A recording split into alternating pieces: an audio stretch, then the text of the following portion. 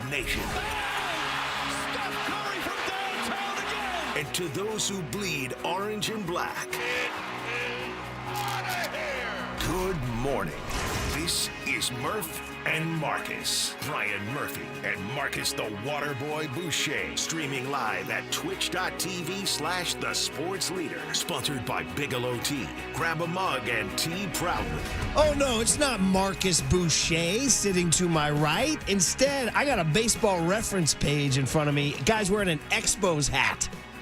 Guy who was born 1 month behind me. Damn it. When I agreed to bring in, or I requested to have the pipes and skill of an FP Santangelo sit with me, I said, the good thing is I think he's a couple months older than me. But I went on his baseball reference page this morning. He's a month younger than me. What the hell, man? But he's still the great Frank Paul Santangelo, the pride of El Dorado Hills, crushing it in the radio booth this year for the Giants. And for today and then a few days next week, we steal the pipes of FP Santangelo. Bro, thanks for coming in. Well, thanks for having me in, man. This is cool. The new studio, seeing everybody I haven't seen in a while, the great view we have out the window. I know you guys have talked about this when you first got here, but this is my first time here, and it's my first time getting up at 4:30 in a long time, too, so I'm psyched, man. Let's go. The dampness of a Daly City, too, by the way. Get the windshield wipers on early in the morning, right? Yeah, and I have a black car, so that worked out nice. A little drizzly, but welcome to summertime in Daly City, man. This is going to be great. FP and I have been doing this, well, if you know, you know. We've been doing this for a long time. We did shows back in 2005. Let's just say a couple of them were memorable. We don't need to get into that, but the point is that we know each other and we've been around each other for a long, long time. It's crazy. We have Raph working today on incredible. So it's a day of old head luminaries. I walked in, I saw Raph. That's a guy who knows his way around 55 Hawthorne. I turn the corner, there's you. You know your way around 55 Hawthorne. So we got to explain to the likes of the young Tonys of the world how we used to do it back under the screaming governance of a Bob Agnew. Yeah, I mean, I've been doing this a long time, but when you and I first did it, I had no idea what I was doing. I still don't have any idea what I was doing, but I remember just being done playing. I went into Bob Agnew's office, and he threw me on a segment with Rick Barry. He said, well, let's see if you could do it. And I went down there and did a segment with Rick Barry. I never listened to sports talk radio as a player, right? Mm-hmm. You tune those things out as a player. I don't want to hear what you guys are saying about me as a San Francisco Giant. And I just remember doing shows and not knowing what I was doing. And Bob Agnew would come in during the commercial breaks and go, you can't say that. What are you doing? You can't. So there's something cool about when you first start and you're not polished and you're organic and you don't give a F about what you say. That was me so that's when you and I did shows back in the old days. And we may or may not have gotten in trouble a few times. Yeah, but it's all good. Great. Thanks for coming in today. And again, Monday, Tuesday, Wednesday next week. Thursday, Friday will be Kerry Crowley as Marcus Boucher celebrates his sort of birthday vacation. Waterboy had his 33rd birthday yesterday and then I think went out to the yard, which is where we'll go right now, brother, because last night on a cold and windy Tuesday. So, bro, I had a Giants Community Fund board meeting last night. Shout out the Giants Community Fund, the Junior Giants. The leagues are underway all over Northern California, Nevada, and Oregon, and over 25,000 kids playing ball, thanks to the Junior Giants, and learning life lessons, FP. So we have these quarterly board meetings, and so I parked in Lot A last night around 4 o'clock. Bro, I got out of my car. I started laughing out loud. Because, listen, I've lived here all my life. I know the deal. It's late June in San Francisco. It's going to be cold, gray, and windy. There was something about last night. It was blowing. It was howling. It was cold. I just was laughing out loud. I was like, yeah, let's play a baseball game right now. So it felt that way sort of on the exterior. You get inside, the stadium blocks the wind a little bit. It's a little calmer inside. But still, it just had that feel of, I was like, uh-oh, it's a Tuesday night against the Marlins. It's cold. It's windy. I'm not feeling awesome. And they gave the ball to Justin Verlander, who hasn't really found his stride this year.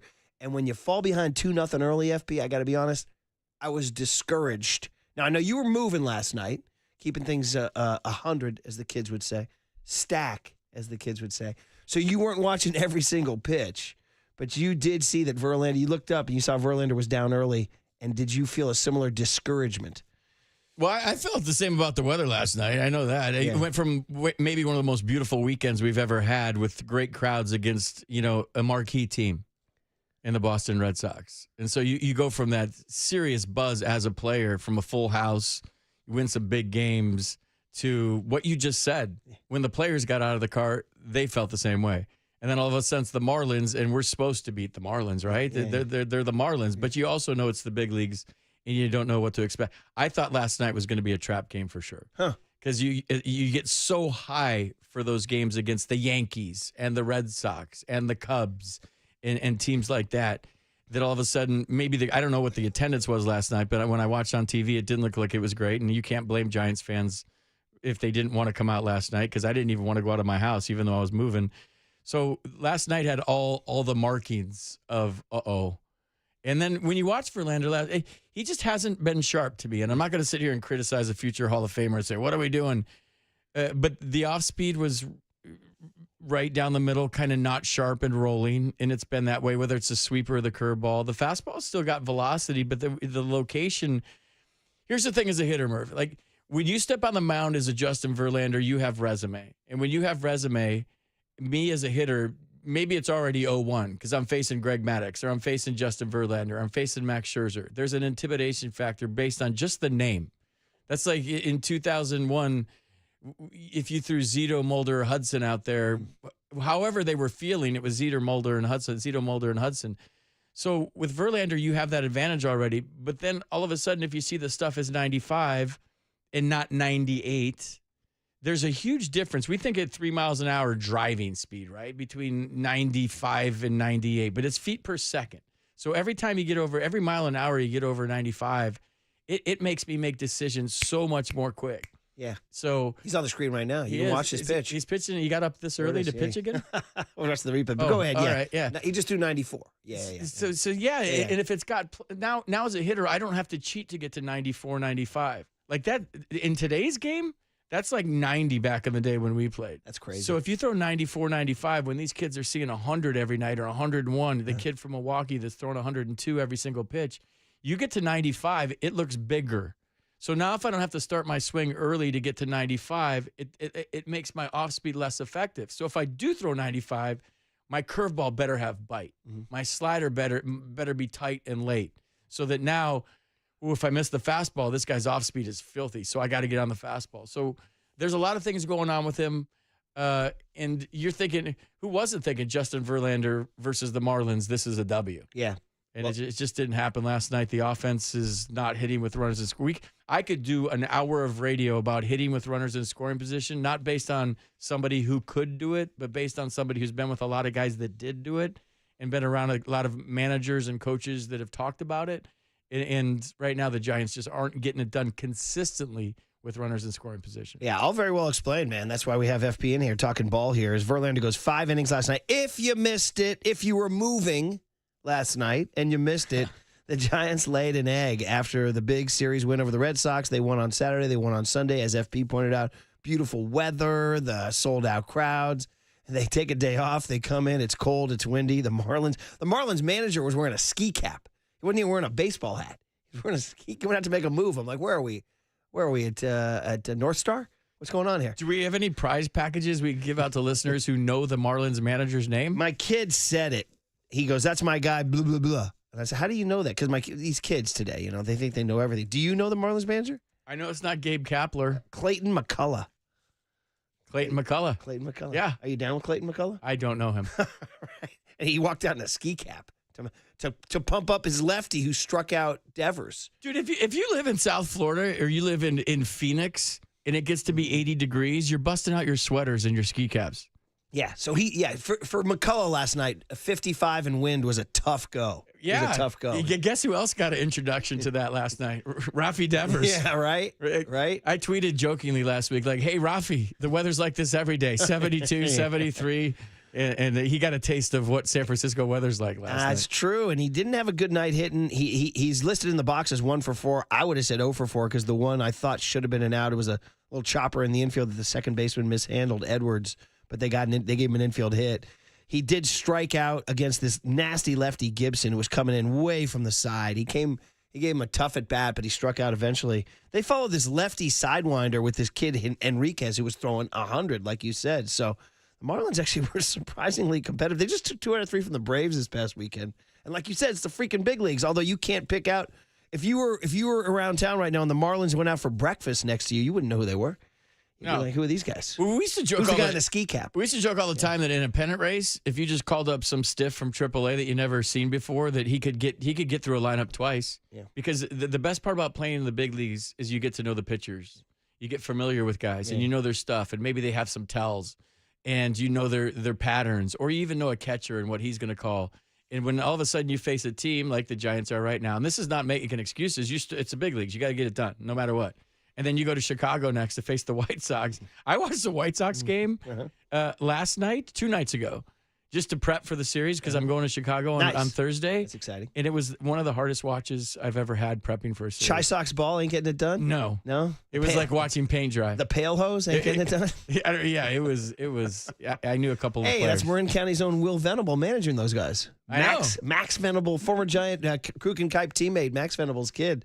He's been dealt a tough hand at that roster. Huh? He's still big league manager, and it's still in Chicago. Just like Clayton McCullough is. Yes, right? yes, Right. big league managers. Well, listen, you're going to get some weather in Chicago. Hopefully by the way, you know the rest of what's hilarious is we're talking about this 55 and this wind and this cold and this howling sort of breeze. And do you know the rest of the country is right now dying? Dying. It's like 150 degrees on the East Coast. They're talking like record heat out there, and they're turning on Giants-Marlins games, and Clayton McCullough's coming out with a ski cap on. They must be losing their minds going, what's going on in San Francisco? Well, I'll tell you what's going on. The Giants did not get it done. They lost 4-2. Verlander went 5 innings. The Giants only got 5 freaking hits, and 2 of them was a Rafi Devers chopper that was mishandled and a Jung-Hoo Lee ball off of Cal Quantrill's knee. Those were 2 of the 5 hits.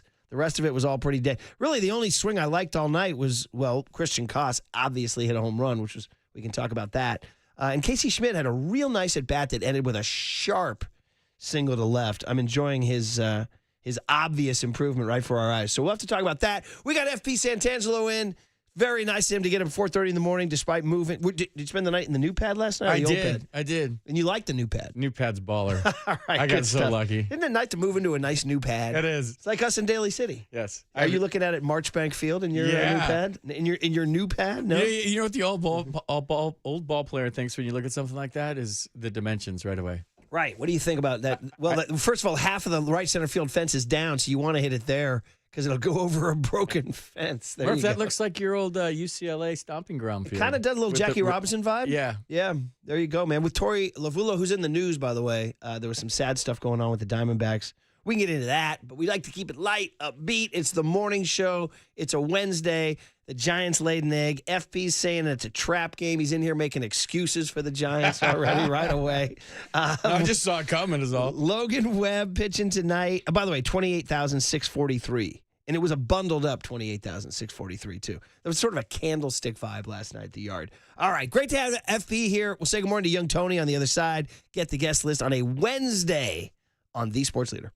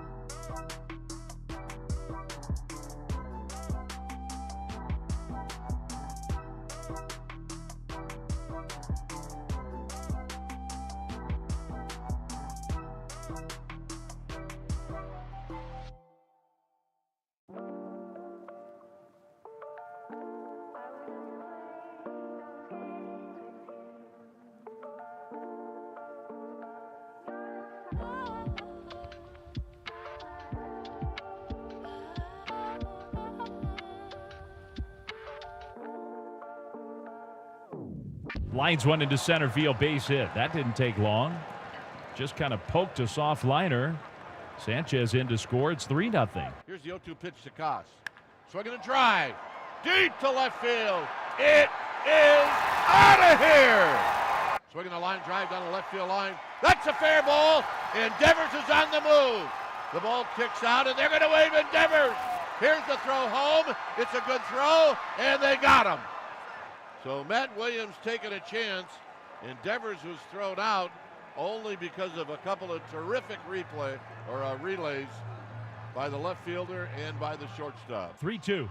Schmidt hits a ground ball toward the hole at short. Lopez has it to second one. Throw to first.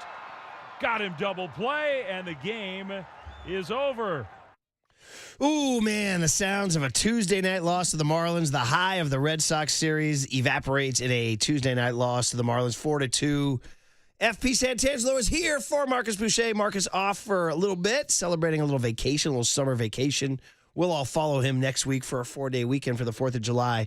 But always good to have FP. He and I have been doing this for a long, long time. I love FP and Joe Rizzo on the radio. You're going to get it this weekend in Chicago when the Giants are going to try to get right against the White Sox or try to get right tonight against the Miami Marlins. Again, Logan Webb gets the ball. But there was the sounds, FP, of a 4-2 loss. The big one in there was the Matt Williams send of Rafael Devers, which I got to tell you before you give me your take, I'm on the couch. I went to the game, stayed for the first inning with the suite with the Giants Community Fund. Then I was like, old man's got to go to bed. So I got to get in my jammies. I got to drink my warm milk. So I get in my car. I listen on the radio. Great to hear Flem and Kipe with John Miller out doing their radio. I get home in time to see the Giants have a little rally. Koss hits the homer. That's exciting. Devers reaches, I think, on a walk, I believe. And yeah, it was a walk. No, it wasn't a walk. How did he reach? Fielder's choice. He legged out a would-be double play. And Elliot Ramos, who we can talk about, smokes a ball down the left field line. Outstanding clutch hitting. Now here it goes. Into the left field corner. In your mind, you know the guy rounding second, heading for third is Rafi Devers, who does not have the reputation of being Ricky Henderson, right? You also know that he has a quote-unquote slight groin soreness, right? We know that. And then we see the left fielder field the ball cleanly and start to throw it in, and you start to think, oh, you can't send him because he'll be out by a mile. And he was out by a mile. That was my read. Yours? Well, you could tell it was coming. But here's the thing. There's so much that goes into coaching third base. I did it in San Jose for the San Jose Giants. It's one of the hardest things I've ever done. I waved a kid once, Murph, and I was so close to him that he had to go around me as the third base coach, and he got thrown out because I didn't know what position to be in. So when you're a third base coach, that's a bad look. And I think Matty's as good as it gets at third base.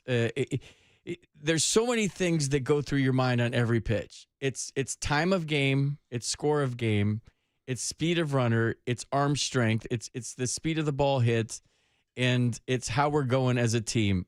So all of these things go through your head. I've talked to a lot of big league third base coaches. I remember talking to Tim Flannery once while I was coaching in San Jose, who I think is one of the best third base coaches ever. Yeah, the maestro. And he said, he said, be careful of trying to create offense as a third base coach. He goes, when I was a young third base coach, it was the biggest mistake I made. Meaning, if my team is scuffling, I was trying to push guys home because I knew that we weren't scoring runs. So from what I've seen from Matt Williams over the last couple of years, he really puts a lot of effort into every single pitch, just like he did as a player. So all of these things are going through his head, and it's where you are in the order. So say you get a 2-out knock with the 8-hitter, and 9's coming up, and two out base hits are gold, 2-out RBIs are gold. So maybe you push a guy home, you force a guy home because you're getting to the bottom of the order. Like 7 gets a hit, and 8 and 9 are coming up. But if 2 gets a hit and 3 and 4 are coming up in the order, you're not going to take that chance because the odds of getting a 2-out hit are better because your better hitters are coming up. Put everything together what the Giants have done this season in the way they've been playing. Matt Williams is probably thinking 2-out hits, we just don't get them. Mm-hmm. We don't hit with runners in scoring position. So all of that being said, maybe he tried to force in Rafael Devers on a hard hit ball off the bat of Elliot Ramos, thinking, and the last thing I left out, Murph, nobody takes infield and outfield anymore. Like the traditional, like hit a ground ball to the left fielder. We're going to throw 2 to second, 2 to third, 2 to home, where the catcher actually catches it, does a swipe. We had to do that every day in the minor leagues. We're like, please, can we just have infield off today? Our arms are hanging. No, we're taking infield today. So you do the center fielder throws 2 to second base, 2 to third base, 2 to home, and you show off your hose, and they don't do that anymore. So how many times have you seen, and I know everybody in their car can relate to this, a perfect throw to home plate dropped? Because catchers don't work on the one hopper, catching the ball with a frying pan, basically, is what you're doing as a catcher. That mitt's designed to catch 100, not 60 miles an hour on a hop. Doesn't stick in the glove very often. We've seen Patrick Bailey drop a lot at home plate. I don't think it's practiced like it has been in the past. So when I talk to third base coaches around the league, they tell me, FP, nobody can throw accurately anymore. Mm-hmm. Nobody practices cutoffs and relays where the middle infielder's actually throwing it, and catchers don't practice a tag play. So what I've heard over the years is third base coaches are way more aggressive because nobody practices this anymore. Invariably, the throw's off line, the catcher drops it. So they're betting on those things, too, to happen. I think it's a big reason why, the other day when Jung-Hoo Lee didn't tag, I would have loved to seen, hey, if you can throw it to home and you can catch it and you can tag me and I'm out, tip your cap and go have a beer. Well, that said, I understand. And everything, I get it. And Matt Williams has a quote, actually, in the Chronicles saying, let me give you the exact quote. We've got to try to score when we can. I made the decision. If it's the wrong decision, it's the wrong decision, but I made it. So Matty owns that he wore it last night. One of the biggest things people had going with that is that Devers not being a burner, Devers also having a groin. And the third thing is and when you talked about everything you need to know as a third base, because who's on deck, right? Wilmer Flores. So if you hold Devers, you have Wilmer Flores up with runners at second and third. So that's something, to think about. That's legit. To file in there. But then again, you're asking for another 2-out hit, which they haven't gotten but anyway, we got it. Hey, listen, we can continue. This is great. It's great having FP in. Marcus is out for a few days. Kerry Crowley in tomorrow and Friday. FP's on his way to Chicago to do the games with Joe Rizzo after the Giants try to take 2 more. By the way, I'm big on I know baseball players are like, hey man, we got to live pitch to pitch.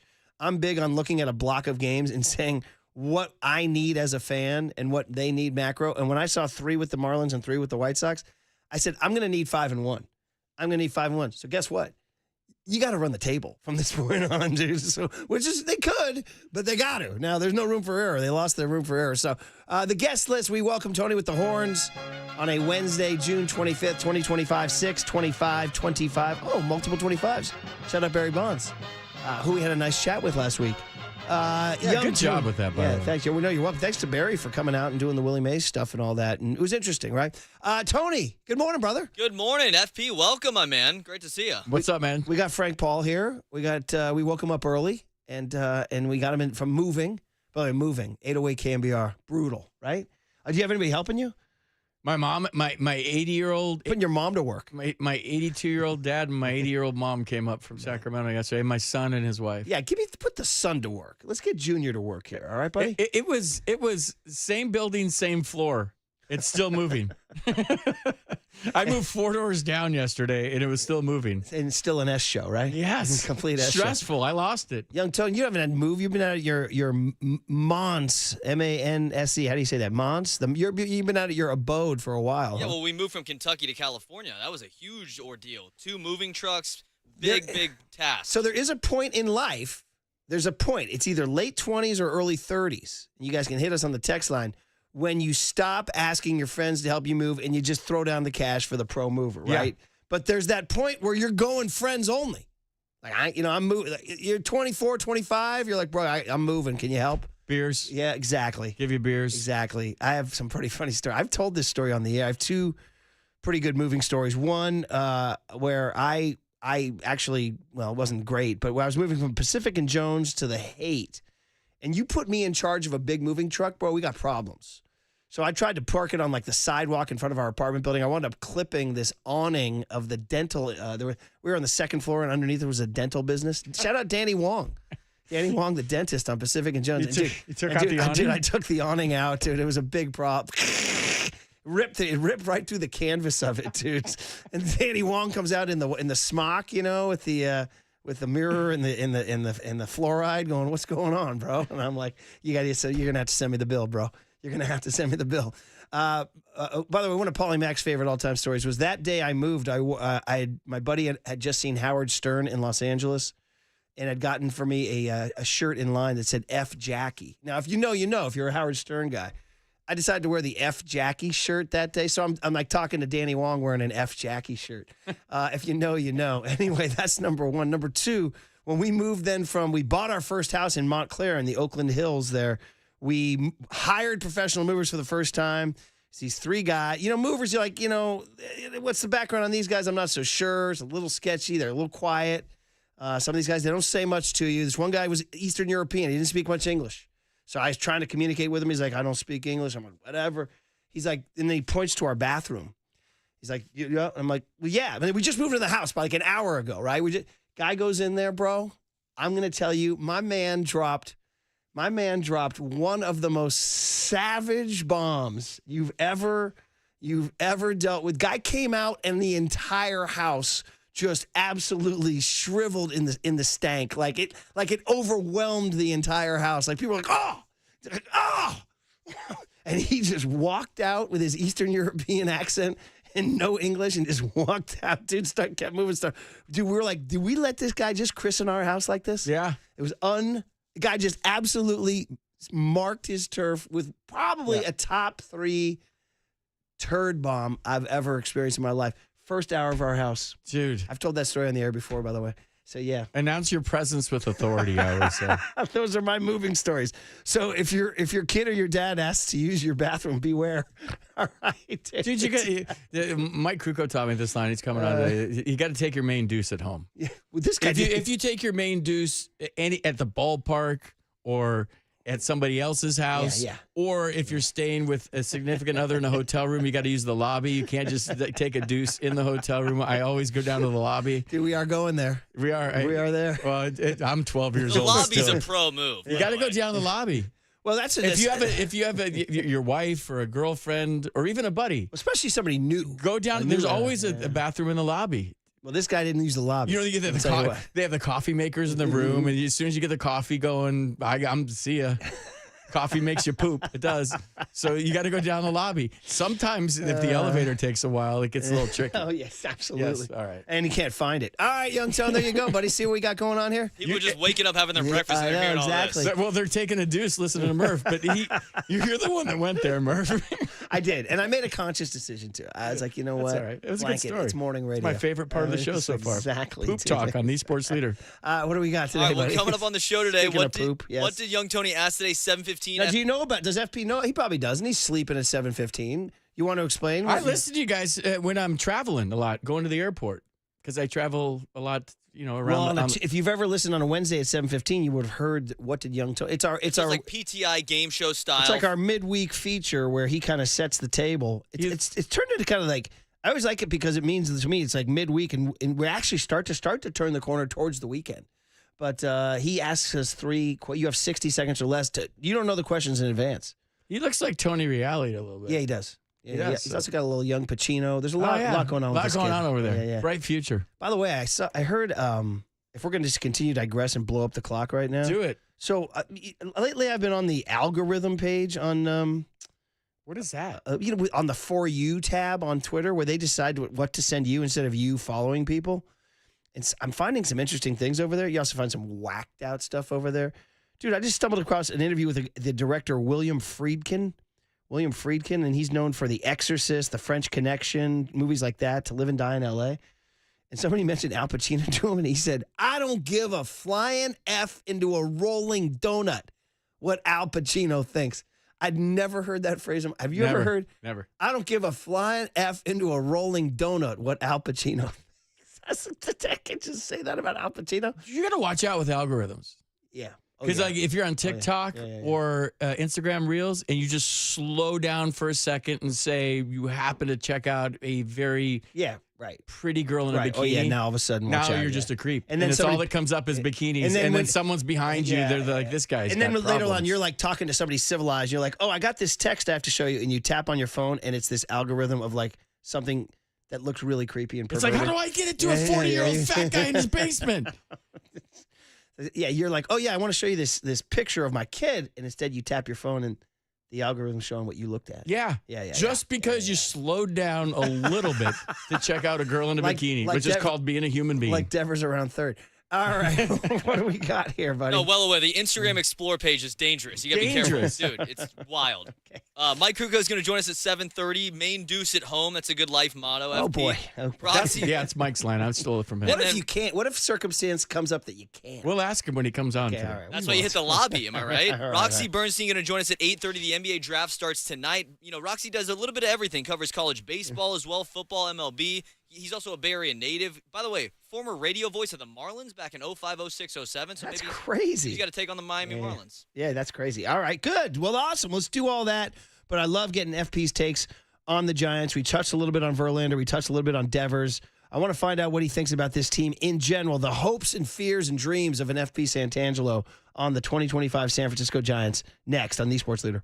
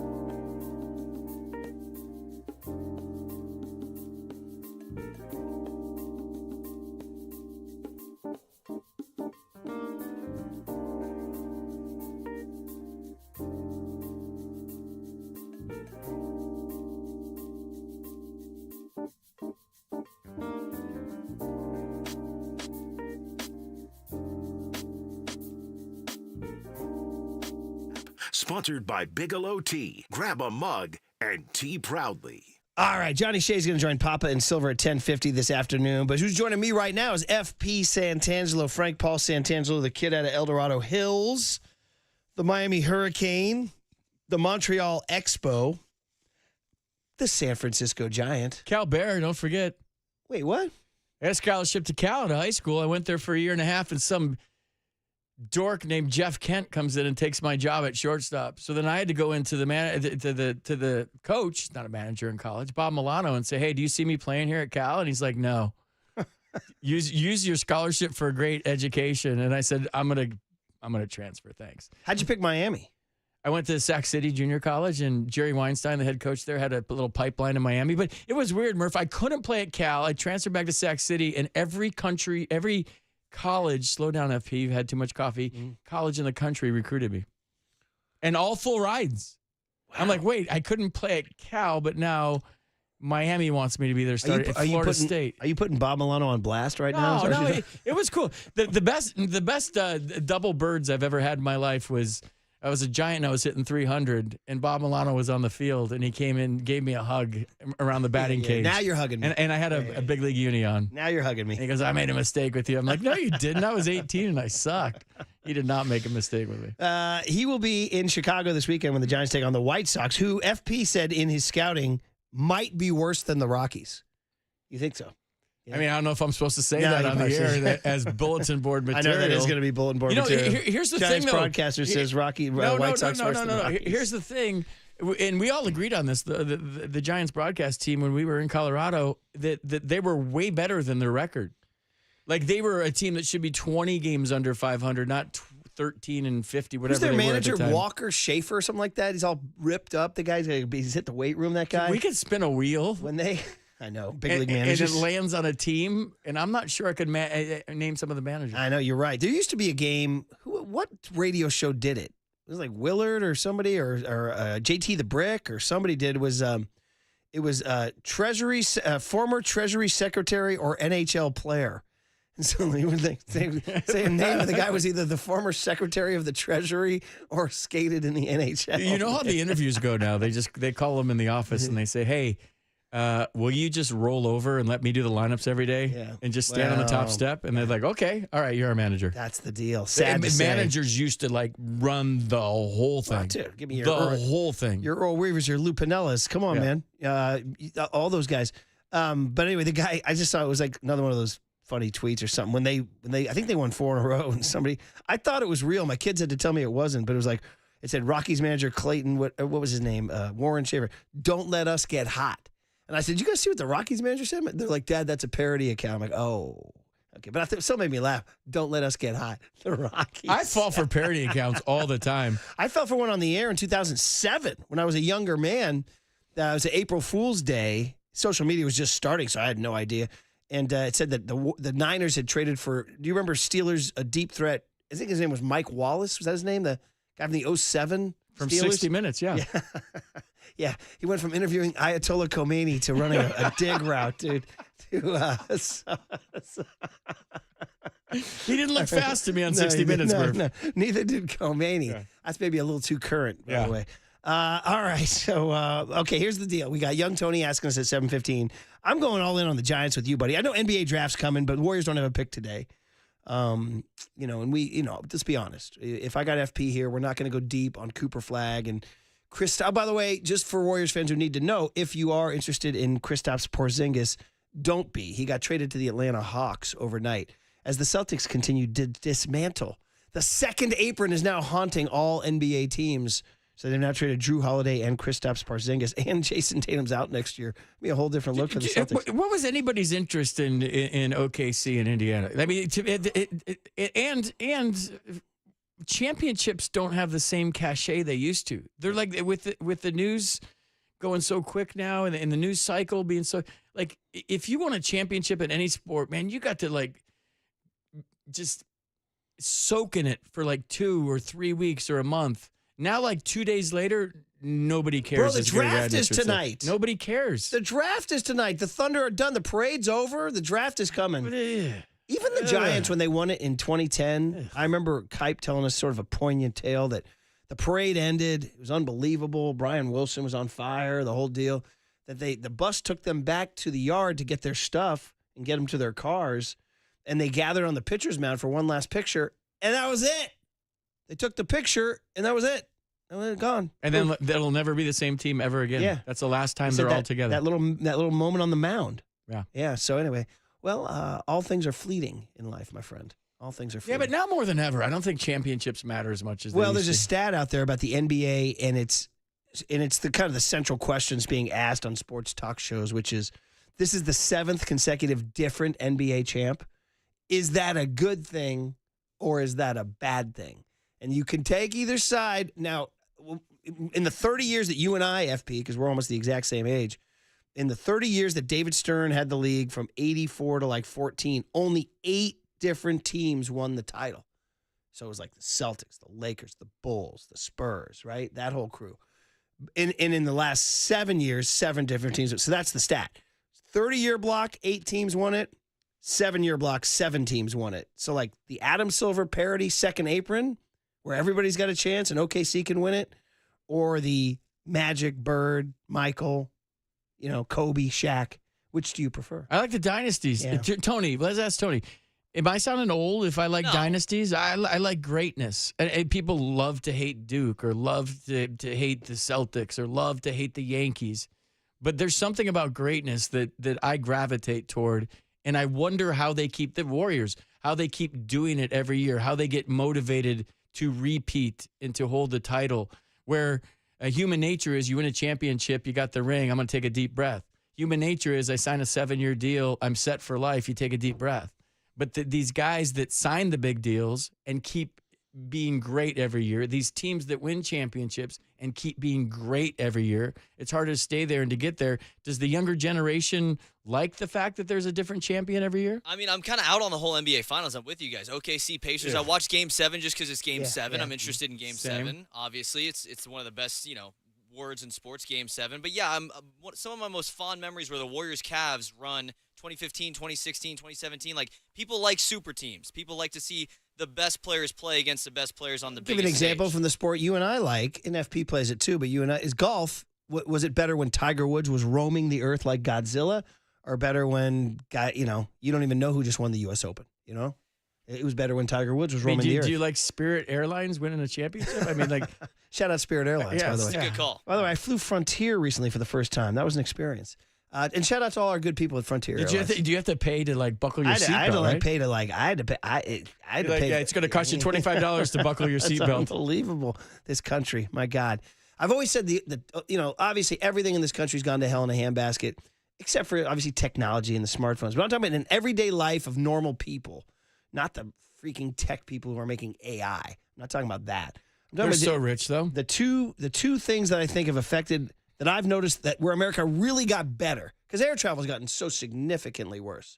The seats are terrible. The behavior's terrible. The food's terrible. But the entertainment offerings on a plane now are staggeringly better than they used to be. FP and I used to get on a plane, by the way, with a smoking section. And they would barely lower the shades, and then they'd roll down that screen and say, "There's your movie." And you can't even see it. What is it? And they're like, "I don't care, but you're watching it." Dude, now you sit down, you got like 60. You can watch the entire Mad Men series. You can watch Band of Brothers. What do you want to watch? You want to watch Lord of the Rings? You can do anything. It's all right there in front of you. So that's number one. Do you ever raw dog it?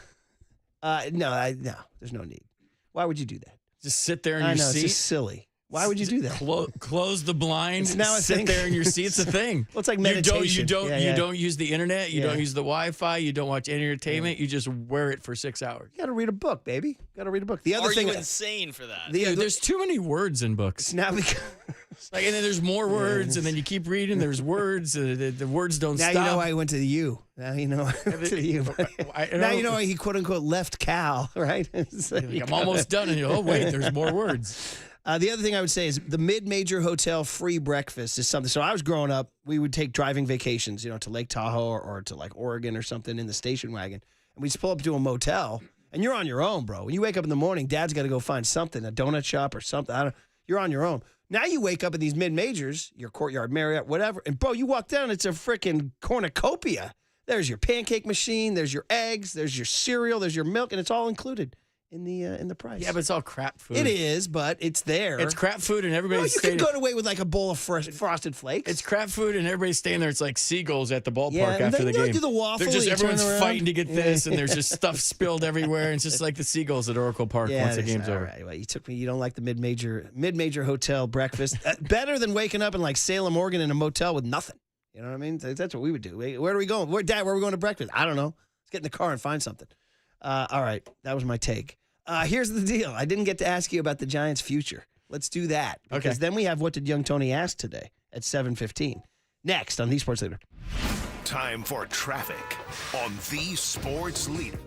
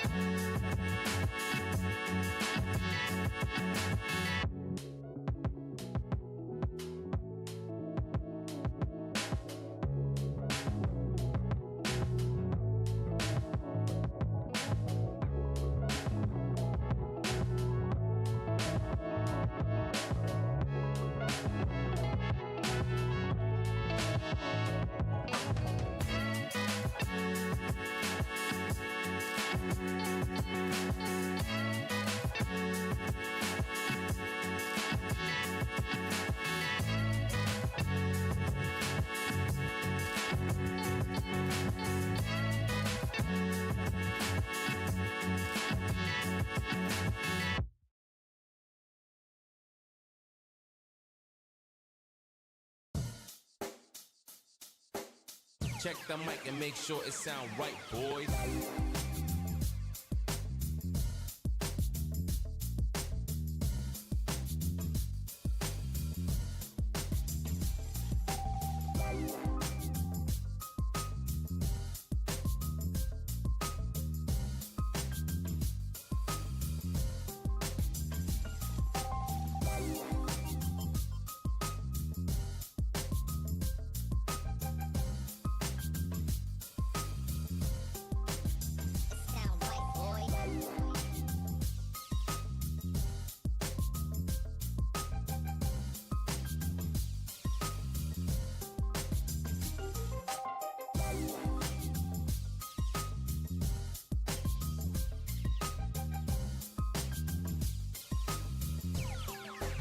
It sound right, boys.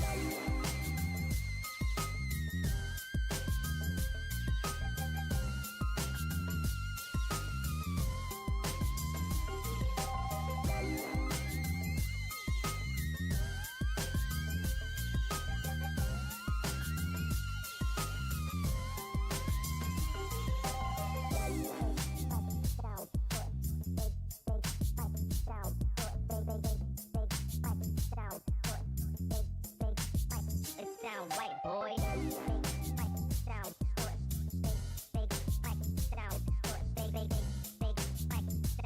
1-800-GAMBLER. All right, we got FP Santangelo sitting in for Marcus Boucher, the water boy, who's taking some summer vacation. Good for him. We'll follow him next week for a 4-day weekend. But right now, we're talking Giants baseball. Also talking various topics that come across our radar. Like I was talking about Marlins manager Clayton McCullough wearing a ski cap last night when he went out to the mound.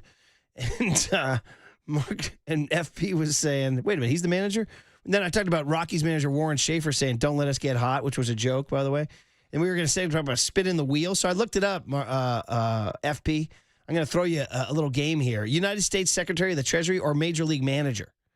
Okay. Henry Fowler. Henry Fowler. Secretary. Yeah, you got that. Tony Mansolino. Manager. All right, you're good. You're 2 for 2. Who's he with? No idea. Baltimore Orioles. Oh, that's right. Baltimore Orioles. All right, Italians manage. That was easy. I'll give you one more. I'll give you one Italians, man. Yeah, Rocco Baldelli, Secretary of the Treasury. Joe Torre. Rocco Baldelli, Secretary of the Treasury. No, dude, no. Yeah, it's funny when you say that. I'm going through the Secretary of Treasury's names. There's not a single Paisan on here. What a shock. We're not very good with our money. No, we are good, but it's just that the WASP, the military-industrial WASP complex has been ruling the country.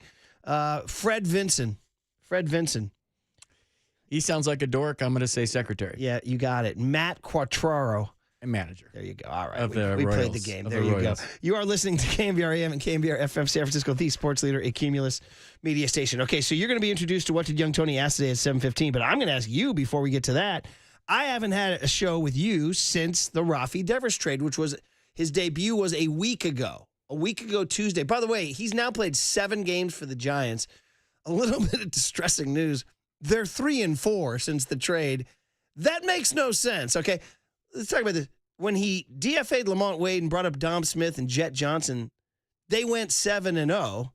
When he traded for Rafi Devers, they went 3-4. I know, small sample size, but still kind of a quirky stat, wouldn't you say? Well, it's not who you're playing, it's when you play them. And the fact that he got traded, all the drama in Boston, let's not forget about that. And by the way, there were some questions asked at his press conference that were just awful. All the drama that he went through. What did you think? Well, that was a celebration of the Giants No, you got to answer getting the question. Rafi Devers. You don't go backwards to what happened in Boston, unless you're from Boston and a Boston Yeah, reporter. he's got to. If you're a Bay Area reporter, you ask about, like, this is a great day for the franchise, a great day for the city, a great day for the organization. We can get into that later. But, like, all he went through in Boston, and then to fly across country with a new team, new teammates, new ballpark, new everything, and then immediately to play his old team. There's so much energy spent on all the press conferences he did and all the pomp and circumstance and then all the drama of seeing his new team. And then the Boston media was there. Alex Cora is a buddy of mine. And so I went into the Red Sox dugout and I watched his media scrum before the game. And he came over to me and I said, what is it, the Super Bowl today? And he said, Red Sox are in town, baby. So all of that, he's got to settle into a rhythm where he just knows his new teammates, knows his new ballpark, and it's just another baseball game, and he can be a hitter. Because what Rafael Devers is more than anything is a hitter. And I know, yeah, it's obvious FP's a DH, but no, there's some guys that live to hit. There's some guys that take their bat home with them, put it in bed, and sleep with their bats. Like he is a hitter, and he loves to hit. So that's all about routine and getting into a rhythm and getting to know your new staff, getting to know your teammates. That the Devers hitting thing is going to happen, and the record's going to be what it's going to be. The funny thing about Rafael Devers is as soon as the drama started in Boston, the Giants were in Minnesota, and I was with the ball club. And I'm not going to say who I was talking to on the Giants, whether it was a coach or a player or both, but we were talking about Rafi Devers being a Giant in the dugout while they were in Minnesota. Really? And I posed the question, like, why don't we go after this guy? And I think, that's a no-brainer, right? He's one of the top 6 or 7 hitters in all of baseball. And the consensus was if we got this guy, oh my goodness. And I don't know where it went from there, but there was talk amongst some players and some coaches and myself in the dugout about him one day. And then to see Murph it all come to fruition. And then I don't know that in my fandom or my career, I've ever seen something more surreal happen because I've been thinking about it for a month and a half before it happened. How it would change the landscape of the West, how the Giants would have a legit presence in their lineup. That legit presence only works if the guys around him hit. Because if you circle Rafael Devers, which every team is going to do, that guy can't beat us, which that's going to happen. Somebody else has to beat you. If push comes to shove and Rafi's hot, he's not going to get a pitch. It's going to be up to Elliot Ramos. It's going to be up to Wilmer Flores or somebody behind him. Matt Chapman. Or load the bases in front of him where Willie there's nowhere Adames. to put. Yes, and the Giants are really missing Matt Chapman right now. We could talk about the offense all we want. By the way, jumping in real quick, he gave good news on his rehab. He threw for the first time and thinks he might come back before the All-Star break. In fact, the week before the All-Star break is a big one. Phillies and Dodgers in San Francisco. And he actually put that out there as a possibility. So getting back to, you think they miss him a lot? A lot. Yeah. And on just his presence, he's the kind of the quiet leader of the team. The way he goes about it, the threat he is in the lineup. I mean, when he comes back, that lineup's going to be whole, and it's going to be scary. But getting back to Devers, Murphy, like I've watched him play from afar, and I love the way he commands the strike zone. Watch how many balls he swings at. He doesn't chase out of the zone very often, and the hard hit contact rate is off the charts. And I didn't know any of this till I watched him take BP that after the press conference that day. The ball comes off his bat. Well, I had the feeling, I told this story yesterday, came in Monday. Sunday, I went to the game where he only got one hit. He roped a single in that 8th inning rally before Ramos doubled everybody in. And I just told the sound off his bat on that single and how hard he hit it was different than anybody in the lineup all year. I was like, that was just a single to right. So I was like, I'm all in. Now last night, 1 for 4, didn't hit anything real hard. Actually hit one ball to center field, but it's baseball. You're not gonna have great nights every night. It is odd though that they are 3-4 since they got him. And interestingly, just parenthetically, the Red Sox are also 3-4. Since they traded him. So neither team has an edge right now on the trade. I want to I know we're going to get to what D'Antoni asked in just a few minutes here, but what you thought about Buster pulling it off when he did in June, not the July trade deadline, and what he sent. I mean, we all liked Kyle Harrison, but let's be honest, that's a light freight for Rafi Devers. I mean, James Tibbs, who knows? The guy might turn out to be, Bobby Bonds. I don't know. But he, it was a pretty good price tag to get Rafi Devers. Yeah, I think we all agree on that. I think all the baseball world agrees on that. And that's not disparaging anybody that got sent to the Red Sox. I think with Jordan Hicks, like you didn't know what you were getting. Yeah. And there's nothing more frustrating for a manager or an organization when you bring a guy into the game and you just don't know. Mm-hmm. Like when you get to the big leagues, consistency is key, and you got to the big leagues because you're consistent. If you come in one day and you walk 4 guys and the next day you shove, like you don't know where you're getting from somebody. And I don't know what was going on behind the scenes, but I can't imagine he was too thrilled about being a bullpen guy when he thought of himself as a starter. In fact, we heard from both, who was it, Bob Melvin and who was it, Zach Manazzi. So we heard from 2 different interviews. They said, yeah, he wasn't too thrilled. So obviously, you don't want anybody on your team. Yeah. But Kyle Harrison, I don't know what the upside is. I really don't. He threw 91 in spring training. He fixed his mechanics. Apparently, there were some injuries the year before. his fastball plays, but big leaguers can hit an F-16 if they know it's coming. I mean, you have to have something to get me off your fastball. You have to have a nasty slider, nasty changeup. So his secondary pitches are always a question for me. And if he develops those, great. If he wins 5 Cy Youngs, great. Here's how a trade is good. Like, you don't know right away. I mean, this seems like a steal. It seems like they fleeced the Red Yeah, it does Sox. seem like and it that, seems yes. like a salary dump from the Red Sox.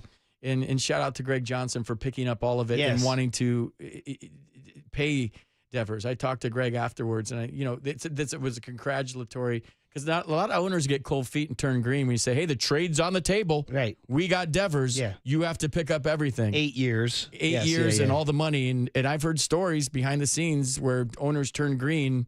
And I heard of one back when I was back east about a really big trade where the owner goes, no, I can't do it. So shout out to Greg Johnson for having the cojones Especially after to pull this overcoming off. the break-even comment that just people were roasting him for a long time. Quite frankly, that's been put to bed. You can't say that anymore because he took on the Rafi Devers contract, which, by the way, I'm not nearly as afraid of as everybody else, because I'm like, here's the number one thing about a contract. Am I getting value for the contract? Oh, my God. You got one of the best bats in the National League now. Yes, we'll pay him. Absolutely. Am I worried about him at age 35? I don't know. Maybe he'll be hitting at 35. Some guys hit when they're 35. When I was back east, Mike Rizzo was criticized for trading Lucas Giolito for Adam Eaton. And Adam Eaton was the reason the Nationals won a World Series, one of the main reasons. So that's how you know a trade. The ultimate goal is to have a parade on Market Street. So how many parades are they going to have because of the Devers? I never look to where the other guys go. And at the end of this thing, 8.5 years later, Rafael Devers is going to be remembered as a San Francisco Giant, not a Boston Red Sox. Interesting. Just like Mookie Betts is going to be remembered as a Los Angeles Dodger, and Bryce Harper is going to be remembered as a Philadelphia Philly, and Barry Bonds is going to be remembered Is Pujols as an a San angel or a Francisco Giant. Cardinal? Yeah, I don't know. Well, we'll see. I mean, he won a Red Sox. He won a World Series in Boston. We hasn't won one here. One of the biggest things I know we got to get going for young Tony pretty soon, but Buster doing this. I mean, listen, we can all rag on Willie Adames having a slow start to his season and a very subpar first half, but we were all on board with Buster going and getting this guy, especially before the Juan Soto sweepstakes. So we got him at a better price, right? And now Buster going out there slamming his fists on the table so go get Devers. I mean, this guy, you want to talk about in less than 1 year what this guy's done for the fan base? That game Tuesday night when Devers debuted was like 2010, 12, 14 type energy through the TV. Now last night was a little cold and windy and 28,000 against the Marlins, but man, oh man, once they hit their stride, and taking 2 out of 3 from Boston was good. It's just Buster, the buzz around when I talk to casuals at youth sporting events, say, oh, hey, you do sports for a living. Hey, what do you think of Buster Posey? Oh, I heard he made a big trade. Like they're talking about the Giants the way they didn't used to talk about Giants. When Kapler and Farhan were shuttling guys up and down, and we didn't know. I told this story a million times. I mean, I'm raising 2 kids, right? And they're baseball fans, believe it or not, even though a lot of their peers are not, but they are. And literally, young Rory, little Rory the Greek now, would be like, that. Who's that? Like when he was 11, 10 years old, 3 years ago. Who's that? I was like, well, it's a guy they just got. Well, who's that? Well, that's a guy they just got. Who's that? Now he's got a Jung-Hoo Lee jersey, Farhan. He's got a Willie Adames jersey. He's going to get a Devers jersey. And that matters so much. There were some players in the clubhouse saying, who's that? Oh, yeah, exactly, right? Interesting. But here's the thing with Buster, real quick. I know I get to Tony. Yeah. It's simple. Winners win. Yeah. Winners win. Yeah. Buster gets S done. Buster's a winner, bro. We have multiple sound bites. We had Panda. He called him Booster in his Venezuelan accent. He said Booster is a winner. He got Chappie to the finish line on his deal. Yeah. He's got Rafael Devers. And he's not going to sit around and just accept mediocrity. He said when we had him on last Thursday, and he said, well, we got to get we had Javi Lopez on. And Javi said, I was talking to Buster in Denver in the dugout, and he's like, we got to get an impact bat. We got to get an impact bat. I mean, Farhan would say that and do nothing. Buster went and got an impact bat, dude. No offense to Farhan, but if Buster Posey calls me and wants me to play for the Giants, it has a different feel than if Farhan. Or like you said, Buster telling Devers, hey, would you play first base for us? It's different hearing it from him than from propeller head Craig Breslow. Yeah. Yeah. Yeah. Well, especially also after they didn't tell him a thing about Bregman. I'm a big Craig Breslow fan. Well, whatever. It seems like he didn't handle that. Not telling him they're signing Bregman, it's kind of shades of when they were signing Correa without telling Brandon Crawford. For one reason, because he didn't tell Devers.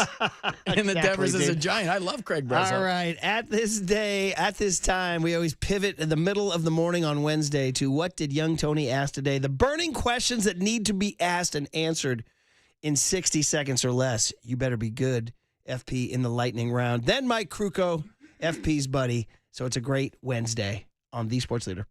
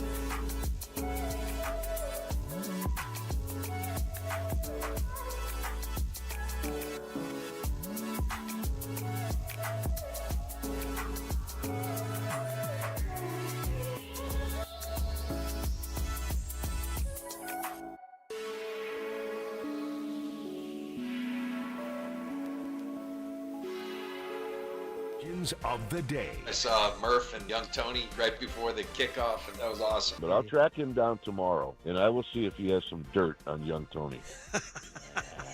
This is What Did Young Tony Ask Today? Oh, yeah, but except he's not asking Murph and Marcus. He's asking Murph and FP Santangelo, who's going to get his young Tony debut here. By the way, I was thinking because FP's here next Wednesday.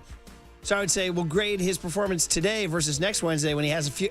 Now he's a book on Tony, like in a pitcher. You know what I mean? So you'll be ready for the questions next week. But today, buddy, you're going raw dog. Dude, I'm fresh. You're going raw dog. You might get me hungover next Wednesday. I'm good right now. The Murph and Marcus Show with FP is sponsored by Bigelow Tea. Grab a mug and tea proudly. And this segment is sponsored by Marin Health with top physicians, surgeons, and clinicians right here in the North Bay.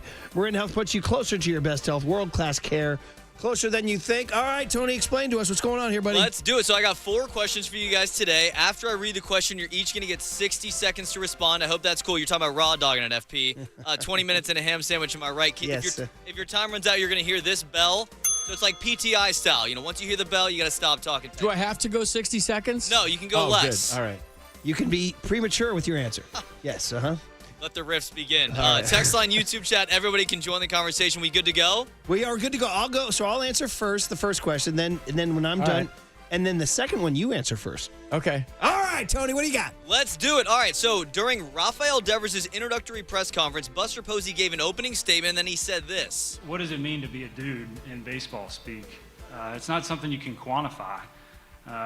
It's somebody that has the ultimate feel when the game's on the line. He's the type of player that makes his teammates around him better.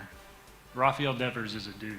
He's a dude, FP. So when you think of dudes, I asked these guys, what is a dude last week? You can give me your take. But the real question is, when you think about the greatest dudes in Giants franchise history, is Rafi Devers already a top 10 dude? Okay, well, first of all, so I go first. The short answer is no. Do I get to answer this question too? Yeah. Oh, We're both going to go 60. Now you're cutting into my 60. Sorry. Right away, no. He's not a top 10 dude yet. We got to wait and see. So this is fun, though, because you're asking about great dudes in Giants history. And, I'm old enough to remember when Jack Clark was here as a 19, 20, 21, 22-year-old kid and raking at Candlestick Park. He was known as the dude because when he did interviews with Lon Simmons afterwards, he'd be like, yeah, man, well, the dude threw me a fastball, and I just knew the dude was going to throw it there. Dude. So they called him the dude. So I'm going to say that Jack Clark is the all-time dude who ever wore orange and black. We know there's other dudes, blah, blah, blah, blah. So I'm going to go ahead and say when Devers achieves Jack Clark dude status, then he will have arrived. But until then, no. And that's my answer. Now you go, FP. I have to shower with the guy before I know if he's a dude or not. Okay, all right, buddy. Pedro Martinez is a dude, just for the record. All right. And Tim Lincecum is the biggest dude that has ever wore the orange and black. Arguably the most popular Giant ever, rock star status. Yeah, Tim Lincecum is number 1. Okay. That's counting Willie Mays. That's counting Barry Bonds. Tim Lincecum is a dude. So I'm going Jack Clark, and you're going Tim Lincecum. Yes. All right. You didn't have to ring the bell, buddy. You might want to ring it just to signify thank you very much. All right, on to the next. So the All-Star break is right around the corner. Giants have 18 games left until the Midsummer Classic, going to be on July 15th this year. So when you look at the Giants roster, in your opinion, how many players are going to make the All-Star team? 4.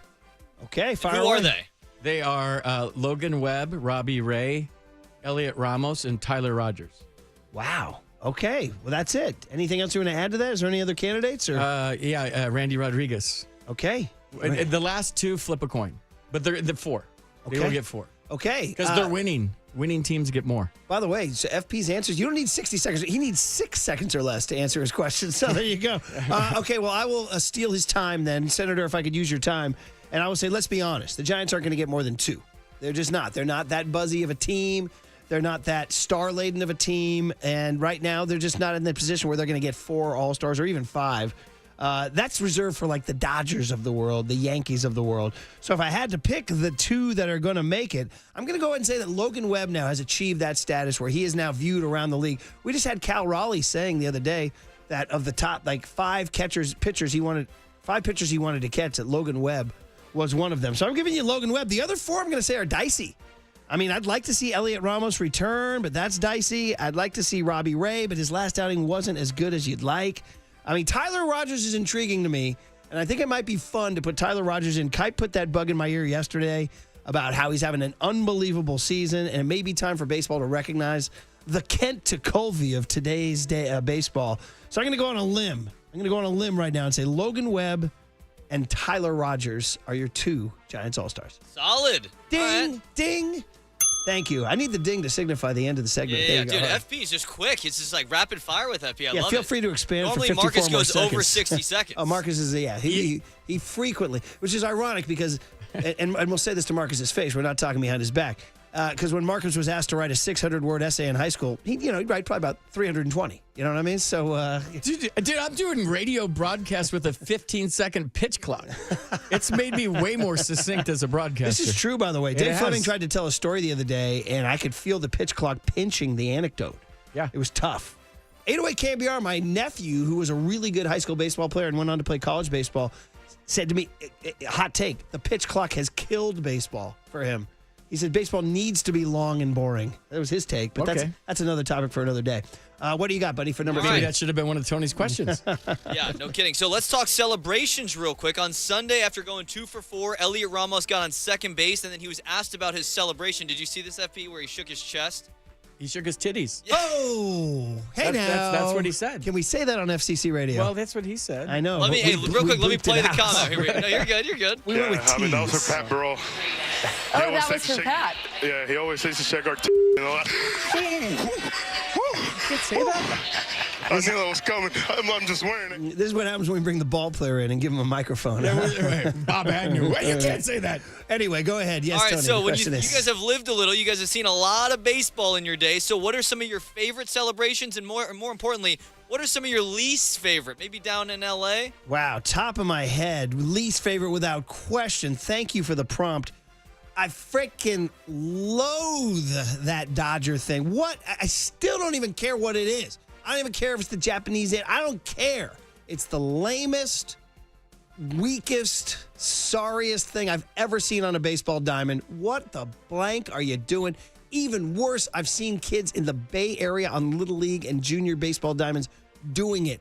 Do not do Dodger celebrations, all right? No. In terms of like baseball season celebrations that I like, though, I can't really think of too many. I mean, Angel Pagan with the salute was pretty basic. It wasn't really anything to write home about. I mean, the Brewers did that bowling pin thing that pissed off the Giants tremendously with Prince Fielder, man. And I see Little League kids doing that. I got to say, the kids kind of enjoyed that. You jump on home plate, the bowling pins fall down. That one's not bad. But right now, I'm coming up blank on ones I really like. Maybe Joey Bats' bat flip in October a few years ago when he chucked the thing almost into the stands. So I'm still waiting on the one I really, really, really like. But I am going to say the ones I really don't like. And it starts with the Dodgers, and that's my answer. I like spontaneous celebrations that are due to emotion in the moment. But if I'm picking right now, there's 2 Giants that I love their celebrations. One is Elliot Ramos when he walks, the bat flip.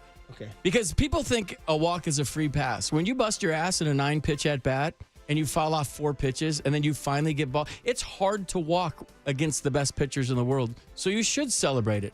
He did one where the pine tar kind of stuck to his batting glove and it kind of flipped onto home plate and hit the catcher, which I love. I asked him about it the other day. I'm going too long right now. No, I asked you're not. I asked him about Not it the till other you hear the bell, buddy. I asked him about it the other day.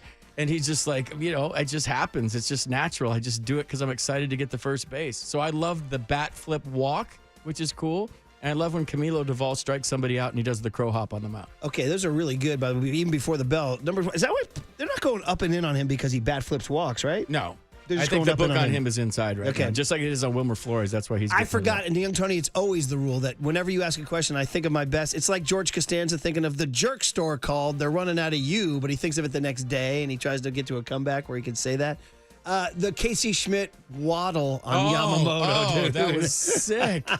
That's swagger. That's in the moment. That's a grand slam. And he looked into the dugout and didn't even watch where the ball landed. That is incredible. That was sick. 831 says Adames and Yaz is leaping. High five is climbing up the ranks. And a lot of people checking in saying the Bash Brothers forearm bash. That's a good one. Okay, so there you go. Who's winning, Tony, right now? Right now it's a split. We've never done it as a competition, by the It's way. not a think you competition. should. We need to. Yes. Yeah, we need to. The athlete That, over that's here what wants they to. do. That's what Papa and Silver do. I feel like we'd be biting their style. Yeah. Sorry. So go We ahead. just like to give our takes. Just be objective here. We don't like to ruffle any feathers. I'm winning, but go ahead. I agree. Finally, it was Marcus's birthday yesterday. Shout out Marcus. And on this show, we don't really make a big deal of birthdays, FP, unless your name is Triple E. Shout out Triple E, former producer. But for UFP on Third October, baseman on Raf's softball team, and Raf's here today. That's correct. Yes, anyway, go ahead. For UFP on October 24th, do you prefer to over-celebrate the birthday or do you under-celebrate your birthday? Yeah, you celebrate it like a rock star every year because you got another year. Okay. You take every day is the greatest So are day you of your life. promoting it and like Yes. pimping it and? Yeah, whatever. I don't have plans, but I'm going out and I'm having a good time. Oh man, I'll tell you. Am my turn now? If you walked into work and are you walking in saying, "Yo, what's up, Tony? It's my birthday today"? Yes. Okay. Yes, we have to celebrate every day, and if you get another year on this planet, God bless you, and you celebrate it like it's yeah. It's Walk your into the- 21st birthday every year for me. Walk into the club like, yo, I got a big birthday, right? Exactly. And I want everybody around me to know it's my birthday and celebrate me on that day. I appreciate that honesty because I'm passive. I'm the worst possible thing, passive aggressive, where I'm like, no, it's not a big deal. It's not a big deal. And what, you didn't get me donuts? What's going on? That's the worst. So I appreciate the honesty of pimping the birthday outright, dude. Bat flip your birthday. Well, I remember a funny story on the 50th birthday. I actually took my 50th birthday off. I'm like, I'm taking the day. I'm celebrating the 50. Candace and I are going to hike to the West Point Inn and have a deli sandwich, whatever. And I saw Tim Ryan in the hallway like the week prior, and he's only born like 3 days after me, same year. Me, you, and Tim Ryan are all like a month apart. And I said to Tim, I go, Timmy, we got our 50th birthdays coming up. He goes, yeah. I go, yeah, man, well, maybe stop and pause for a second. He goes, I'm not pausing for us, bro. And that was a great line. I was like, all right, that's his take. So anyway, yeah, I would say that don't celebrate my birthday, but please celebrate my birthday. That's what I would say. That's the weak passive-aggressive take. It's like Mother's or Father's Day. Like, don't give me anything, but then if you don't get them flowers or whatever for your dad, they complain. All I need is a box of Bob's Donuts, and I'm good for the day. Do I got time for a real quick? Yeah, go for it. Yeah. So 24 is my favorite number. I was 24 in high school football, 24 in the minor leagues. I never got to wear that number in the big leagues, but it's my favorite number because I was born on the 24th. Mike Krukow and Dwayne Kuiper the other night in the broadcast were talking about what player number you are. When you get to the big leagues, you're assigned the number of you get called up. You're that number player in the history of the big leagues. In the history of the big leagues, there's 33,000 players. You can't fill up the smallest stadium in the big leagues with the amount of players that have played in the big leagues. So I'm 16,737. You add up those numbers, it comes out to 24. Oh. Which Mystical. Which Magical. is my favorite number. So And I'm thinking, Tony, I'm going to ask you this. I'm thinking about getting my first tattoo and putting 16,737. Maybe on my low back like a tramp stamp, but I'm thinking somewhere a little less subtle, just a little more subtle. I like it. We'll have to discuss that at a later date. You're going to have to explain that to someone, though, because it's going to be a random that's number. the point. You're in a bar, you grab a drink, it's on your hand. What's 16,737? Oh. Can I get your number, by the way? Yes. By the way, that's not my phone number. I was a big league baseball player. And you under or over celebrate, Tone? I like to just under-celebrate. I mean, I'm Yeah, not but what coming if into everybody- work. What if everybody forgets it? Yeah, I mean, not Then you're ideal. hurt. Then you're Molly Ringwald and 16 candles. Couple text messages here and there, nothing crazy. I want a big surprise party. Yeah. All right. Good stuff. You know what? I don't have the soundboard. I got to apply. Thank you. That was good, Tony. You enjoyed your first What You I Go, loved Tony? it. I Guess loved what? it. You get to do it again next Wednesday. Let's go. All right. Mike Krukow next on The Sports Leader.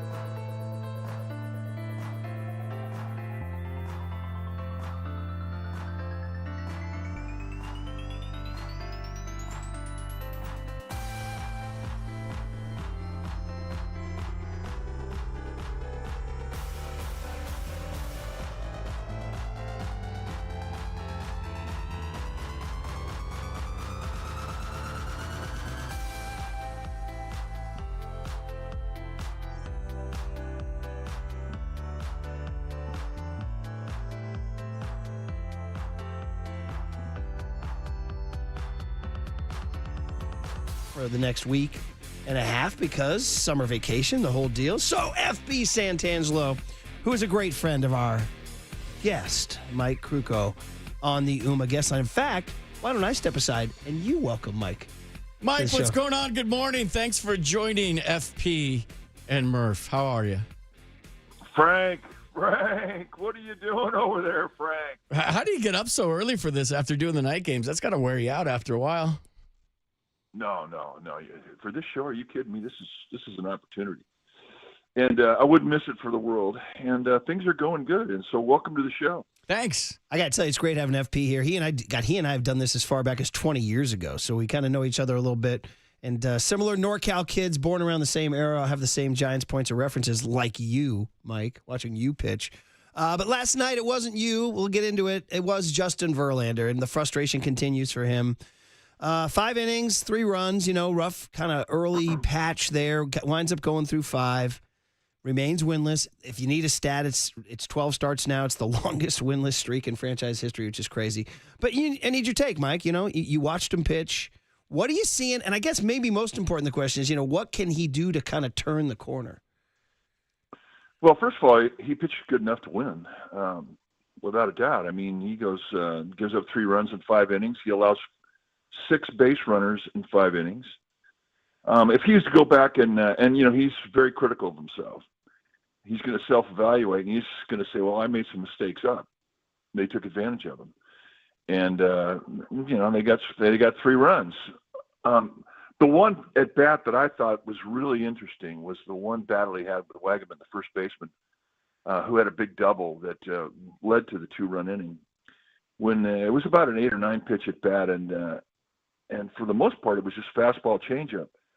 And he gets into a count on the payoff pitch, and he throws him the first breaking ball of the at bat, and he barrels it, finds a gap, and hits a double and whatnot. It was a great at bat, but it was the first time he saw that pitch. So from Verlander's perspective, he saved that pitch for a 2-strike surprise, and yet the guy squares it up. That doesn't happen very much, and it was up a little. I mean, it was below the belt, but again, it was a get-it-in situation, so he had to come into the strike zone with it. And I thought that was, really a great at bat from Wagaman's perspective. I don't know how much more that Verlander could have done in that scenario. He had thrown sliders before that, and they were all good. I mean, he was getting strikeouts with it. He threw this one there, and again, he had to elevate to get it in the strike zone because of the get-it-in situation, and it turned out to be the big swing of the bat in the game. But I mean, like I said, he pitched good enough to win. And when you don't get runs when you're out there, every mistake that you made is magnified by 10. So he leaves, and it's 3-0. And it's like, okay, well, everything looks worse than it is. Now, they scored in the bottom of the 5th inning, made it a 3-2 game. And they actually had a chance to do more until there was a play, a double off the bat of Elliot Ramos, and Matt Williams decided to challenge the defense, and the defense unfortunately came up with the play that got the out and ended the inning. But just to finish up on Verlander, I'm not overly critical about it because again, he pitched good enough to win. How does the evolution of your career happen? Like when you're younger, for you personally, and maybe for a pitcher that's kind of in the twilight, where early on you're just dealing, right? Your stuff's crisp, you know what to do.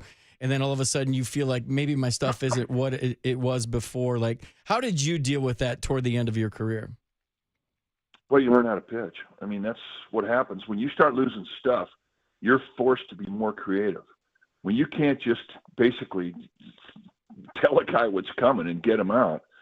And believe me, you can do that. When you first get to the big leagues, your stuff's good. And you can outstuff a team 2 times through the lineup. That 3rd time, however, is a little bit different. You got to start relying more on a mixture of speed and movement and location, and eventually you learn how to read swing types, and that's what gets you by. That's what extends your career, because everybody loses their stuff. I mean, he's 42.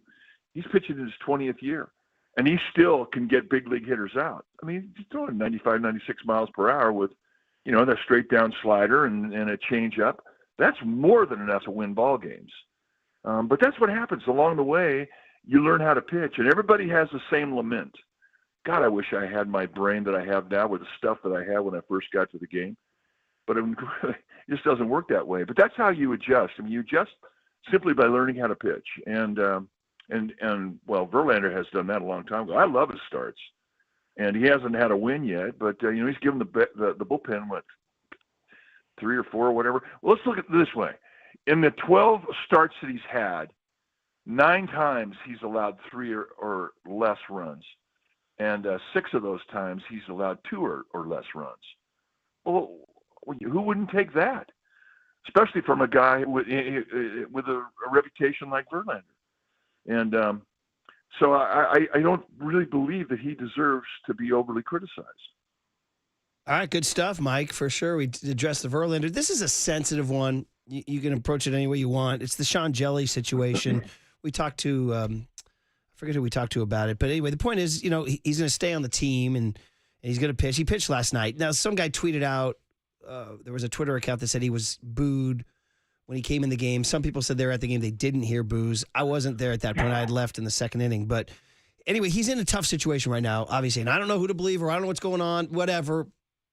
That part we can't even comment on. I just want to talk to you about him as a baseball pitcher. And is he in a tough situation right now emotionally? And what do you think the Giants are – I don't know how they're handling it. They put him in last night. He threw a shutout inning. So what's your take on his mental state right now? I have no idea.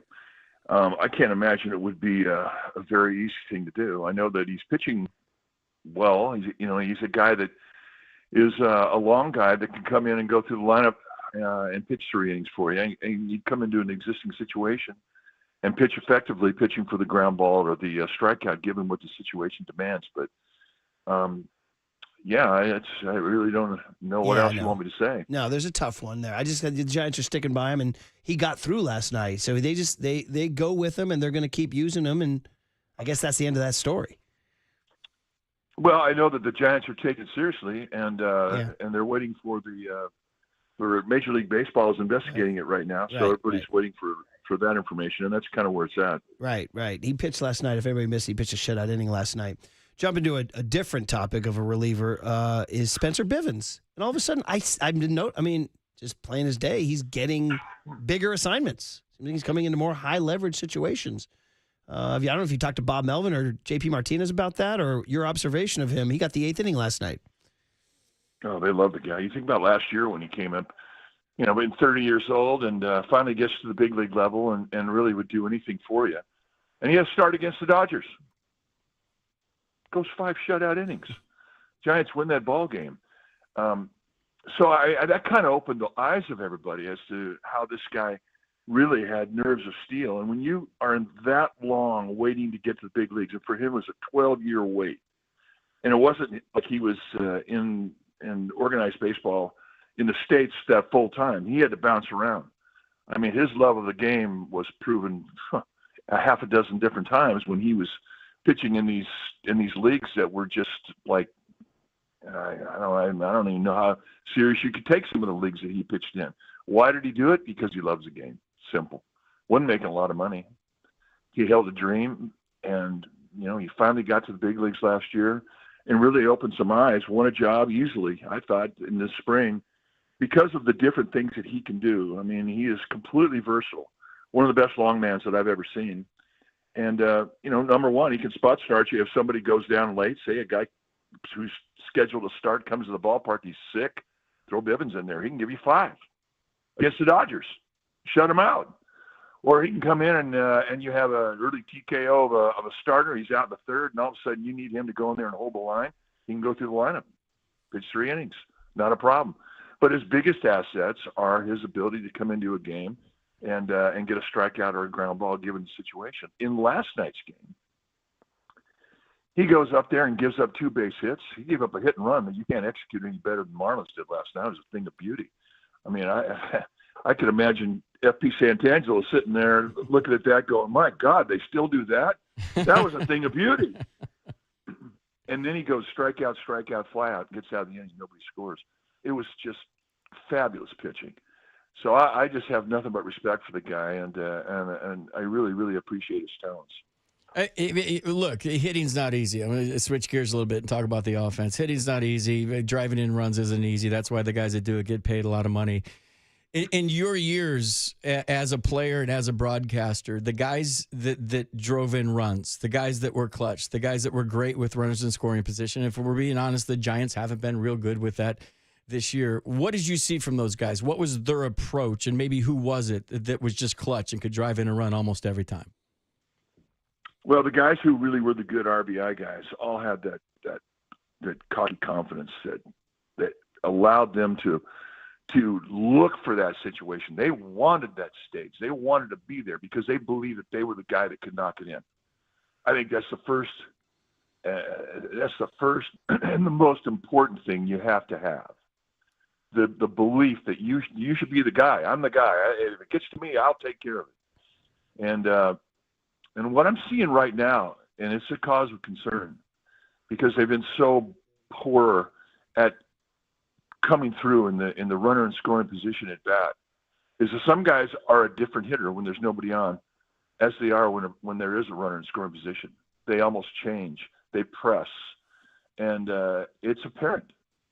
This is something that has to change if this team is going to realize the dreams that we all have for them.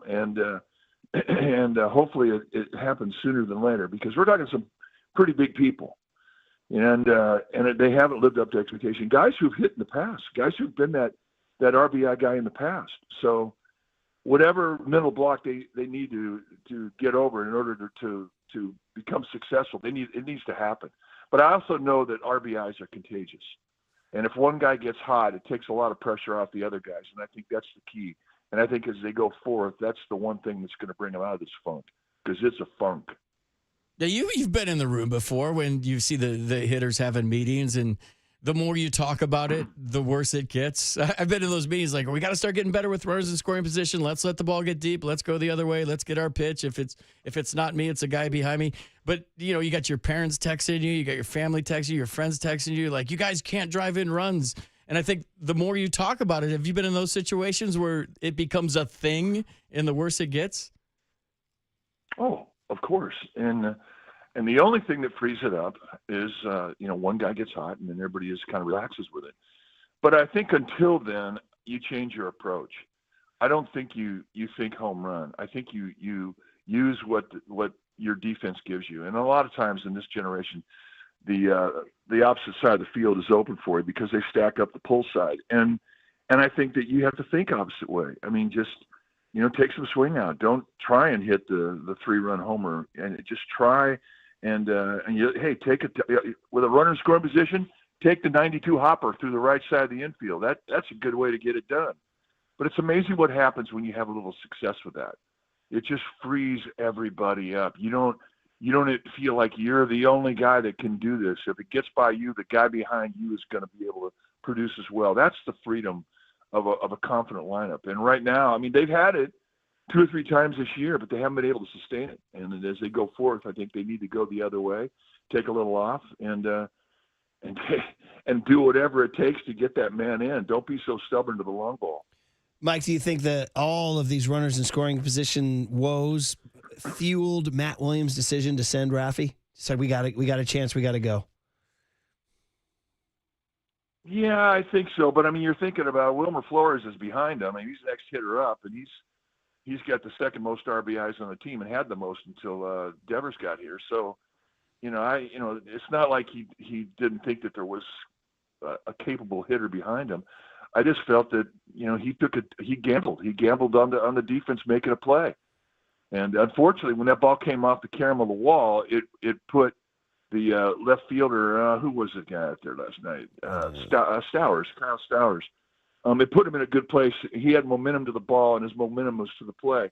Had he been able to turn his back and had to go into the corner, it would have been an easy score, but it didn't. Once he got his chest square to the plate and he had some momentum going to the plate, it became an easier play for him. And to the Marlins' credit, they cashed it in, and it really wasn't even close. Yeah, that was Matty must be like, wait a minute, I didn't send Jung Hoo and everybody killed me, and then I send Devers, and because that's the life of a third base coach, right? Yeah, I did it in the minor leagues. It was one of the hardest things I've ever done, so it's not easy. Mike, I saw this video on Instagram the other day, and it was of Vin Scully announcing that Randy Johnson and Oral Hershiser were scratched in a game, and 2 young kids named Max Scherzer and Clayton Kershaw took their place. Every big leaguer's career starts somewhere. Is Casey Schmidt's big league career starting right now in front of our eyes? I think it is. I think this is but, here's the thing. He's a natural third baseman. So he gets to big leagues, and all of a sudden it's like, okay, you need to learn all the other positions. Now, he did a little bit in the minor leagues, not a whole lot at second base, but clearly his comfort zone is to third base. His instinct is as a third baseman. So I think it really has sort of stunted his development as an offensive player, because a lot of his concentration has been fractured on the defensive side when he's out there really uncomfortable trying to play defense is a big league level. We all assume that if you can play third base, you can play anywhere. You can play, just throw more at first base. Well, that's the biggest BS ever. You've got to learn a whole new dance, whatever position you're attempting to play. FP, this better than anybody. And for Casey Schmidt, for him to go over to second base, I think that is the one position in the infield that he really was the most uncomfortable. And it's taken him longer. So when he's played those games, I don't think he's had all of his mind on the offense when he's been getting those at bats, because he's still thinking about his defense. It's going to be really interesting to see, because right now, with the success that he's had at third base and the comfort that he's had, has allowed him to have really nice success offensively. When Chapman comes back, we all assume he's going to go to second base, and I think that's a good assumption. It'll be really interesting to see how comfortable that he becomes being a second baseman, and how his offense takes off given the success that he's had at third base. We all anticipate it. I think that it's going to happen. I think that we are watching him start to develop into an everyday player, and hopefully it happens for him, because he's not going to be playing third base anytime soon. With a help me Chapman, and he's going to be his opportunities at second base. So for him, he's got to find that offensive confidence there while playing second base. And I do think he can do it. I think we all do now. Mike, just a little last question just on last night's game on the use of the bullpen. Jelly, Ryan Walker, Bivens, and Lucchesi didn't use any of the big boys. No Eric Miller, no Tyler Rogers, no Doval, no Randy Rodriguez. No, I don't know if that's a function of them being behind, but it was still a close game. Or they had an off day Monday. What did you read into that, the way Melvin used the bullpen with leaving the big boys out there for another night? Well, I mean, I thought that in the 4 innings they pitched, they gave up the 1 run. And I thought as a group, they did a pretty good job. So what it tells me is that Bob Melvin has confidence in everybody in that bullpen. Even if you don't have, say, your side of the bullpen that pitches most of the high leverage innings, you still have a confidence that the guys you put in there are going to be able to keep you in the game, give you a chance to win. It's a nice problem to have, but I don't think he has any problem going to anybody in that pen right now. Yeah, as evidenced by his usage last night. So there you go. And like you said, 4 innings, a 1-run ball. Giants just couldn't get the big hit last night. It was cold last night. Do you think Rafi Devers got a little alarmed by the weather last night? That was candlestick last night, Mike. Well, yeah, that was April in Boston.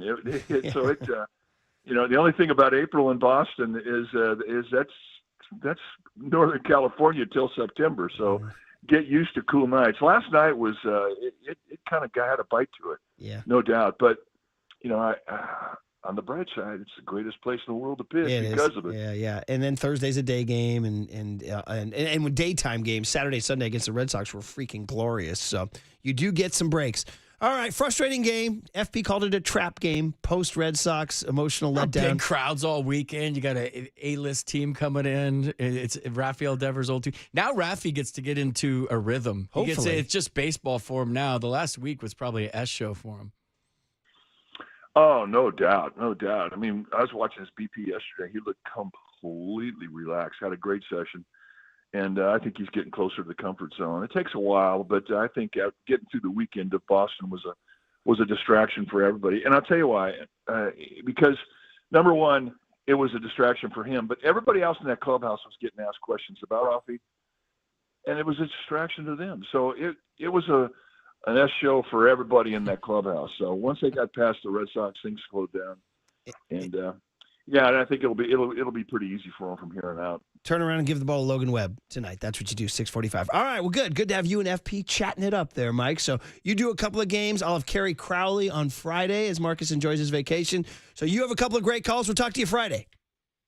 At a bit. Mike Kruko on the UMA guest line every Monday, Wednesday, and Friday. Tough loss last night. Try to flush it, get the next two, and we'll all feel better.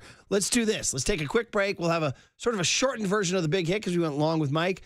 Getting FP's take on the current state of the 2025 Giants. 808 KNBR is the phone number. If you guys want to check in after last night, 415-808-5627 is the Golden State Lumber and Showroom text line on the Sports Leader. Now, from the O'Donnell Financial Group Sports.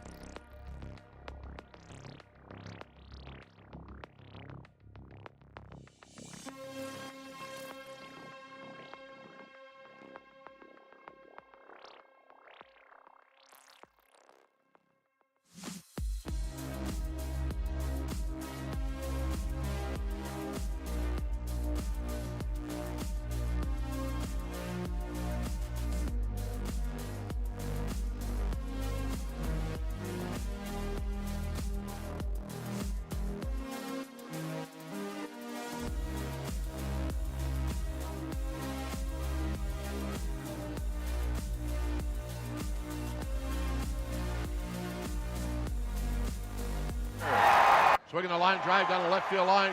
That's a fair ball, and Devers is on the move. The ball kicks out, and they're going to wave at Devers. Here's the throw home. It's a good throw, and they got him. So Matt Williams taking a chance, and Devers was thrown out only because of a couple of terrific relays by the left fielder and by the shortstop. 3-2. Schmidt hits a ground ball toward the hole. It's short. Lopez has it to second one. Throw to first. Got him double play, and the game is over. Well, gosh darn it. Nobody wanted that. The Miami Marlins on a cold, windy Tuesday night after the thrill of the Red Sox series Sunday. They scored 9 runs, win the series. Devers gets over on his old team. You have an off day Monday.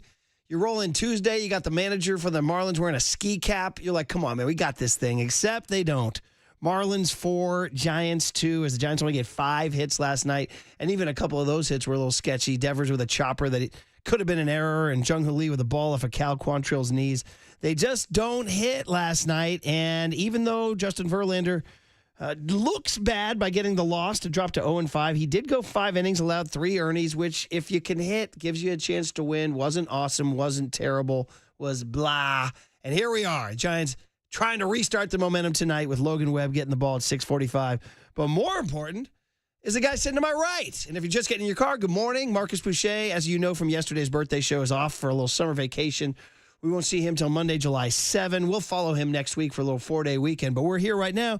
And I got my man F.P. Santangelo, the pride of El Dorado Hills, the former Giant, the fighting hydrant, the former Expo. This man wore a Montreal Expos hat.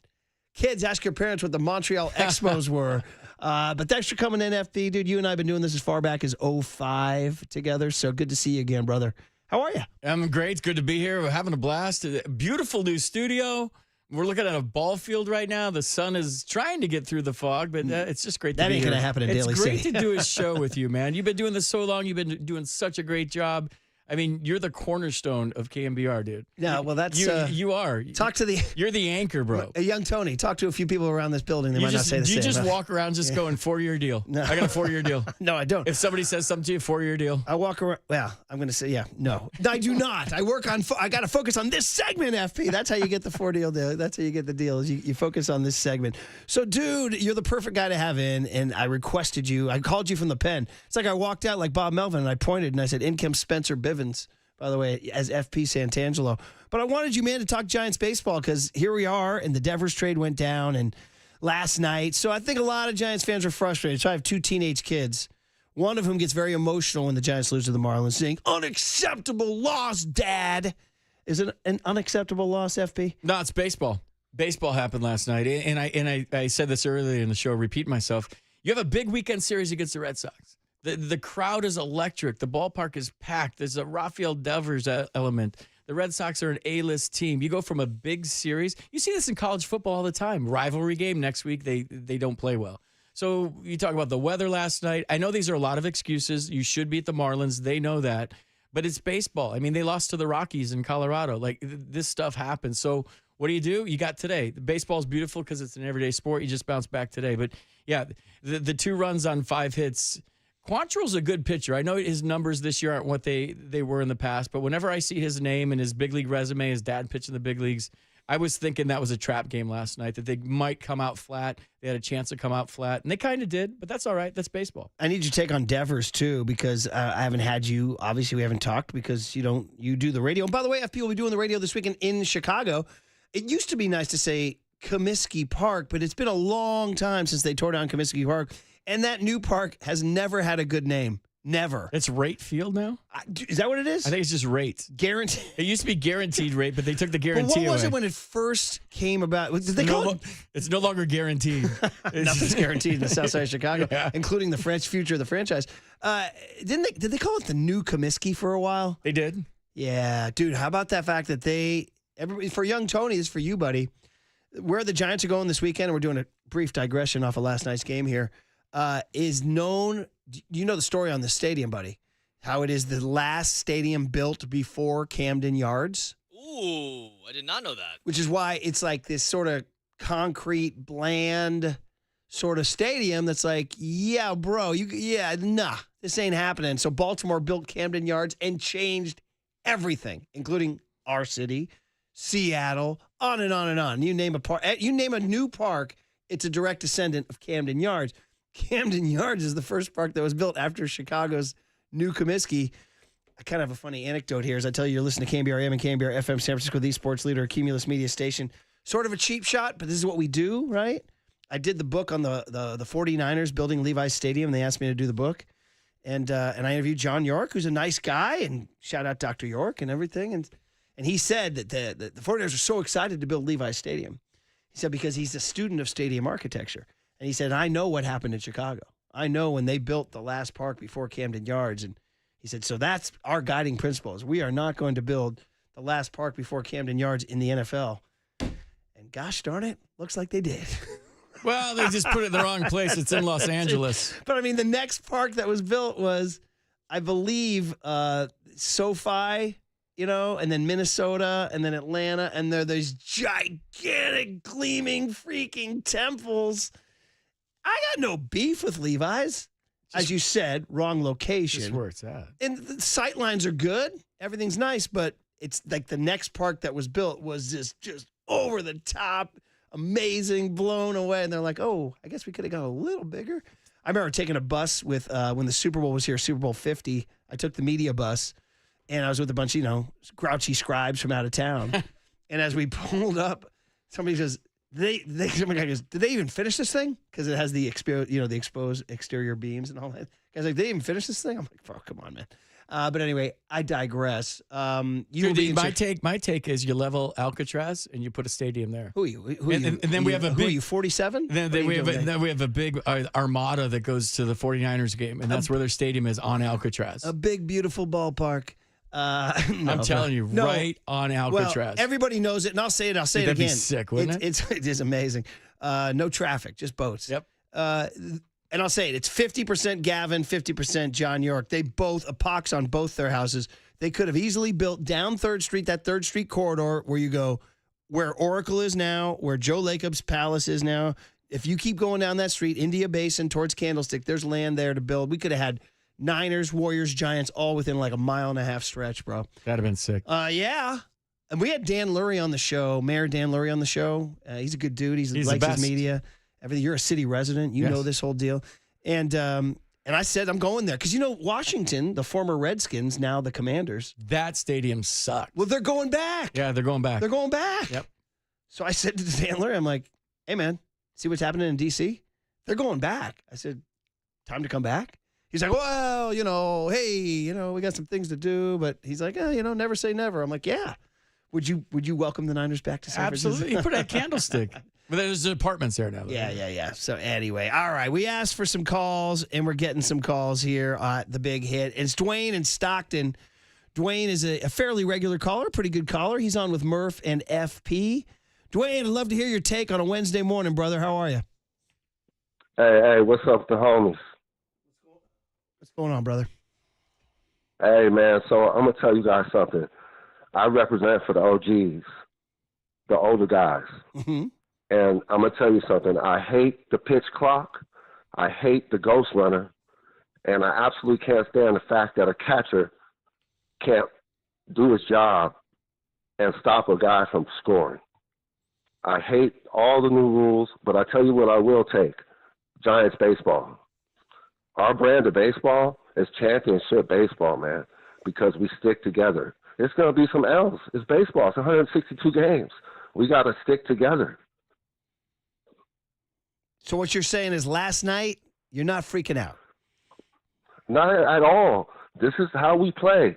We lost 4-2. We're going to win more games 4-2 than we lose 4-2. All right, Dwayne. Our brand of baseball, we play it better than anybody in the major leagues.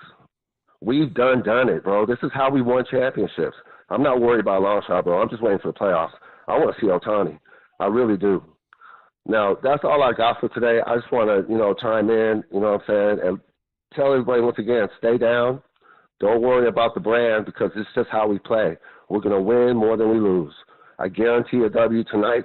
And I just want to leave you guys with one thing, though. I need you guys to do one thing for me, okay? Yes, sir. All the 49er fans out there, if you could please stop bringing up that playoff game with Detroit, please, because most guys would say, most smart guys would say Detroit more lost that game than 49ers won. Well, bro, but you got to play that. I mean, bro, Dwayne couldn't get through a call without throwing shade on the Niners. Niner hater. Dwayne is the rare Giants fan, Niner hater.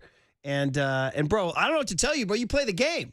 That's it. I mean, what do you want to say? I mean, you play the game. You get credit for making 3 fewer mistakes than the other team. You get credit for that. Get that, man. But guess what? The Detroit coach should have got a Super Bowl ring. Well, he didn't because he made too many mistakes. The way he gave you that game. All right. Ask Dante Whitner, man. Dante Whitner said it. He said, the coach for the Lions started playing Madden. Yeah. He started going for it on fourth down. Hey, Dwayne, man, we're not going to relitigate the Lions-Niners NFC Championship game on June 25th, 2025. But I love your passion, buddy. Be good, and thanks for the good vibes on the Giants, man. Thanks for the Giants, call. man. Go Giants, everybody. Right. Go Giants. There he is. Let's go to Armand in Fair Oaks. He's out there, also out there in the Sacramento, Stockton area. Armand, good morning. You're on KNBR. Yes, good morning, FP. Good morning, Murphy. I'm glad we have FP there right now.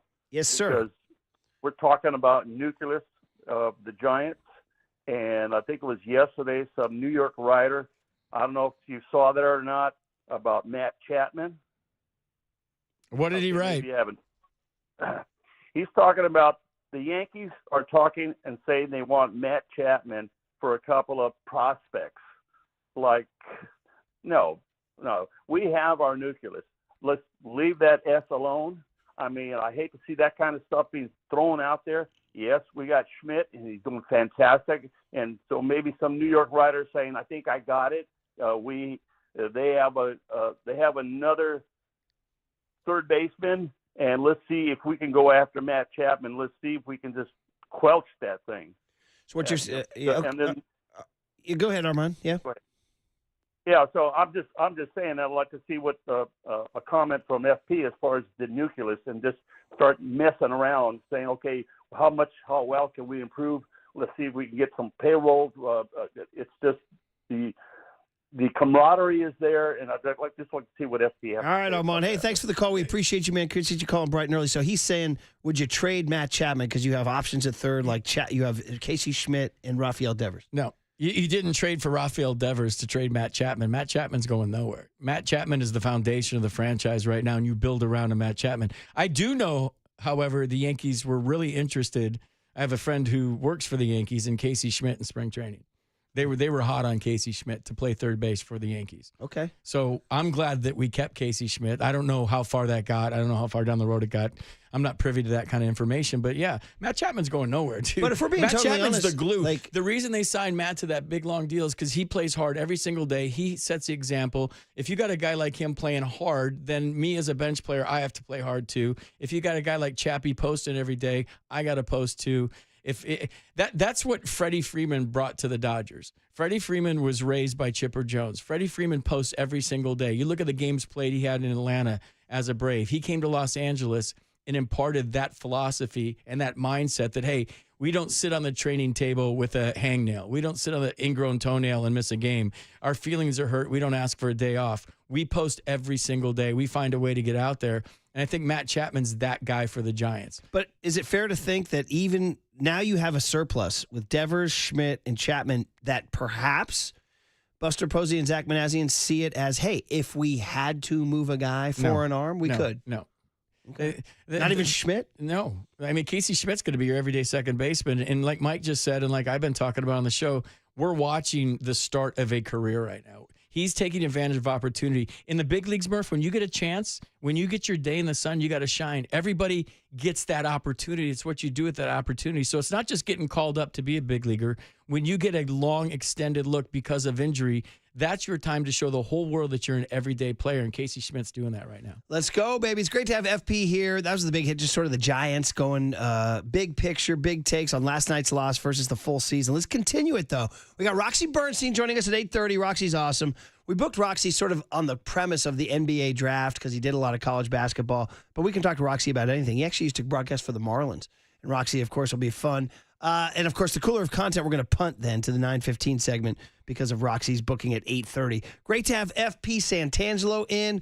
Tomorrow and Friday, Kerry Crowley will be sitting in, and then FP will be back next week, next Monday, Tuesday, Wednesday, after doing the Giants-White Sox series in Chicago, with Joe Rizzo on the radio. That's KNBR. That's what you're listening to, the Sports Leader.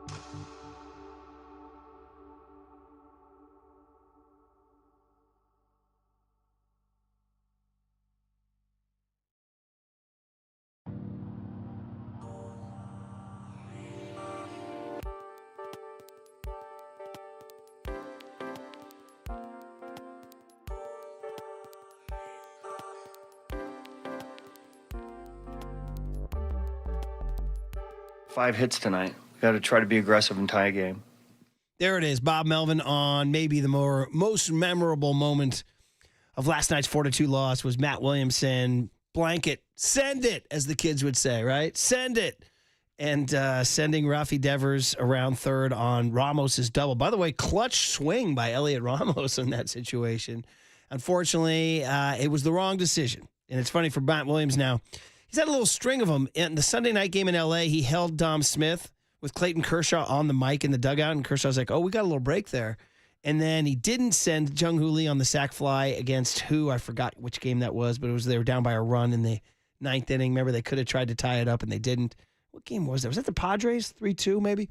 And then last night he decides to send Devers, and he's out. And I was first guessing it from my couch. I said when he was rounding third, and it's funny because my kid, Big Deck, came home from water polo upset about the send. And I said I first guessed it. I said it on the couch. And my lovely bride, Candace, who was sitting in her chair, just kind of reading her phone with her eyeglasses on, said without looking up, she said, he did. He first guessed it. So she was listening. She was yelling on the couch. Did you first guess that one? Or you could see it coming. Yeah. The rule of thumb is if the outfielder has the ball before the runner gets to third, you usually hold them. And then the arm strength, the time of game, how your team's doing, who's coming up. There's so many things that go into sending a guy or not. I think Matt Williams is a great third base coach. And if you do it long enough, you're going to have ones that don't look good.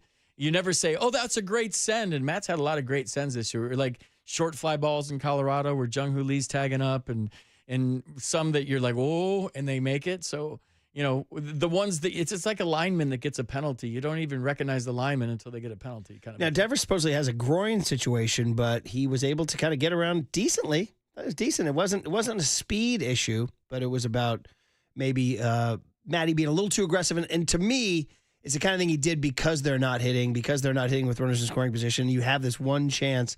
The only problem is you got Wilmer Flores due up next. Now, the catch is if you hold Devers and then Flores makes it, you're asking for back-to-back 2-out hits. It's just like these days right now. I said this earlier in the show that I was coaching third base for the San Jose Giants, and it was the hardest thing I've ever done. I waved guys and sent guys. I almost crashed into a guy one time. It's not easy. So I went up to Tim Flannery, who was the current third base coach of the Giants, and I said, Flan, I suck at being a third base coach. He said, FP, the number one rule is don't try to create offense as a third base coach. Just kind of let the game come to you, and you can't force runners home. Murph, I got a bone to pick with you real quick. We picked our All-Stars earlier in the show, and you didn't have Elliot Ramos on it. That's correct. 285 with 13 home runs and 43 driven in right now. You don't think that's back-to-back All-Stars? Well, I think it's very, very close. I just think my big problem is, and I like this, you're going back to the What Did Young Tony Ask Today. Yeah, it was fun. This is what I'm telling you. My favorite part of the show so far. What Did Young Tony Ask Today is the breakout hit of 2025. It's every Wednesday at 7:15. There's even been talk of expanding it like a Chick-fil-A or something, or an In-N-Out, and maybe moving it even to other days. But that's a big ask because, Tony, you put a lot of work into those things. You'd be taxed if you had to do it every day, right? I can do it. Look at you. He's like a big leaguer. He's like give me the glove. He's like Freddie Freeman and Chipper Jones. He's going to post every day, dude. But anyway, one of Tony's questions was, the All-Star break is coming up. How many All-Stars make it for the Giants, and who? And Mr. Halloween Candy over here, FP Santangelo, put 5 Giants on the Four. You put 5. 4. I said flip a coin between Randy Rodriguez. I said 4 is Dodger Yankee territory, bro. They're not getting 4 with a 44 and 35 team right now. So that's why I left Ramos out. So he's not having an outstanding enough season to crack that 2. I'm only giving the Giants 2. And 2's a lot for the Giants, by the way. So I went Logan Webb, and then I got a little funky and said they're going to reward Tyler Rogers in his trippy year just because I feel like there's momentum building for that. But anyway, back to that. Hey, don't you also have some business to take care of, buddy, here? Oh, I got to read this? Yes, you do. Sponsored by Redwood Credit Union. Whether you're dreaming of a new home, planning your children's future, or growing your business, Redwood Credit Union is a financial partner that feels like home. Learn more at redwoodcu.org. Federally insured by the NCUA. That whole thing was very organic and natural. I thought that flowed nicely. Very good. Hey, quickly out to the Golden State Lumber and Showroom text line. There's a lot of people checking in, just to let you know what they're saying out there, and to let you know we're reading your text. 707 says, "Can we chill on the Casey Schmidt hype? Remember Tyler Fitzgerald's June and July last year, and look where we're at now." Different player. Okay. You can't relate the two. There's your answer. 408 says, Murph, the non-send down 2-3 was against the Guardians and Stephen Kwan. Very, very good. 209 says, the defense matters for Ramos. He isn't great on defense. Has anybody ever made an all-star game because of their defense? It's a good question. Or lack thereof, not made it? 707 says, well, every team gets one. The Giants deserve at least 3, given how well You left Robbie Ray off, who's 8-2 with a 2.83 ERA. Is he 8-2 with a 2.83? Yeah. I have recency bias because he wasn't awesome on Sunday. Okay. He wasn't awesome on Sunday. 415 just simply says, FP is the man. How about that? You like that one? Here we go. A lot of people checking in on Dwayne, the caller. They didn't like him because he's a Cowboys fan. 530 says the Giants' cold bats are setting them up to get hot at the end of the year. It's all part of the plan. Do you believe in like the long sample size, like Willie Adames and guys like that will tick up? I do. I mean, the back of your baseball card's the back of your baseball card. Okay. I will say this. My take on Adames, and I know Giants fans probably don't want to hear this, but Jason Worth signed a huge deal with the Nationals, and he had the worst year ever, and he changed how that whole franchise thought, and he became one of the most beloved players in franchise history. So with Adames, I'm looking at the 20,000-foot view. How is he going to be throughout the length of his contract? Because when you come to a new team, you sign a big contract, there's a lot of pressure, and he's a try-hard guy, and he cares. Sometimes the guys that care are in the longest slumps because they want to do so well for everybody in the clubhouse, the coaches, the fan base, their family. Like, the one thing you would want to tell him is that, like, look, bro, you're set for life. Just go out there and play. All right, good stuff. Okay, we got to get out. We got Roxy Bernstein on the other side. He has some NBA draft knowledge. We are going to break from all this Giants talk, which we've been enjoying very much, but do a little bit of hoops on the other side on the Sports Leader.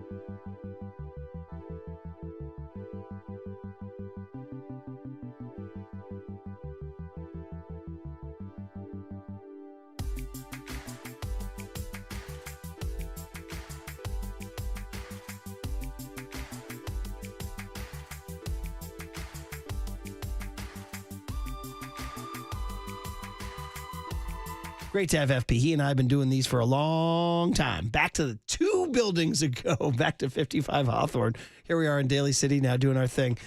Cooler content coming up with some fun stuff around the sports world. But we were talking about just like, voices to talk about the NBA draft. And we said, let's call Roxy Bernstein. First of all, it's always fun to have Roxy on. The Bay Area's own. proud Cal Golden Bear, but he's done so much in his sports broadcasting career, including a lot of college basketball. So knowing a lot of these guys are going to be drafted. Also did some Miami Marlins, or maybe back then it was the Florida Marlins. I don't know. Either way, let's get him on the UMA guest line. Roxy, welcome back on KNBR. You got your boy Murph. You got FP. How you doing, man? Murph, it was the Florida Marlins back then when I was in South Florida. That's how long ago that was. It really was. And what was the whole impetus for the change? Was it like a branding thing? I don't know. They wanted to like be sexier with Miami or something. What was it? I think part of it was when they got the new ballpark. There may have been the city of Miami. It's like, hey, we're helping you out. Why don't you help us out and do this? And I think there was some of that when David Sampson was negotiating that deal. But I don't know. I still harken back. It was the Florida Marlins, right? I go back to the original name of teams for some reason. And yes, I know they're Miami, but they won 2 World Series as the Florida Marlins. They should stick with that. Shout out the Phoenix Cardinals. They used to be the Phoenix Cardinals, yes. At Joe Robbie Stadium, where you started every game at 10 o'clock because there was a thunderstorm every day. Were you at Wiped out batting practice, as FP very well knows, every day. Oh, Just ruined my South Beach gig, man. Well, FP played college ball in Miami. How many batting practices were wiped out for you? Yeah, I mean, well, we were more in the spring than the summer, so the weather didn't affect the University of Miami. But in the summertime, the thunderstorms, 4 o'clock every single day. You go to play the Marlins, literally 10:30 starts. And there'd be like 4 people there after the thunderstorm. I got to ask you, Roxy, about just because I want to get some hoops in a second here, but I'm fascinated by Marlins. You spent 3 years down there, was it? Yeah, 3 years. I had 3 managers in 3 years. It was an interesting ride, I'll say, to say the least. Probably one of the most surprising things in American sports is they have 2 World Series championships, and there are franchises like the Cleveland franchise that can't get one. But just that, how would you describe that culture? Like, why is it so dead down there, and why doesn't the city of Miami care one whit about their baseball team? It's such an event-driven town, Murph, and they flock to see the stars. And even when Miguel Cabrera was there, it wasn't great. And the ballpark wasn't easy to get to. And now it's not really a great place to get to either with where it's located. But it's been such an event-driven town. The Dolphins are always going to be king, even though the Panthers right now are the Stanley Cup champions and everybody jumping on that bandwagon. But it's amazing because when all of a sudden became an event, you couldn't get a ticket. But if you were going to a game in the middle of July, August, even when the Marlins were making a run, you could still walk up to the ballpark and get in no problem. But once it became like late September or a playoff game, you couldn't find a ticket anywhere. And it's a strange sports city. It really is. But, hey, man, the old Dolphins of my youth, and then, of course, the Heatles with LeBron and all that has been a thing for sure. We're talking to Roxy Bernstein, of course, the Cal Golden Bear local boy who's been doing everything. Geez, you do college basketball, you do baseball, you do football, you do MLB, you do NHL. Let's talk a little bit about the NBA draft, though. Yeah. Did you ever get a chance to do Cooper Flagg's games? Did you ever do a Cooper Flagg game? I did not have him this year. I didn't have Duke. I did a little bit of ACC, which, of course, Cal and Stanford are both in now. I watched Cooper Flagg quite a bit, and I did see him play over the summer, but I never saw him play at Duke in person. But this kid's the real deal, Murph. He is just a fantastic talent, and he is a bona fide number 1 pick. There's some years where you're going, okay, this guy's probably the number 1 pick or he's the best talent in the draft. There is no doubt that Cooper Flagg is the number 1 pick, and the Dallas Mavericks are getting a gift dropped right in their lap with him, with them winning the lottery and him getting that number 1 pick. It's insane, right? I mean, what was it, 1.6? Were you part of the conspiracy theory mafia that they rewarded the Mavs for giving Luka to the Lakers? Look, I'm just thrilled for my college buddy Jason Kidd, right? All of a sudden this just drops in his lap, and of course all the drama they had to deal with a trade midseason and getting rid of Luka. But here's their reward for all the punishment they took. And Nico Harrison, the GM, this falls in their lap, and now you have a centerpiece to build around. And with some injuries that they went through, but Cooper Flagg's going to step right in, and I think from day one this kid's going to be a star. It's absolutely incredible that he's going to be joining that squad and making the West that much tougher for the Warriors, strangely enough. But I guess beyond Cooper, it had not a ton of buzz. Is there anybody out there you liked this year beyond Cooper Flagg who we should maybe keep an eye on tonight? Well, the draft's going to begin at 3, right? We know Cooper's going 1, and Dylan Harper's going to San Antonio at 2. And then that's where the draft begins. What does Philly do at 3?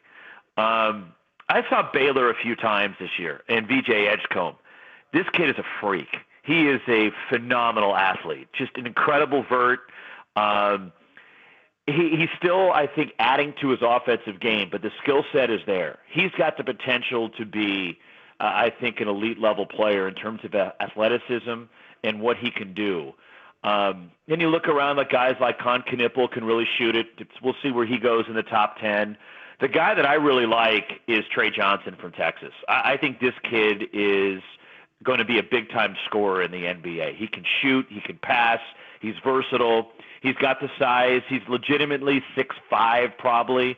But I think Trey Johnson, and it's funny, you look at the mock drafts and who falls where. I've seen him go as high as 3. I've seen him go somewhere down 9, 10. I really like Trey Johnson from Texas. That's a kid I think that people should keep an eye on. Yeah, I'm looking at the NBA.com's prospects. He's 11th, 19-year-old kid, 6'5" guard out of Texas. The other one that's kind of maybe will be the big name tonight is the guy, the mystery man, Ace Bailey from Rutgers. And he's 18 years old. But if you can catch us up, I don't know if you followed, if people are just kind of kiting in on the draft.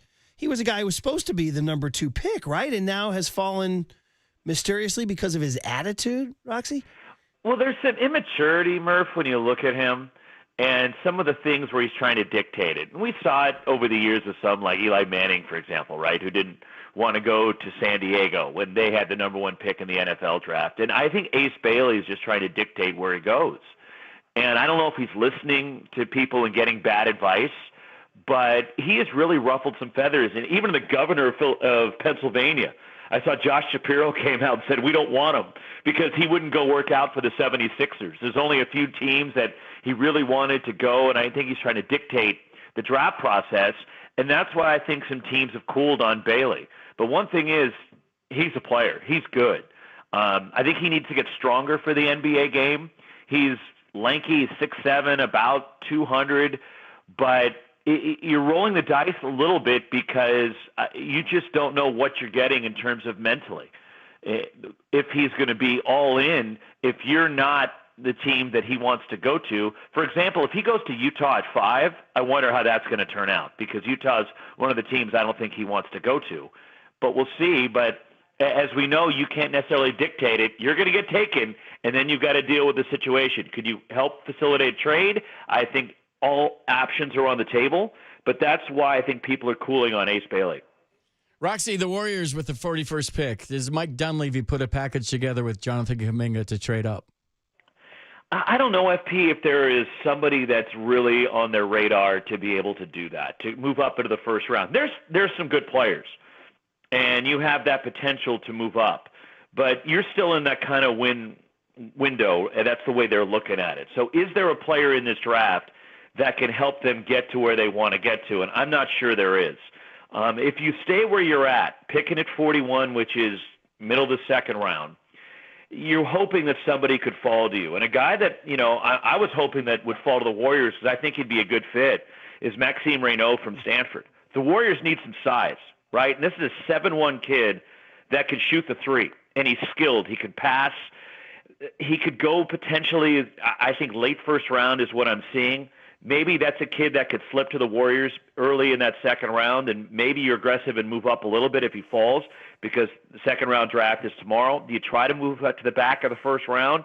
But how much of a help would it be to this team to try to win now? And that's what I think Mike Dunleavy is trying to figure out. So funny. You took the words right out. I had the Maxime Reynaud question teed up here because one of our great listeners is your fellow college broadcaster, John Platts, down at Stanford, right? You know Plattsy, right? So he listens every day and he texts every day. He's been telling me about Maxime, and I watched, obviously, I back when we were on the same conference, I watched Maxime Reynaud play, and I love him. He's I don't want to call him Wemby. He's not Wemby, but he's like baby Wemby,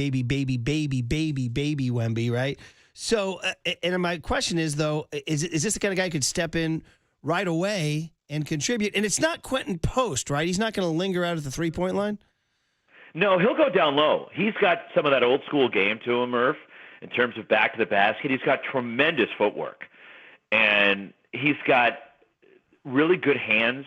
On top of it, recognizing when the double team is coming. That's what I noticed at Stanford. Like, he would sense when the double team is coming, and then he'd whip the ball out quickly. And those are some traits that you necessarily just can't teach. You either have that intuition or you don't. And he's got it. He was coached well, whether it was Jared Haas before, and certainly what Kyle Smith did with him this year. But the footwork is there, the skill set is there, the high intelligence, basketball IQ, and the international ability. He played with Wemby on those junior French national teams. This is a kid that could step in. I think he can play right away because of his versatility. When you're 7'1", 7'2", whatever he is, and you can shoot the three, it makes you a threat, where that is a part of his game, Murph, but he really has that old school presence down low where he can make some moves in the post. And I guess, with Quentin Post, who's kind of that ultimate stretch five, right, shooting those threes out there, his defense is just not there. I don't know enough about Reynaud's defense. Could he defend NBA players? I think he can. I wouldn't necessarily call it his strength, but he's definitely solid defensively. He's got the size and the strength to be able to do it. And he's able to read the play well, where you were alluding to Post, for example, and what he does. He steps out of the three-point line, and that's the strength of his game. But this is a different kind of player where there is a low post, physical presence with Reynaud, who can clog up the lane. Defensively, I saw teams shy away from going into the key because of what Maxime Reynaud can do defensively. And that's what the Warriors are missing, right? That presence down low defensively to clog up the lane and put the fear in other teams. They don't want to drive down the lane. Well, when you have 7'1" reaching up and he can hold his ground in there, that can give a different option to other teams and really, I think, would enhance the Warriors defensively. Yeah, I know. And after all that, he's going to be gone, right? Platts has him taken in the first round. This NBA.com. He probably will. Yeah. But you never know how these things are. Do the Warriors get aggressive, like FP was talking about, and try to jump up and maybe get into the first round for a player like this that you feel that is in need and can help you? Right, fun stuff, man. All right, buddy. Well, what else you got? What do you got going this summer? Any assignments? You taking some time off? Oh, no, I got a lot of baseball coming up. I got Sunday Night Baseball on TV coming up in a couple of weeks down in San Diego, the Rangers and the Padres, and then I'll be at the All-Star Game calling the Home Run Derby for ESPN Radio. So I don't take time off, Murph. To live here in the Bay Area, you need to keep working. I hear you, buddy. Where are you with the Devers trade? What do you think about Buster Posey making these kind of moves? It's funny because we were calling the game that night for ESPN Radios, and all of a sudden, 10 minutes before first pitch, I run into Matt Chisholm in the hallway there at Dodger Stadium. He tells me what's going on. I'm like, wait, what? As we're all getting ready for Kyle Harrison making the start that night. And then, Sean Jelly. Wait, what's going on? Rafael Devers? Wait, what? And so then you're scrambling, of course. You're using the whiteout in your scorebook, and you're trying to move some things around, but I think it's a great trade. And I know you guys have talked about it quite a bit, but to get a bat like that and a presence in the middle of your lineup, but the Giants have been searching for, it really makes this offense go. And I know it's been tough go on this homestand so far, but in the long run, this is going to pay off because you're getting one of the top 10 hitters in baseball with Rafael Devers coming to the Giants. Roxy, I don't think people realize how stressful it is for a broadcaster to get a last-minute lineup change when you have all your scorecard is set and you're ready to go on air, and then you get the whiteout, and you're changing guys in the order, you're changing guys on defense, you're changing the pitcher. You do all this prep, and then it's a scramble right before you go on the air. And you're trying to do it as the first inning has started. Right. Right? And that's the other thing. It's like, okay, I'm trying to navigate, the Dodgers are pitching on the mound, and wait, who's up at the plate now? And I'm trying to white out the Dodger lineup because Dave Roberts flipped everything around once Jelly made the start instead of Harrison. They don't think about us, right, FP? It's all about them. Never. Oh, man. Good stuff. Well, you handle it deftly as always, Roxy. I love your versatility. We can talk to you about anything, so thanks for hopping on and sharing a few thoughts about the hoops and the baseball, buddy. So we'll be listening, man. Thanks for coming on. Thanks, Murph. CFP. Yeah, Roxy Bernstein, man. Fun stuff. All right, well, listen, Young Tone, that other thing we were talking about, that thing, got to see a guy about a thing. Well, why don't you hop on the air, buddy? No? No luck. No. That's all right. Unfortunately, I'm trying, guys. You got to see a guy about a thing. You know what I mean? You guys are trying to surprise me? No. Not that thing. Not that. No. I used to, well, I had a digression, but I won't go there. It had to do with a David Letterman bit from the early 80s, but nobody wants to hear that, do they? Yeah, no, we don't want to hear that. We'll move on. Stupid pet tricks? No, I like those, though. Throwing a watermelon off the building? Cooler of Top content 10? coming up at 9:15. All right, FP's take on the Giants last night. Verlander, or not. Mike Kruko had some thoughts, too, on the Sports Leader. Time for traffic on these.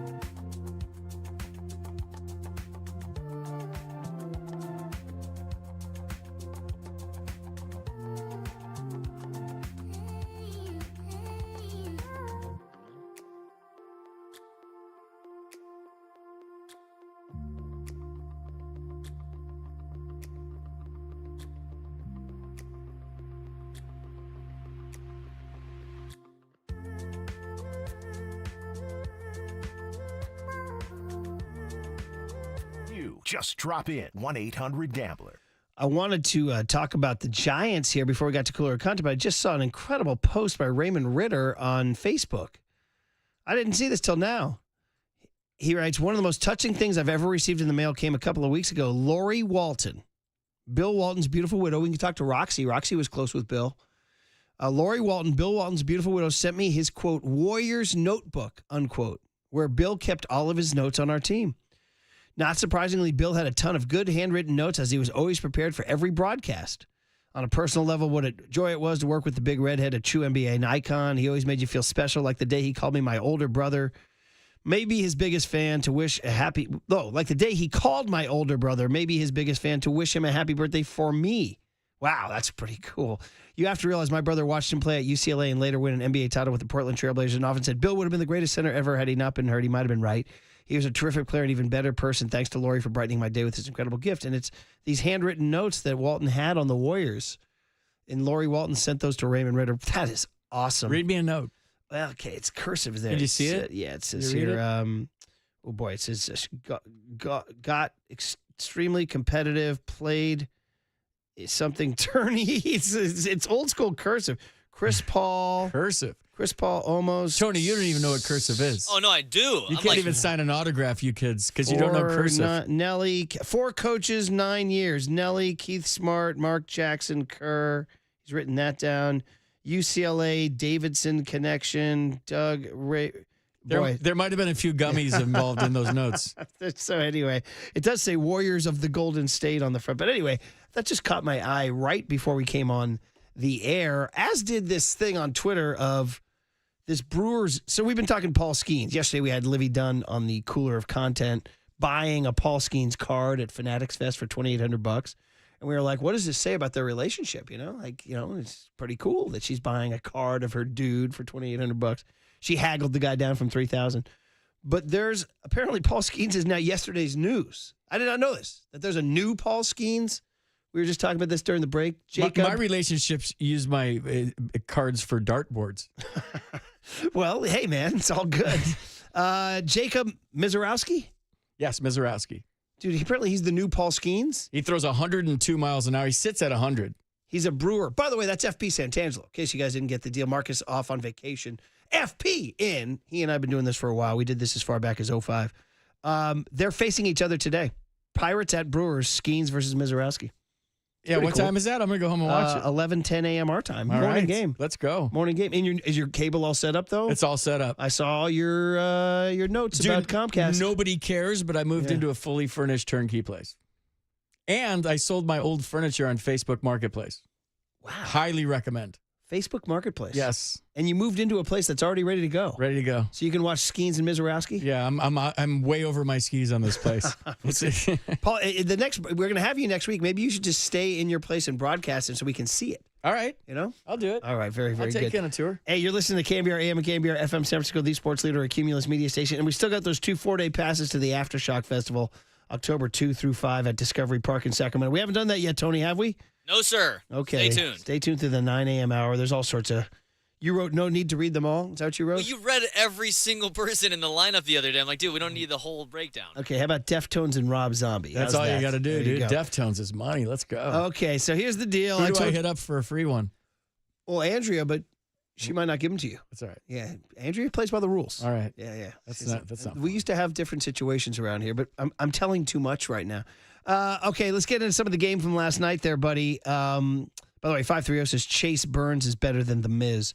That was another debut last night. Did you see that? The second pick from the 2024 draft, the Reds guy, Chase Burns, debuted. My son was telling me all about him. He struck out the first 5 Yankees. Oh. Yeah. I mean, man, you get top 5, 6, 7 picks these days. Those kids are almost ready to go. Do you credit that to the incredible proliferation of travel baseball and how high competition at a young level has these guys ready to go? No. Okay. It's all drive line. They're working out different. They all throw 100. I don't know how guys hit now. The major league average is 244. Yeah, I don't know how they hit either. And I just saw something on Instagram the other day where it had the all-star lineup and Pudge was hitting like 365 and then somebody else walked up there hitting 348 and then I think Jim Edmonds was hitting 370. And this is at the all-star game. Guys were flirting with 400, at the all-star game left and right. Nobody cares about average anymore. Major league players chase the money. You get paid for OPS. You get paid for driving in runs. Nobody cares about average. And to me, it's still, if you look up at the scoreboard and you see 190, that's flashing on a big league scoreboard in front of 40,000 people. Average still matters to me, and maybe I'm sounding old right now, but it's harder to hit now than ever because you see stiffs coming out of the bullpen that you never heard of their name, and they're throwing 102, and you're like, who's this guy? Every team, even the last place teams have like 3 or 4 guys in their bullpen that throw 100. That came in last night. And Enriquez was his name? Yeah, I didn't know him. He was throwing 100. Yeah. Everybody throws 100. That's why they all blow out, too. And that's why guys are getting hit left and right. They don't know where it's going. Corbin Burns it broke his wrist. Like, it's still the big leagues. Throw the ball over the damn plate. Corbin Carroll, yeah. Throw the ball over the damn plate. And when you saw the Padres-Dodgers fiasco where in their season series, 6 Dodgers have been hit and 5 Padres have been hit. Are they on purpose? I don't know, but it's still the major leagues. You're supposed to throw the ball over the plate, and we keep hitting star players. It's not good for the game. It's all very good. I like it. Let me ask you a question. Is it time, in 1969, they lowered the mound because ERAs were too, Koufax, Gibson, those guys were dominating. Marichal. Is it time for a slight rule change, like lower the mound? Yeah, something. You got to bring offense back? I think so. What do you? I mean, that game on Sunday. One of my best friends went to the game on Sunday where the Giants scored 9 runs. They won 9-5, and he said, "I'm signing up for season tickets next year." Yeah. Because it was such an exciting game. Right. You don't want to go to a game where the Giants score 2 runs and you're like, just dump the puck, and chase, hold on to that 2 runs, make the 2 runs stand. Like that's torture baseball that we've been seeing all year. It would be nice, and it's fun and it's entertaining for fans to see runs scored. I'm with you, and I understand driveline. I see kids because I got, I have a kid in high school and his friends who are high school pitchers. They're doing driveline, and that's all about driveline. To explain to people who don't know, is maybe the ultimate. I wouldn't call it analytics temple, but what is it? It's the ultimate training program / facility that maximizes velocity on pitchers through physics and computer graphics and 3D views and all that, right? To teach you how to throw the hardest you can possibly throw. If that comes with a orthopedic surgeon, that's great. Did I describe that accurately? It started up in Seattle. Yeah. Guys were like, hey, man, we're not maximizing the physics of the human body, but through this computer, we can show you how to maximize the physics of the human body so you can throw it even harder. Yeah. And that's what kids are doing now. And that's what they're doing. I had a saying on air back east that I would just simply say offense is cool when the team was hot. And it's true. Offense is cool. Yeah. Fans love offense. I know they try to shrink the strike zone to produce more offense this year, but it's hard to catch up to 102. Like you almost, as a hitter, when it's 100, you have to. The difference between 97 and 100 is unbelievable. Yeah. And I don't know how guys hit 100. You almost have to guess, I'm swinging at this pitch, start early, and hope it's a strike. Right. That's where we're at. But then I watch other teams come in and seem to hit the ball better than the Giants. I mean, there are teams out there hitting. If you look at MLB team stats, the Dodgers are a great example, right? The Yankees are a great example. So you can hit, but you're right. In terms of batting average, right now, if you go look at the top, 10, 20 batting averages, you don't have to go far before you get under 300. You know how you hit? You have a lineup where a pitcher has to navigate 9 guys or at least 8 guys and get through that 3 times. When you have 2 or 3 or maybe even 4 outs at the bottom of your lineup, there's no stress. And what Devers brings to a team is you always know where Rafael Devers is going to be. I talked to Kurt Reeder about this a lot. And he would say, FP, when a team has a presence, I knew where that guy was. If he was 4 hitters away, it affected how I pitched. When he was 3 hitters away and in the hole, I knew where he was. When he was standing on deck circle, I obviously knew where he was. So when you have that presence in a lineup, which the Giants have right now, the idea here is that his presence alone affects how other guys get pitched, and it starts to snowball, and I'm hoping that happens. By the way, just by example, Dodgers team batting average 265, first in baseball, all of baseball. And by the way, I don't even look at American League, National League anymore because there is no American League, National League anymore. I was thinking about this, by the way, the All-Star game's coming up, and I was like, oh, are you excited for the All-Star game? I'm like, yeah, you get to see guys who never – oh, wait. Yeah, they all face each other every game, every year. It's complete. Now, again, old man screams at cloud, right? But the All-Star game competition isn't the same. Like, I want to see Paul Skeens face Aaron Judge. Well, no, they've already faced each other. You know what I mean? It's like all these things that we used to see. I mean, sounding old again, but like when the lineups, when they jogged out to the lines, and you got to see uniforms you never saw before. Did I see are they going to bring back the uniforms? They are. Thank God. Have to. Thank God. I didn't know who was playing for who last year. No clue. No clue. If you go follow enough old Instagram baseball feeds, they'll just throw you the 1984 All-Star Game intros. And, dude, you could just sit back for 10 minutes, pour yourself a cold one, and enjoy the hell out of it. Yeah. Go check out Lance Parrish doffing his cap, But anyway, the Giants are hitting 232, 24th in baseball. The Dodgers are hitting 265, first in baseball. The Giants are hitting 232, 24th in baseball. So there are teams hitting 30 points higher than the Giants. The Blue Jays are hitting 257, 25 points higher. The Astros are hitting 257. The Rays are hitting 256. The Phillies are hitting 256. So there are teams hitting 25 points higher than the Giants.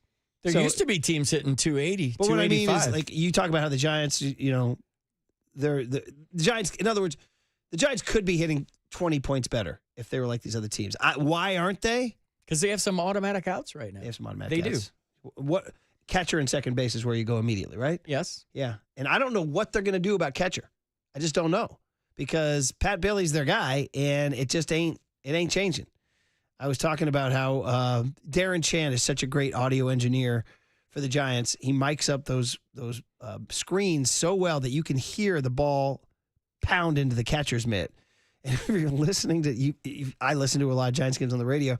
You develop this skill where Pat Bailey's up with 2 strikes, and then you can hear the fastball pop in the mitt and a slight groan from the crowd, like, oh. And then you hear John or Dave say, swing and a miss, strike 3. It's just so depressing.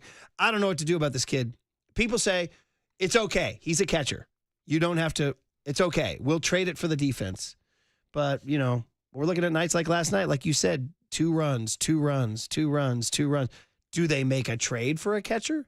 Is Bailey no longer the guy when they go make a blockbuster move for a catcher? Or do you just ride it out and hope is not a strategy, he gets up to 205? Yeah, I'm speaking in general terms, not just picking on Patrick Bailey because he hasn't had a good year offensively. I think that's obvious. Just look at the numbers. I want to see a guy fight.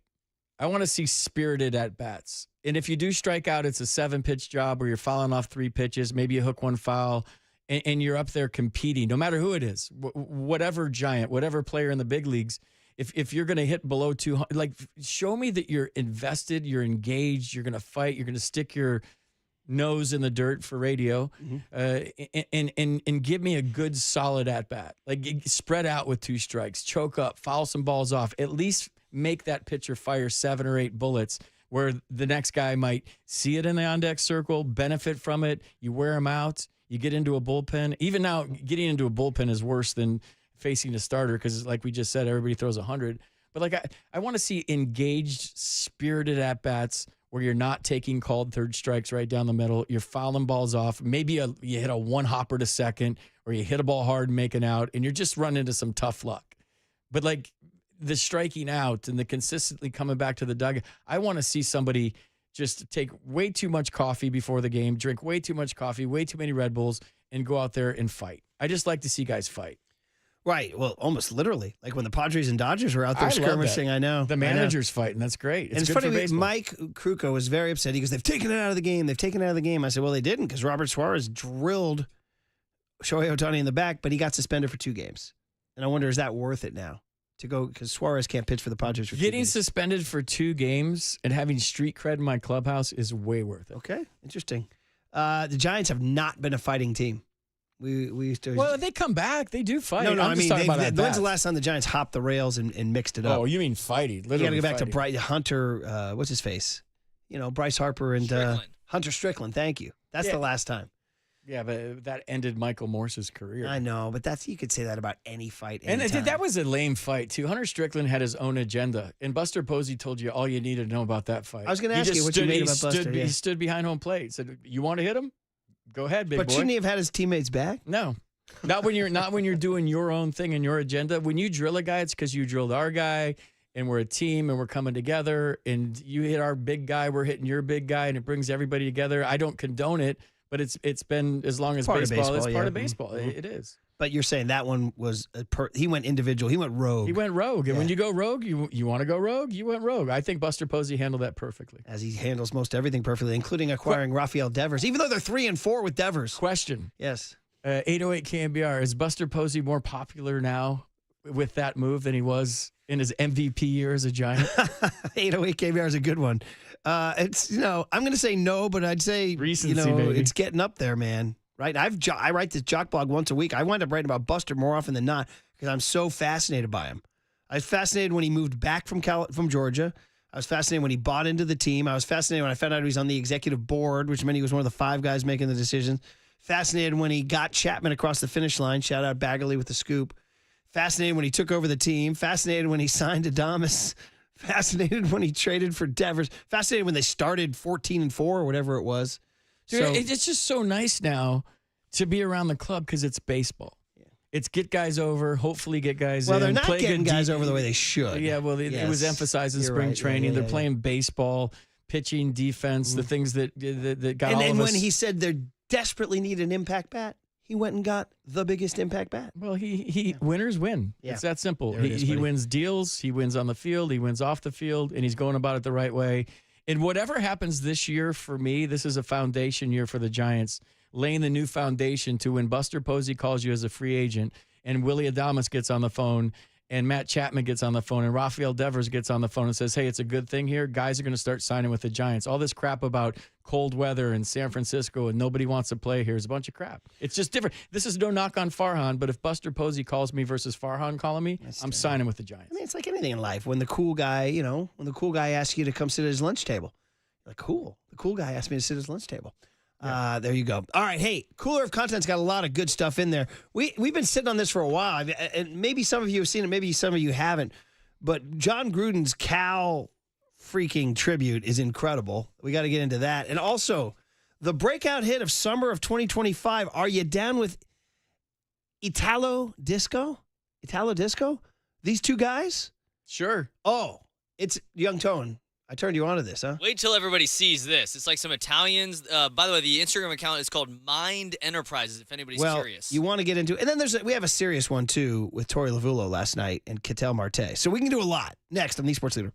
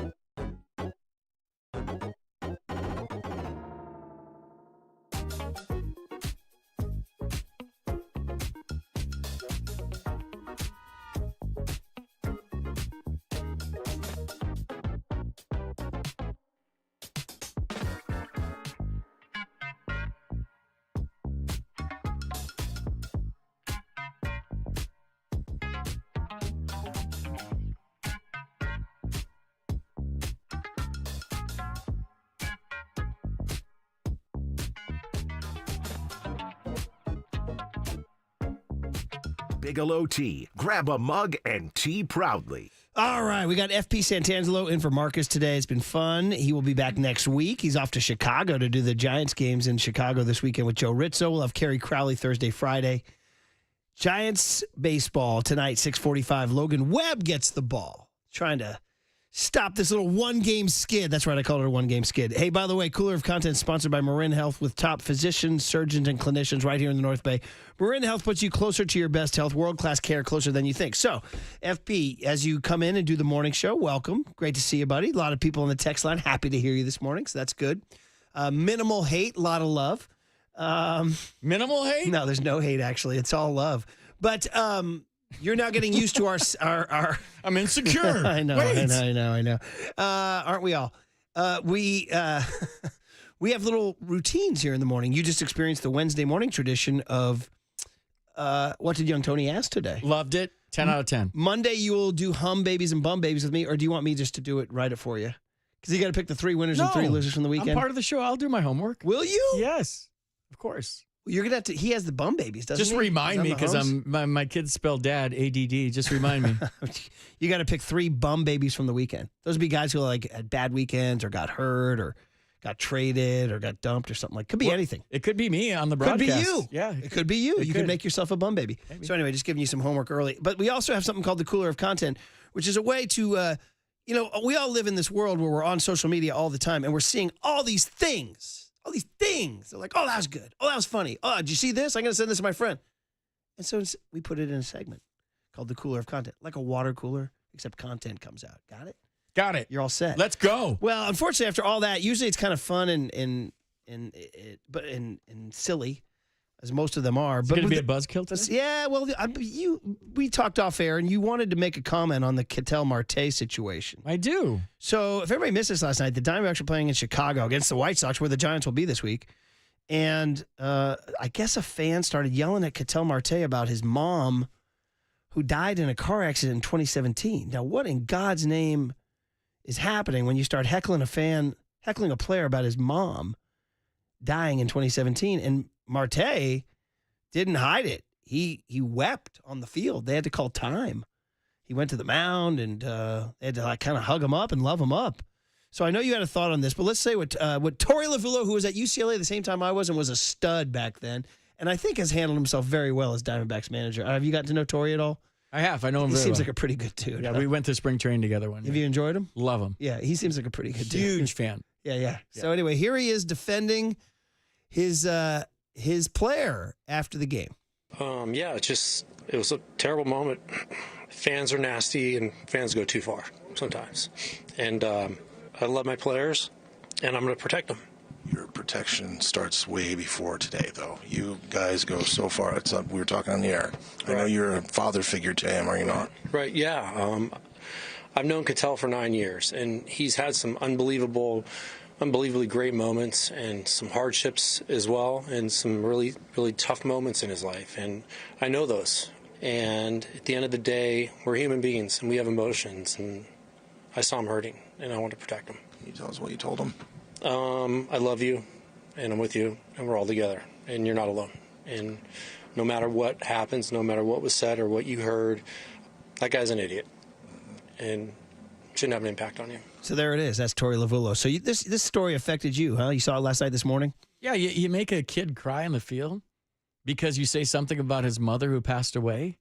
Like, what are we even doing here? Like, it's fun to rag on players if you're a fan. I get it. And some of the funnier ones, I was in Chicago one time in Wrigley Field playing right field, and the fan yelled, "Hey, FP, you're so short, I can see your feet in your driver's license picture." Like, that made me laugh. Like, it was a good rag. But, like, when you start getting personal, and the reason this happened is because it's in Chicago and nobody's at the game, and the White Sox. They listed 13,001 last night. Yeah, so you can hear individual fans when the crowd is small. If it's 40,000 people at Oracle and you yell at somebody, there's a murmur and a buzz about the ballpark that you can't really hear individual fans unless they're like right in the on-deck circle right next to you. So you don't really have access to it. But for the most part, they're funny, and it's part of baseball, and as a player, you deal with it. These guys nowadays, they get done with a game, they go straight to their locker, they pick up their phone, they go on Instagram. And I've talked to some players that get death threats on a nightly basis if they give up 3 runs. I've talked to some players that if they go 0 for 4 with a couple of strikeouts, get death threats. And they have something to deal with that we didn't, and that's the social media aspect of it, where people can be really cruel. And then when you have a fan that's going to talk about your mother who passed away, that's crossing lines, man. That's like beyond crossing lines. And you make a major league player who's hardened and used to hearing rags cry during the game, and then his manager gets choked up in that soundbite we just played. Like, who does that? Yeah. Like people suck. People do suck. People suck. Marcus said a long time ago, we were talking about something on social media. I said, "Oh, did you see this comment about us or him or me?" And he goes, "Comments suck." I said, "Yeah, you're right. People suck. People are the worst." And Torey Lovullo just seems like a good dude, man. It's a lot of genuine vibe coming off of him, and so yeah, that fan apparently was found and ejected. So good. He should never be allowed to be in a major league park ever again.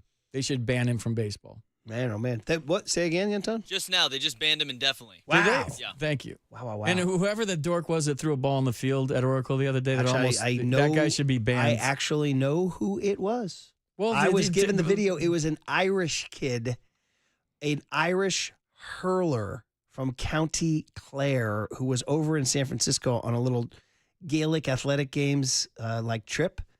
And he is an idiot. And I have people in County Clare who knew him and got the video and sent it to me. Did he get caught? No, they flew back to Ireland. He's in Clare right now. So, but everybody knows. Everybody in Ireland knows. He should get a full cavity search at customs when he comes back. Hate to see the Irish doing this, but God bless it. They got a couple pops in them. My fondness for I the Irish. know. And you can see one idiot Clay. And he was apparently he's part of the Clare. They won the All Ireland Championship. Actually, know the kid's name. I'm not going to say it. We'll move on. He had a pretty good arm. he threw it. He actually threw it with his left arm. Yeah, or not. He was holding a drink with his right hand. Some people were saying it was Kyle Harrison. I have the video. I'll show it to you. All right, guys. Because my buddy, that's how small a country Ireland is. Okay, let's totally change the mood. Yeah, here. sorry. Totally that was change my the mood. idea, by the way. I'll wear that. No, I just want to get out the guys. I want people to know that players go through a lot. They're not just they're human beings. John Gruden's doing his Barstool Sports thing, and for some reason, Ron Rivera sent Ron Rivera is now the GM of Cal football, the same way Andrew Luck is running Stanford football. This is what you got now, and I love Ron Rivera. He's a great dude. He's a Cal Bear. He's a Northern California guy, Monterey Peninsula guy. Everything about Ron Rivera is cool, right to the point where he sends John Gruden a gigantic box of Cal gear. And are we going to do the video or no? Okay, just audio. So Gruden has his assistant filming him as he's opening it. I got to tell you, this is a 7-minute video. I watched the whole thing. We're not going to play all 7 minutes. Gruden just starts extemporaneously riffing on Cal football. He has no idea as he's pulling out jerseys and shorts and T-shirts and helmets. You got to be, blown away by Gruden's natural Cal knowledge. Check it out. This is a multi-box. We got 2 boxes from the California Golden Bears. You know, years ago, as an ex-Raider, I would walk around Berkeley just looking for places to go, you know. And you may not know this, but Adam Derwitz of the County Crows went to Cal singing. Remember, he's opening the box right now, by the way. Places down there in Berkeley. You want to have a good time? Go to Cal Berkeley. This is a program of badasses. I mean, there have been some of the biggest walking badasses in history come from University of California. Guys like Aaron Rodgers, quarterback. Steve Bartkowski, quarterback of the Atlanta Falcons. Good God. How about Jared Goff, a human shredding machine? Cal Golden Bears. Okay, so he's just getting warmed up. He's just opened the box. He starts big with the quarterbacks. Guess what? He keeps going. And this is all, you can tell it's all natural because he has no idea there's this box. He just goes here. How about Joe freaking Cap, man, of the Minnesota Vikings? He's pulling gear Joe out. Cap in the longest yard?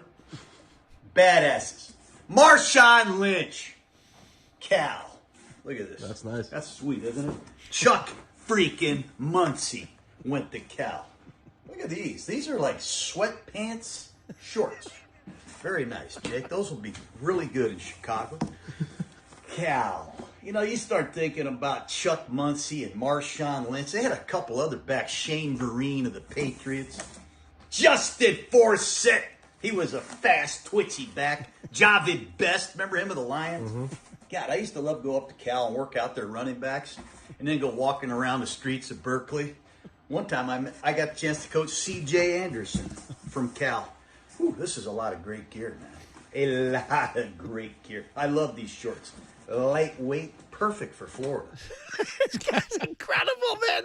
By the way, Shane Vereen, Justin Forsett, Javid Best, and C.J. Anderson are they're all known, but just top of the head riffing is really high quality knowledge, dude. FB, he's not done. This thing goes for 7 minutes. Here's more. Another blast. Look, they sent us some gloves. Oh, sweet. You know, one of the best corners came out of Cal. He played for the Raiders. Nnamdi Asomugha. They had Delta O'Neal of the Denver Broncos. You know how much I dislike the Broncos. You know, I was doing Monday Night Football for a few years. One of the gals I got a chance to work with, Michelle Tafoya, went to Cal. Ooh, these are blue gloves. These are really sweet. You know, we were just up in Fairhope, Alabama, with Alex Mack, Pro Bowl center. It's incredible.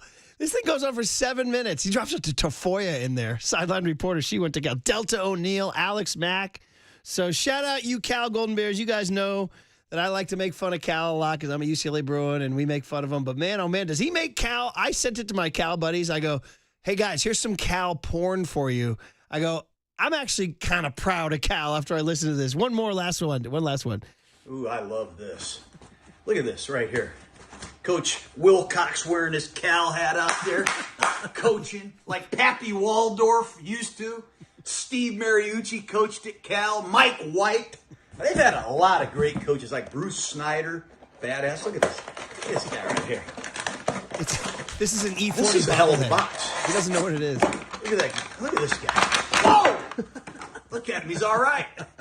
That golden bear. I don't know if he has a name. Oh, It's Oski. a golden bear, Oski. man. Yeah. Look at him. Oh, Look at that's this. sick, yeah. Huh? That's really cool. I mean, this is a great program. California. Berkeley. Nice. Incredible, man. And I've been so FP. One of the running bits on the show is that as a Bruin, I like to make fun of Cal a lot. We have sound bites all over because one time I bet on them and on our Friday football forecast and they didn't come through, and I went on a rant because you're Cal and you'll always be Cal and all this stuff. But man, when Gruden talks like this, dude, makes you want to be a Golden Bear. Makes you want to say, roll on, you Bears. Yeah, I went there for a couple of years. You did? He forgot to mention my name, which I'm kind of offended What'd you right think now. of those riffs there? Dude, that from- was sick. I could listen to John Gruden talk all day. He fires me up, beyond fires me up. Like Pappy Waldorf. You remember Chuck Muncie with the crossbar face Yes, mask that dude, came it's right down incredible. across his nose? Delta O'Neill. Yeah, but Steve Mike White. These are all names that I remember, dude. Young Tone, man, make you want to be a Cal fan, huh? Dude, shout out Berkeley. It's a great place up there. The stadium's beautiful as well. Berkeley Hills. You got the Tilden Hills as well. A nice golf course up there. It's a beautiful area. Solid Greek life, too, by the way. All right, let's end it with maybe the breakout hit of 2025. This is a multimedia thing. This is the video. So YouTube, Twitch, and Twitter, you're going to get the extra bonus here. This has all happened in the last week or two on social media. If you're scrolling Instagram, these two guys crop up. You're like, what's going on here? Who are these guys? And they don't look like, one of the guys definitely kind of looks like almost like Stan Van Gundy. He looks like Stan Van Gundy wearing kind of like bad shorts and bad T-shirts. Tight shorts. Yeah, tight shorts. He's not like a traditionally handsome man. And the other guy kind of looks like almost like a computer nerd, just wearing like a polo shirt tucked into jeans. And they're standing in random places like a bathroom, a balcony, a patio, a living room, and they have Campari. You a Campari guy? The Italian liqueur?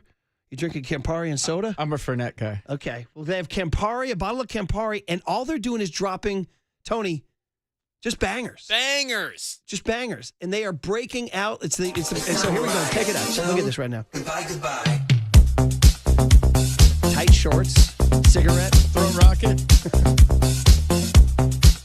Schmeg. See, if audio only, you're getting the beat.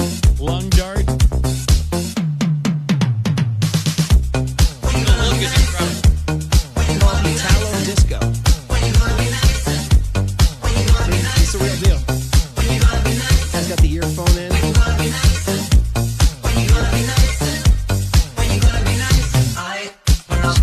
So, apparently, That'd be my walkout they're called song. Mind Enterprises, and it's a cigarette-smoking Campari DJ duo. Dude, the guy's name is one of the guys from Torino. There we go. Yeah. Torino, Turin-born producer Andrea Tirone and Sicilian synth master Roberto Canigliaro. Dude, these guys. They're connected. Dude, the Stan Van Gundy guy is easily the winner, isn't he? Yeah. You feel me on Van Gundy? Yeah, great call. Weekend at Bernie's / Tony, how are these beats? These are amazing. Dude, I want to hang out with these guys. We're drinking the Campari 100% smoking a snag. Yeah, let's go. On an Italian patio or balcony. You know what? These guys are no oil paintings, but I bet you they do well. Think so? I think one more. We have a third one here, Tony. We have a few of these in here. Go and follow them on Instagram with Mind Enterprises. It's really the only reason to become a DJ. To do well after the concert. Look at them. They're just so consistent. They're drawing inspiration from the fizzy Italo music that swept their home country in the 80s, sound defined by groovy bass lines, hypnotic drum patterns, and cosmic keyboard melodies. Their aesthetic is focused on classic 80s clothing, cigarettes, and Campari. And their hero is Herbie Hancock. This Repstar reading says, musically speaking, Tironi and Canigliaro drop banger after banger after banger. So, Tony, these guys are big? I mean, honestly, it's the first time I've heard of them. I didn't see them popping on my feed. I know a lot of people were talking about this. Like I said, Mind Enterprises looks like a great follow on Instagram. Looks like a scene right here. We got some old porcelain countertops. The clothes, the stripes. All about the glasses. I think Campari is your next stop. You gotta start drinking Campari. Well, thank you guys. There you go. There's a very. I like the way you move. Come and shake your body to the This is so sick. This should be our rejoin music. Yeah, you said walk-up music. I bet some big league players might sniff this for a walk-up. I think it's your show open. In a league disco. Anyway, yeah, 100%, buddy. Proud of it. The Benedetti. All around here, all play baseball in the nation. All right, guys. Here's the deal. That's the end of the Cooler of Content. Boy, we made you cry and we made you laugh. We made you dance. All right. We'll figure it all out on the other side on eSports Info.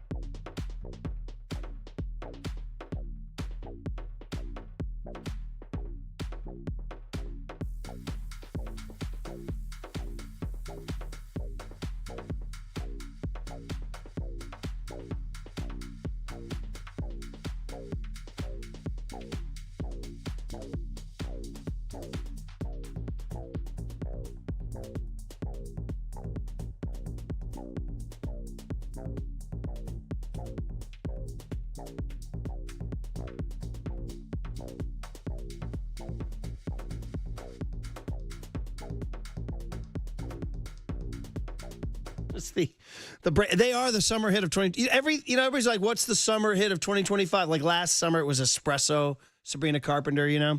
There's really hasn't been one this summer. It might be these guys, the Italo Disco guys from Mind Enterprises. A lot of people checking in on the 415-808-5627 Golden State Lumber and Showroom text line. 925 says, I love the fact that from Torino, my last name is Grifoni and have Torino origins here. Somebody's 281 says a little Herbie Hancock inspiration going on here. And then 408 says, Italo Disco is the perfect distraction from getting waxed by the Dodgers AAA team last night. They looked like little leaguers. There's somebody salty. 707 says, those beats are banging, but they look like a low-budget Prestige Worldwide. Now, what's Prestige? Great call. Step Brothers, Murph. Oh, okay. My bad. 707 says, can we change your name to Fernet P. Santangelo? You sure can. Okay. Fernet P. I'm waiting for Debbie Gibson to chime in right now. Yeah, a little bit. Sure, why not? Only in My Dreams? Was that the song? Yeah. That's got the vibe right there. I looked up FP's birthday before we came on because I thought he was older than me. I'm a month older than FP. I got to say, that was a setback in the morning. I was like, oh, cool. At least I'm working with somebody. Because I knew you were right around my age. But if you put a gun to my head last night and said, what's it? I would have said you were born in 66. Just because I remember watching you play. I was like, yeah, I think that guy's a year older than me.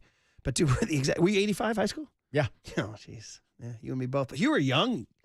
You were yeah, young. Yeah. So you were 17 when you graduated. Yeah. Did you ever think? Have you ever thought about the fact that if your parents, because now I'm in suburbia now, and parents redshirt kids all the time. It used to be a joke, like, oh yeah, you're gonna redshirt. No, now they literally do. They start kindergarten later with the intention of being better at high school sports. So, can you imagine if you returned for your senior year in '86, dude? How much you would have raked? No, I was done with high school. Okay, I was ready to get out of there. All right. So, but it is true because now you get bigger size. If you hold a kid back who's sort of like 3 or 4 or 5 months older, they sometimes they're almost a year older than other kids, and they're bigger and stronger, and they just perform better. Simple as that. Just grow more. Yeah. There we go, buddy. Okay, let's get ready for tonight. We bitched and moaned about last night enough, although you didn't bitch and moan at all. It's baseball. You lose games. There's 162 of them. You said must win tonight. It's too early for a must win, but it would be. You want to take 2 out of 3 from the Marlins. I said that when I saw this 6-game stretch against the Marlins and White Sox, I didn't put it down as a state law, but I said it'd be really nice if you went 5-1 here, and that's realistic. All right. Well, now they've lost a game. Now they got to run the table. Because everybody was making a big deal about this schedule is softening. We had Andy Baggerly on earlier this week, and he was noticing the schedule. And he said, you got to look big picture at this stuff. And he said they're going to play the Marlins. They're going to go to the White Sox. They're going to go to Arizona, who's now without Corbin Carroll and Corbin Burns. And then they're going to go play the Sacramento A's, whose pitching is just getting destroyed. Like last night, you see the A's put up 4 runs on Tarek Skubal in the first 2 innings and lost. They wound up losing the game because the Tigers wound up pounding the baseball all over Sacramento. So maybe even the Giants can hit Sacramento. So that's 3 against the Marlins, 3 against the White Sox, that's 6, 4 against Arizona, 10, 3 against the A's, 13. And Baggerly said to us, that's a stretch where you'd like to go like 9-4.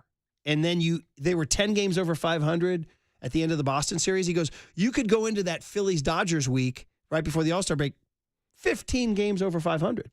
I was like, boy, that sounds great.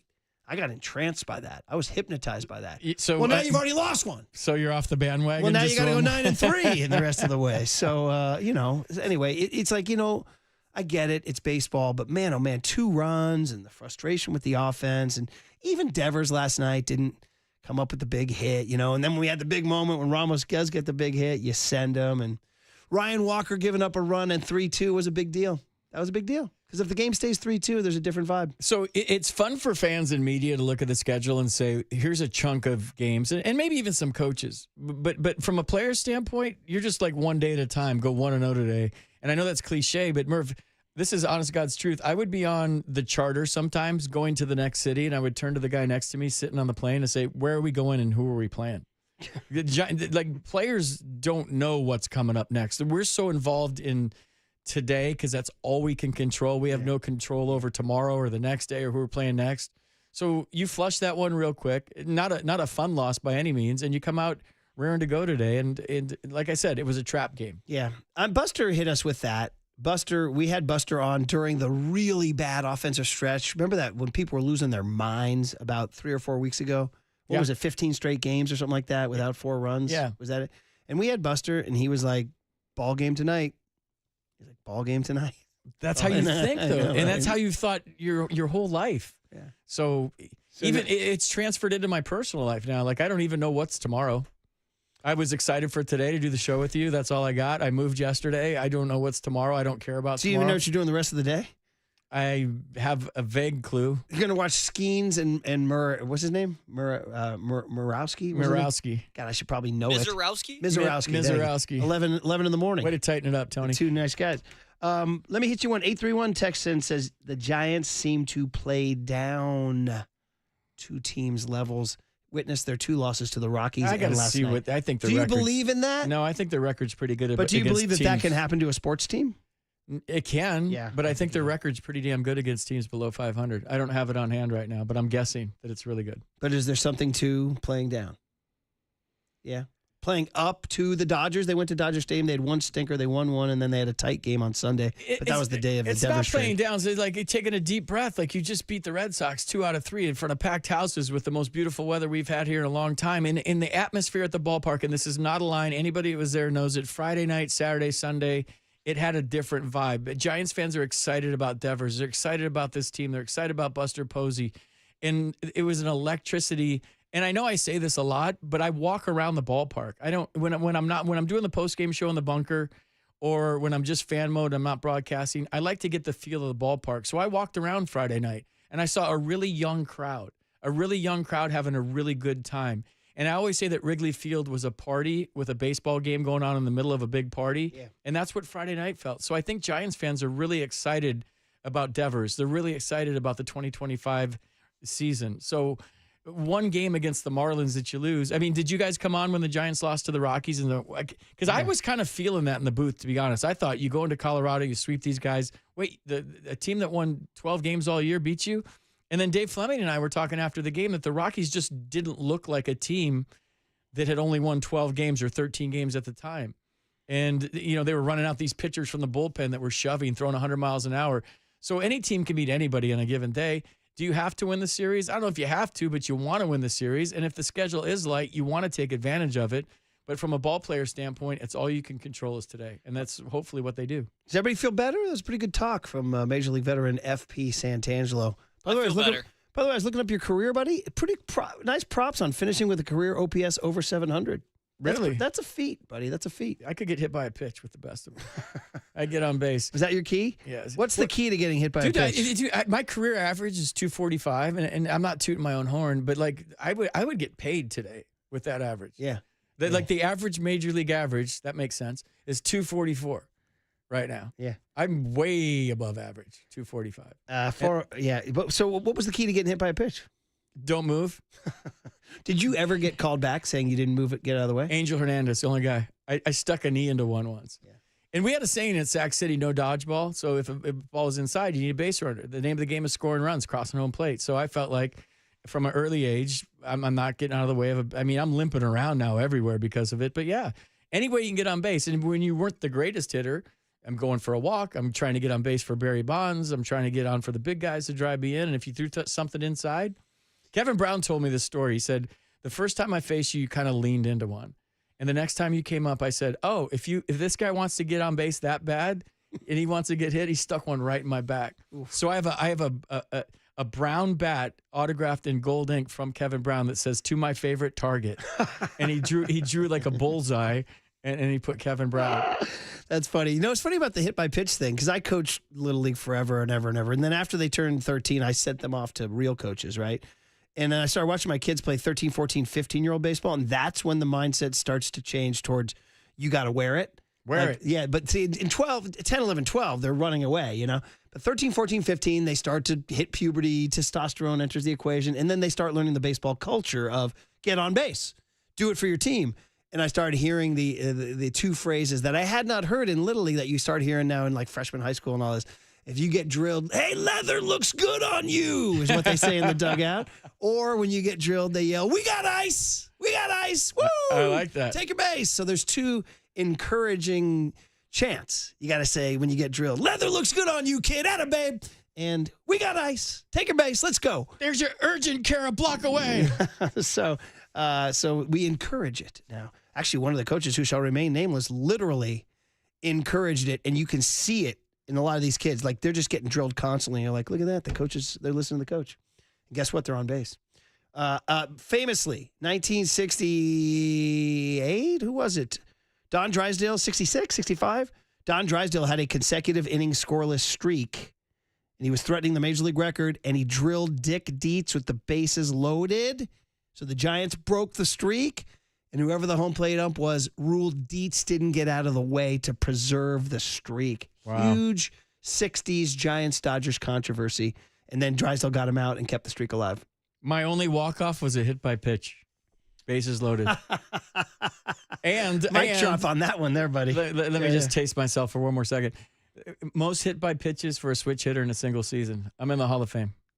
You know what? Taste yourself, buddy. Yeah. Taste yourself. I have a Happy Gilmore record. Yeah. And you taste like Fernet and Campari is what it tastes like. There you go. All right, buddy. Here's the deal. We will hand it over to Silver and Pop on the other side. And our final flag post, young FP, you learned about the guest list with the horns. You learned about what did young Tony ask. You learned about Cooler of Content. We always end the show with what did young Tony learn today. We'll do that next on The Sports Leader. Time for traffic on the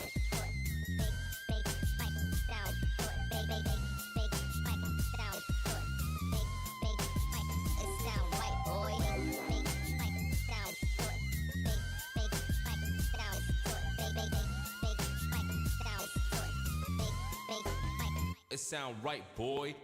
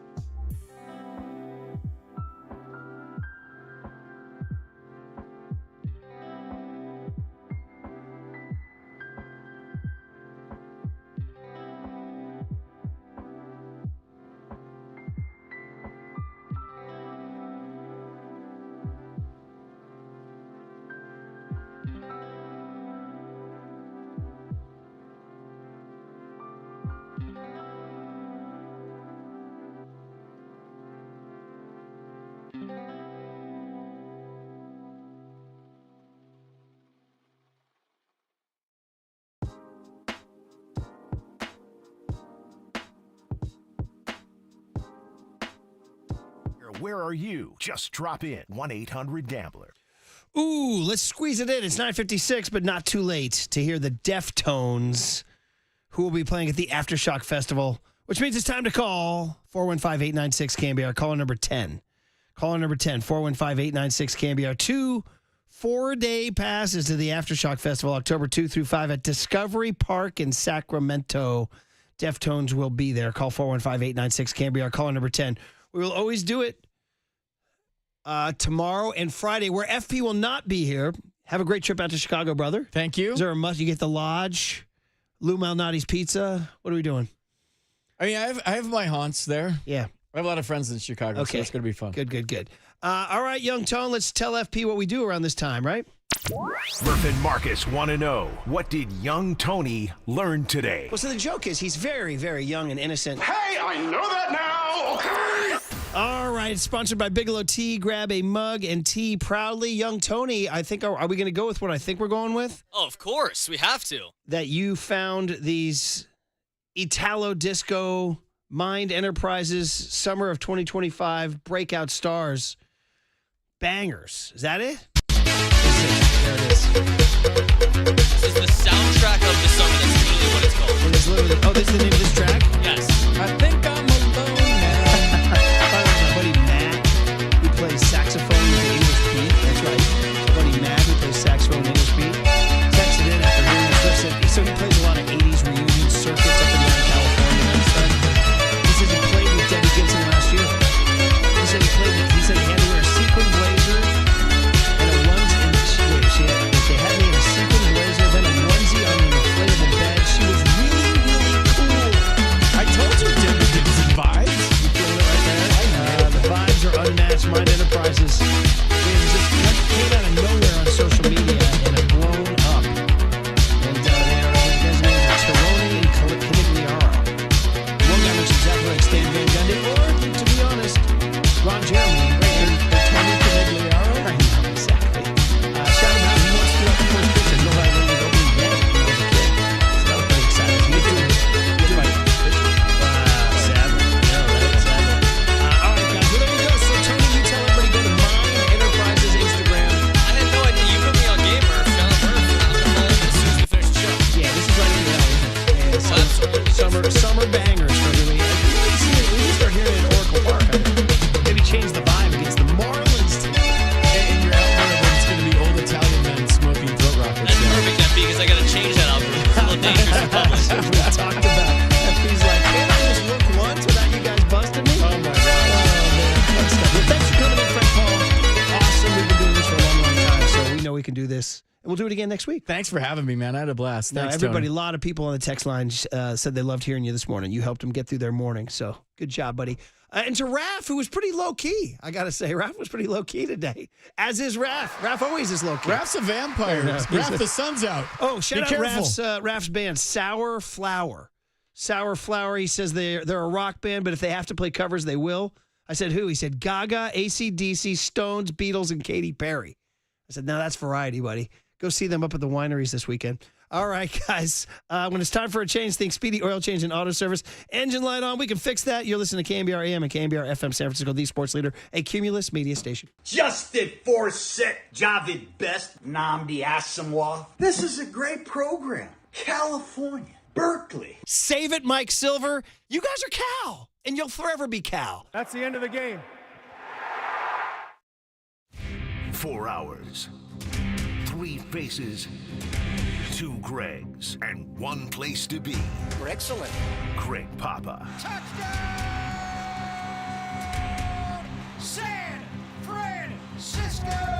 And Greg Silver. Let me tell you something. There is no such thing as being calm. I am fired up to be here. This is Papa and Silver.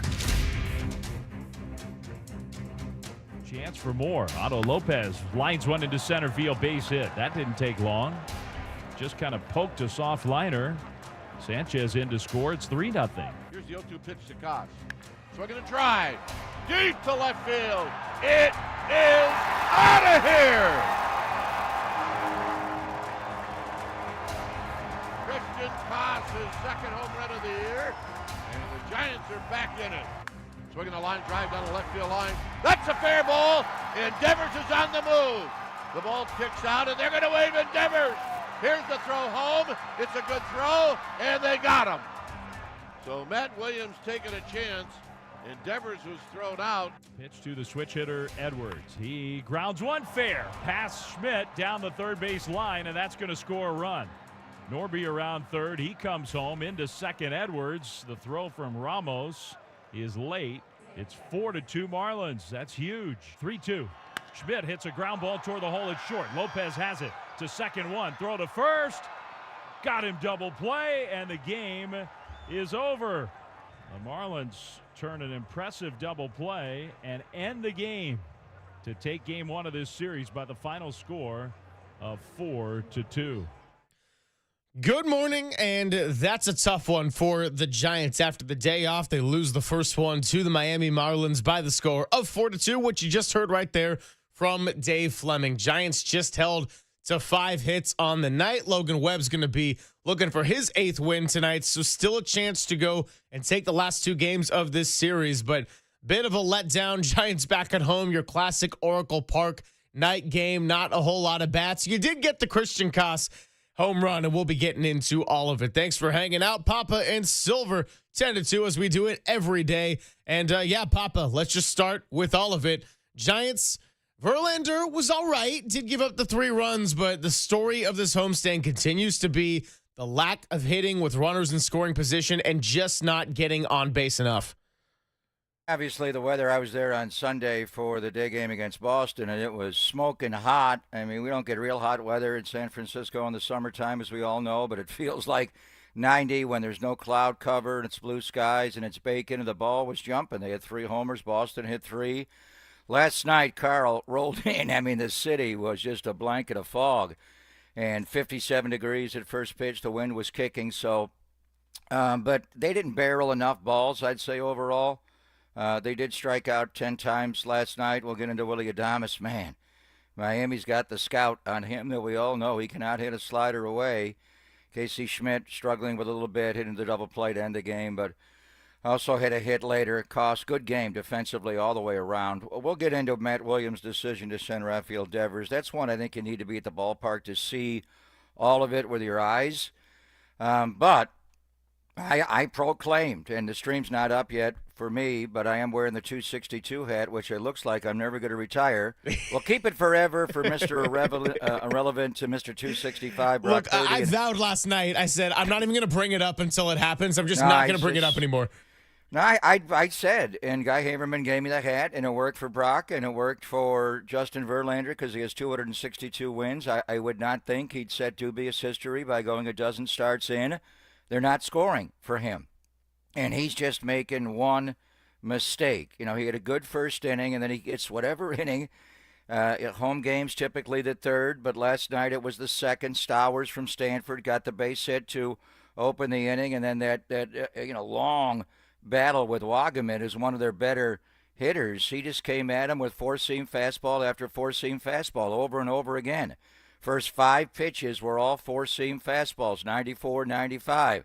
And he's fouling pitches off, and, he's throwing fine last night. He's not Justin Verlander of Cy Young fame, but he's good enough if he executes pitches to get major league hitters out, and he's smart. So he went 5 straight four-seamers. The 6th pitch was a changeup, and then a couple of more four-seamers, and then he just hung a curveball right in the middle of the plate, and Wagaman whacked it, and there you go. And then another hit to Norby, and then he gets hit around a little bit in the third. I think the one thing, and we didn't know, coming off last year, Greg, with the neck and the shoulder, we've seen this guy miss entire years with Tommy John, come back late in his career in his 30s, and be the best pitcher in baseball and win a third Cy. His year in Houston was incredible. So you don't know with him. But I think we know now. He's not that guy, and he is the oldest professional sports athlete we have. He reminds me a lot of Aaron Rodgers, maybe not as talkative, but a little standoffish a little bit. And with Rodgers, it was obviously the Achilles and his body breaking down. And with Verlander, there's a little bit of that where you see, Aaron's eyes, and you see him squirming on the mound. He's searching. He just misses. He executes a lot of pitches, and then when he misses one, they just whack it. There's no margin for error. So, we were thinking the way Robbie Ray was pitching, now he slid back a little bit. Logan Webb will go tonight. I mean, if you put him in, and I don't like to do that, like, top of the rotation, back of the rotation, what does it matter? Each start counts a baseball game, whether you're the fifth starter or you started opening day. Who cares? Right. They have to build a roster that way with a payroll, and this guy's making $15 million for 1 year. I mean, look at what Brown Eye Blue Eye is doing in Toronto. Max Scherzer's hardly pitching, so they are going to end their career. I think the bottom line is we've seen enough of Verlander, I think, to say, although even now that I'm starting to say it, I want to back off it because he was out a month with the right pec. He was away to become a father. Congratulations to him and his wife, Kate, on the second baby. He's got a baby boy and a 6.5-year-old girl. So I don't know what he was doing in between starts. He threw somewhere on Monday. He knows what he has to do to get ready to pitch. He's a pro's pro. He doesn't want to go out there. He's just missing slightly, and then there's no margin for error, and because they're not scoring runs for him. With the exception of that one extra inning at Wrigley Field, they're scoring about 2 runs every time he's on the mound. So some of it has been him. He's hanging too many pitches. He's not getting deep enough into games. He does not want to give up any runs. He does not want to give up 3 earned runs, certainly not in 5 innings. A quality start. Do you think Justin Verlander cares about a quality start going 6 innings, gives up 3? This is a guy who went 8 and gave up none or 1 and punched out everybody. So the stuff is there, not to the degree of where it was, but his margin for error is just a little slim. Yes. If he makes a mistake with location and not able to execute pitches, and obviously he's having a hard time, like his last start against Cleveland, putting hitters away. I mean, when Justin Verlander got 2 strikes on you before, you were walking back to the dugout. You were done. He was putting you away, he'd spin you around and drop you. He had 4 or 5 ways to get you out or just blow you away. I'm JV. Now, he strikes guys out. He had 5, but a lot of times with 2 strikes, he's having a hard time putting hitters away. But the bottom line is here, again, they scored just 2 runs. We had an explosion of offense. Those first 3 Rafael Devers games against Cleveland, 2, 2, 2. We were stuck on 2. They won a game. And then against Boston, they score 5, lose on Friday night, 9 on Sunday with the warm weather, 11 hits, 3 bombs. But now you're back to 2. And I will save it for an entire segment because I think we have to break down the decision that Matt Williams made to send Rafael Devers. I've watched it back several times on TV, but the reality is when you're watching on TV, you're not seeing all of it. I'd like to see, and Chris Babcock, our friend, our stat man, was right behind home plate. He thought it was a terrible send. I'd like to see just Devers running on the play from first to third, and if he did slow up and the angle he took when he hit the bag at third, it looked like he got a little choppy. And we've been talking about the groin injury. He busted his ass to beat out the ground ball right before that, in the faithful inning. And that's as hard as I've ever seen this guy run. And he has been out. He's been called out in Boston, rightfully so. He did not run hard on a lot of ground balls. You know what? Neither did Barry Bonds sometimes. I remember Barry popping a ball up right over the home plate area, and he thought for sure it was going to go foul, and it spun back fair, and everybody crushed him. Rickey Henderson did not run hard all the time down the line, or very seldom. Rickey had, thick legs, tight hamstrings. He wanted to stay available for his team, and, Rickey being a right-handed hitter, could you imagine him being a switch hitter or a lefty? How many infield hits he would have picked up? But even as a right-handed hitter, when he was coming out of the box, he could roll into it. He didn't run hard all the time. It was more valuable to stay in the lineup. Devers is playing with an existing groin injury. When he hit that ground ball that he beat out, his momentum on the swing, he kind of fell forward, propelled him down the line, and he busted his ass. That is as hard as I haven't watched all Devers at-bats, obviously, in Boston, but you glance at him, and he does pull up like Barry and Rickey would do occasionally, but this time he did not. He ran really hard. So if you're Matt Williams, you're thinking, he's got frisky legs right now. We can't score. I know Wilmer's on deck. We'll get into the whole play, but it really would be the one angle before I make an opinion, and maybe people that were at the game could give us more. How was Devers running specifically after he turned second and was going to third?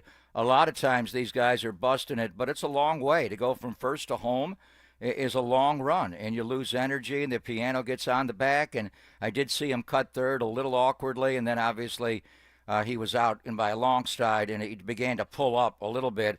And I do worry that he's done something more severe to the groin. So I think that may be, and I want to get your thoughts on the play, because right now I really don't have any, I have thoughts on it, but you need different angles to really see what Matt Williams was seeing and exactly how Devers was running, coming towards him, because he could put up a late stop sign and stop him or waving based on those last few strides as he was heading into third base.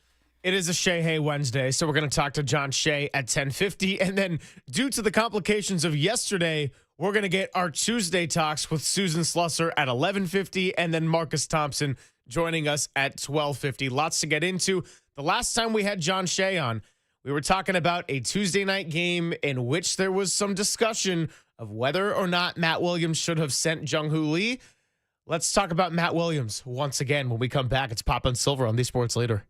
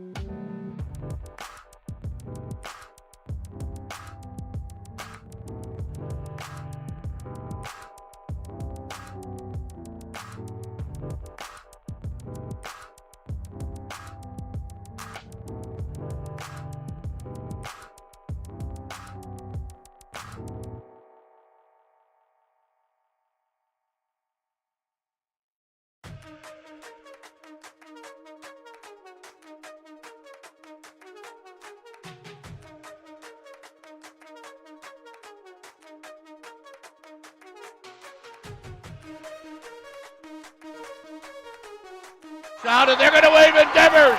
Here's the throw home. It's a good throw, and they got him.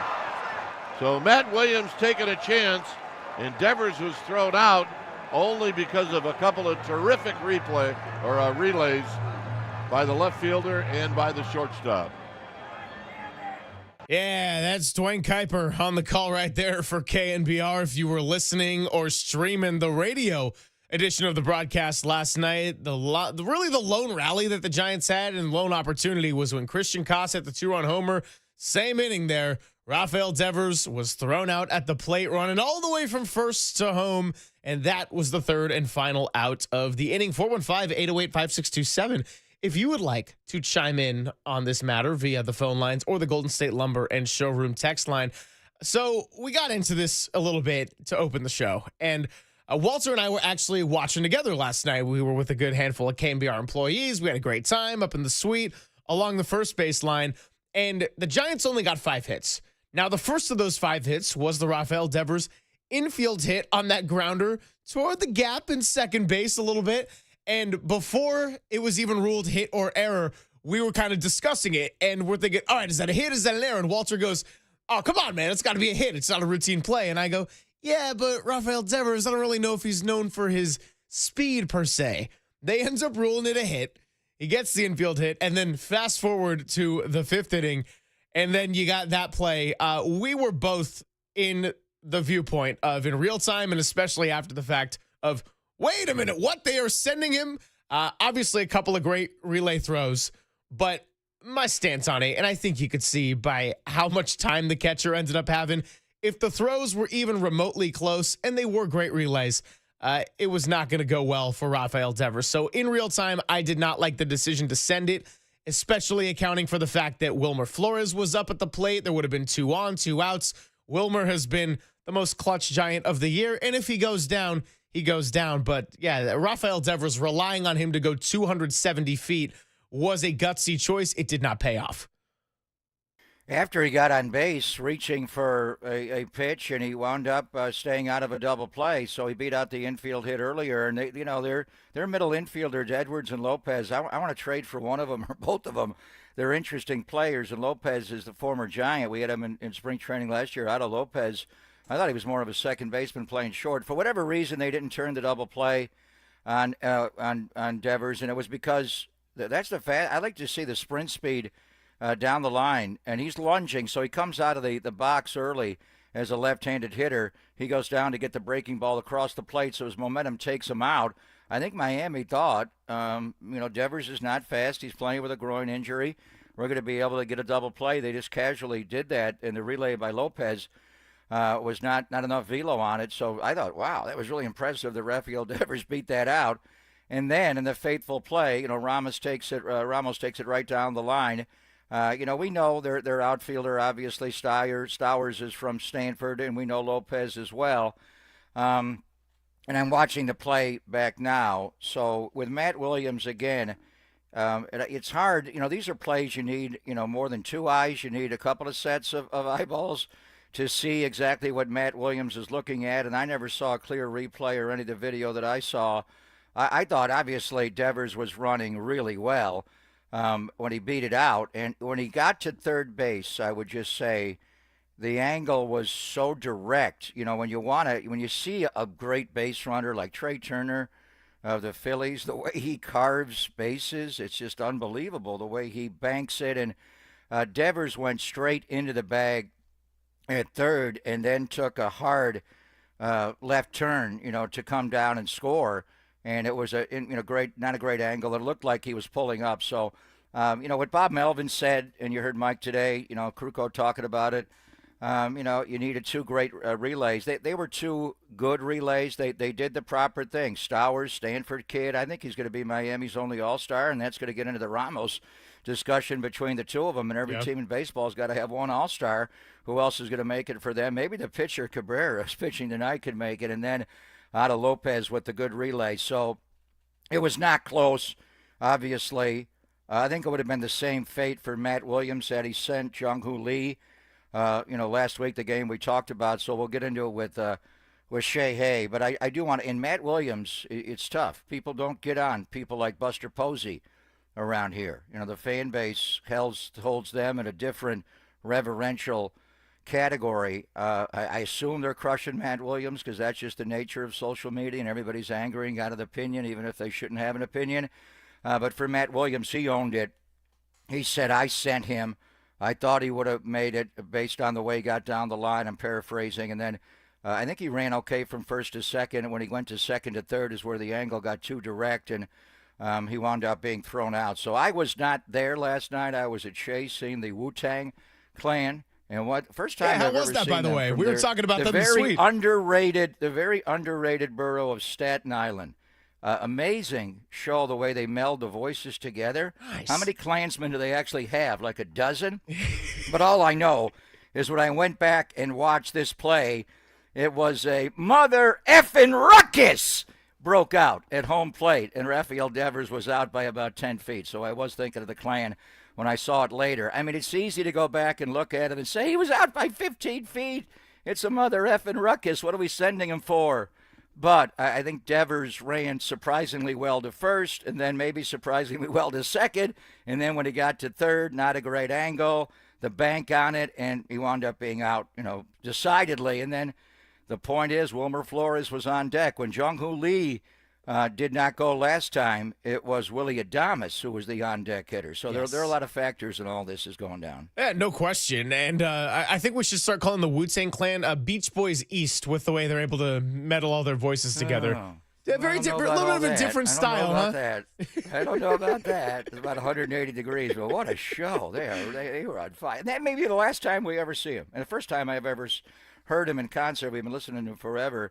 But from Staten Island all the way to the Bay Area, and they gave the Bay Area a lot of love, and they were fun last night. 808 KNBR if you would like to chime in on this matter. John Shea going to be joining us at 10:50 like he does just about every Wednesday.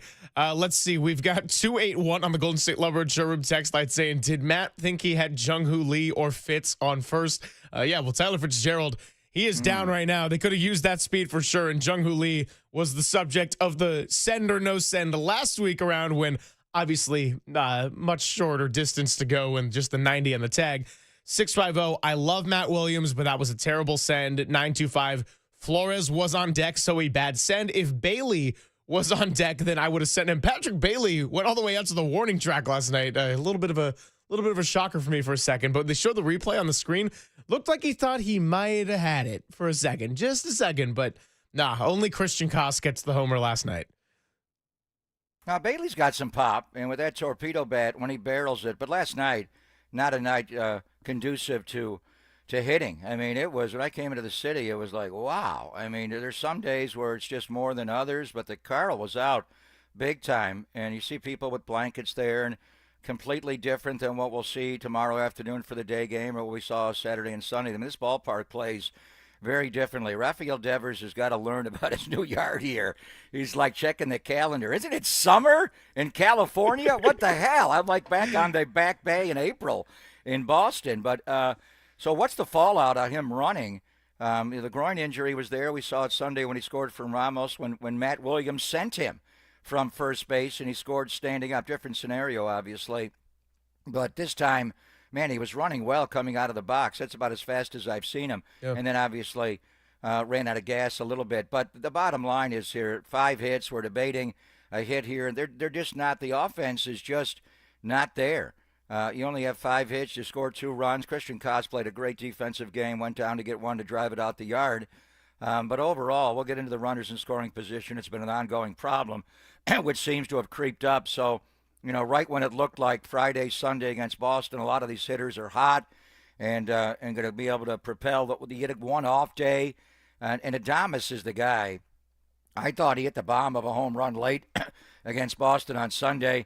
That slider, and their relief pitcher that came into the game, they had a scouting report on him. Who was it, Bender? He had the air bender going. It looked like Devin Williams. I mean, he gave him some nasty sliders, and he got Casey to chase one as well. I was worried about the pop and silver curse there, but the scouting report is out on Adames, and it's been, he came out of it for a long time. But the bottom line, 5 hits and just 1 home run and 2 runs. I know it was cold and windy and not conducive to scoring. But Miami barreled up a bunch of balls and were able to get to 4. So we could pick all of it, and it's just right now the offense is just going up and down, and that has been the season-long problem. When they're scuffling, they're not scoring. So another piece of news that got mixed into really everything yesterday between what we had going on in the studio, random NBA trades. By the way, we'll get into some basketball a little bit later with the draft and everything, but Kristaps Porzingis is now going to be an Atlanta Hawk randomly. So offseason's kind of getting off to a little bit of a quick start with a lot of different moves. That'll be a topic for sure as we get closer to Marcus Thompson. But Matt Chapman has seemingly made some pretty good progress and even a little bit ahead of schedule. So Bob Melvin spoke on that topic, and we'll hear that next. It's Pop and Silver on the Sports Leader. KNBR, the Sports Leader.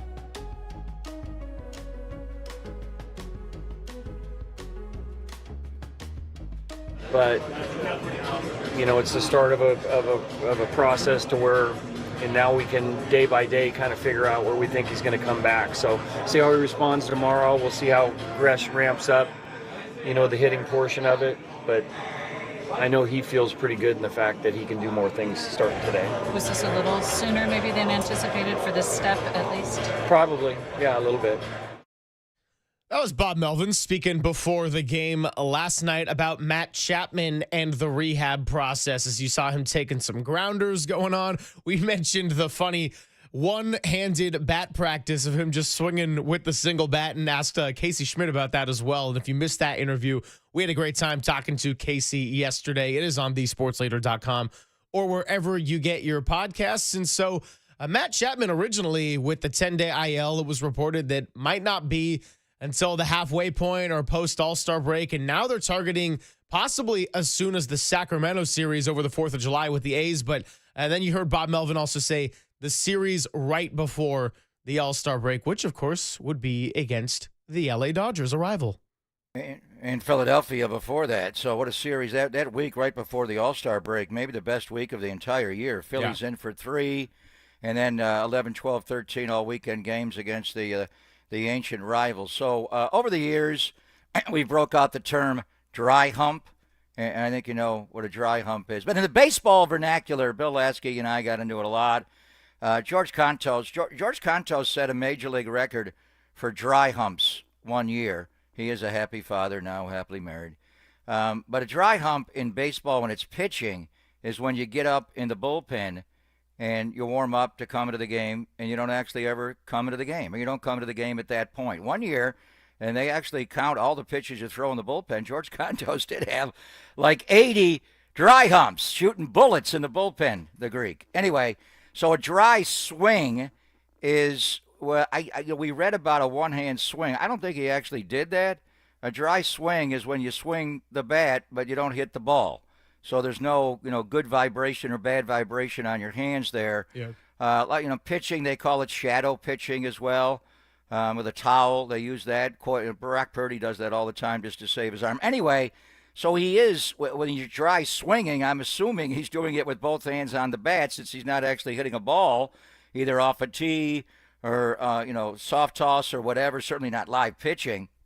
So he is able to grip the bat with his top hand. And when I saw some video of him taking ground balls, he didn't throw the ball. He just wanted to get the glove work and stay. He just do what he does, and that is field ground balls. But I don't know if he's throwing the ball. Every time I saw was a soft toss and just kind of threw it to the side. So whenever he comes back, he comes back. If it's, the calendar's going to turn here, and you got Miami and Chicago to close the month of June. And you got a chance here to have a good month of June and be a June boon and not a June swoon. But these teams that it's hard to get their personnel a little bit. Honestly, how many Miami Marlins can you name? Chicago White Sox over the weekend, back-to-back terrible years. And then the calendar turns when you go to Arizona, June 30th on the Monday, and then Arizona and the A's. And Arizona's been so ravaged by injuries, losing both Corbins, Burns, and now Carroll. They may be sellers. We'll see. And then that series we're talking about, Philadelphia and the Dodgers. So if he comes back around the All-Star break, it'd be great. You'd love to have him for the Dodgers series. And if you're going to beat Philadelphia in July in this ballpark, you're going to have to bang. You can't, come up with 5 hits to beat them because they're going to hit the ball out the ballpark. Kyle Schwarber doesn't care what yard he's in. With his launch angle, he'll leave over the Mays wall. So anyway, it's encouraging to see, but he's not coming back anytime soon. You're going to have to play on without him. Christian Koss did a tremendous job last night. Defensively, the play he made to open the game going back, looked like he was running a 9 route or a bang 8. Yeah, the little slide. The way he turned and caught that ball was just really impressive. Tyler can make that play, and then there was a play up the middle he had arranged to his backhand side. There was a play in the hole the other way. Christian Koss, Casey's Casey and Chapman's Chapman. But after that, I'd even include them. He is a tremendous defensive infielder. Second, short. I haven't seen him at third, but I'm sure he can play it. What a player. And then he rides one out of the ballpark. And the guy they're going to see tonight, Cabrera, is a lot like Quantrill, who they saw last night, Greg. He has reverse splits where he, as a right-handed pitcher, because of his slider And his curveball, he's actually very tough on left-handed hitters. So we were wondering how they're going to do this with Wisely and Koss. Well, you would think Wisely, a left-handed hitter against right-handed pitchers, would be in. No. Bob looks at, splits and breakdowns, and this happens more and more in baseball with these breaking balls and change-ups. So I would think Koss would play again tonight, and then maybe Wisely would be out there against the junk baller. He'd love his last name. Jansen He's gonna bring the junk. Yeah, make sure you put the cup on pitcher. Anyway, but Koss looks good. Casey swung the bat well last night. He chased one slider into double play at the end of the game, but he hit the ball well. So they're going to ride it out for a while. We're going to look at other guys to trade for. Both of these Marlins second basemen and the shortstop are interesting. We'll talk about them more. But for the short term, Christian Koss is a pretty good player. Great story in spring training. Got sent down when they made all the changes on June the 4th. He's back, and when he plays every day, he looks like an everyday player. When you play him once every 10 days, he looks like a guy who should be playing every day somewhere. He just doesn't, he's not built that way. That's hard when you're coming up in the minors and you're playing every day. Then all of a sudden, to get onto a major league roster, you're asked to play a Super U role. Tyler Fitzgerald had that problem. I actually think Tyler's best role in the big leagues could be like a Tony Phillips role. 26th man, or he'd be better than that, but he can play anywhere. Yeah. If he can play short and he can play center, he can play anywhere. Probably catch if you had to. He's probably the emergency catcher. He could pitch as well. Tyler could play anywhere. Likewise for Christian Koss, it's just when Tyler was asked to do it previously, he got so out of rhythm that he wasn't good at it, so they had to send him down. And when he was playing every day last year in May, he caught fire. He came back up. So I know he's leading off. The River Cats are playing a noon game in West Sac. What's the temperature for that first pitch on June 25th today? But I know he's back in the lineup for Sacramento, playing at second base and leading off.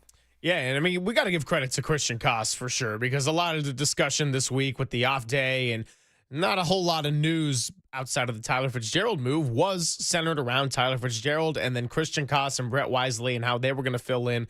Casey Schmidt, of course, will be taking second base once Chapman is back. And going back to the start of the segment, well, if Matt Chapman's a little bit ahead of schedule and if he is able to come back sooner than we originally expected, then the playing time would go down for Christian Koss and or Brett Wisely, depending on, how it all goes with Chapman and the rehab and the trajectory of it. Christian Koss, he is a City Connect guy. That was his second home run of the year. The only other one was the Grand Slam when Arizona came to town. And just a nice little fun fact here. Christian Koss at home in 22 games has a 716 OPS and hitting 262, the magic 262. And then on the road with 13 games, just a 399 OPS hitting 176. So we talk so much about the struggles of hitting at Oracle Park, but Christian Koss has gotten more reps at home. And I think, not surprisingly, has put better numbers up at home. And he was the unlikely source of offense last night, but then defensively as well. Of course, that first catch he made was a spectacular one in such an awkward motion, like he was running a route as a receiver. But then there was also one of those bullpen innings where I don't remember if it was Jelly or Bivens, but I think every out was coming his way. He was just getting hit after hit after hit and doing a good job fielding grounders on the defensive side as well. He is a plus defensive player. Tyler Fitzgerald is really good at second base, and his athleticism and range does play. He'll play against Boston where he was up the middle shading the hitter, and the ball went to shallow right, and he just turned and ran in a direct line to the exact spot where it was going, and he caught the ball, and Yaz didn't have to come in from right. Wow. Tyler's gotten good at second base. Christian Koss is better. He is a tremendous defensive second baseman. Is he your best defensive shortstop on the team? It might be. I mean, Casey's got the tools, but Casey's just not a natural at short. He's a natural at third. Koss is just a defender. That guy can play anywhere. So, when Matt Chapman does come back, we're all assuming Casey goes over to second. Let's see how it all plays out. That's the plan, but things change. And I think Wisely would be completely off the roster. He would get sent back down to AAA. So it's interesting, you take an inventory on these guys and who they are. I mean, how many of us, I remember seeing him in spring training and thinking, who the hell is Christian Koss? Who is that guy? And then, Steve Sachs knew him well. One of his relatives played with him, and the reports from when he was in Sacramento last year, and that was the big story when they broke camp, and Bob Melvin and Buster told him in the clubhouse he made the club. He got real emotional. A lot of people in the clubhouse to tell the story got emotional, and he's played well. I think he might be good enough to be an everyday second baseman. I mean, honestly, again, and we like Casey and we had him on, but is he going to defend like Christian Koss at second base? I mean, at third base, he definitely does. Second base is a whole different deal. So let's just see how Christian Koss hits. If he hits, and he doesn't have to hit a home run, obviously, every time up, just play situational baseball, hit behind runners, hit the proper route, get the ball in the air when you got to get it in the air. All of it. Can he drop down a bunt the way Tyler Fitzgerald was able to drop down bunts and move runners along and playing the safety squeeze game? I'm not willing to say Christian Koss is not an everyday second baseman. He is definitely an everyday second baseman defensively. You were asking the other day, what do you want from second? Well, I want everything. I want Jose Altuve. I want Robbie Alomar. I want bombs and stolen bases and 10 gold gloves. But realistically, defend. This is a ground ball staff. So you got to make the outs when you make them. You got to turn double plays. You got to have show range. The play made in shallow center. What a play, going to his right up the middle, going to his left in the hole. He does not have a defensive weakness. I know he made an error the other night on Friday. They're all going to make errors. You're not going to play a whole season and go error-free. It happens. But that was his toughest all-around game of the season, too. It was the defensive error, but then the double play bases loaded twice. Yeah, he doesn't get RBIs for that, but he brought in 2 runs for that. And he swung a little bit early. I mean, you can pick on him. This is not football where they're playing once a week. They play every single day. Some guys go 0 for 4, golden sombrero, come back, hit 4 bombs.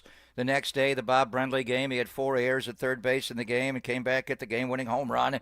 Baseball's a game of failure. It's up and down. That's why a lot of young kids don't like playing baseball, because it's humiliating, to strike out that much. And you got to hit your last time up, but they remember, where they fail or make an error.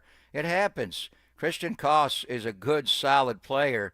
I think that could be worthy of a debate, in a couple of weeks' time. If Koss, and he's got to settle in and have a role, how much playing time will they give to him over Wisely? But before he got sent back down, and he wasn't playing much when he came back, when Tyler Fitzgerald was out with a rib injury, he got timely hits.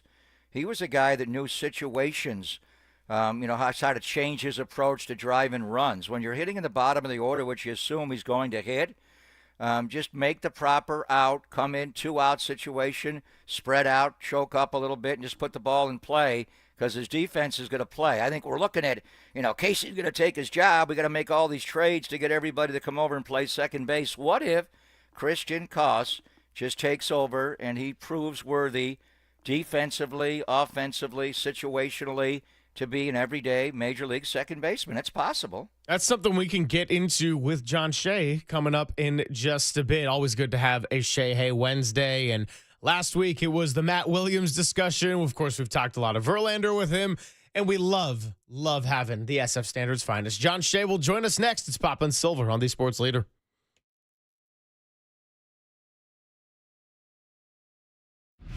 Time for traffic.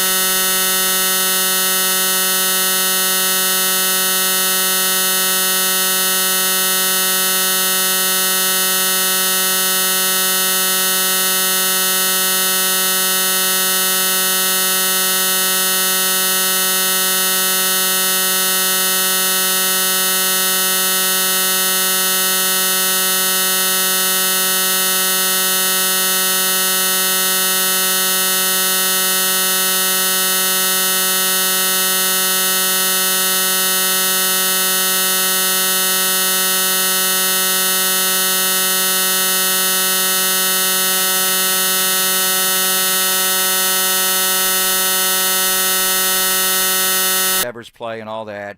They got to hit the ball more. You know, they struck out 10 times. They've had only 5 hits. But I do want to start between the two of us, because you've seen him so much as I have, Justin Verlander. And we've seen him at the height of his powers when he would come into Oakland, Game 5s against Sonny Gray, and you just couldn't touch the guy. I think it's safe to say, although I hate to do this because, you know, he was away for a month because of the pec injury, became a father, paternity leave, and, you know, how did he get ready for his start? But just watching him, he's not that guy anymore. I think he's still a good major league pitcher. John, you've seen him a lot. You've watched him now. The bottom line, you know, the winless start with 12 starts, but your note today I think is disturbing. Of the 12 starts, doesn't matter who wins or loses them individually, the Giants have lost 8 of them. They are 4-8 when Justin Verlander starts. He's got to do better. So what are you seeing from him, and do you think over the course of time he will pitch better? Well, it's funny. You watch him pitch in real time, and you say, well, hey, this is like a number 5 starter, which is so weird to say about Justin Verlander, who 5 years after he gets out of the game, he's going to be a first ballot Hall of Famer, but he's just not going deep into the games. He's hitting barrels all over the place. He gets ahead 0-2 and doesn't put guys away. And it's as if he might have that in the prime Verlander mentality, like, hey, I'm going after you, and maybe it's okay to waste a pitch. You know, have the guy go fishing or go chasing. And that hasn't really been the case. I mean, his velocity got up to 95.1. He had 5 strikeouts and 1 walk in 5 innings. I mean, those 2 things are good. There's just too many barrels. And the fact that he doesn't give up more than 3 runs pretty much ever, but doesn't go deep into the game, which is killer. So it's not like 6-7 innings of 3-run ball. It's 4 or 5 innings of 3-run ball. And that's not good. So he knows it's not, but he sees signs. You know, he stood up after the game yesterday and explained that he seems to be going in the right direction. It's only 2 starts after he missed a month. He just celebrated the birth of his son with Kate Upton, between starts. He didn't get his normal between starts bullpen session. He pretty much just kind of played catch on the other day. So he didn't get the regular routine, and obviously not. You know, he's a proud father and all that. But I think, you know, the Giants just hope that, hey, he could be a good rotation fit. And you're going to get Verlander. I mean, you're going to get Webb and you're going to get Ray to go deep, and hopefully Birdsong is going to be that guy. Roop been consistent, except for, you know, I think it was a clunker against the Dodgers. But for the most part, they don't have anybody else. They don't have Kyle Harrison waiting in the wings in case Verlander is hurt again, right? Wisenhunt has not been good in his last 5 starts. He got shelled last night. He didn't pitch well last night.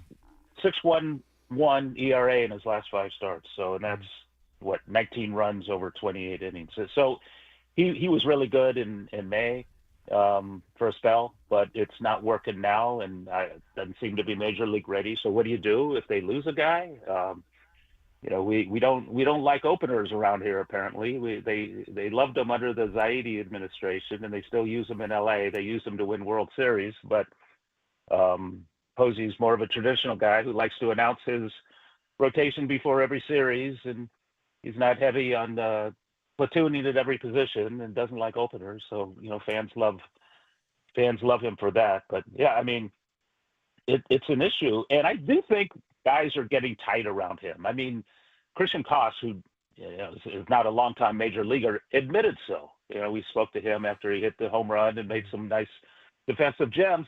And he actually said, yeah, we're feeling it.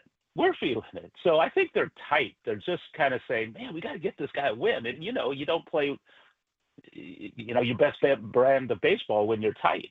You're holding the bat tight. You're throwing the ball tight. And it's, you know, they feel it. So, you know, they have to get over it. And they're playing who's he going to face? He's not going to face the White Sox. He's going to have to go on the road, right? Arizona. Arizona, yeah, okay. So, hey, you know what?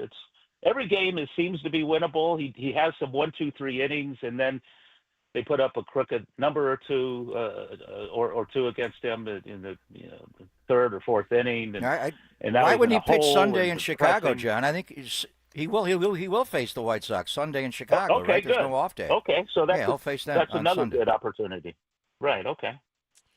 Talking to John Shea here on the UMA guest line, and I kind of wanted to just dive into what you were just getting into, which was the noticeable tension and what's kind of worn on the Giants. Now, these are professional baseball players. Some of these guys make a lot of money to go and do this, but they're also humans, and there's the noticeable tension over Verlander. Can you also sense maybe just a little bit of exhaustion, even if it's for a positive reason, of the chaos of the Rafael Devers trade happening, and then, less than a week later, they're facing his former team, and they do take that series. They wanted it so bad, but do you think that maybe took something out of them, even with an off day on Monday?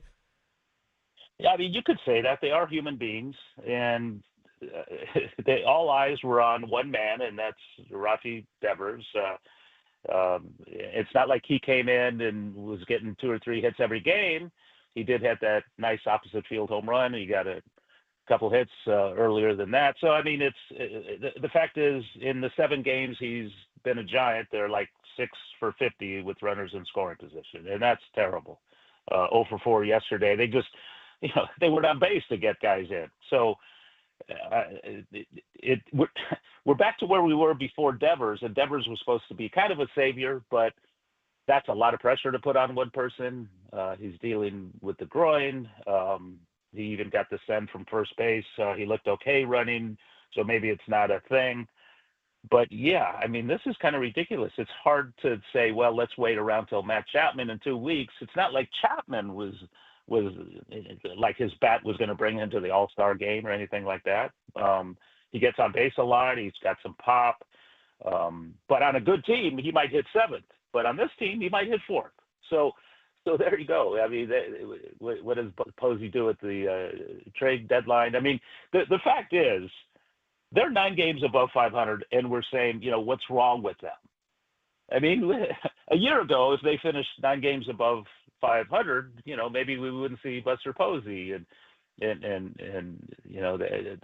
the fact is, they're exceeding expectations, and because they got Devers, it's no longer about just building for the future. It's about winning now, and that's quite the culture change that we kind of felt in the offseason or even spring training when we were thinking, okay, is this team even a contender? Well, now they're definitely a contender. After tomorrow's game, it's 81 games in, and they're in second place in the NL West. I mean, it looks like the Dodgers might be running away with this thing, but they're ahead of the Padres. They're ahead of the Diamondbacks, and I don't know if anybody could have predicted that at the halfway point. Yeah, I mean, it's hard to believe the Giants, when they won that Friday night game, when Casey hit the grand slam off of Yamamoto and Webb dealt, they were in a tie for the National League West, but L.A. just doesn't lose, and the Giants have been sputtering, obviously, since then, and they're 4.5 out. So you mentioned the Matt Williams send. So last week we had you on, and there was a lot of backlash on social media, which is typical but unfounded, about the Jung-Hoo Lee play. Matt did the right thing not sending him, and they wound up losing the game last night. And this all, as you wrote today in the Standard, this is the 5th inning.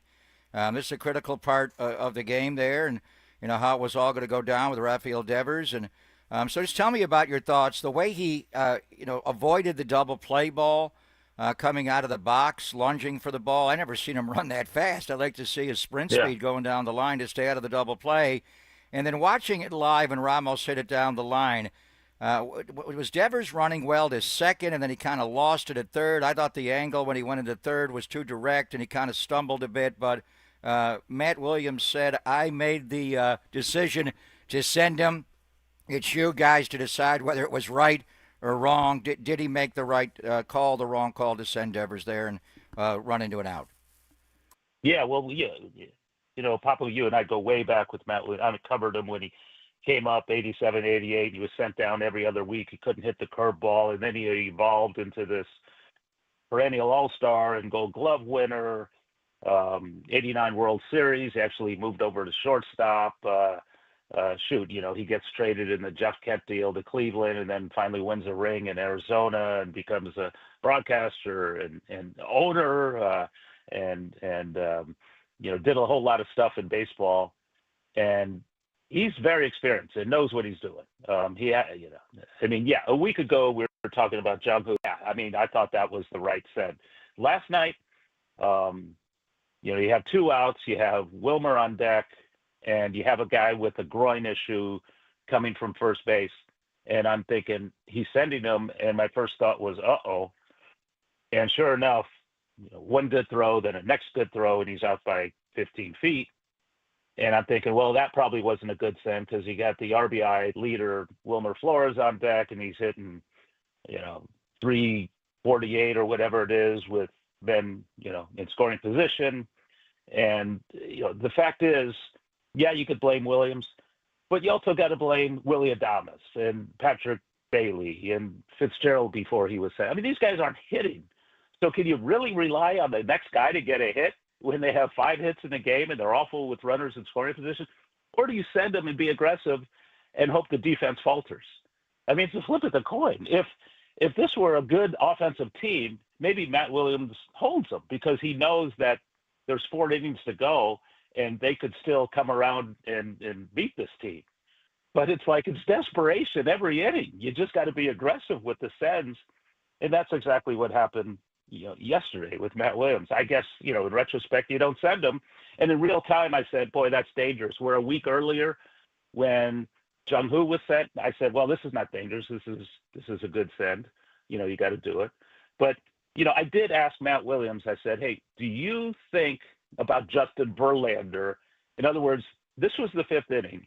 This was the bottom of the 5th, and Verlander was done after 5. So they were down a run, and if Devers scores, Verlander's off the hook.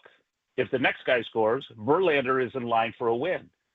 But if nobody scores, he's going to be winless again, and he's going to be 0 for 12, waiting on lucky number 13 against the White Sox. And I asked him that. He cut me off. He said, no, absolutely not. You can't think about that in that situation. It's all about, can he score? And I felt that he had a chance to score. So you take chances. Sometimes you have to take risks that aren't going to be popular. And as you know, third base coaches are like field goal kickers or closers. You often talk to them when they fail, right? You don't talk to them when, hey, Matt Williams just made a great send, good for him, but he doesn't maybe get the pub until he sends a guy to his death, just like a field goal kicker, shakes it as time expires, or a closer gives it up in the 9th. So that's the beauty of sports. You can point blame, but there's a lot more that goes into it. Real quick before we let you go, John, we haven't gotten much into Hayden Birdsong, but he's 9 earned runs in his last 3 starts. I would say just looking at his splits between day games and night games, it's actually pretty even across the board, and he is going to get the ball for the day game tomorrow. But what have you seen from him lately? And is some of this just kind of the natural growing pains of having to go through a full season for the first time? Yeah, I think he really has to turn this thing around. If they make the playoffs, they need a number 3 starter behind Webb and Ray. And if you look at now, you probably want Birdsong to evolve into that guy. Verlander doesn't seem to be the guy, even though he's got this tremendous postseason record. Just ask the A's, though Pablo Sandoval fans might differ. But Landon Roop, you would love to have Hayden Birdsong as a number 3 guy with his explosive arsenal. And I think he just mentally needs to get through this and be tough and get to the point where he puts down 6 innings, maybe even 7 every start with 3 or fewer runs, because it doesn't do any good to give up runs and get to the bullpen quickly and not be efficient enough to go much more than 4 or 5 innings. So I think maybe it's a point where teams are adjusting to him. Now he has to adjust back, but it's fun guy to watch. He's tall and strong and throws 98 and has other pitches. So I think they're like rooting for him, because if they ever do get in the playoff situation, they know who 1 and 2 are going to be.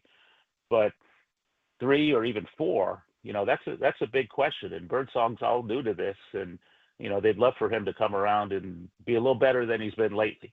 Yeah, and we've seen what he looks like when he's been pitching sharp. So obviously the ceiling is really, really high for Hayden Birdsong. But we'll get another look at him tomorrow for the day game. John, always appreciate you coming by, making us a little Shay Hey Wednesday, and it's a good way to sort of make the middle of the week marker. We appreciate you. Love it, fellas. Thank you. Shay Hey! Hey, we got a guest in. How about that? We got a guest, and the phones for now are doing well. Actually, I'm told that segment got started. We had a little YouTube stream complication, so I apologize to everybody watching us on YouTube and Twitch that the audio was a little iffy, but we did get John Shea. We will get Susan Slusser at 11:50. We will get Marcus Thompson at 12:50, and now as a late addition coming out of the bullpen, Craig Minervini, who we were also trying to get on yesterday, is going to be joining us at 1:30. I do have to tell you all before I forget and Walter comes down my road that our time with John Shea, which we always love, it was sponsored by Surfside. Before first pitch, grab a pack of Surfside iced tea and vodka or Surfside lemonade and vodka. Surfside, a proud partner of Giants baseball. We'll pick this discussion up on the other side. It's Pop and Silver on the Sports Leader.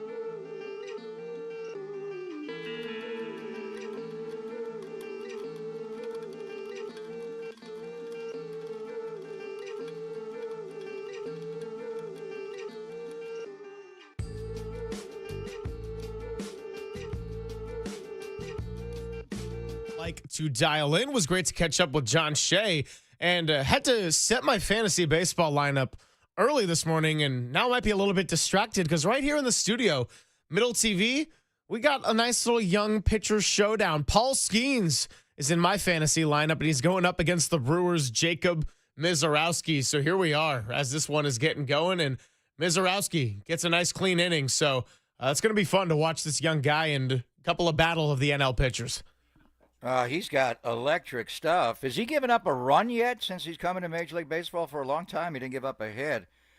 He's got great stuff. Paul Skeens, here he is again. I thought Robbie Ray at one point would have a chance to start the All-Star game, and now I don't even know if Robbie's going to make the All-Star team.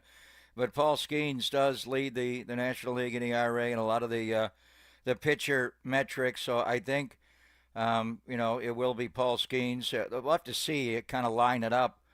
He is pitching today on a Wednesday. The All-Star game is July the 15th. So if he works the 13th, the Sunday before, or even the 12th, the Saturday before, his team, the Pittsburgh Pirates, may not let him play and pitch in the All-Star game. But he started last year, and that was kind of a surprise since he came up since the year started. But and we were talking about, and this is the time to get into it because we are going to have an All-Star starters announcement coming up in baseball in the coming days. We're going to start to get all of this going on where they're going to start to announce it. So July the 2nd, which is next Wednesday, they're going to reveal the starters for the All-Star game, and that's obviously a popularity contest. I don't think any of the Giants will be voted the starter. But then the ensuing Sunday, so a week from Sunday on July the 6th, when the Giants are in SAC, and that game on July the 6th after the holiday on a Sunday even is a night game. So right during that game, or actually in the afternoon, 2 o'clock our time before that game, they will present the entire Major League Baseball All-Star selection show. So the starters will be on July 2 and the entire squad on July 6. And we were talking about, Robbie Ray can certainly make the All-Star team, but I think his starts leading up to it are going to be important. Logan Webb certainly will go tonight, and I think he stands a great chance to be an All-Star. Who else on this team is going to be an All-Star? Elliot Ramos, I think. And I looked at it initially and thought, wow, there's too many great outfielders in the National League to make the All-Star team. Now, but I think that Corbin Carroll injury over the weekend when he got the chip fracture on his wrist could take him out of starting the All-Star game. And then I think Elliot Ramos stands a really good chance to be an All-Star. You talk about bullpen guys, Randy Rodriguez, the numbers really there all the way through. Tyler Rogers, I don't know if they're going to take anybody in the bullpen that's not a closer. So what are we looking at? Kind of what we looked at last year where it's Logan Webb and Elliot Ramos. Could Robbie Ray sneak on to the All-Star team. And I think Ramos has a really good chance now because of that chip fracture to Corbin Carroll. I mean, our morning show guys, which today was Murph and FP, because birthday boy from yesterday, Marcus Boucher, is off for a little early summer vacation. They were also bringing up the name Tyler Rogers as a possibility. And I know that relievers who aren't closers, or long relievers necessarily get a whole lot of consideration. But Tyler Rogers has had a really effective year to this point, and that would be cool to see him get an all-star nod if it ends up going that way. I'm more in the boat of I think Giants will definitely get pitching all-stars. And, of course, they're going to get one. So I think they could maybe even get two pitchers. Offensively, we'll see how it goes for Elliot Ramos. He's got to be in consideration to this point. But as we've noted on the show many times, the outfield in the National League is a really tough way to go and break into an all-star. By the way, actually, speaking of Corbin Carroll and his team, so something really pissed me off in the baseball world last night, and it had nothing to do with the game I was at with the Giants. It had nothing to do with double plays or the fact that the Giants only got 5 hits or that they lost 4-2 or that Justin Verlander is still winless. It has to do with the fan base that the Giants are going to go see at the end of the weekend. Did you hear about this where Ketel Marte was in tears in the middle of the game, and it turned out that a fan who was a 22-year-old has since been disciplined and suspended from attending White Sox games, was taunting him about his late mother who passed away from a car accident in 2017. What are we doing, dog? Like, I get it. These are professionals. If you want to taunt players of opposing teams, be funny. That's not funny. That's just weird. It's messed up. It crossed the line, and I'm glad he's suspended because, dude, what are you doing?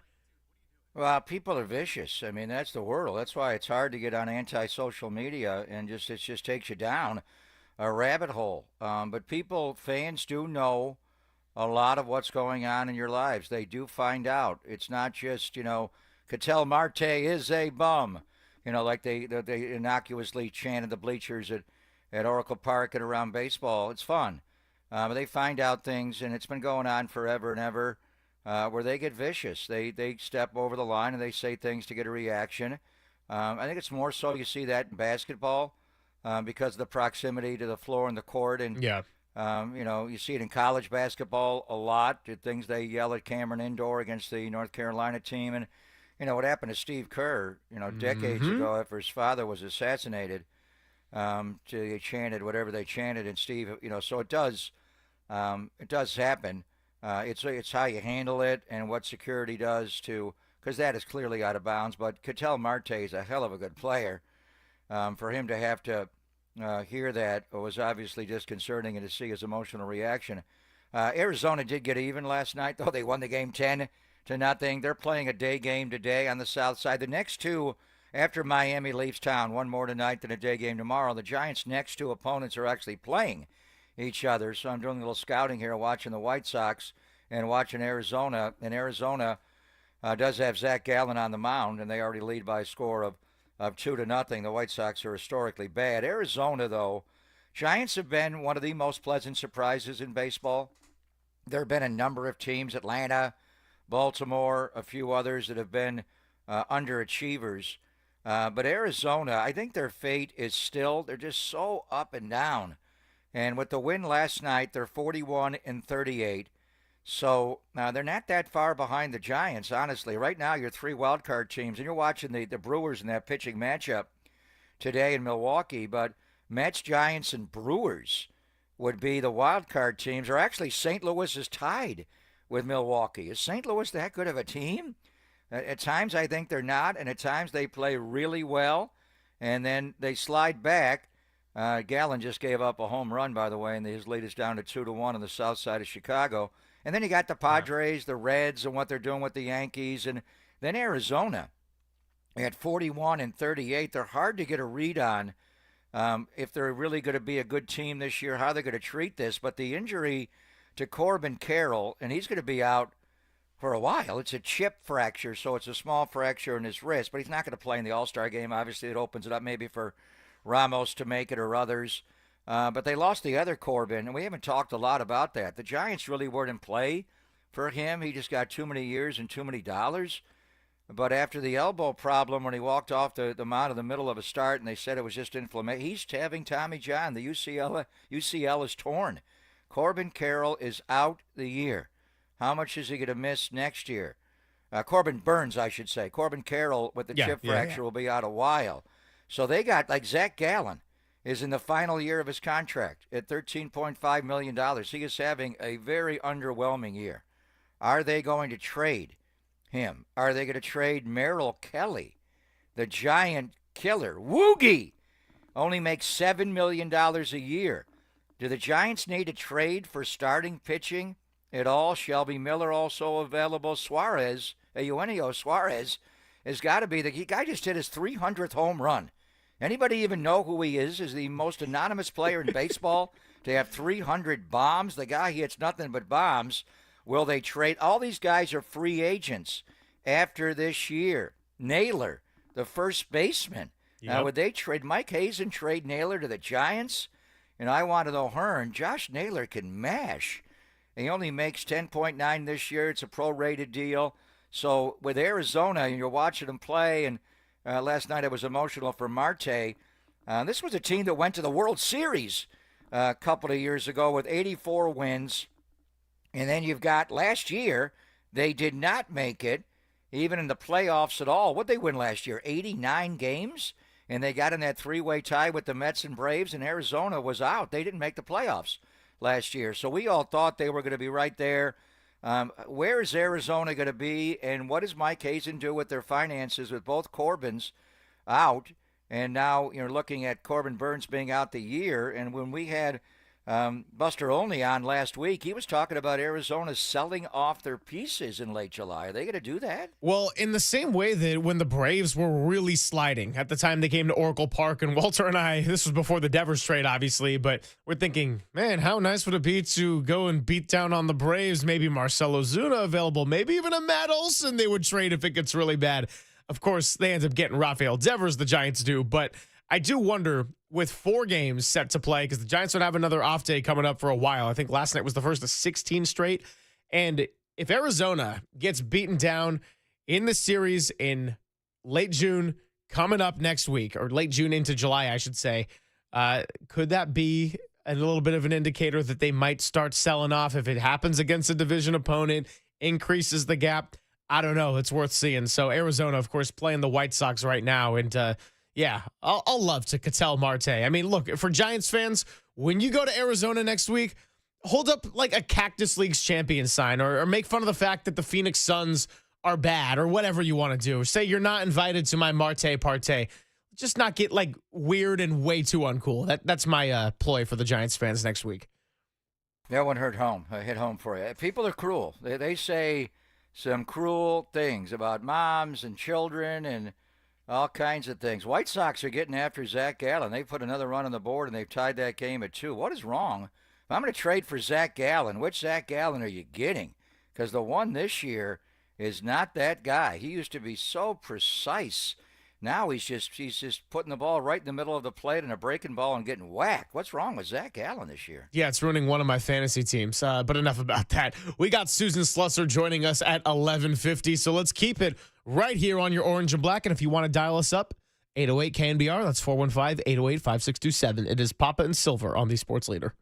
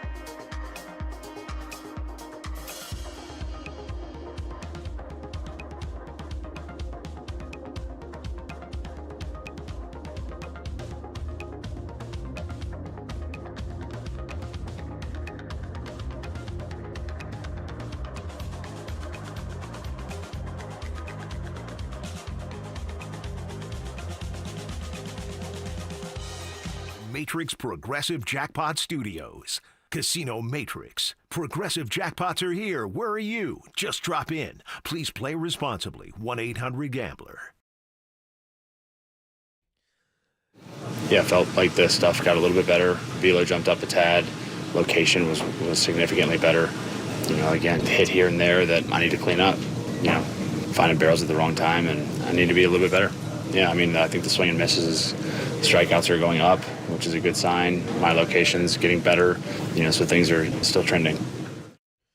Justin Verlander after the game, some comments on his pitching as of late. And we got into this a little bit earlier on the show, how he has done well getting into pitchers' counts. There's been a lot of 2-strike counts, 0-2s, 1-2s, but then sometimes it's the placement of a slider that doesn't quite move and it hangs too much, or getting into trouble, throwing too many pitches outside the zone with 2 strikes. And Verlander has gotten burned at times. Not terrible statistically across the board. The Giants have not given him a lot of run support. We all understand that he's done enough to get at least a couple of wins this year, but the reality is he's kind of starter number 5 right now. And, we're going to ask Susan Slusser coming up about that in just a bit. She'll be joining us in about 15 minutes or so. I just got to laugh here at the Golden State Lumber and Showroom text line. Been good to sift through a lot of comments and get all the engagement. And of course, we care about the listener always. 408 just has copied and pasted the same text over and over and over for the past week. Gerald Posey has no clue what he is doing. Those horrible Willy Adames and Devers contracts are 100% on him. Fire Posey now. I think it's safe to say sign Farhan Zaidi. He might be in the minority on this one by the fan base. That's just a hunch is what I'm going to go for. Yeah, serial killer stuff. Move on. As far as Verlander, and we've seen it, his first start of the year in Cincinnati wasn't bad. He went 5 and he gave up 2. I think the main thing with him, and what bothers him probably mostly, is he's not getting deep enough in games. 5 innings the first start. The home opener. Pitched well for a while, just completely collapsed in the 3rd inning, went 2 1/3. Next start at home against Cincinnati, 5 2/3, 5 2/3, 6 1/3. I mean, if he gets 6 1/3 and he gets 19 outs in a game, it's serviceable. But he's doing it on. They're not stretching him out. If he's 42 years old, so the most he's thrown is 104 pitches in a game. The start against the A's, before he pitched, with the velo down and no command at all, he walked 5 on May 18th. He went only 4 innings in the game, and something was wrong with him. He shouldn't even gone that deep. And then when he pitched against Cleveland, when he came back, and he did not go on a rehab assignment, he went 4 2/3, 83 pitches, and then last night he barely gets through 5. So I think when Verlander's Verlander, and we're not seeing, but you didn't know. You're not seeing the age 32 or the age 22 or the vintage Verlander. He would go deep into games. Now it really is a 5 and fly guy. And then you've got, Hayden Birdsong right now, all of a sudden, his command is lacking. He loses it right in the middle of an inning, and he's having a good start, and all of a sudden he can't throw a strike. And we saw that from him a lot last year, a lot like Kyle Harrison, those non-competitive, easy misses. But with Birdie, he would typically have a couple of those and then just lock back in. Now he's kind of not locking in, and then he's pitching from behind, where he's getting behind in counts and having to come in, and the hitters know that, and they're crushing him. So you're not getting a lot of length from Hayden Birdsong right now, and you're not getting a lot of length, from Justin Verlander. Logan Webb gives you length. I mean, the guy leads the league in innings just about every year, among the league leaders. I think he's having his best year right now, even better than the 21 year when he was an ace of aces on that staff, the 107 games, and he pitched game 1 and game 5. Robbie Ray's not getting as deep into starts as he was earlier. He's not been as efficient. That inning, was it the 5th inning against Boston, hanging curveballs and getting blasted, gave up 2 home runs in 1 inning. So it's, we're talking about Devers and, the offense and all of that, which is true. I mean, last night they scored 2 runs, so that's unacceptable. But this team is built on pitching. It will always be built on pitching. That's what won a World Series. That's Buster Posey's thing. He was the catcher. He knows. Bullpen, frontline starting pitching. With Verlander, It's just he's not that guy. Will he ever be that guy again? I don't want to say he can't, but, man, he's got to get better. His stuff is okay. He knows how to pitch. He knows, strategically how to do it. He misses location a little bit. He tries to make perfect pitches. He can't put hitters away with 2 strikes. He's giving up too much of the strike zone with 2 strikes. And let's face it here. You got to pitch. In this ballpark, you have got to pitch to win. So we've seen just a little regression with some of the guys. Webb is surging, pitching so well. Landon Roop, a terrible start in L.A., great start against Boston. Let's see what he is. But let's keep in mind who the San Francisco Giants are. Yeah, you've got Devers, and you've got some guys now, and it's a little more of a threat, and hopefully they'll all start clicking like they did Sunday. But this team wins because of timely hitting, situational hitting, which they're not doing at all.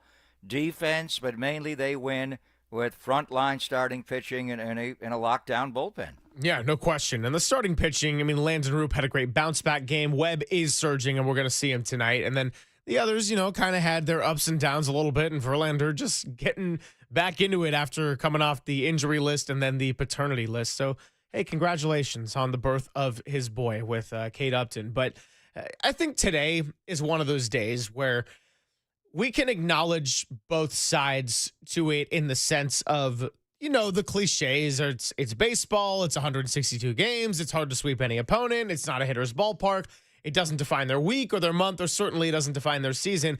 And I think we can also acknowledge the fact that that was a frustrating lack of offense. You had the 8th inning lineup of Devers, Ramos, Flores, not getting anything out of it.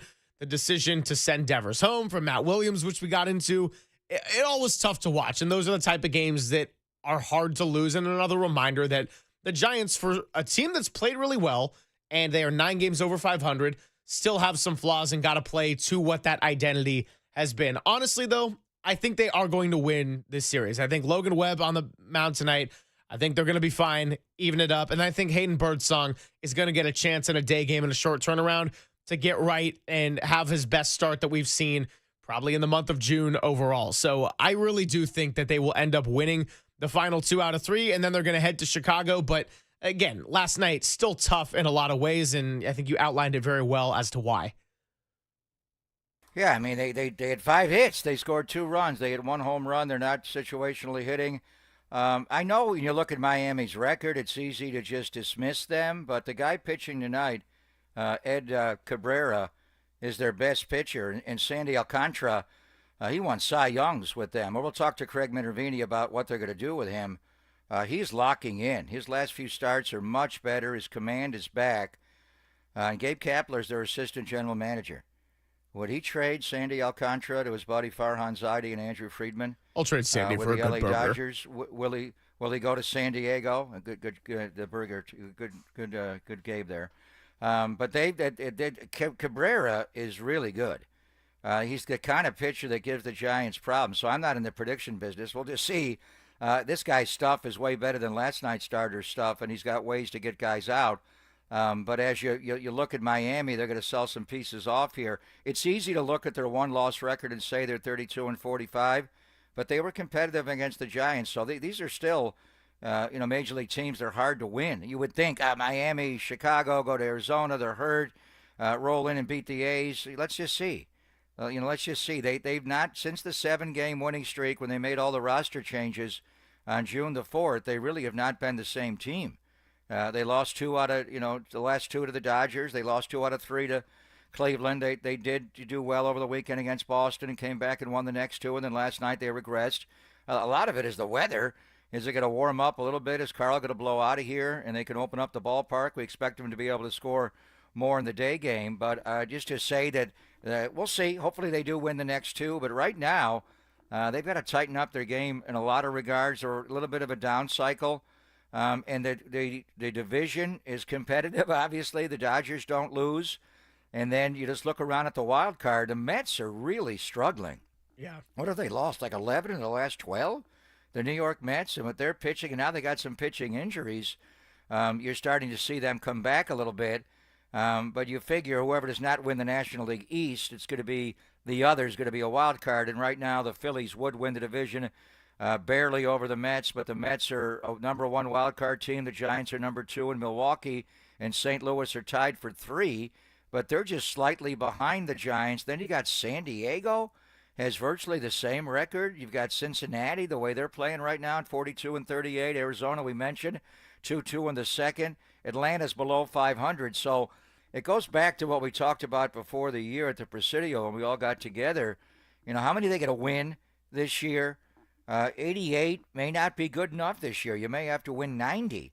Like last year, Arizona won 89 games. They didn't make the playoffs. They were nosed out in that 3-way tie. So, you know, they're playing better baseball. Situationally, it comes and goes.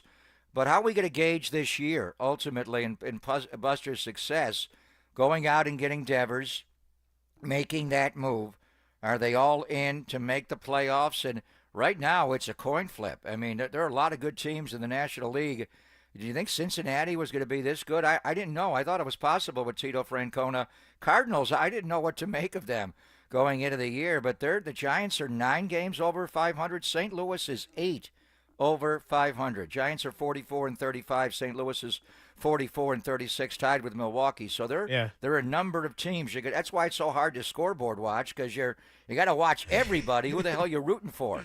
No, I mean, with the Cardinals, I was kind of just been waiting for their June skid or pre-All-Star skid, and it just hasn't happened. They continue to keep winning games, and they've been one of the great NL surprises to this point, along with the San Francisco Giants. And look, I'm not dismissing the Miami Marlins. I think my confidence for them being able to win the next 2 games more has to do with they've responded really well when they're at home. Logan Webb is going to be on the mound tonight, and in home day games, they have a very, very good record. I think it's like 15-2 or something like that. So, look, that doesn't guarantee anything, but I still feel good about the Giants to take advantage of it. And in the world of baseball, you got to go one at a time, just like we go one segment at a time. And our next one will be with Susan Slusser of the San Francisco Chronicle, as we do every Tuesday, only today, it's going to be on a Wednesday, sorting out the text. Susan joins us next on The Sports Leader. KNBR, the Sports Leader. Time for traffic.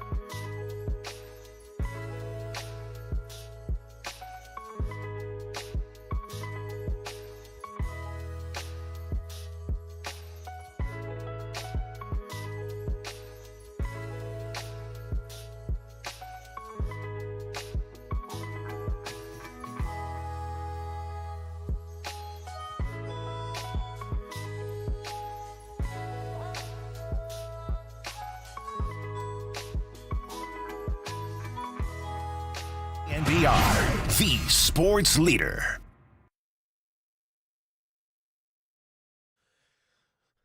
Thanks for hanging out with the Gregs. 808 KNBR if you would like to dial in. We're working to make the connection with Susan Slusser shortly, and it has just been the cursed guest segment weekly, but we did communicate with Susan a little bit last night and get everything sorted, so I can't blame her. The normal schedule got thrown off. We like to have her on Tuesdays, and we will certainly talk to Susan shortly. And yeah, she's been everywhere. She's been covering the Giants, but I know she's off today. She also was out per the stream. If you see Greg Papa wearing his Oakland gear out there for the A's breaking ground for what is supposed to be their new stadium in Las Vegas. Yeah, she was there on Monday, so that was the site, when they had to go to Sacramento and couldn't get the yearly lease to stay in Oakland until they broke ground, is they're never going to break ground in Las Vegas, and it's going to be years away, and they're never going to be there. They're going to wind up coming back, but there they were, as she wrote, Monday at the corner of Tropicana Avenue and the Las Vegas Strip, and many shovels in the ground. So, I mean, the initial shovels are one part of it. But there is a belief that they're going to be there in Las Vegas in 2028. So, I mean, Susan covered the A's for a long, long time. She's done a great job with the Giants, and the two of us traveled together during the, I don't want to say the halcyon days, but it certainly was better. The big three, Mulder, Hudson, and Zito, and Tejada and Chavez and those teams, and that Billy was able to build. And just kind of sad, to see what's happened to the A's. So I know she was in Vegas to see it. Want to get her thoughts on what's going on there.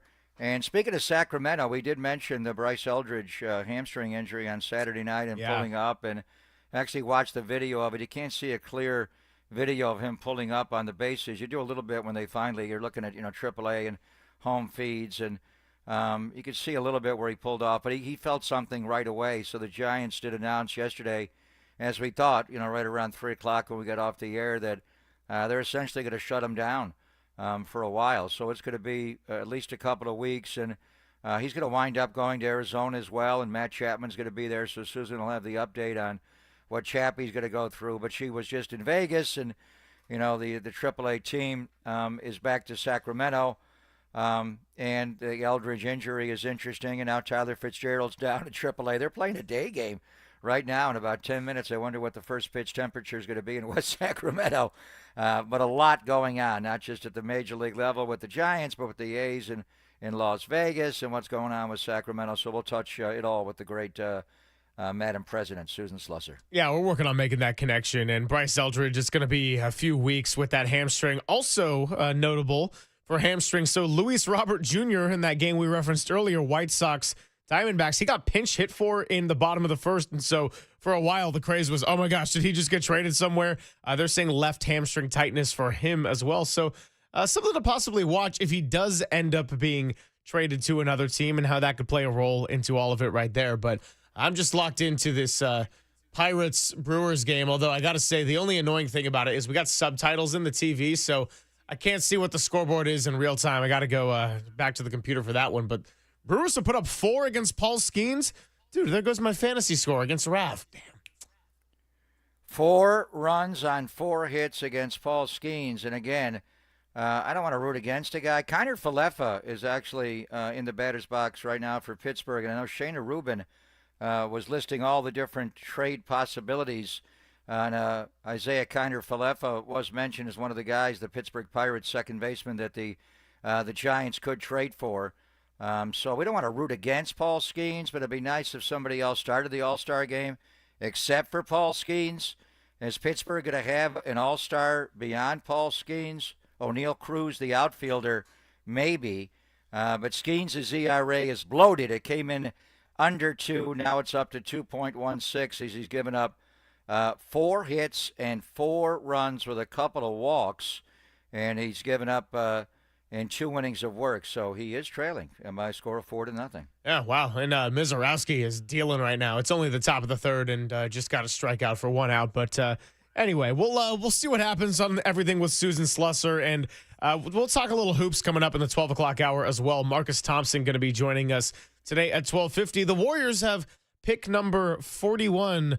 It's probably not going to be Nikola Jokic in the middle of a Taco Bell commercial, but we did get into the fact that they've gotten some contributions from second rounders. Maybe not the expectations of a Draymond Green, but even in the recent years, they've gotten some value out there in the second round. So we'll see what happens there. We'll break that down tomorrow a little bit as well. Short show with Giants pregame starting at 11:45. No patio for us. It's going to be the Fish in town and be the third and final game. By the way, Marlins manager walking out with the ski cap there to go visit Clayton the pitchers. McCullough? That's right. And we're thinking, oh, come on, man. I know Carl was all in full effect last night and the seagulls were swarming around. It wasn't the South Pole, you know. It was a little extreme. Maybe he was honoring Jumbo Joe and going with the hockey weather. I don't know what was up with that. I don't know. If you're spending your summers in South Beach and you come out to San Francisco and you got to deal with that weather, I mean, that's why it should be a home field advantage. 57 degrees at first pitch and 16 degrees with the wind, and that's why, you know, Candlestick was an advantage, and Roger Craig and Al Rosen insisted on it being when they flipped the franchise. But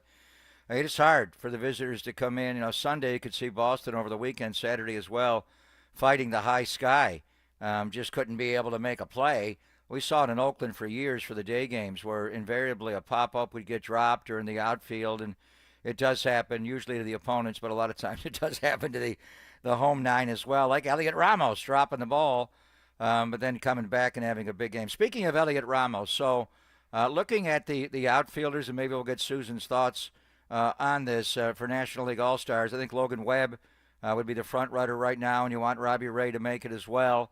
And then as far as the position players, I think your only real hope would be Elliot Ramos. So how many outfielders from the National League make the All-Star team? They vote 3 starters in, obviously, by the fans. There are 3 others that are voted in by players. And then due to every team has got to have an All-Star, at least one. Maybe you get one or two more. So let's start with 6. Maybe go to 8 as far as outfielders making it. So the guys that are locks, Kyle Tucker, Chicago Cubs, lock. I haven't looked at the fan voting, but I would think he would start the game. Fernando Tatis Jr., wildly popular. Again, some areas not having a great year, but I think he's so popular, and he's Tats. He's going to be in the All-Star game. Pete Crow Armstrong would be in the All-Star game. To me, that's your starting outfielder. You know, and then Tucker does play right, and Tats does, but you move him around a little bit. James Wood actually should start in left field for the Pittsburgh Pirates. He is one of the best hitters in all of baseball. So there is 4 All-Stars. O'Neal Cruz, Pittsburgh Pirates, I'm not taking him. And certainly if Skeens is going to start the All-Star game, you want Pittsburgh to have 2 All-Stars. I think Corbin Carroll would have made the All-Star team, but he's got a chip fracture in his wrist, so he's not playing in the All-Star game. When is he going to come back? He's going to be out a long, long time. Andy Pages. I think this is where maybe it's one of the others, Pages or Ramos. I think there's a way to take both. Pages has more homers than Ramos, much better defender and center, great throwing arm. Sometimes he's inconsistent, and they do move him around to right and left, depending on where they want to hide Teoscar, but he's a great defender. And then we'll talk to Craig Minervini, the radio and TV voice of the Marlins. Miami's got to have one All-Star. Cabrera, the pitcher tonight, could be that guy, although we'll get into the starters as far as making it there. I think it's Kyle Stowers, their outfielder, who made the play last night, you know, throwing out Devers at the plate with the relay to Otto Porter. So count right there. I think I'm at 7, even with Corbin Carroll out. And I think Ramos would be in the next list. So I think Ramos is borderline. It would depend on if it's just 6 outfielders that make the team. If Stowers does make it and you have to add a 7th because of Miami, but maybe he gets the 6th spot and it's the one outfield spot. So I think Elliot Ramos is really on the borderline here. I think Logan Webb will make the All-Star team, and then we'll see about Robbie Ray. Ramos is going to be really close when we find out next week. Yeah, there's no question about it. I was just looking at the voting totals, and this is where I always have to laugh a little bit. And it's like this for every sport. I get it. You know, we see it benefit the Warriors when they're doing well and when they were at the height of their powers. You get Zaza Pachulia getting votes like crazy. And but I do have to laugh. Elliot Ramos right now, 19th in the voting tally. Guess who's up at 15? Forever Giant Michael Conforto. Look, dude, love me some Michael Conforto, but Who's 1, 2, and 3? That's all we care. Who's going to actually start the All-Star game for the National League in the outfield? Pete Crow Armstrong is number 1. Teoscar Hernandez is number 2. Kyle Tucker is number 3. I know. I'm like, what? Come on. See, Teoscar's the one. That's where if he gets voted to start the All-Star game, then does Pages not make it, or are they going to take an all-Dodger outfield, and they both make it there, and that could take Ramos off the All-Star? Teoscar Hernandez is number 2 in the fan voting? He's number 2 right now, and it's not particularly close either. I mean, he's got a good 100,000, 150,000 on Kyle Tucker right now, so again, Well, how about he on 4? The key thing is 4 because 3 are going to start the game. How close is number 4? So Teoscar is going to start the All-Star game? So Pete Crow Armstrong he's got $2 million. Teoscar Hernandez $1,366,000. Kyle Tucker $1,219,000, and then 4 is Ronald Acuna at $1,140,000. He just got back from injury, so yeah. Then you wonder, but they're not going to put Acuna on the All-Star team. No, he just barely got back. What about Ramos make the All-Star team? What about big contract Juan Soto? Huh? He's 5th in the voting. Now, you know what? I didn't even put him in. Yeah. Juan Soto will be in the All-Star game. Yep. I forgot about Juan Soto. When I looked at the numbers, he's starting to come on. I would have thought he'd be in the fan balloting there, and he still has time for New York. But with his star power, they clearly want him in the All-Star game. So now we're running out of spots. I was confident Elliot Ramos was going to make it. Now that we're listing off some more outfielders, and you told me Teoscar's number 2 in the fan balloting, that he shouldn't be an All-Star this year. He's got some big pop and, big plays here and there, but not worthy of an All-Star when you look at it overall. So now maybe Logan Webb is the Giants' lone All-Star. Logan Webb and Robbie Ray, I think, would be the guys if Ramos can't make it or doesn't make it. Yeah, and as 510 points out on the Golden State Lumber and Showroom text line, fan All-Star voting is a joke. Yes, in any sport, it is very much a joke. We've also gotten word from the very great Walter Icabalseta. We will connect with Madam President coming up in a bit. So we got in contact with her. We're going to end up doing that next segment and get a good conversation in. And I guess just to kind of sort of set this all up and sort of reset the top of the show, the Giants, it's been an exhausting stretch of a week here between the Rafael Devers trade, Guardians at home, Red Sox, and they have struggled to put the ball in play, particularly with runners in scoring position in this homestand. Now, the record is not all that terrible. They're 3-4 through 7 games, and they have a chance to end up going plus 500 before they head on the road. But the offense has certainly been a little bit sticky at times. And Rafael Devers, I think, there was so much eagerness and excitement, and it was great that he got the monkey off his bat with his first Giants homer. But now is sort of the chance where the team has a chance to really make a push while the schedule is on paper a little bit softer before you got to go and face Arizona. And then we mentioned the week before the All-Star break. That's a big one. Phillies and then Dodgers, and then a little bit of a rest for a lot of these players. Yeah, and the question is, when do you get Matt Chapman back, and how does he do? I mean, honestly, we'll get into it with Susan, and I know he's taking dry swings and feeling the ball with his glove and not throwing with his injured right hand. But that's a tough injury, gripping the baseball and making throws with that injury, and hopefully it's healing fine. It's not like the thumb injury he had previously in Toronto, but it's a hand. And that thumb injury in Toronto completely just nullified his last year with the Blue Jays. He got off to a great start. By mid-May, he was one of the best hitters in the American League, and he completely fell apart. And when the year was over, he did say it was because of the thumb, and he's had hand injuries before. So it is his right hand, it's his throwing hand, and it's his top hand as he swings, and he is a powerful top hand hitter. That's how he gets up and covers the top of the strike zone. So a lot of factors here and moving parts, and hopefully you'll avoid further injury. But these typically are the dog days when you get closer to the All-Star break. When they finish up this Miami series tomorrow afternoon, they're going to be exactly at 81 games played. And maybe on Friday, we did a little bit with JD last week, kind of a mid-season look and picking MVPs. And, I mean, we're talking about all-stars. Wilmer Flores should be an all-star this year, but how do you make the all-star team in the National League a DH? I mean, some of the most popular players in baseball, Shohei and Kyle Schwarber are named 2, and I can go on. Suzuki in Chicago and Ozuna.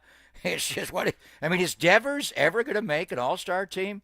in the National League now that he's left the American League and not playing third base and he's DHing in the National League. That's really hard to do. But in any event, you start to tire late in the year. You're starting to make your plans for the All-Star break if you're not going to Atlanta for the All-Star game. So, and then let's see what kind of weather you have. In Chicago over the weekend, that can be stifling hot. Arizona, you're going to play indoors, obviously, but that could drain you.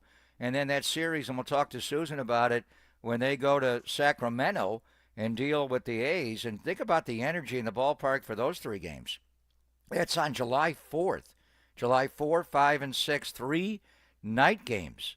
So, and we'll see how many A's fans are there versus Giants fans. And that little ballpark, I mean, that'll be like the Bay Bridge, spring training series, but we're playing real games here. It's not quite the World Series of '89. But that's going to be hard to beat them. And then when you come off of it, you face 2 of the best teams in baseball, Phillies and Dodgers. Yeah, and on the note of that A's series, I was just hoping that Bryce Eldridge was healthy still, because then it would have been like, oh, can I just pop him in for one game? He's already up in Sacramento. He's going to be able to hit bombs in that ballpark. But, it's going to be a fun stretch of baseball coming up. We will catch up with Madam President just one segment late. We'll do that next. Susan Slusser joins us on the Sports Leader.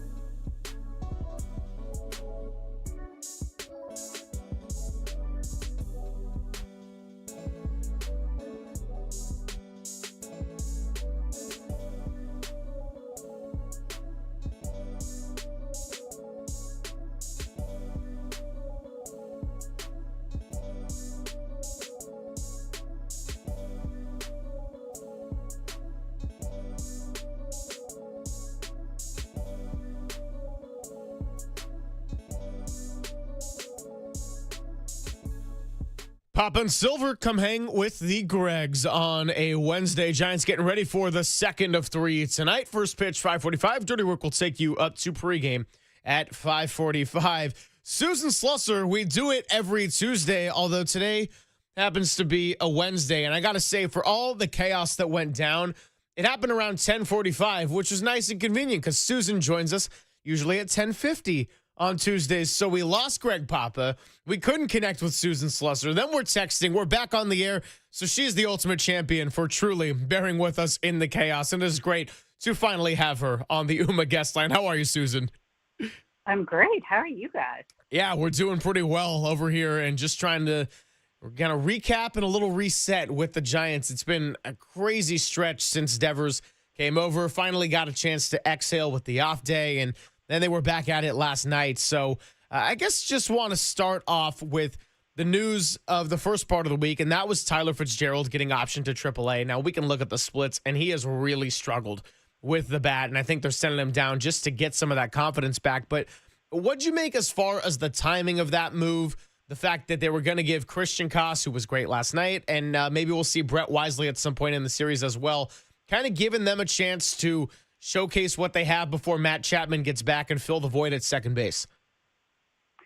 I think one thing we've seen with this sort of the Buster Posey era is this team is pretty patient. You know, Tyler Fitzgerald had a really long leash there. I think it just got to the point where they thought we're not doing a young player any favors by, like letting this continue when he's clearly kind of, for lack of a better word, he's kind of a mess right now. You know, he needs to go down and get sorted out. Nobody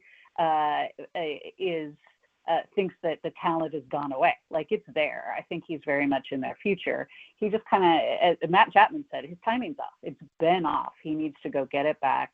The best way to do that is in a place where the pressure of winning every single day isn't foremost. You know, you're not coming, especially when you've got an offense like the Giants that has really, struggled most of the year. That's even extra pressure for, the young players. Like, I got to get on base. I got to drive in this run. I got to steal a base.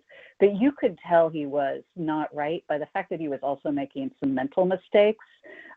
Few in the field, especially early on, but then, base running kind of threw out a few head scratchers. So I think this is the right move. I don't think that he is out of their plans going forward. I think he'll be back, but they know they can put Casey Schmidt there in a couple of weeks.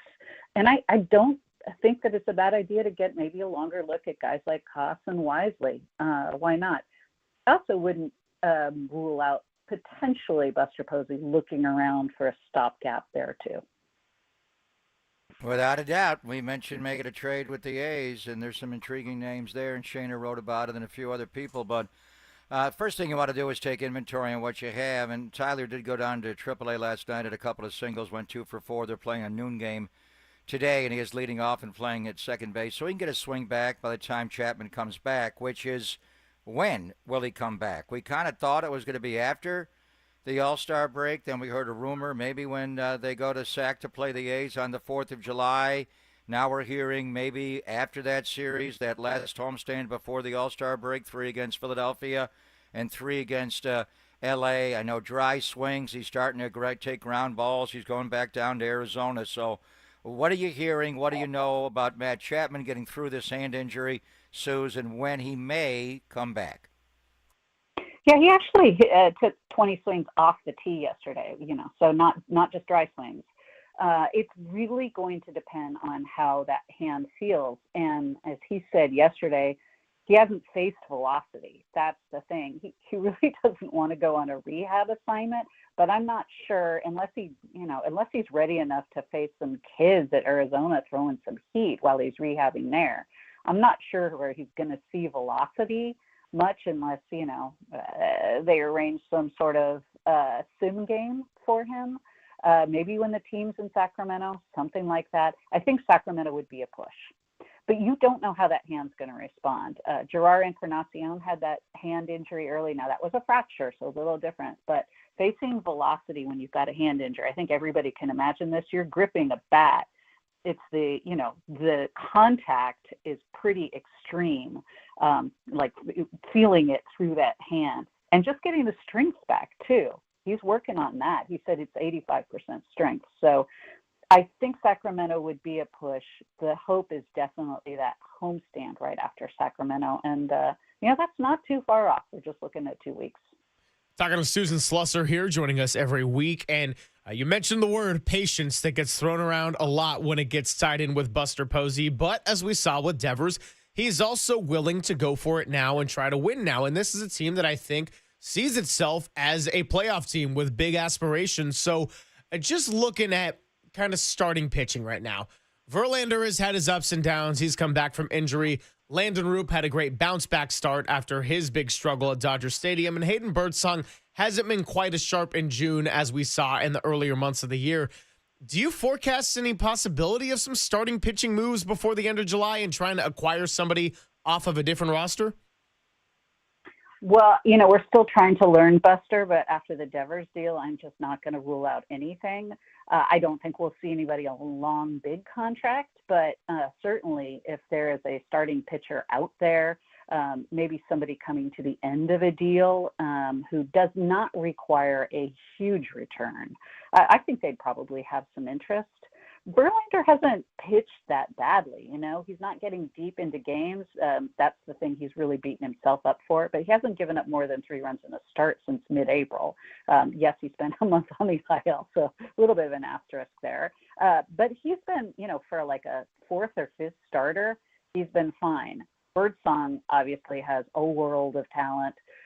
He's still, getting his feet wet a little bit, as is Root, but, they've both had a lot of really good starts.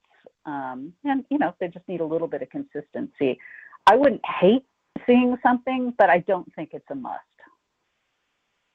Yeah, and Verlander, it's just that one bad inning he gets into, an inability to put hitters away with a couple of strikes has been a problem with him. The one long at bat he had against Wagaman last night, and then he hung a curveball. But, he's pitching well. Some of the pitches do come out of his hand well. He's just a little off on others.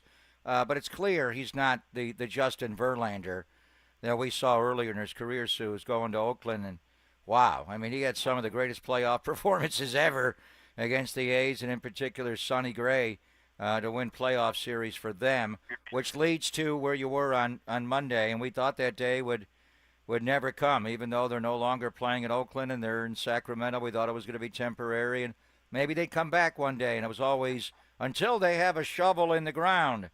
Well, the shovels were in the ground on Monday. What did you see, and what do you know about the A's breaking ground in the ballpark in Vegas, Suze? Well, as you guys know, I wrote a very comprehensive story off that very strange event. First of all, I have never seen a groundbreaking where that happened indoors in a tent. It was the actual dirt was on a raised platform, kind of like dirt placed in like a fake baseball diamond shape. So I'm really questioning why they were wearing hard hats. It always looks funny when you see people in business attire wearing hard hats anyway. In this case, vivid green A's hard hats, not in any way in a construction zone, and not even outside. So that was weird. But there's a lot of enthusiasm, certainly, in the Vegas political and business communities. I'm not sure about the fan reach. It's a much smaller market in terms of population and TV market than even sharing half the Bay Area is. But they seem to think there will be enough visitors to fill a ballpark, for 81 home dates.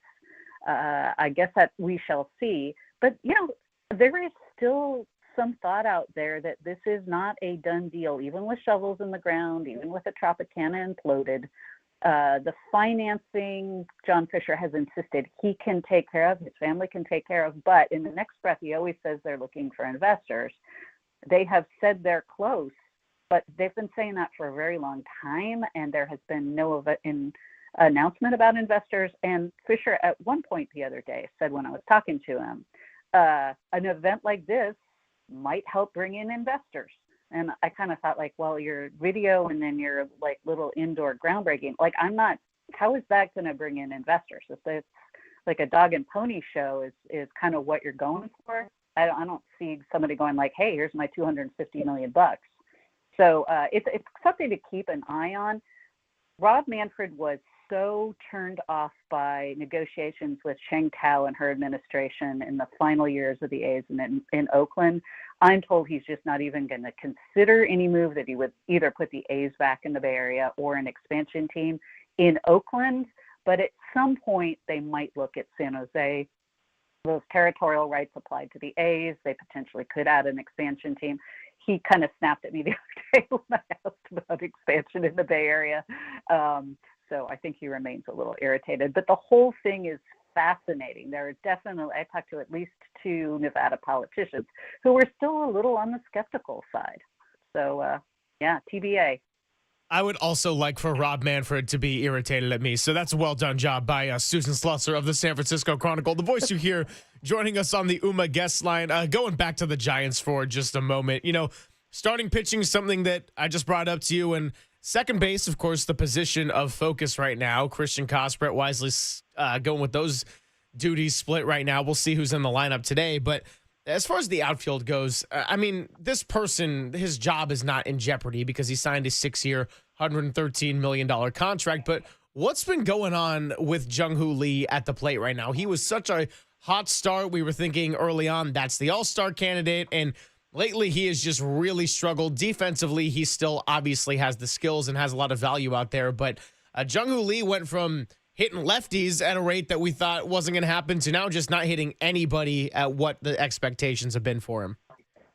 Yeah, he's really out of sync. And sometimes you see this with a guy who, he was a top the order. He was sort of in the top 3 pretty consistently. When the entire offense kind of starts to waver and you've got nobody really on base in front of you, you don't really have much protection behind you, a little bit of a start to try to do too much, change some things, starts going out of the zone, which is always a killer, especially for somebody like Lee, who's such a great contact hitter. He just needs to kind of get back into that, I just need to make contact and get on base mode instead of trying to say hit homers, hit balls in the gap. Just, that nice swing he has for contact. We were seeing him hit pitches that weren't even in the zone and getting on base. He's kind of out of that. So I think like a lot of guys, that long stretch of the team just doing nothing offensively wore on him. I don't think anybody at all is really concerned about him. I think it was a smart move to move him down and kind of take a little bit of that pressure off of him. If he is not, one of their top hitters in the second half, I will be very surprised. Yeah, but one thing is clear. I think in second base is obviously a position we'll look at, catching around Patrick Bailey to improve the offense. His first base completely settled.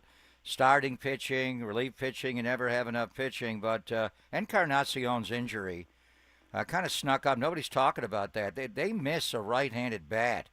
And I didn't like Gerard in the outfield that much, but he was okay.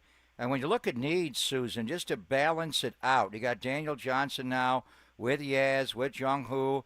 Ramos is really your only right-handed hitting outfielder. Do they need to add a right-handed hitting outfielder between now and the deadline? It's so funny. We spent the first couple months of the season going they are way too right-handed heavy, and now it's a little bit the other way around. Seasons kind of ebb and flow a little bit like that. Gerard did not look right. That hand, he was so great all spring. He had a great winter ball, looked ready to go. That hand injury, he's never quite been right since coming back from that. So I think one of the reasons you're not hearing much about the injury is he just wasn't somebody that they were relying on in any way, shape, or form the way he was playing at the time. So it would be great when he comes back from this oblique, if he starts hitting again. I'm not sure they're looking at him at the answer. I'm with you. I could see them trying to look for a right-handed bat. Again, this is a thing where I'm not 100% sure that this is a massive priority, but another outfield bat is something, I think just in general, look, you go out and Devers was a huge acquisition, but I've always been of the mind that they need a second bat, whether that's a backup catcher who can really hit or somebody to platoon with Yaz. I am fine with that, or even second base, although I think between Schmidt and Fitzgerald, once he gets going, I think they're probably okay there. Always great catching up with you, Susan. We appreciate your time and looking forward to doing it next Tuesday. Hey, look, if there's one thing that came out of this, you didn't have to break any news on us while we couldn't access you on the phone. So that's a win for our show. I'm just awaiting something to happen here in the next half an Yeah. hour. Thanks, guys. She's waiting. It's always on my radar It'll be when I there. talk to you guys. It'll be there. It'll be there. Thank you, Suze. She is Susan Slusser. You can read her in the San Francisco Chronicle. Always one of my favorites to read, along with the guy that we had earlier, John Shea of the San Francisco Standard. Marcus Thompson going to be joining us at 12:50. So let's do a little pivot over on the basketball side of things. Jonathan Kuminga wants a larger role. Anthony Slater wrote a big piece about that. And I do have to tell you, first, that our time with Susan Slusser was sponsored by Weichert Realtors, where home is everything. To get started, call your local Weichert office today, because at Weichert, we guide you home. And Susan was also brought to you by River Islands. Come home to River Islands in Lathrop and discover the San Joaquin River lifestyle with its lakes, parks, and schools. Start your tour today at riverislands.com. Let's talk a little hoops on the other side on the Sports Leader.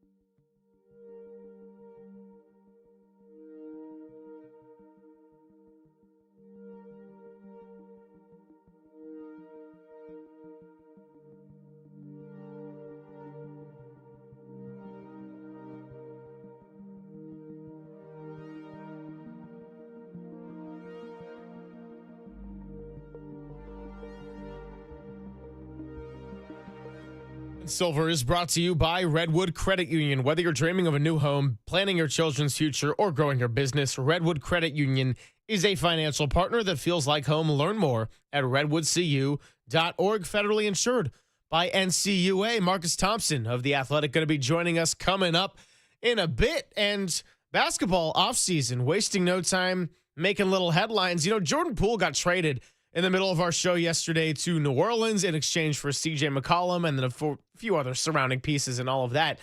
And we talked about Jordan Poole, and Papa said, you know, you don't want to be the player that's good enough to be an enticing trade piece to get moved around a bunch, but not, you know, expendable enough for a franchise to be always throwing you in there. Kristaps Porzingis is very much that guy, and I acknowledge that health has a lot to do with that and his lack of availability, but Kristaps Porzingis has gone from the New York Knicks to the Dallas Mavericks to the Washington Wizards to the Boston Celtics, and now in a 3-team deal, he is going to the Atlanta Hawks. Well, they just traded Drew Holiday. So Kristaps Porzingis has his own issues. He makes a lot of money. Wonderfully skilled player when healthy. The unicorn, as KD dubbed him. But he gets hurt a lot. But what Boston is doing is incredibly interesting. Jason Tatum tore an Achilles tendon late in the playoff run against the New York Knicks. He's going to miss all of next year. They've got some of the highest paid players in all of the sport on that team. They just signed Tatum. They signed Jaylen Brown.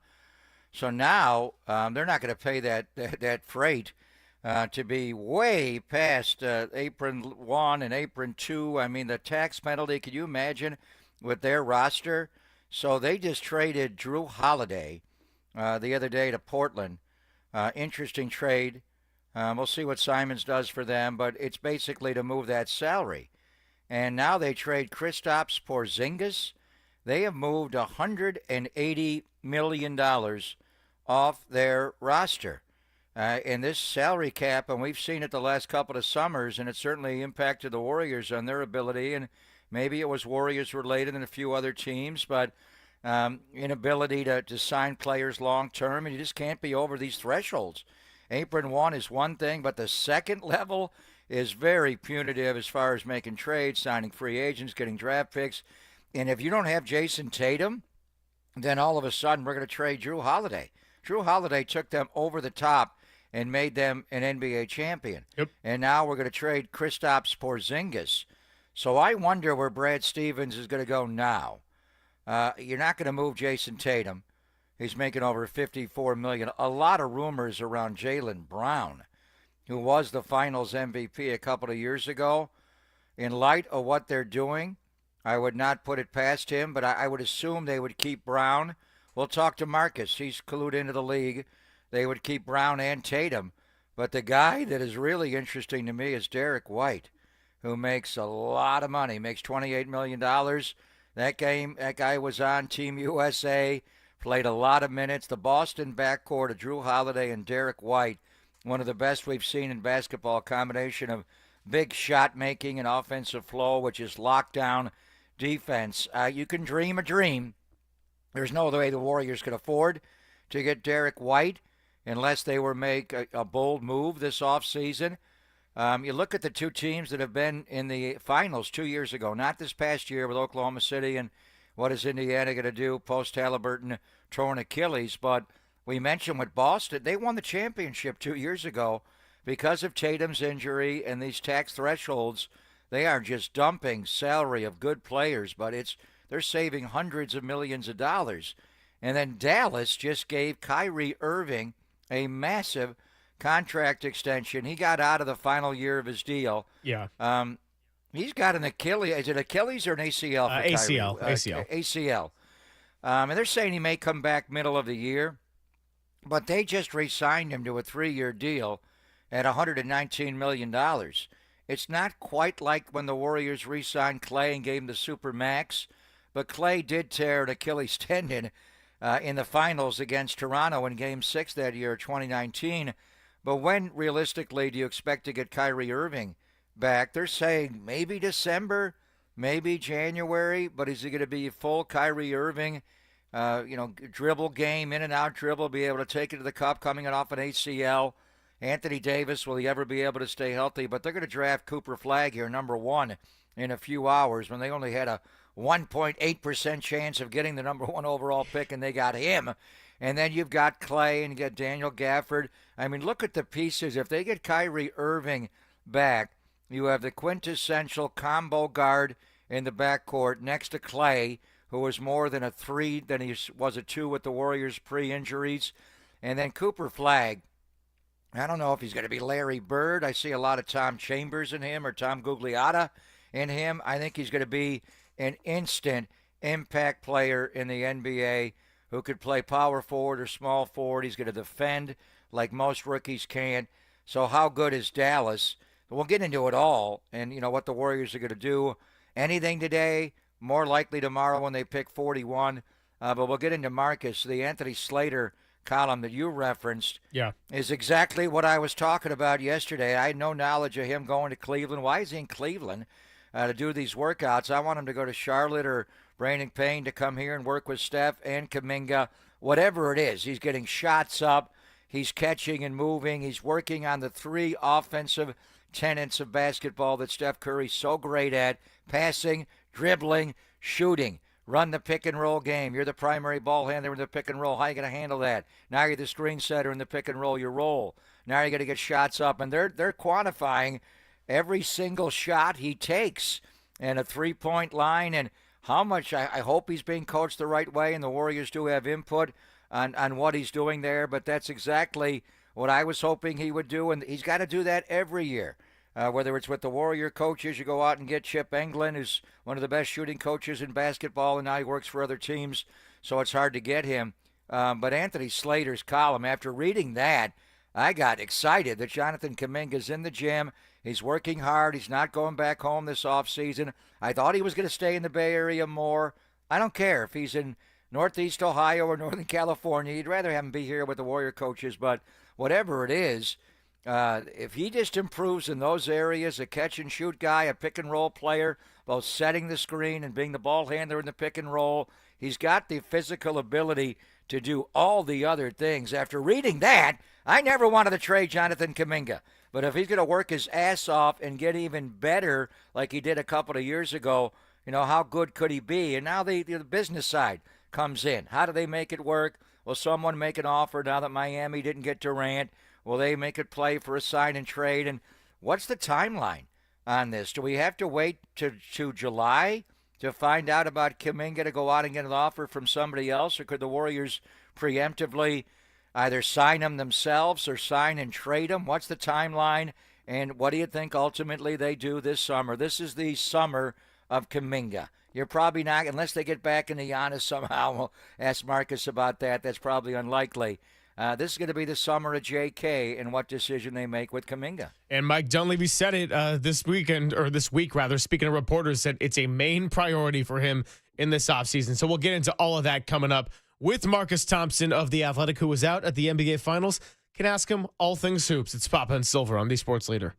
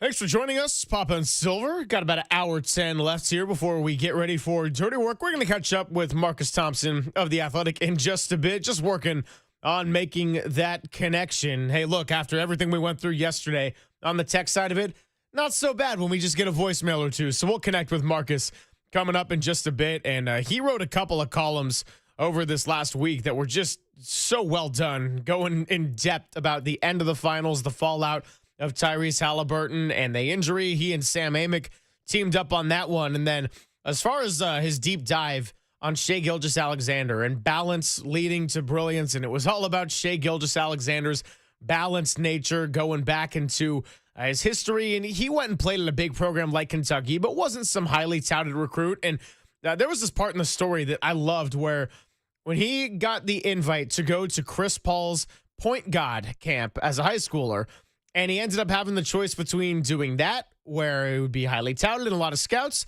or going with the Canadian national team. And ultimately, he went and chose Canada despite not playing a single minute because he wanted the example of the pros. We have made the connection with the one and only Marcus Thompson, who joins us on the UMA guest line.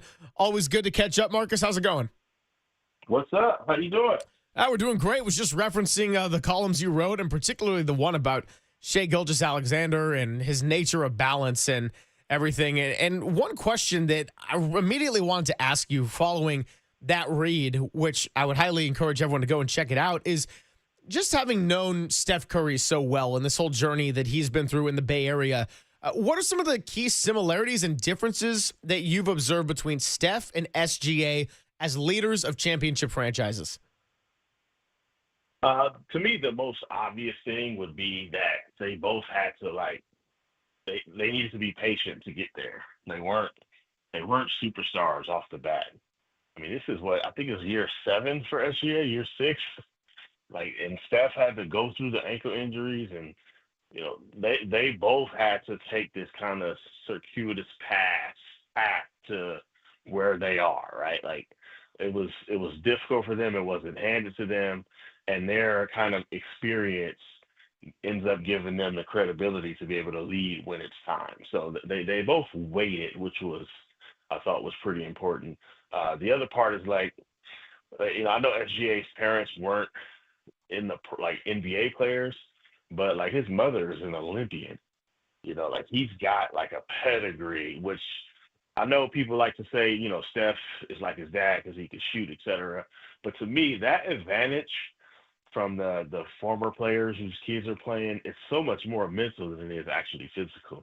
They believe they can get there because they've seen it. They know how to work. SGA's mom would taunt him about how she's the best athlete in the family, right? His dad was always on his neck. There's a certain mental edge that they both got from their parents being excellent athletes that kind of passed down. They both believe, despite the fact that it didn't kind of make sense for their journey, where they would end up. Nobody ever pictured either one of these players ended up where they are, but somehow they were almost delusional about their belief. And I do think that has to do with the pedigree they get from their parents about mindset and consistency and work ethic, et cetera. So there are some definite similarities there. I think Steph wishes he was 6'5", though, with a 7-foot wingspan. And I'm sure SGA wishes he could shoot the ball like Curry. And the year that he just had, for a long time, people kind of danced around it. But I think Durant, for a while, was the best player on earth over LeBron. And Steph has certainly been there. And now you can make the point about Shai. They're just different the way they use the game and the two-pointer versus the three-pointer. But it all ends in winning. So, boy, the NBA schedule is just insane. I mean, they won a championship on Sunday and were drafting tonight, even worse than when the Warriors would win on Father's Day or lose on Father's Day, then come back and pick on Thursday because they moved it up a day. So I do want to get into the events of the week and what's going on with Kuminga and all that. But the NBA is already rolling as far as the offseason. Before Oklahoma City beat Indiana on Sunday night, Marcus, we had the bombshell involving Kevin Durant going to Houston. How does that change things? Kyrie Irving re-signed a massive contract. The Mavericks won the lottery somehow. They're going to get Cooper Flag. And then what's going on with Boston with the Tatum injury? selling off Drew Holiday and Kristaps Porzingis. What are they going to do with Jaylen Brown? What are they going to do with Derek White? So just give me your thoughts on OKC, you are the champions, but man, the new league year starts like right now. It felt like it was happening. I think you're right. I've never experienced a finals where so much activity was happening around the league. Because even before the trade happened to Durant, like people were talking about, like this is about to happen. Like that was the conversation. So it was weird to be at the finals, and a lot of the conversations you're having before the game and just with people is about what else is happening around the league. And I do think a big part of that was the ACL and the Achilles injuries that happened, because we still got to see what Milwaukee's going to do, right? Like, it's probably unlikely based on what I'm hearing, but it's still possible that they just say, you know what, let's just start over and move Giannis. Or they've got to figure out a way to get Dame off the roster. There's so much to happen. What are the Lakers going to do? Like, I can't remember this much activity before the draft. And now we have the draft. And then July 1, some of the people were saying by the time we get to July 1, all the big stuff will be done. Remember that moratorium period where while they're figuring out the numbers, you can only talk? That used to be the most active time, that period. But now it's because so many situations, we kind of knew what the end result would be and what they had to do. So this is wholly unique. I don't think I've ever experienced this before, so much activity, and there's more still to come, especially now that the draft is tonight. Talking to Marcus Thompson here on the UMA guest line. All right, I'll get to the Jonathan Kuminga of it all. So your colleague Anthony Slater wrote a big column about Jonathan Kuminga spending time out in Cleveland, 10-hour days in the lab, working on refining a lot of skills, and he said that he wanted to be a featured scorer and creator, whether it's with the Warriors or somewhere else. Now, I wouldn't say that quote or headline is any kind of shocking news to us, but when you hear that, do you think he ultimately has a future in Golden State as that kind of player alongside lineups of Steph, Jimmy, and Draymond at the core? I don't think he has it with them there, but I think the sell for the Warriors is it's there. Like, you'll have it. We just need you to be this right now. And perhaps there's a middle ground between the future that Kuminga sees for himself and the role that, Steve Kerr kind of wants for him. Perhaps there's a middle ground where there's more activity. For instance, everybody highly doubts Jimmy Butler and Steph Curry plays 70 games next year. So how many games can Kuminga just be the focal point of the offense while those guys sit out? Like, stuff like that. It sounds like it's going to be a tough sell, and this is not like you said. It's not necessarily breaking news. This is how everybody knew Kuminga felt. This is the first time he said it, like, out loud to the public, which means it has grown to a level where he's like, all right, I'm a little bit fed up. I've had enough. Let me go ahead and speak my desires into existence. So him saying it out loud, saying it on the record, is a sign this is elevated past just what we all know what he actually believes. Like, he's ready to say, I want to be a star. I'm ready to be a star. I'm willing to go to do that. So I think this means we've crossed a certain threshold for him where he's now a little bit more fed up and less patient. But also, where's the market?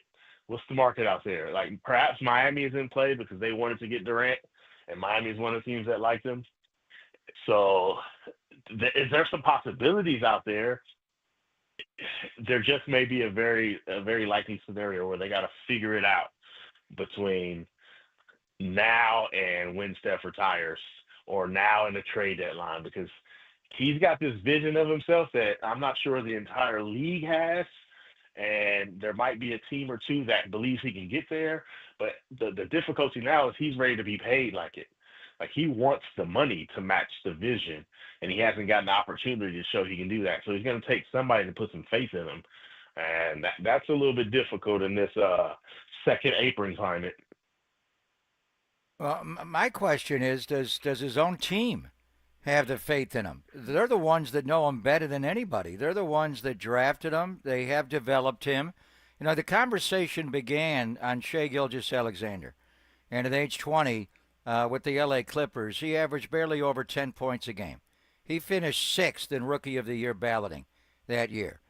He got traded. Paul George was the headliner. And then look at the strides that SGA has made year after year after year.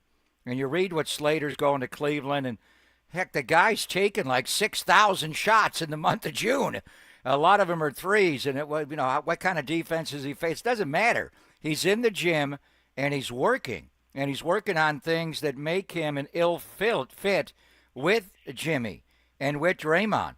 But if he becomes a knockdown shooter, why can't he? If he becomes a primary ball handler in a pick and roll, or more importantly with Steph and Jimmy, if he can become a good screen setter and roller with Steph, we saw him do that, Marcus. So as we look at it, he's only 22 years of age. As we look at SGA at age 20 and now at age 26, and he's dominating the NBA and he's got all the hardware, is it not possible that, I'm not saying he's going to be that guy, but I'm not going to say he can't be that guy. Does his own team believe in Jonathan Kuminga's ability to ascend the way he believes he can ascend?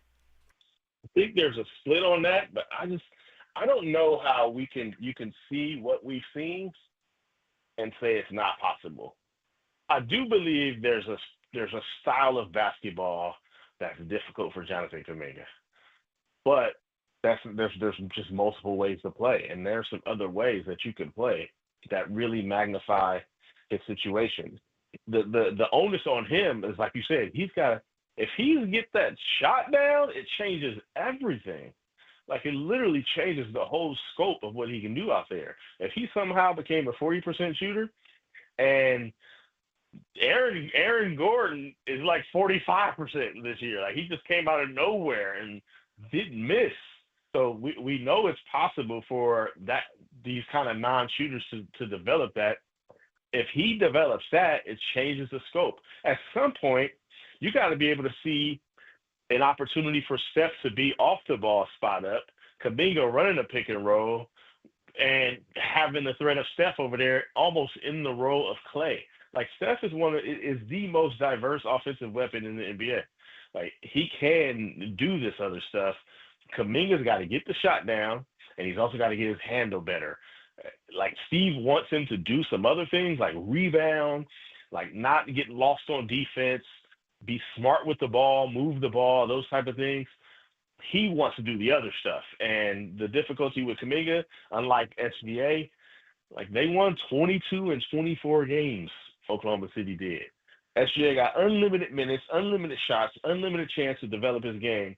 Jonathan Kuminga has never gotten that. So he's got to do it in shorter fashion. I think if he turns out to be as great as he thinks he is, it wouldn't be a shock at all, because the talent is there. It's just on the Warriors to get the most out of it, or get the most out of him on the trade market. Marcus, going back to the Miami possibility, I mean, I don't know if you've done a lot of work as far as the salaries or talking to different people about what's realistic, but is Miami somewhat of a realistic option for a possible sign and trade? I mean, I just know that the headline over the weekend in the morning of Game 7 was that they ultimately lost out to Houston on Kevin Durant because they didn't want to part with younger building blocks like a Jaime Jaquez, a Nikola Jovic, a Haywood Highsmith. And, I mean, that was with KD out there. With all due respect to Kuminga, KD is a two-time Finals MVP and, yes, a much older player, but someone that you would think could immediately, take you over the top right now. I mean, just as far as teams that like Kuminga, like, they're a team that keeps being mentioned. Can a deal get done? It's a different question. And even worse, like, working against Kuminga is the base year compensation thing, where the Warriors can basically only get back half of the salary. So obviously, Kevin Durant is a $50 million player, and Kuminga is less than that. So in that sense, there's an easier deal to pull off. But if you give them $25 million, $30 million, the Warriors can only get half of that in return. So now it just becomes a matter of, is there anybody on the Heat roster, right, that the Warriors could take and say, all right, we're happy that we're only getting half the value. That's what makes it tough. Or now there's a third team involved. I think the thing with Miami is, how many teams look at Kuminga and say, yeah, we like what he has, he fits our system, and we can do something with him. Like, Miami is one of the teams on that list. I've even heard Sacramento being a team on that list. So that's the start. Believe it or not, though, there's not a lot of teams that are just saying we have to have Jonathan Kuminga. His skill set in some ways is adverse to where basketball is going. Spread out, shoot, handle, right? Shoot, handle, make decisions. Look at Oklahoma City, pass, cut. If it ain't SGA, going ISO. So the teams that just rely solely on ISO and pick and roll, that there's just not that many of them. So that's why Kuminga needs to come out, show a better handle and a better three-point shot. If he does that, it's a little bit different. But to his case, he's like, I need more time. Now, Miami is a developing type of team, so you could see them saying, give me that, we could work with that. I mean, they did it with Gabe Vincent, right, and Caleb Martin. Like, this is what they do. Haywood Highsmith, I'm sure Jonathan Kuminga is an upgrade over that. So that's the real question is, do the Warriors see something where they can say, all right, we only got $15 million to spend. Do you have anybody on that roster that you like? Another team is Chicago, right? That seems like another place. So it's going to be tricky in the end. I don't know that there's a guy that the Warriors are saying, we'll give up this piece that we drafted and developed and kind of love and could see in our post-Curry existence, we'll give him up for like a mid-level player. I just don't know that player exists out there for the Warriors. Yeah, so obviously on Sunday the big news was that Kevin Durant's going to the Rockets and Dylan Brooks and Jalen Green are going the other way and a high draft pick. And but the teams that were kind of nosing around on Durant, Miami being one, a few others were quote unquote not all in on Durant. And maybe it's the baggage of Durant, whatever it is. But a lot of the rumblings were about Giannis. And I think I've asked you about Giannis Antetokounmpo every week you've been on, and you're on every other week for like the entirety of the offseason, but you went there to start our conversation today.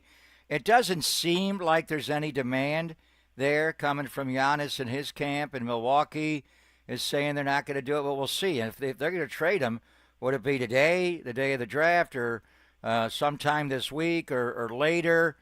Is there a world that we live in light of all the mass movement we're having in the NBA this week, and you're saying more is to come? Could one of those big pieces, and probably the biggest piece, be Milwaukee entertaining the thought of trading Giannis? The only universe I see is if there's two. If Giannis is just fed up and it's like, I'm done, especially like with all this movement happening. Like if you're watching Boston sell off stars and, you know, Kevin Durant get moved and you're seeing all this activity that's happening, maybe he's like, Milwaukee, you're not going to give me anybody? Like, can we get somebody? Like, you gave me Kuzma. That's what I got. Like, come on. If he gets fed up and says, I want out, that still might not do it, but that's the only other reasonable, like, outcome. The one that's probably less reasonable now is if Oklahoma City says, we got Jalen Williams and Chet Holmgren. Like, pick one and however many picks you want. And in that universe, maybe Milwaukee says probably the best thing for us to do is start over with young talent and picks. So otherwise, Giannis seems to be putting no pressure on them by way of threatening to leave.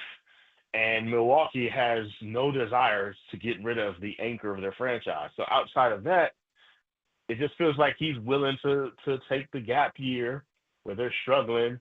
Then Dame comes off the books. And now the year after that, they can do something. Like, I mean, that's probably their best course of action anyway, unless, again, Oklahoma City says, all right, we won a championship. We don't want to pay 3 max salaries, so one of these guys got to go. Which one do you want, Milwaukee?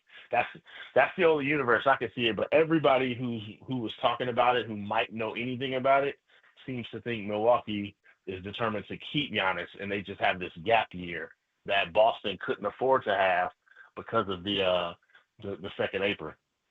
Yeah, second apron is ruling all right now. Enjoy the draft. It's killing, right? Yeah, I know. It's nuts. I mean, we talk about Jonathan Kuminga, and we had Bobby Marks on, and he's like, yeah, look, there's not even a market for restricted free agents out there. I mean, this CBA. The Lacob apron. Call it what it is, the Joe Lacob rule. That's what it is. I think you got to call it the Lacob, the Clippers owners Steve Ballmer? Laker Ballmer. These guys who like, I'll spend whatever it takes. It doesn't matter. I got a question for you though. I'm very interested in your answer, Papa. I'm watching these finals and I'm hearing the superlatives, and you see it, right? You watch it. This is the greatest team, the greatest defense ever. Is that real? Are we really saying this? Does this feel like that? Yeah, at times. And I was going to ask you this to start, and we got off on other things, because you've written the book on dynasties, and they're already making this team out like they're going to win like 10 in a row. Let's just see. And I think, and again, with my Pacer ties, I think the game would have gone differently. I'm not going to say Indiana would have won, but I'm not sure. You were there. I'm saying it. I'm saying it. Do you think if Halliburton doesn't tear his Achilles, Durant like in Toronto in 19, do they go, boom, baby, and the Pacers win the title, and not pop, baby, he tore his Achilles? Listen, the look on his face. He took 4 threes in 7 minutes. Like, he had a look in his eye, and he was going for it. So I think at minimum, the game is close. The game is close. It was close without him, right? It was close with T.J. McConnell. Right. So they led at I think it's a halftime. close game. Yes. So if he's playing, it's close. And with the look in his eye, man, tell me why he wouldn't win it. It just felt like to me like, Tyrese is as motivated as we've ever seen him. He took 4, like he turned into Steph Curry. Like, I am going for this. He made a deep one too. He made a deep one.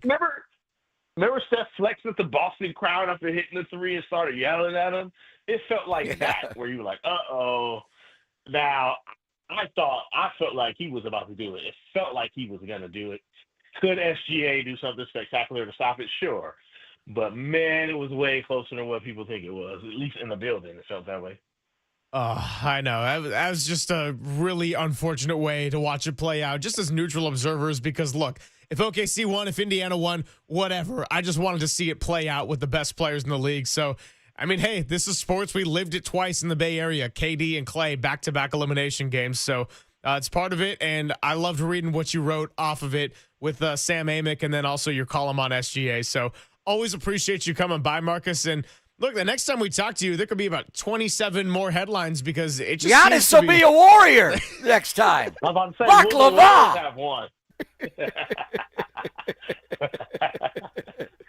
That would be great. Welcome back, brother. Rest up. All right. Thank you, homies. He is Marcus Thompson II. You can read him in The Athletic. Always great to catch up with him every other week. Good little tidbit on basketball here, and we can continue to get into it as the week goes on. Short show tomorrow, round 1 of the NBA draft tonight, and then I guess they're doing it over 2 days. So on Friday, we can talk about if the Warriors picked someone at number 41 and who that is. Let's go back into the baseball side of things. Craig Minervini going to be joining us at 1:30. Little Silver Linings playlist, and got to take the lone bright spot of last night. The man, number 50 in those City Connects, Christian Koss.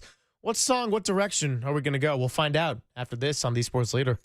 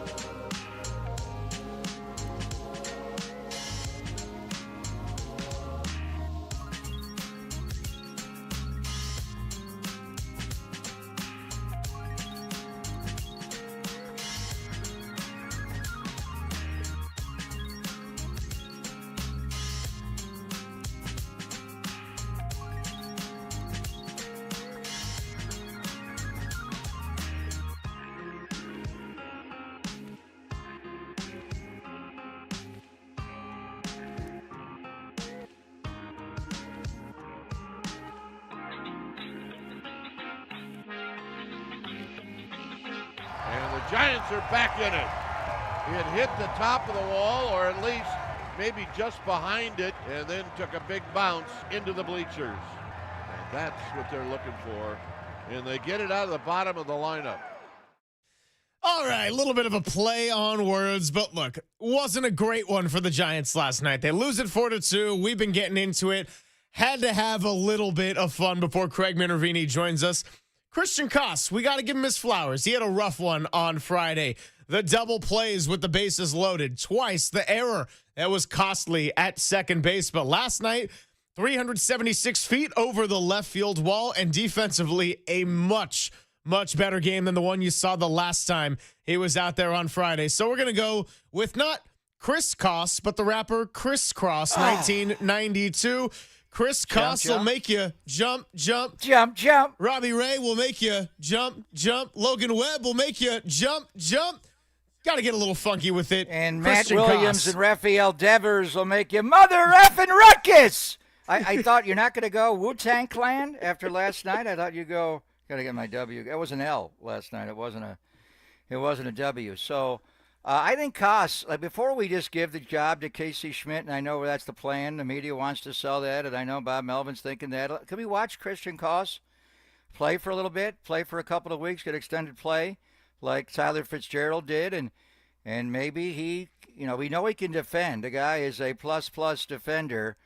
Casey's so good defensively at third, but I think at second base, Koss is better. I do expect Koss to be in the lineup tonight. We'll talk to the great Craig Minervini after his incredible dinner, thanks to Tony, Gemignani, and Rebecca on Monday in North Beach when he got here. We'll get the lowdown on the Marlins, but I think Cabrera is going to pitch for them tonight. So I think Koss will be in the lineup, even though it is still right on right. Cabrera, their starting pitcher, does have reverse splits where he actually gets lefties out more than he gets righties out. So we'll see how that all works out. But I also, we were talking to Susan about trading for some guys, and I think the Miami Marlins do have a couple of guys.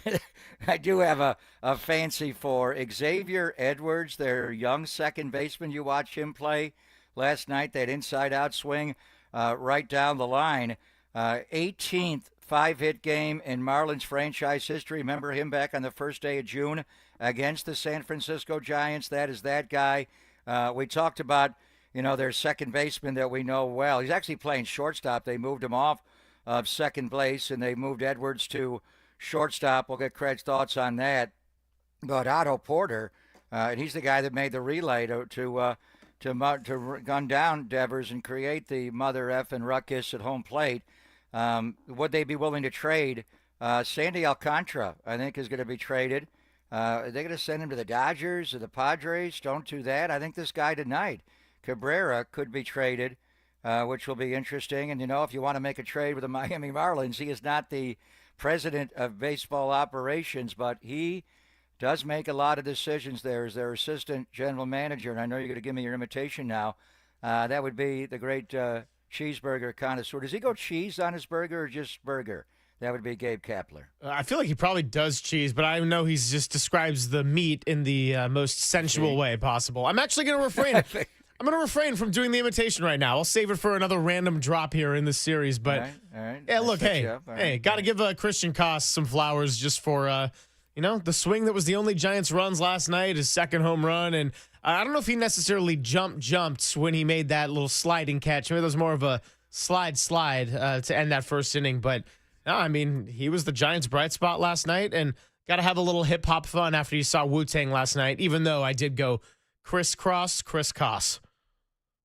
Very nice. Yeah. I like the way you crossed that. Yeah. So we are going to have Minervini on. He's doing TV play-by-play this series, done a lot of radio, does a lot of studio work, and we'll just get the lowdown on what's going on with the Miami Marlins and what trades they may make. Skip Schumacher was their manager. Last year, I kind of thought they liked him. Didn't they just give him a contract extension? And then did Gabe come in and fire Skip Schumacher? I don't even know how that all went down. But he was thought of as one of the bright young minds in baseball. He's out, and Clayton McCullough is the manager. And they were hard on the Giants last night. They got some guys that can play. We were talking about Elliot Ramos, possibly making the All-Star team. And then you mentioned Juan Soto to me. They got to figure out a way to get Juan Soto on the National League All-Star team. He's got to get some votes there and take Teoscar Hernandez and be in the starting lineup. Will the players vote him in? Probably they will, but then we'll get into the debate about Stowers, their left fielder. We'll have Craig pick who would be their all-star. Maybe tonight's pitcher, Cabrera, would be in the mix. He's been their best starter. But I think a lot of people think they're only going to have one all-star this year in light of their record, and that could be their left fielder, Kyle Stowers from Stanford. And would he take Elliot Ramos' spot on the National League All-Star team if, in fact, he's the one that is chosen there? Craig Minervini going to be joining us coming up, and then we'll get ready to hand it off to Dirty Work. Do got to tell you that Pop and Silver is brought to you by Redwood Credit Union. Whether you're dreaming of a new home, planning your children's future, or growing your business, Redwood Credit Union is a financial partner that feels like home. Learn more at redwoodcu.org. Federally insured by NCUA. Minervini joins us next on The Sports Leader.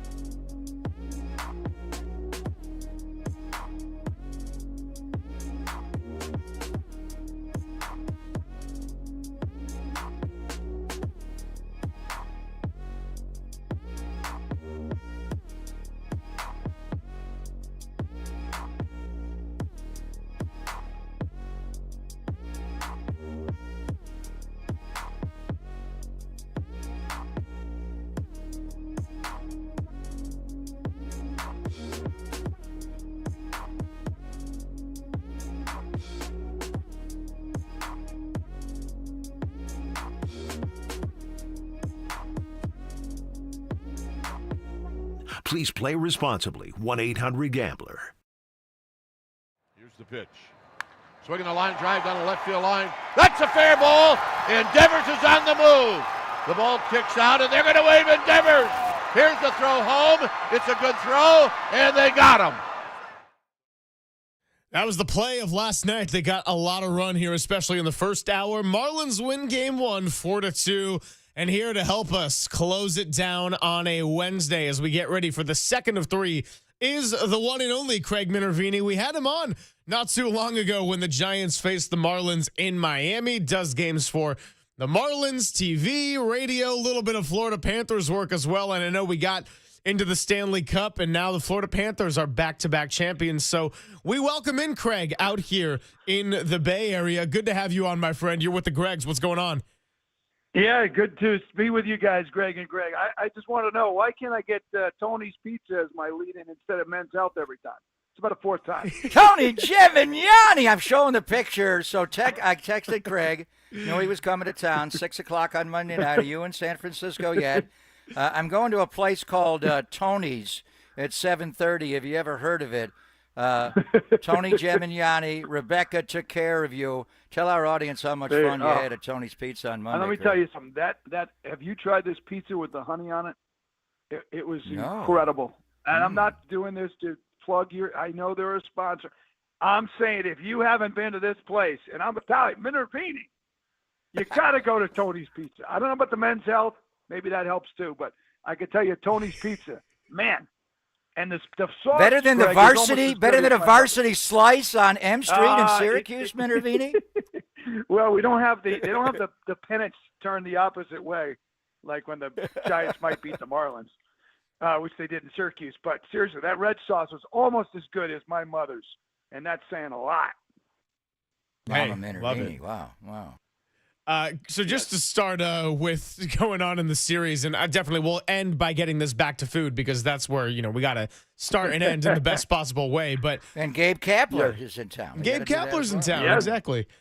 So, something we were getting into yesterday is the fact that these teams didn't actually play each other that long ago, but so much has happened on the Giants end of it between these series. And a lot of those key players, Kyle Harrison, Luis Matos, Tyler Fitzgerald, now not members of the team either in the AAA system or, in the case of Kyle Harrison, traded away. So just kind of how have you looked at the Giants a little bit differently? And, of course, Rafael Devers is the big obvious one. But how do you see this team differently? I know they didn't hit the ball well last night, but kind of a different squad than just 3 weeks ago.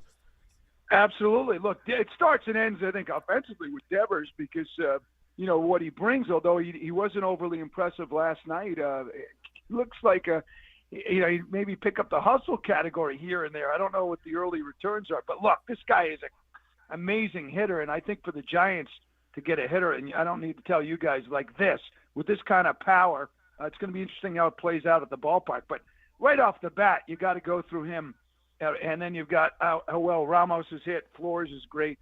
So I think it's a big addition. It's kind of the bat the Marlins don't have, that veteran power hitter. And to be a good team, I think you need that guy, and you need to help carry the guys that you have. Now, obviously, your pitching is where it starts and ends. And last night, surprisingly, the Marlins bullpen, did the upstaged almost the Giants bullpen. Not that the Marlins don't have a great bullpen, but when you look at the stats, Giants are the best hand in baseball. Yeah, Bender was nasty hitter there. Bender like slider last night. So he came in with Dwayne Kuiper's call of the play at the plate with Rafael Devers. Kyle Stowers, your left fielder, and I want to get into his all-star candidacy later, Craig, made a nice play in left field, but it was Otto Lopez at shortstop that made the catch and the turn and the throw home, and Devers was way out when it got to the catcher. But we've been talking on the show, obviously Tyler Fitzgerald of the Giants gets set down to second to AAA. They're playing Christian Koss there now. Maybe Casey Schmidt moves over there when Matt Chapman comes back. But this is the trading season, obviously, 5 weeks away, 5 weeks away. Otto Lopez is a guy the Giants had in spring training last year. Interestingly, didn't make the roster. I remember him mainly as a second baseman. But now he and Xavier Edwards have switched positions. Lopez is playing short, made a great play. We've seen Edwards, 5-hit game against the Giants on June the 1st, handles the bat well, and now he's playing second base. So do you think, and do you have to go through Gabe Kapler in part to make a trade with the Miami Marlins, Craig? And then would they consider trading one or both of their middle infielders, Otto Lopez or Xavier Edwards? Well, first, Peter Bendix is on top of the baseball side for the Marlins, but Gabe Kapler obviously has a tremendous influence, and I'm sure any deal probably has a conversation with those gentlemen. I don't know who actually pulls the trigger. I would think it's Peter Bendix. He's the one normally credited, but the Marlins have a big hierarchy in terms of guys behind the scenes and right at the top like Kapler and Bendix to make those deals. Lopez has a stronger arm than Edwards. So they moved him over. They flip-flopped the two for Lopez, the shortstop, Edwards, the second. Both are excellent at second base. Lopez is probably the better of the shortstop, but maybe not, a playoff shortstop. We'd have to see that in terms of the defense is good. The arm is very good, but both can profile at second base. And, Lopez hit 270 last year. He had a very good year. Quiet start lately. He's been real good. He's had some big hits in the last couple of games. Edwards just finished his 162nd career game. Now, you guys want to take a guess what his career batting average is? 300. You're in the neighborhood. He's 309. He's a 309 hitter with 50 stolen bases. Wow. 50 stolen bases. He hit 328 last year. He's warming up now. He's hitting over 360 in June. He is not your common player today. He's more of a throwback. Puts the ball in play, good speed, so he can leg out the infield hit. Unlike Luis Urias, who really had to earn everything when he was at the Marlins and wherever he goes because he's not fast. Edwards is fast. He's doing a great job at second base. He looks like, when you see him, guys, he looks like a second baseman. Would they trade him though, Craig? I mean, Urias did get dealt and Jazz Chisholm. Would they trade at one of the two or both? I think it's possible. The Marlins will look at anything, and if they think it makes them better down the road, I would think there's virtually no one untouchable. The way they're looking at this right now, they're building the team. You could see they have a scrappy team. This is not last year's team. They're a pain in the butt to play, and when they pitch and play defense, they're really difficult. And they're young though, so they're 32 and 45, maybe overlooked by some other teams. Not the Giants. Giants know they play a tight game against the Marlins virtually every game. Marlins just beat the Braves 2 out of 3. But they're building for the future, not today. So if the Giants were to throw the right prospects, the right player, I would think anybody is potentially available. But the Marlins are not going to get hoodwinked on a deal. They're going to get players back. And if that's the case and they match up, and I'm sure some of these guys are not going to be here, who knows? It might be the Giants with their connection with Gabe Kapler. Talking to Craig Minervini here on the UMA guest line, Marlins television, radio, and just a whole bunch of broadcasting work in Florida. And, of course, the Syracuse Orange as an important requirement to be on this show. Yes. So, Craig, kind of along this note of that the Marlins are young. They are scrappier than their record would probably show for.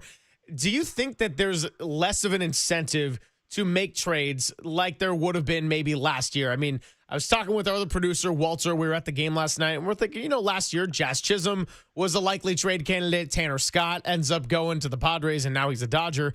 And this year, they've got a lot of youth, and it doesn't seem like, even though maybe this year isn't the year for the postseason, they're actually going in a direction where they don't necessarily have to do a whole lot of trades.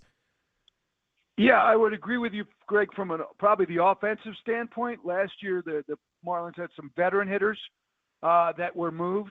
Now this year, most of that youth is in the offense and in the starting lineup. So they're probably not going to deal. Why would you? Some of these young players that they're trying to build with.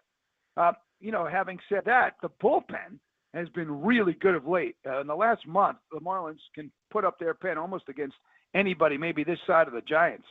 They're walking way less guys. That was a problem early in the year. Now they're much better in that category. They don't strike you out a ton, but they seem to get big outs.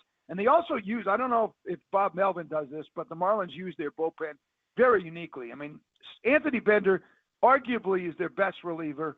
If he's not their best, he's one of the top two. Last night, what happened? They took Quantrill out in the fifth inning, and who'd they bring in? They brought in Bender. in a tight game, in a one-run game in the 5th inning. That's something that would never have happened, 3, 4, 5 years ago, much less when Greg and I grew up watching the game. Yeah, years and years and years ago. And by the way, he's an Years ago. AER guy. We did AAA baseball together with the Syracuse Chiefs. So we were That's talking right. about Kyle Stowers earlier, and he's a Stanford kid, and made a nice play in left field, got the ball to Otto Porter for the relay to gun down Devers. So we've been talking about Giant All-Stars. Logan Webb's going to go. We wonder about Robbie Ray. Among the position players, Elliot Ramos is the one and probably only candidate, but it's so hard to make the All-Star team in the outfield in the National League. I think he's right on the border, but I'm wondering about your All-Star rep. Is it only going to be one? Would it be Stowers who would be your choice? And then if Stowers does make it as a left fielder, maybe Ramos can't go. So who do you think the Marlin All-Star or All-Stars will be this year, Craig? Yeah, it's a good question. Usually when you're on the team that's under 500 like this, you're fortunate to get the required one. It could be somebody from the bullpen. We mentioned Bender's had that kind of year. He's been very good. Faucher's come on of late. But offensively, I think you'd look, if it was mid-May, it would be Stowers, no question about it.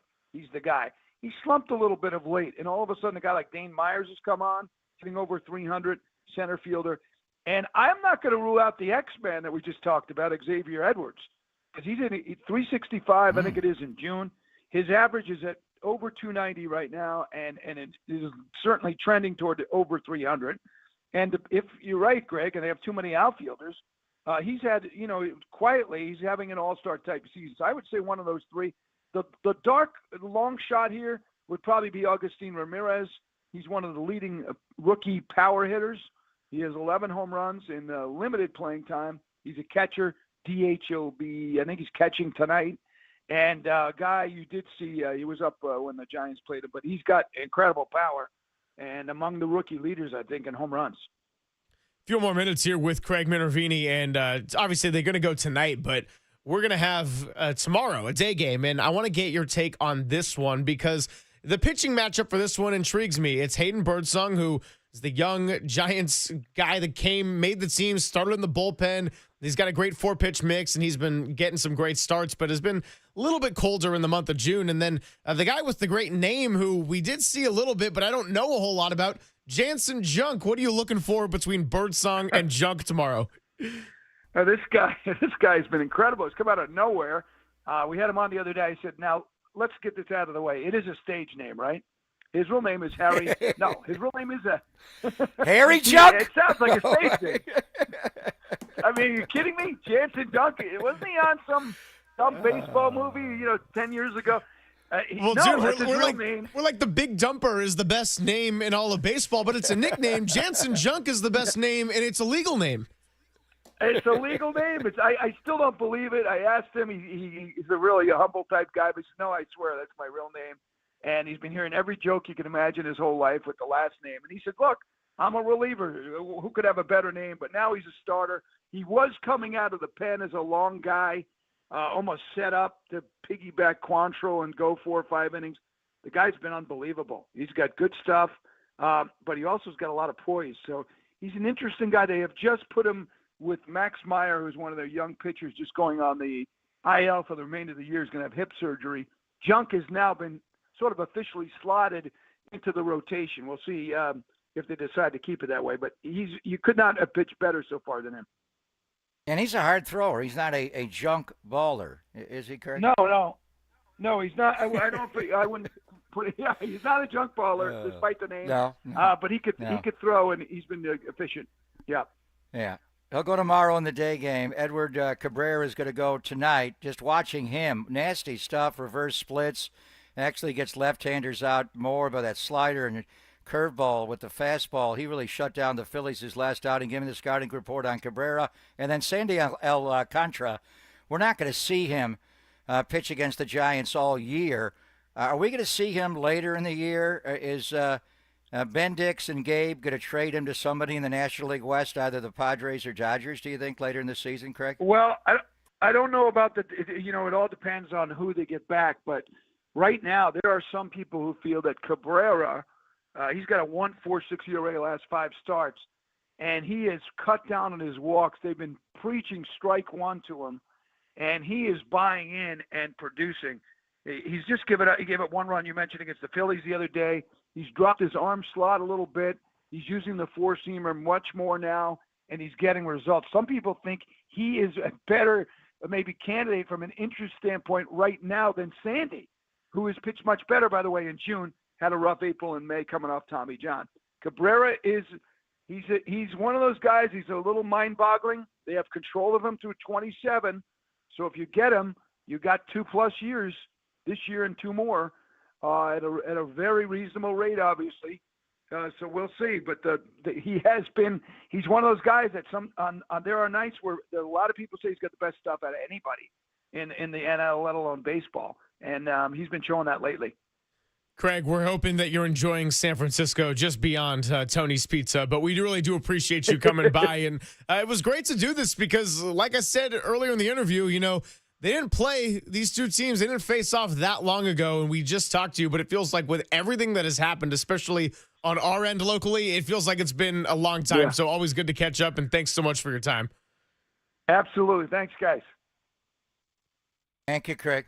Great guy, Minervini. Oh, love me some Craig Minervini. Yeah, and he's like, by the way, I'm Italian, so it really is a compliment. It's just as good as my mom's. Did he have to say that, Minervini? Of course, the pasta was as good as Mama Minervini's. And I've had her pasta, by the way. We did AAA baseball for a year at WAER when we were held over one summer and did Syracuse Chiefs. So, he does TV, he does radio there. He's won so many Emmy awards. He's kind of the voice of South Florida, so he's a staple there and a really good guy. Love him. Yeah, great to have him on, and we will get ready to wrap things up on the other side and thank all of our guests. Dirty Work, we'll take it at 2 o'clock. It's Pop and Silver on the Sports Leader.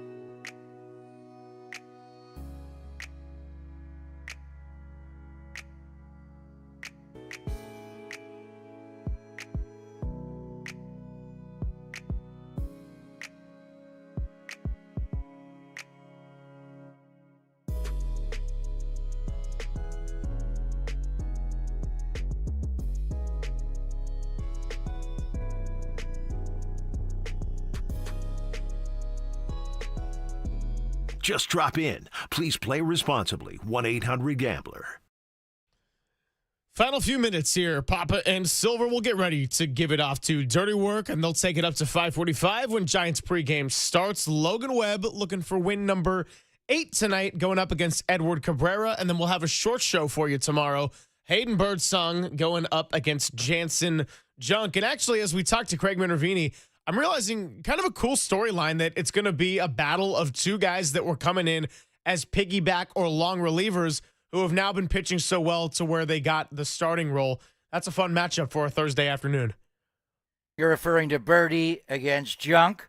Looking forward to that, and looking forward to tonight. Logan Webb, man, has he been good. His start against the L.A. Dodgers on that Friday night when he outpitched Yamamoto, and Casey hit the grand slam, and his start against Cleveland in the day game. What a year he is having. We were talking about all-star candidacy, and I'm not sure about Elliot Ramos. Honestly, when you look at outfield, maybe he sneaks on. Robbie Ray, I think, still has a good chance, but will he make it? He's regressed a little bit. But Logan Webb was a first-time all-star last year, and the way he is pitching right now, he's having a better year in some categories. The strikeout numbers are he got 114 strikeouts in 101 and a third innings. Wow. I mean, is it possible he pitches 200 innings every year? Could he punch out 200 batters? In 23, he had 194 strikeouts in 216. The ERA this year, 2.49, is even better than he had when he had the 3.03 ERA in the breakout year of 21 when the team won 107. He had a 2.29 ERA the year after that. So in a lot of categories, and just using that four-seam fastball with 2 strikes, he saves it to put hitters away. That is his strikeout pitch. He's a different guy. I don't know. I've been talking about Robbie Ray starting the All-Star game and Paul Skeens. That's a final now. Milwaukee beat the Pirates 4-2, so Skeens does take the loss. His ERA is still in the low 2s, but possible Logan Webb, if it lines up, would start the All-Star game. We'll see, but I think we've been wondering about a few Giants candidates. I think there's no doubt that Logan Webb is going to be a second-time All-Star and may have a prominent role in that All-Star game. So we'll watch that tonight, obviously, and talk about it tomorrow. And then NBA draft. We didn't just have Game 7 of the finals like an hour ago, and now we're having an NBA draft on a Wednesday after declaring a champion on a Sunday?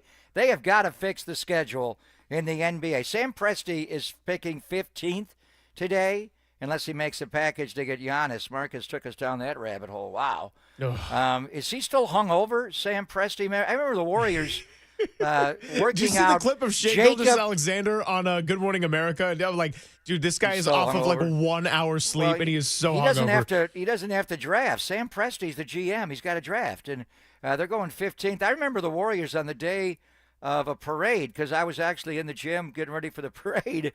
They were working out Jacob Evans, and that guy's got a line drive shot. I want him to play for the Giants and lead off. I don't want him to shoot 3 for the Warriors. What a major mistake that was. But that's what happened when you let Bob Myers, with a raging hangover after a championship, pick at Jacob Evans. So obviously Cooper Flagg is going to go number 1 tonight. The 3 Duke freshmen, how high are they going? And this guy with the great name, and I know you love junk, but Knippel is one of my all-time favorite names. What is it, Knippel?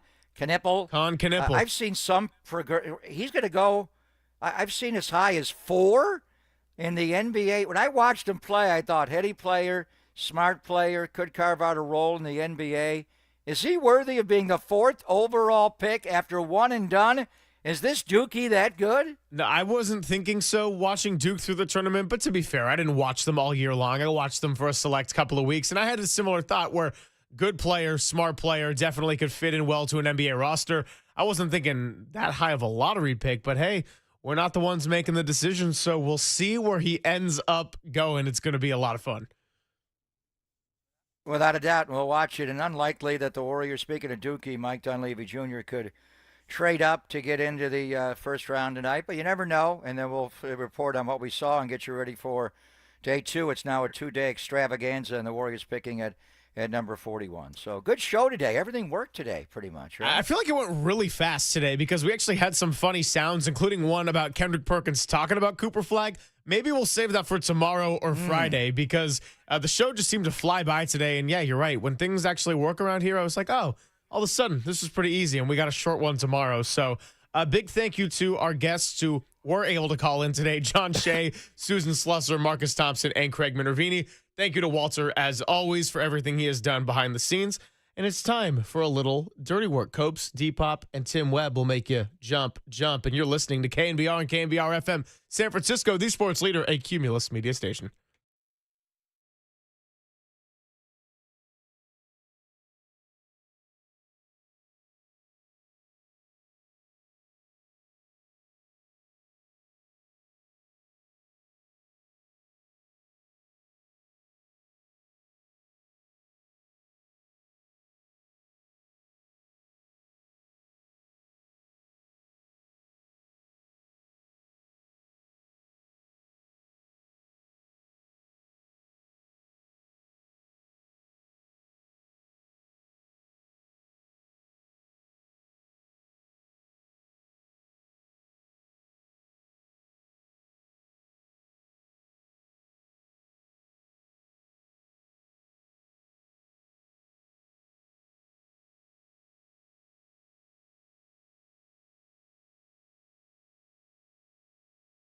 It's Dirty Work on a Wednesday afternoon, hump day. Adam Copeland, Depop, Tim Webb with you as soon as Walt moves his ass away from the board.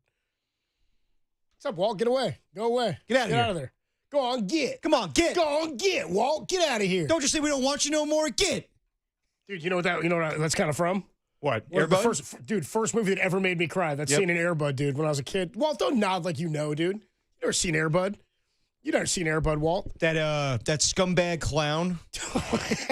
Dude, how about the coach? That side story, that side quest in Airbud, where that coach is like abusing that kid. No, he's like throwing basketballs in his face, trying to make him catch the ball. You know, he's like, the dog plays better than you do. I don't know. Yeah, dude, there's like the kid walks in on him with the dog. You know, he's like throwing balls. He's like, you can't catch a pass, huh? He's like throwing it in his face. The kid's like bleeding from his mouth. Like Jesus, as you Papa know would say. this, but I don't think the audience knows this. I've attempted stand-up comedy a few times. Yeah, 3 times in college. Okay. One of my bits was I love that in Airbud. Yeah.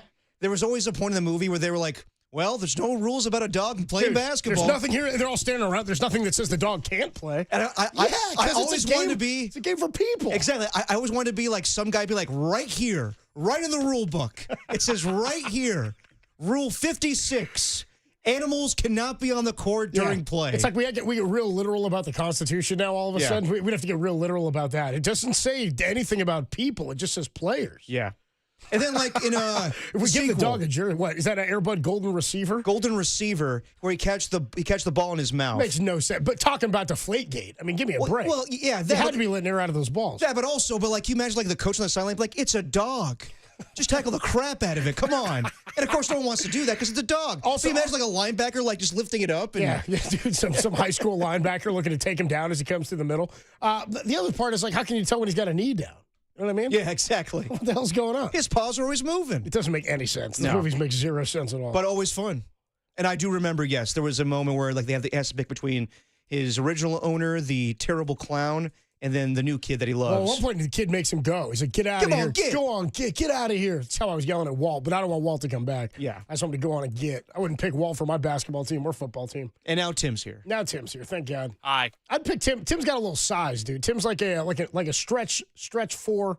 Yeah. Kind of a long 3. I think that's what we'd use Tim as. You know, he's got like some Quentin Post vibes. Long and lanky. Tim has Quentin Post vibes, huh? 6'3" and left-handed. I'm an asset. Yeah, there you go. Kind of looks like him too. We got plenty to get into today. We plan to get into Giants pregame tonight at 5:45 for a 6:45 first pitch. You know, in the promo, I said that I went to Sweet Night last night to be the lone representative for Dirty Work. Oh yeah, did not make it out there. Did I hear you say multiple people bailed or just you? I think multiple people bailed last night, but it's because me and Tim didn't go. No, it's because you know I as Pat H has been commenting in our YouTube chat. Derek's diet's taken a weird turn in the last few days, man. I've been so focused on me, hitting the gym and doing lifts and whatnot. But not been eating properly. So we had Carl's Jr. on Monday, and we're glad that the good people of Carl's Jr. came in and provided us free lunch. Derek did tell us that after we had Carl's Jr. on Monday, he went home and he just kept the bender going. Yeah, I met up with an old college buddy, and we met up at Drake's in Oakland. Great spot. Great spot, but had some beers, had some pizza, and that didn't sit well either. Jesus. And then yesterday, they give us some free Itsits. Yeah, shout out to, I don't know, I forget who brought it by. Who brought the Itsits by yesterday, Tim? Well, the good people of It's It dropped it off. The good people from Itsit, right here in San Mateo County. We thank you for bringing in this free food, but you're messing up my stomach. So yesterday, I was like, I get power. You didn't have to eat it. I know, but if it's free, it's me, Copes. You know that. So you loader. So if it's so yesterday I was banging out the promo for today, and like, all right, you know what? I got a little bit of a stomach ache, but I'm sure I'll be fine by the time I get to Oracle Park. And then I'm on BART, and I'm like, this isn't going away. I have to walk all the way over there. I'm like, I'm bailing on this. So you bailed because your tummy hurt? My tum hurt, yeah. And then today, what did he do? He showed up, and Tim, you saw this? You see him sucked on another Itsit like 20 minutes ago? No, didn't have an Itsit yesterday. Had an Itsit today. So you ate one today? Ate one today. And let's just say, things are fine right now. I planned ahead. I don't want to go into graphic detail, but I did things properly today that I didn't do yesterday. Yeah, I mean, it's more of a slap in my face and Ron's face yet again, Tim, after he refused to eat a piece of pie that he bitched and moaned about for days. The pie needs to be on my time. And then said, I can't eat this pie because I'm lifting today. Yes. Doesn't sound like Derek's lifted in some time based on the diet as of the last couple of days. Lifted on Sunday. That's quite some time. Today's not a lift day? Tomorrow will be.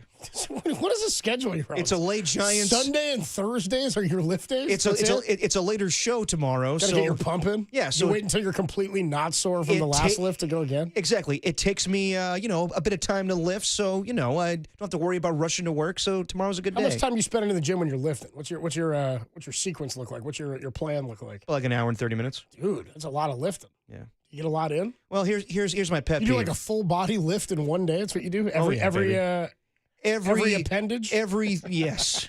Well, maybe not all of them, but at my gym in Oakland, the 24-hour fitness there, nothing grinds my gears more than people that don't stack the weights back in the proper places. Are you going Jim Rome gym guy?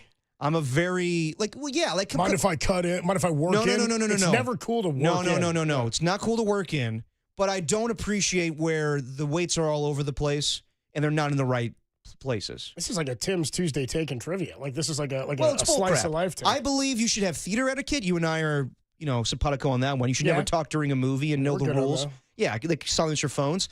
And in the gym, wipe stuff down and also re-rack your weights. I don't want to spend my whole time there searching for the 50s. Oh, the 50s, huh? That's what you're looking for? Depends on what I'm doing. This is the problem, is everybody's using the 50s and Derek needs them. I need them. Derek's looking for his plates. Are you one of those guys who sets up a camera and catches a little God, no. So you can get your form correct? No. Actually, you know what happened? A couple weeks ago, there was this woman in there. Uh-oh. And I know in gym culture now, it's like a big thing where it's like, I'll film somebody because I want to see my technique when I'm lifting, but also I want to see if guys are checking me out. This woman, I'm not exaggerating, she was like in that machine that lifts up your legs, and she was grinding. Is that what it's called? The machine that lifts up your legs? I'm not acting like I know the terminology. I just show up to the place. But this woman, I swear to God, they were like blasting some Rihanna in the gym. She was grinding on the machine all sexual, and I was like, I'm not looking over there. But like, she wanted attention. She definitely wanted attention. I was like, what the hell's going on here? I don't know, man. Just look for your 50s and keep it to yourself. You know what I mean? So she had a camera set up? She had a whole thing set up. Do you see this frequently now in the gym? Yeah. He must work out. I haven't been to a public gym in some time. There's a gym in my old building that they haven't kept me. That I think I've told you about this. I lived in like an apartment complex at the time, and there was a building across the street from ours where there was a gym inside of it. So you could like join the gym through the apartment complex. Right, yeah. And then they would like activate your little fob key card so that when you swiped there, it would have access to that as well. Well, yes. when I moved out of that building, they did not collect my swipe. So you're able to still go back? So I can still go into that gym, which is totally against the rules. Yeah. But no, dude, I'm telling you, nobody's ever in there. Hey, you found a loophole. Who I see cares? one or two other people in there ever. Like, there's nobody ever in there. It's like a private gym. They got a TV in there. You know where the weight room is? Nobody's ever got cameras set up. Yeah, nobody ever does. So I've seen this happen on social media. I'll check it out. Over the last few years. No, the weight room. Check it on. Tommy, scram. Dude, that's so good, dude. Goes back up to the room. Yeah. You can't. Is that Alfalfa? Richard, what were you doing? Who's your favorite Were you little watching rascal? Spankervision? How could you be looking at your documents if they're in your briefcase? He's laying in the bed with That's a mystery. with the blanket all the way up to his neck, too. Spade's laying there in bed. Anyway, What's your favorite Alfalfa? The weight room Spanky? little rascal. Sinner. Yeah. Oh, yeah. Maybe he plays for one of the Yankees. But yeah, I've seen that it's become a part of gym culture where people are videoing themselves and then other people in the gym get very upset about it.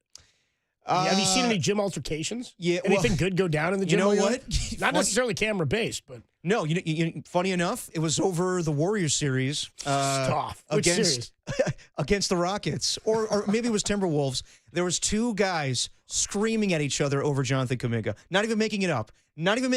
Two grown men in the weight room being like, man, I don't know what the hell Steve Kerr's doing not playing Kuminga.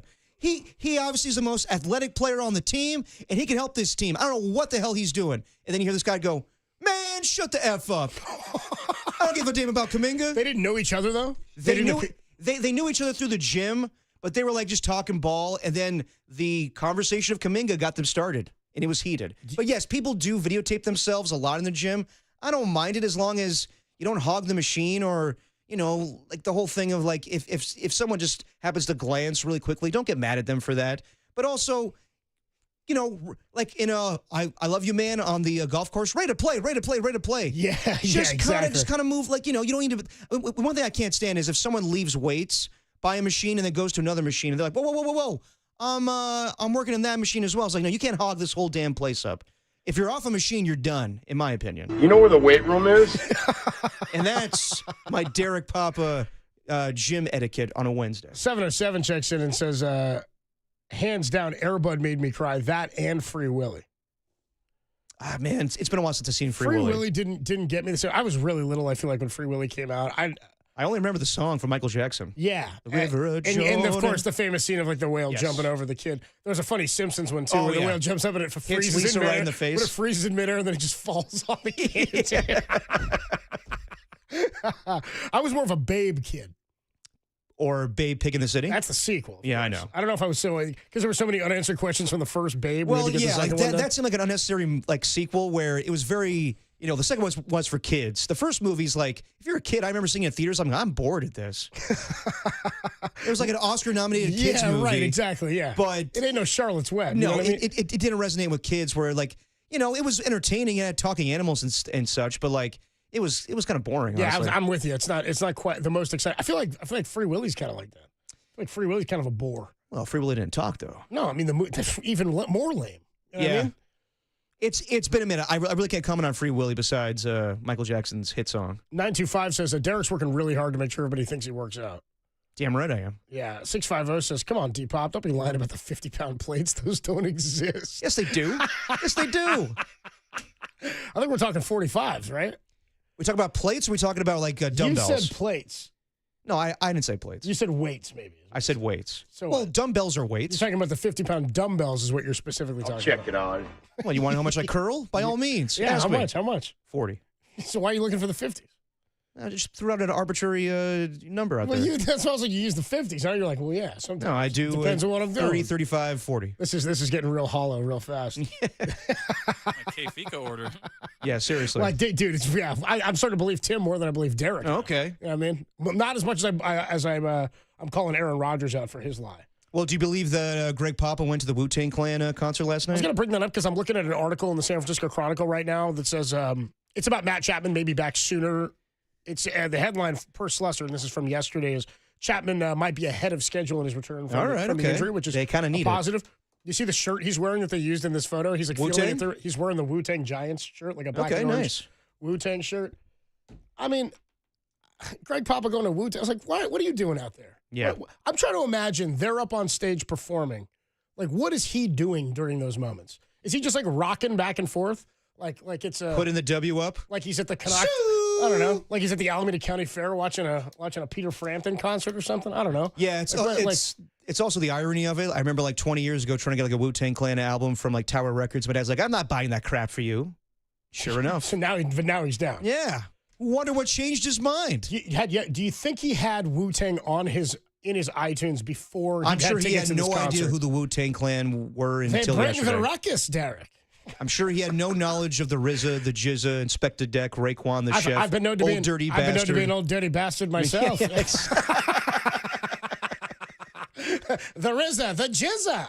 Yeah. I mean, come on, bro. Yeah. What are we doing out there? Who's that for? I'm sure he also didn't make it in time for the opening act, Run the Jewels. No, dude, come on. He didn't make it out for that. He's not running the Jewels. We were talking about using some Run the Jewels for our show open at one point, weren't we? We do. Do we still have it in there? Yeah. Oh, I hardly ever hear it anymore, dude, because they don't have the speakers out here. We can't hear our station when we're in the bullpen area of this this new building. Our show opens up with a little AC/DC and Run the Jewels. I know the AC/DC. I was just hear the okay. Yeah. Fun's over. And some dirty work. And then I go, all right, it's time to get going. 209 says Okay, the fun's over. 209 says Derek's gym story was getting so long and so slow and so full of lies. I was waiting for the NBA grab back to show Stop up. it. It's only a story. It's dirty work Just give on a another Wednesday. sweet-ass time in there. 808 KNBR, do you really believe Derek's using 50-pound weights? 808 KNBR is the number to call and to text. We will show you how you can, or tell you how you can win tickets to go see Neil Young or Diamond. I can't remember. Is it Young? Young. It's Neil Young we're giving away tickets to. And you can enter for a chance to win the grand prize, 2 seats, and an autographed copy of Neil Young's new album, Talking to the Trees. Was he the Lorax? When we come on back, how did the Giants lose that game last night? Verlander offense or poor base running? Can I offer you D, all of the above? Yep. We'll talk about it next. Dirty Work, greatest show in America. What the hell was Papa doing at Wu-Tang on the Sports Leader?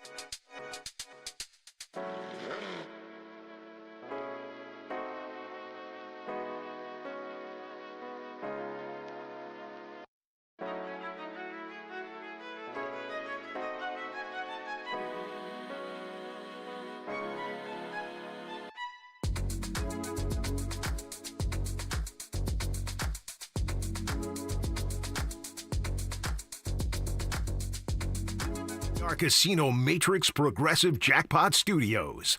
Casino Matrix Progressive Jackpots are here. Where are you? Just drop in. Please play responsibly. Call 1-800-GAMBLER.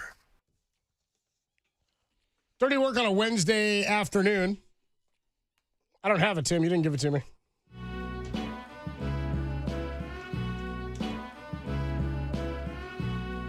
Wait, mix and rejoin songs? Mixing it up now. Just come back with it. A little woo. Just come back with it. I bet you could play Wu-Tang songs to every segment and Greg wouldn't know. Oh, he wouldn't know You know any what I mean? of He this. wouldn't have even known. No chance that guy had a Dollar Wu-Tang dollar song. bill, y'all. Cash rules everything I grew around up me. on the crime side, the New York Times side. I'm on the cream team, baby. Jesus. 510 says, wonder if Greg Papa quoted Old Dirty Bastard that night. Stu threw a no-hitter. I won't read the line. No. See, the timeline's off. Wu-Tang Clan wasn't a thing until 1993. But, oh, baby, I like it raw. Jesus. It's a good song. It's a good riff. It's song. incredible riff. It's a solid riff. It's It's incredible riff. The reality of Greg going to the Wu-Tang concert last night. Couldn't catch any G-Men. I was watching the Wu. No, I was entrenched with the Wu. The mystery files. All 9 members. Shelby Wu. 707 checks in, says, after that 50-pound weight comment, I'm convinced that the girl at the gym that Derek said was thrusting and acting in suggestive ways was his reflection. Dirty Work is sponsored by Redwood Credit Union. Whether you're dreaming of a new home, planning your children's future, or you're growing your business, Redwood Credit Union is a financial partner that feels like home. Learn more at redwoodcu.org. Federally insured by the NCUA. May I also say that people at the gym should also wear headphones? Wait, people are listening to music and not wearing headphones? Oh, yeah. What is this? There is this older... What are we on, Bart? There is this older about? woman. Every day, she is blasting 80s music behind me. Oh, come on. On the treadmill. That's on the employees at the gym. Unless there's an open music policy there. Well, am I supposed to be the a-hole every time I leave, being like, these weights aren't re-racked, and a lot of people are playing music without headphones, I tell you. They'd be like, shut up. Exactly. They'd be like, why don't you shut the hell up? I got enough going on here. I know. Some part-timer at the gym doesn't want to deal with Derek's complaints about weights being re-racked. But that seems like pretty standard etiquette at the gym. I would say so. To but re-rack your ass. Regardless, whatever. 209. I was on Wu-Tang being nothing to mess with before anybody was. Moving on here in...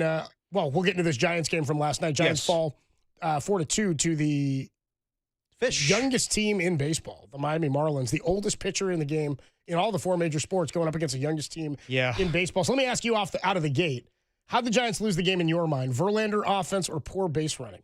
For me, it's pretty simple. All the above? No, it's actually much heavier on just the offense. Yeah, I will say the offense. I mean, what are they? They're 5 for 50 with runners in scoring position this whole homestand. I mean, come on now. And I know they've had. I mean, they look better against the Red Sox, but yesterday I think, or was it Monday? I forget when I said this, but I don't expect them to win every game during this time right now when they're playing the Fish and the White Sox and the A's and all these bad teams. But it'd be nice for them to go on a run a little bit, don't you think? Like, there's not been a run. They're like at the beginning of the season, they went on a run. It's win 2, lose 2, win 3, lose 2 of 3. It's like what was their start? Were they 9-1 to start the season when they split the first 2 games of the season against the Reds? Then they swept the Astros. Then they played who did they open up against? The Twins? Did they win the series against the Reds? Yeah, they did. They won 2 of 3. Yeah, no, but I'm saying they went to Houston, then they came back home. Yes, so they started like 9-1 and had a epic comeback in that where Justin Verlander did the home opener, and I want to say they started 9-1 or whatever it was. Then you go back to that, like against bad teams. I understand, like in baseball, anything can happen any single day, but when you're playing these crappy of opponents, and I understand, like they lost the Rockies at home, they've lost some bad teams. They got swept by the Twins, but I don't know, like if we expect them to be this team in the NL, to be a threat, at some point I would like them to, like kind of repeat from 2021 where they're kind of racking off like 7 wins in a row, something like that. I mean, really, that's kind of it. Good teams are winning in big stretches, and they win chunks of games at a time. And right now, the Giants, while they built themselves a nice cushion, they're falling further behind now in the National League West. The Padres did win yesterday, and they're, I think, 5.5 out. Giants are 4.5 out now, which is sort of the biggest discrepancy we've seen between them and the Dodgers in a few weeks. They've got Shohei Ohtani back, and I think that's part of, we talked about this when they made the Devers trade, that Buster looking at the division going, hey, we're going to have to do something here if we want to compete in this division and make sure we solidify ourselves as a playoff contender, because the National League is deep. I mean, there's a lot of teams in it. Even Cincinnati and St. Louis are involved now. Mm-hmm. Milwaukee's got themselves an ace, it looks like, in that kid Mizorowski. Sorry, just St. Louis. You know who's throwing out the first pitch tonight? In St. Louis? Oh, yeah. No. John Gruden. Where'd you see that? He was doing his usual barstool stuff. He's a Cardinals guy. Oh, he's like, I'm throwing out the first pitch tonight, man. I tell you, Nolan Arenado, get ready for me. We got to find that. We got to dig that up maybe for a little bit later when Gruden, because they'll probably make that first pitch while we're on the air today. Yeah, probably. Got to get that Gruden when he was doing his breakdown of the St. Louis Cardinals roster. Yep. Ollie Marmol. Nolan Arenado. Look at this guy. He's the best fielder in the league. And the Cubs are coming to town, man. Come on now. I love this guy, man. Anyway, John Gruden out there. Anyway, my point is that is to agree with you here, is that the Giants have not done anything really consistently well in a month and a half, with the exception of pitching it well out of the bullpen. Now, people are 6-5-0 says, you guys forgetting they won 7 in a row 2 weeks ago. I'm not forgetting that. That kind of rebuilt the cushion as to where they are and kept them in the mix. But they've only done that once, really, since the start of the season. I think it's kind of the point. They've not been able, and even in that 7-game streak, some of it was the Rockies, right? They weren't putting together huge, dominating wins. They're 19-15 in one game, in one-run games right now, which is okay to win in those margins, but can you keep that level of success through the remainder of the season? Because we still have a whole nother 83 baseball games to play, right? So I think a lot of people right now are looking at Verlander and are frustrated with his performance. I don't know what people were anticipating. He's kind of what I anticipated he would be. People are frustrated with last night's start. His ERA dropped after last night. It went up just a little bit. His FIP dropped a little bit after last night's game. Here's something with Verlander, though. Like, in my mind, he's probably as good as a fifth starter would be for almost any team, right? You're hoping for more because of the name recognition, because of the prowess that his career carries when he gets here. They're only paying him $15 million. I don't know that he's giving them the best opportunity to win, but he's certainly not why they're losing a lot of the starts that he's making. He went, 5 innings last night, 5 hits, 3 earned. And there was an error in there as well from a Mike Yastrzemski in right field. Then Otto, whatever his name is, knocks in that single. Lopez. Otto Lopez. It's a funny name to me. Otto, dude. Former Giant. He was in spring training with the Giants last year. Spell it backwards. Playing shortstop. I think it's not a palindrome. Oh, it's not. Just his first name is a palindrome, not his last name. Well, no, I'm saying Otto, yeah. Okay. Say Otto. Spell Otto backwards. 707. Say it backwards. It's just a Simpsons reference. He's gotten virtually no run support. 12 starts of this year, He's gotten a total of 24 runs of support. So would his numbers look better if the Giants scored when he pitched? Sure. It's just a bad luck thing for him. Yeah. But he's making quality starts more often than not. He hasn't allowed more than 3 runs in a game since April 15th. And that was his 1, 2, 3. That was his 4th start of the year. So he's made 8 straight starts where he's allowed 3 runs or fewer. Here's his earned runs allowed since then. 1, 1, 2, 3, 2, 2, 3, 3. Yeah, not he great. hasn't been. No, I'd say that's not bad. He's really getting away with like 1 inning. That's kind of getting away from him. Now, he's not going deep into games, but if he's going 6 innings and giving up 1 run. Sorry. I thought you were talking about the run support. No, these are the earned runs that he's given up. Since May the 15th, he gave up his first 4 starts of the year, 2 earned allowed, 3, 5, and then 4. He has not given up more than 3 since then. He's given up 3 in the 8 starts since then, just 3 times. So he's given up 2 or fewer in 5 of his last 8 starts. No, I mean, I get and 3 it. or fewer in 8 straight. I get it. I will say, amongst the bunch, who would you say is the weakest starting pitcher right now, though? It's probably him right now. And would you consider Carson Wisnott to be an upgrade? I don't know, because it's hard to say. And I wouldn't, because I don't know. I think there's potential there, but we've never seen that guy throw a pitch at a big league level. That's totally fair. To say, oh, he's a better option, nobody knows that. We'd hope he's a better option. We think it's a tantalizing option. But if he comes up and he posts a 4.52 ERA over 12 starts, is everybody going to lose their mind and say this is fantastic stuff just because it's tantalizing and he's a young player? The sort of the scope and the landscape and the, what am I looking for here? I don't know what word I'm looking for in terms of like the context in which Verlander has become a Giant and how this has gone, I think has ruffled feathers in a different way. Right? Like if it's a homegrown guy and you're like, well, let's see what he can do. Sometimes people are willing to give it a little bit longer. He comes here, it takes Brandon Crawford's number, and he's not pitching well. I mean, nobody said that yet. 831 says Verlander's washed. He certainly doesn't have the electricity on any of his pitches that he used to have. I wouldn't say washed. He's just not the same guy. I don't think he's washed. He's not the same guy. I mean, again, he's getting outs at a big league level through 5 innings here, only 4 2/3. But he didn't make any minor league starts, right, in the last one. So he's going to have to ramp back up the pitch count a bit. But again, he's making, for the most part, he's got 1, 2, 3, 4 quality starts in his last 8. And a handful of those, he only went 5 innings and change. Even that start where he was terrible against the A's, where we knew he was hurt, he only gave up 2 earned over 4 innings of work. We just knew it, pumping at 91, it wasn't going to work. There's really 1 inning that appears to be getting away from him time after time. He's also, by the way, only walked, he walked 2 guys in his last 2 starts. He did walk 5 in that start before he got hurt, where we knew he was injured. But he's not issuing tons of walks either. Like, he's giving them opportunities to win. He's not getting picked up defensively in almost any of the games he's pitching, and he's got some of the worst run support of any starter in baseball. 24 runs over 12 starts. Show me the starter that's getting 2 runs a game on average and is winning more often than not. The 4.5 ERA doesn't help, doesn't look good, because it's not. But again, if he's your 5 starter, that's kind of the average. Baseball right now, the average since 2018 or something on aggregate ERA is something like 4.3. And he might come in handy in the postseason when you need a veteran pitcher. He's been average, is what I would say. He's been average. But he's below average for what we're used to seeing from Verlander. That said, he's 42 years old or something. And that's the thing. I think people are comparing it to the lack of run support that Logan Webb and Robbie Ray get at times, where they pitch a gem and it's 1-0,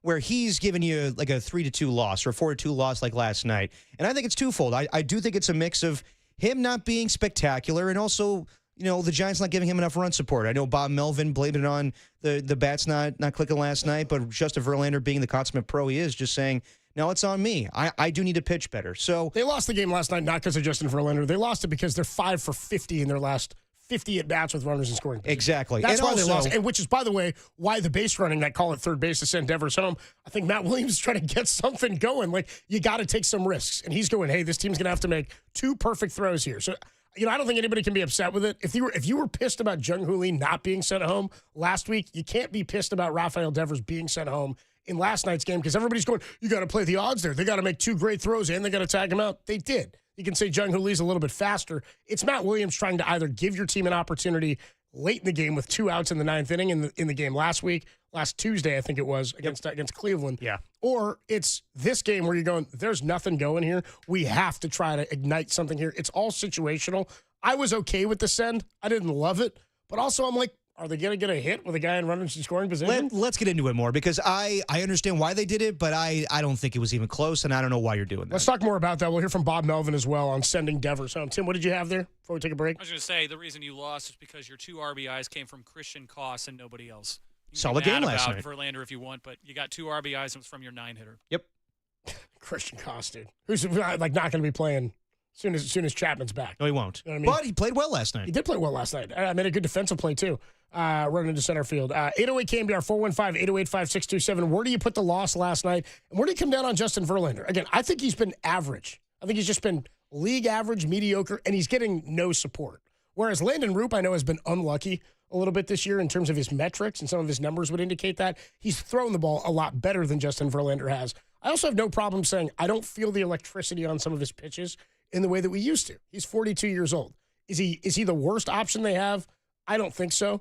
But again, if you're going to bring Wisenhut up to make a start, you got to make room for him. And I don't think the Giants right now, after acquiring Devers and paying $15 million to Verlander, are just going to cut him and move on from him. Maybe there's something that can be had via trade come the deadline if there's a team looking for something like that. But if you're going to do that, you better know that Carson Wisenhut is a guy who can shoulder the load for the remainder of the season. That remains to be seen. 808 KNBR, 415-808-5627 is the number to call. 408 is trying to check you a little bit, Derek, on your, you're saying that woman is playing her open music every day at the gym? Yes. This guy says, Depop, old lady can't be playing music every day when you only go twice a week. We'll get more into this. What did Bob... Okay, I'll explain. What did Bob Melvin... And call in with your gym etiquette complaints as well, What please. did Bob Melvin have to say about sending Rafael Devers, and how concerned are you about Justin Verlander? We'll do it next. Dirty Work, greatest show in America on the Sports Leader.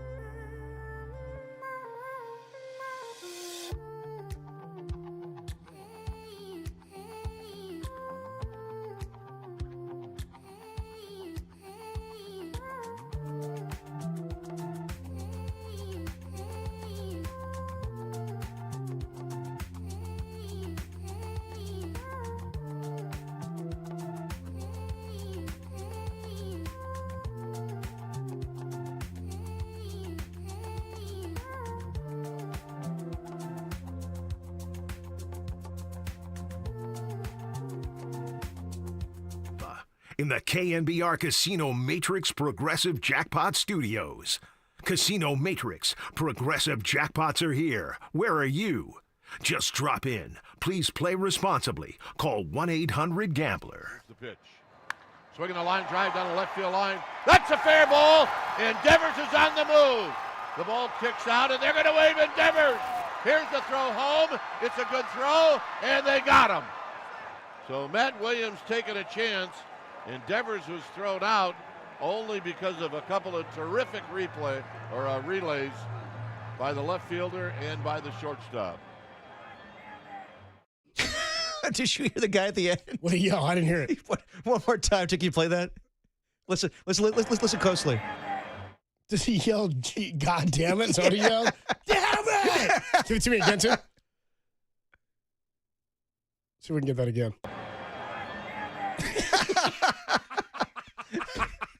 I was after the Devers play at the plate. By the way, Devers had just legged out his ball. It was a ground ball, and he legged it out to first to prevent a double play. Now, if Devers is not thrown out at home in that situation, you've got second and third with two down, and here comes Wilmer Flores. Yeah. Up to hit. Now, Giants, again, on the homestand, in these 7 games they've played, they're 120 with runners in scoring position entering play today. Yikes. Not good. So, Bob Melvin on what? You have the Bob Melvin cut here, Tim. Hold on. Can we hear that one more time, Tim? Or relays by the left fielder and by the shortstop. Dang it!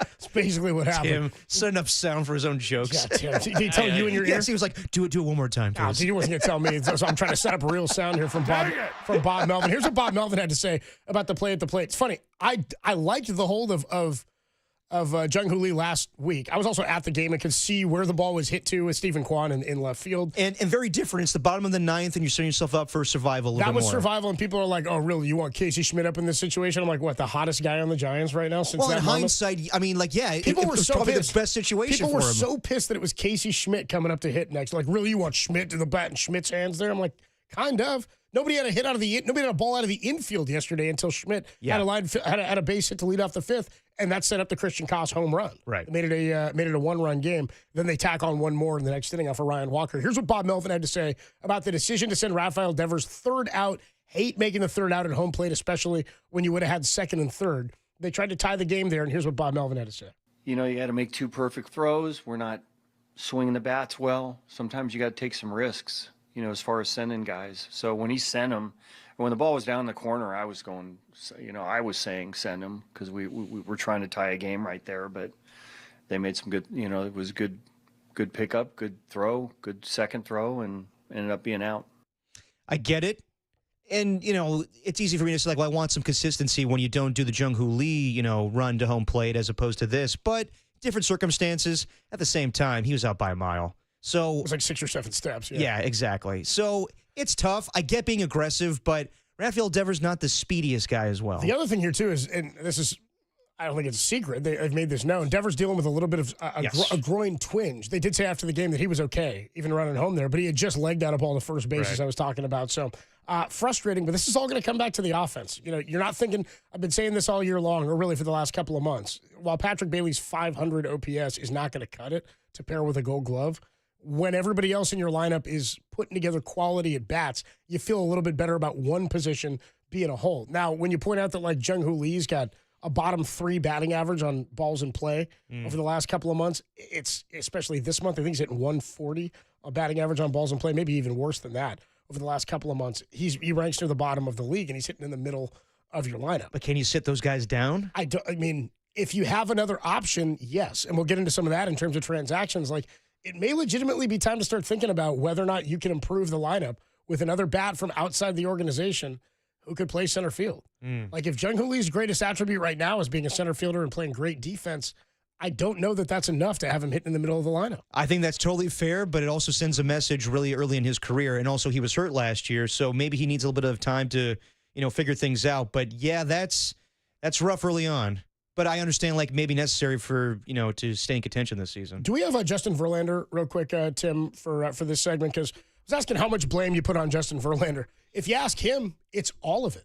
I mean, he's saying the right things that a veteran should say. Yeah, of course. He's only playing one side of the ball. He's like, I don't go out there and take the at-bats. It's not all on the offense. I'm saying, if I'm looking at it, trying to be a neutral observer and hoping for the best for Verlander, I'm saying he's not been as bad as fans are acting like he's been. He hasn't given up more than 3 runs in a game since April the 15th, and he's only done that 3 times. Now, the one thing that you would hang your hat on if you're making that argument is he's not going deep into games. He's not giving them great opportunities to win, even though he's gotten some of the worst run support of any starter in baseball. Now, a 4.5 ERA for a 4 or 5 starter who's giving you 5 to 6 innings, and they're quality innings, and you're giving up 3 or fewer, more often than not, I will take that. With the way the Giants' bullpen has gone, here's what Justin Verlander had to say on his frustration and not putting blame on anybody but himself. It's not on them, it's on me. I haven't put us in a good position.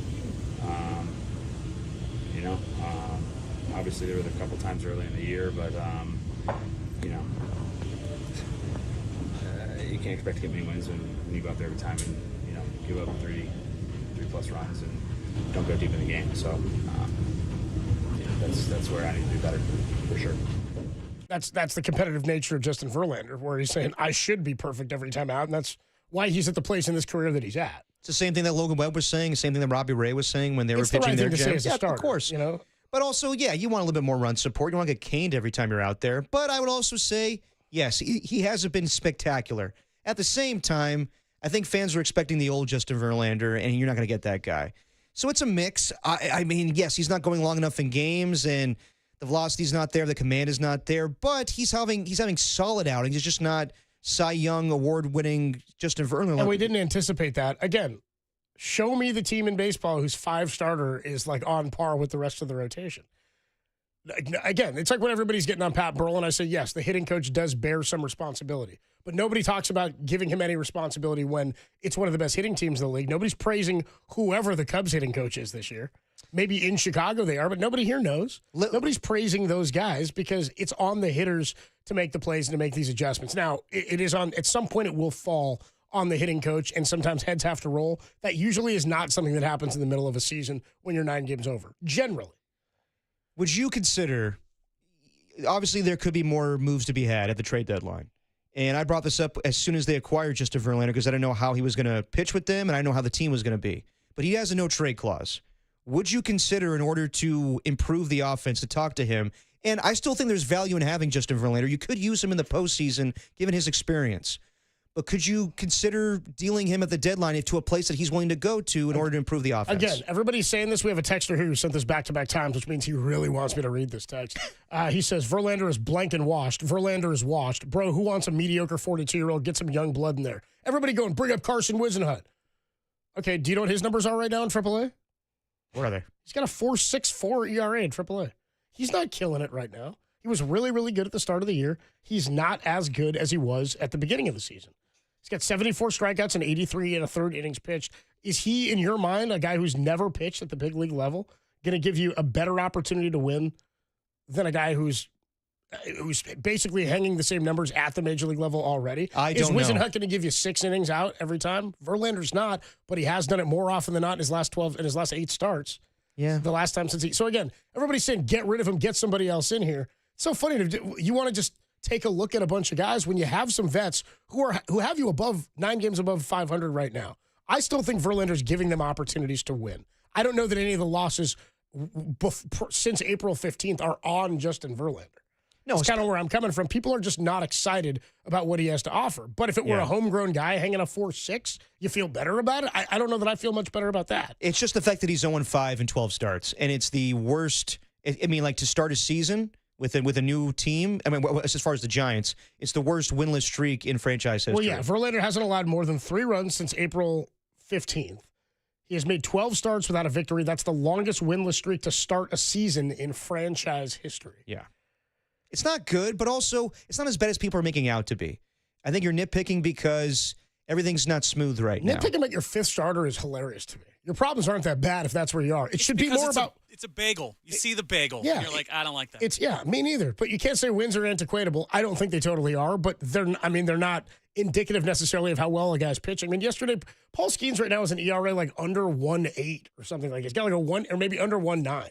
And the guy's losing games left and right because the Pirates can't score runs. Mm-hmm. It's not on him, but people know that he's electric and his numbers are dominant. So you go, oh, well, he's pitching well, he's getting Matt caned. But Verlander putting up, allowing 2 to 3 runs a game over 5 to 6 innings of work is disastrous to people. I'm going, why are you not looking at the offense and going, why is 2 runs allowed too many runs? Why is 2 runs allowed in like 5 of his last 8 starts? Too many runs to give up. It's not. It's just not. And by the way, he's 4-8. They're 4-8 in his 12 starts. But one of those is like a game where they blew it in Anaheim, where he was set up to get his first win. Yeah, they blew that one. Ryan Walker gave it up, and they walked it off on the Giants in Anaheim to wrap up that 3-city 10-game road trip or whatever that was earlier in the season. Another one was a game in Chicago where he leaves the game, and I think they were up when he left the game. They immediately blow it, and then the Giants ended up scoring 9 runs in the 11th inning. Remember that? Yep. It was like the most runs ever scored in the 11th inning of a game, where you'd have to go back like 100 years for that. So there are some other obscure things that have happened where he's just not getting the run support. And again, he's telling you, I need to go deeper into games, and I would agree. Going deeper into games is where you need him, and if he's efficient, then you're gonna find more success. I just think he's letting like 1 to 2 innings get away from him. Yeah. It's kind of how it's been in the last couple of starts. Is 1 inning kind of gets away and he gives up a home run or a big double and a couple of hits, and then it comes back to bite him. The defense hasn't been the best behind him.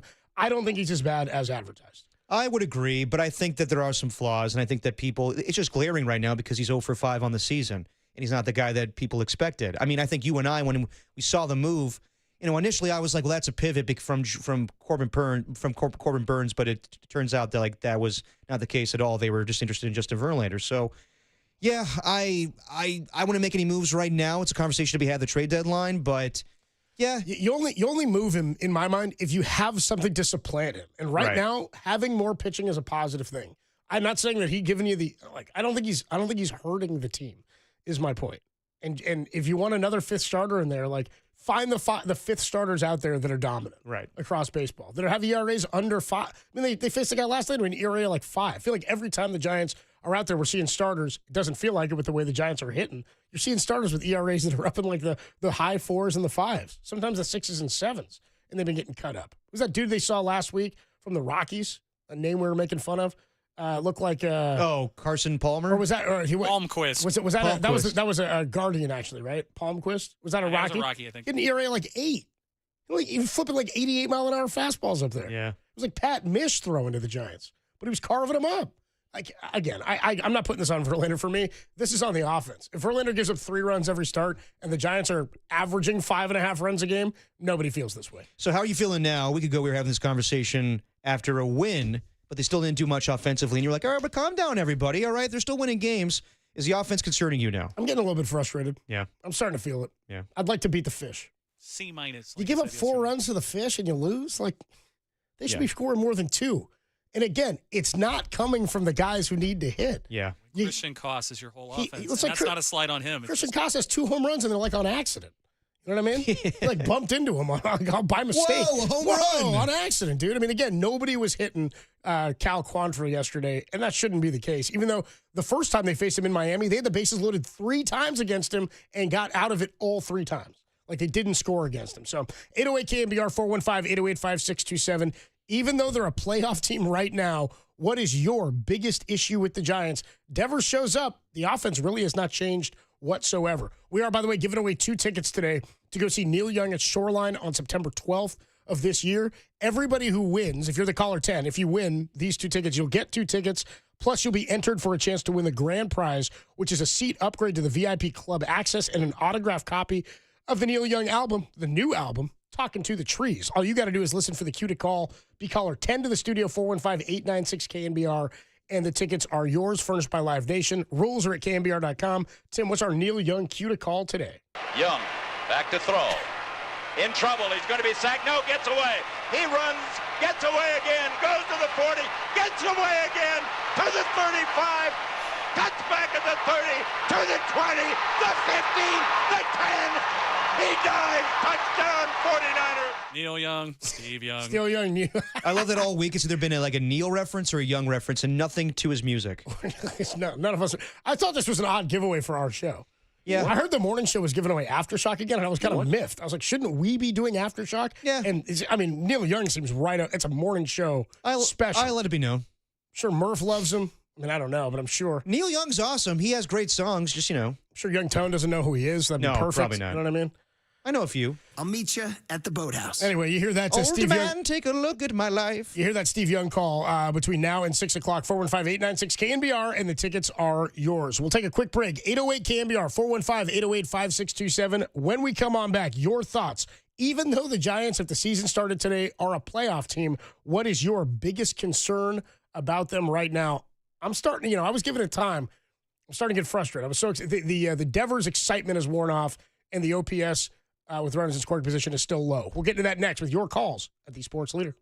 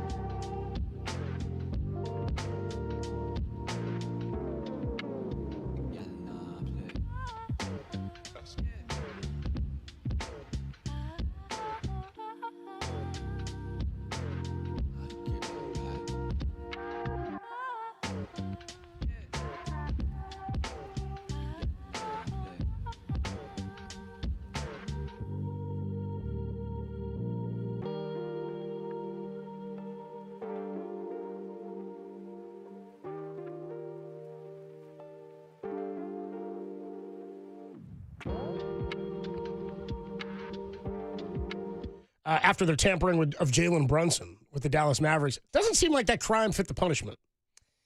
Well, what'd you want? They got Jalen Brunson. They had to give up a second rounder. Who gives it? The NBA, like, second rounders are, in my mind, I know Draymond was a second rounder. I know Jokic was.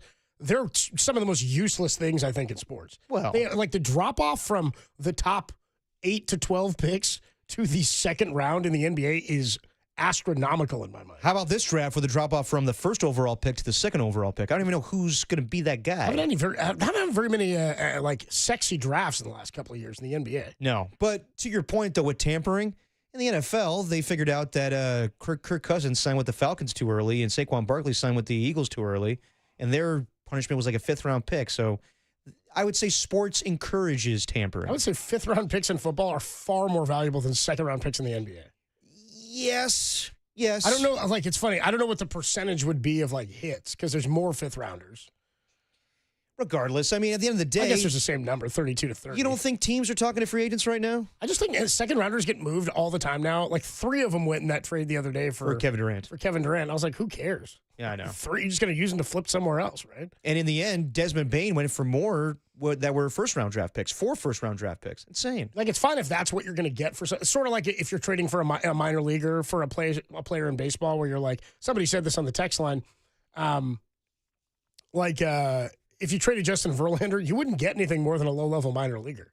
No, probably not a quality one either. So why not see what you can get out of this? I think that Verlander helps you more than whatever that player who may never sniff the majors will do. Yeah, it's fair. It's kind of where I'm at in terms of like the 2nd round pick. I'm like, do you even use this for anything? Is it a value? Like when the Warriors get Dennis Schroeder, I think all they gave up was a 2nd rounder for him. Right. Which is like fine because that team's like, well, Schroeder, we stink anyway. It was the Hawks, right? Yeah, and like we stink anyway. We're not using them. What else are we going to use? We may as well grab this. And that's all the Warriors have once again. They're picking 41st today or tomorrow actually, but.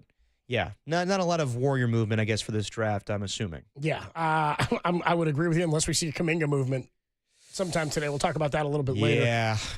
Anyway, moving on here to some of the calls at 808-KNBR, 415-808-5627. What, even though the Giants are a playoff team, what is your biggest issue with the Giants roster as it stands right now? If it's anything other than offense, I'd be sort of surprised.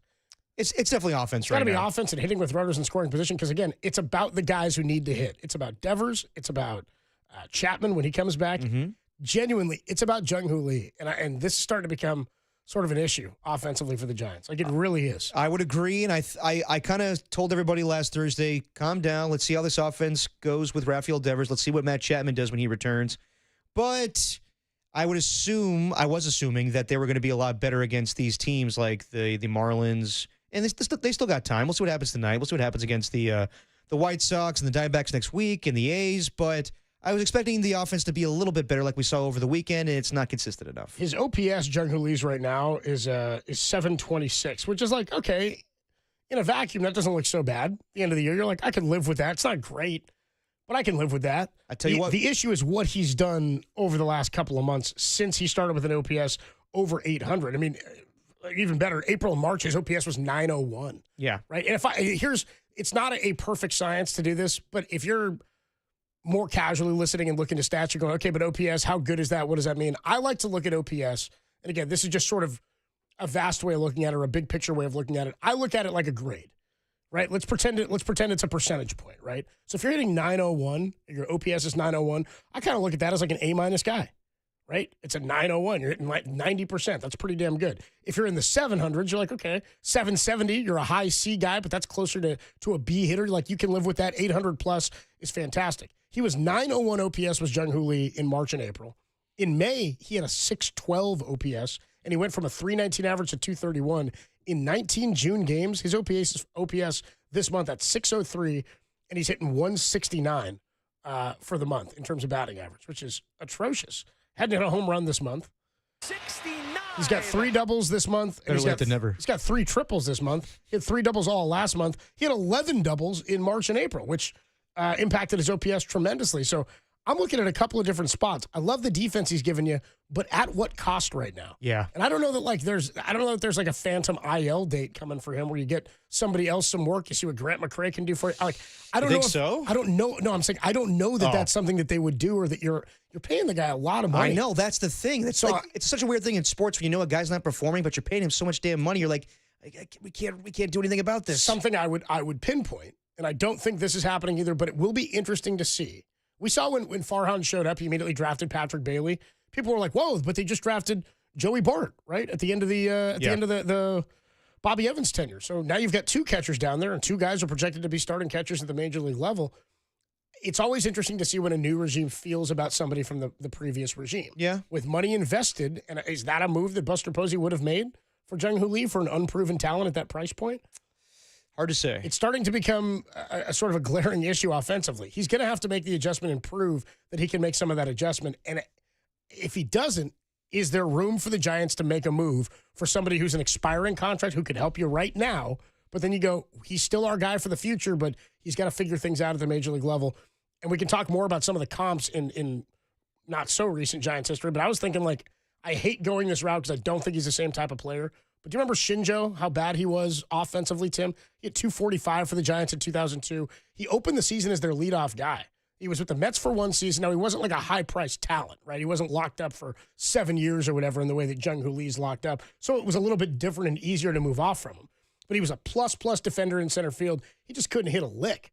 And sort of that's what's happening now with Jung-Hoo Lee, even on his batting average on balls in play. Usually when you put balls in play, you're more likely to have a pretty darn good batting average at that stat. He's hitting under 200 on his BABIP right now. He gave you plus defense, did Shinjo, as is Jung-Hoo Lee. He's got even a better arm, I think, than Shinjo had.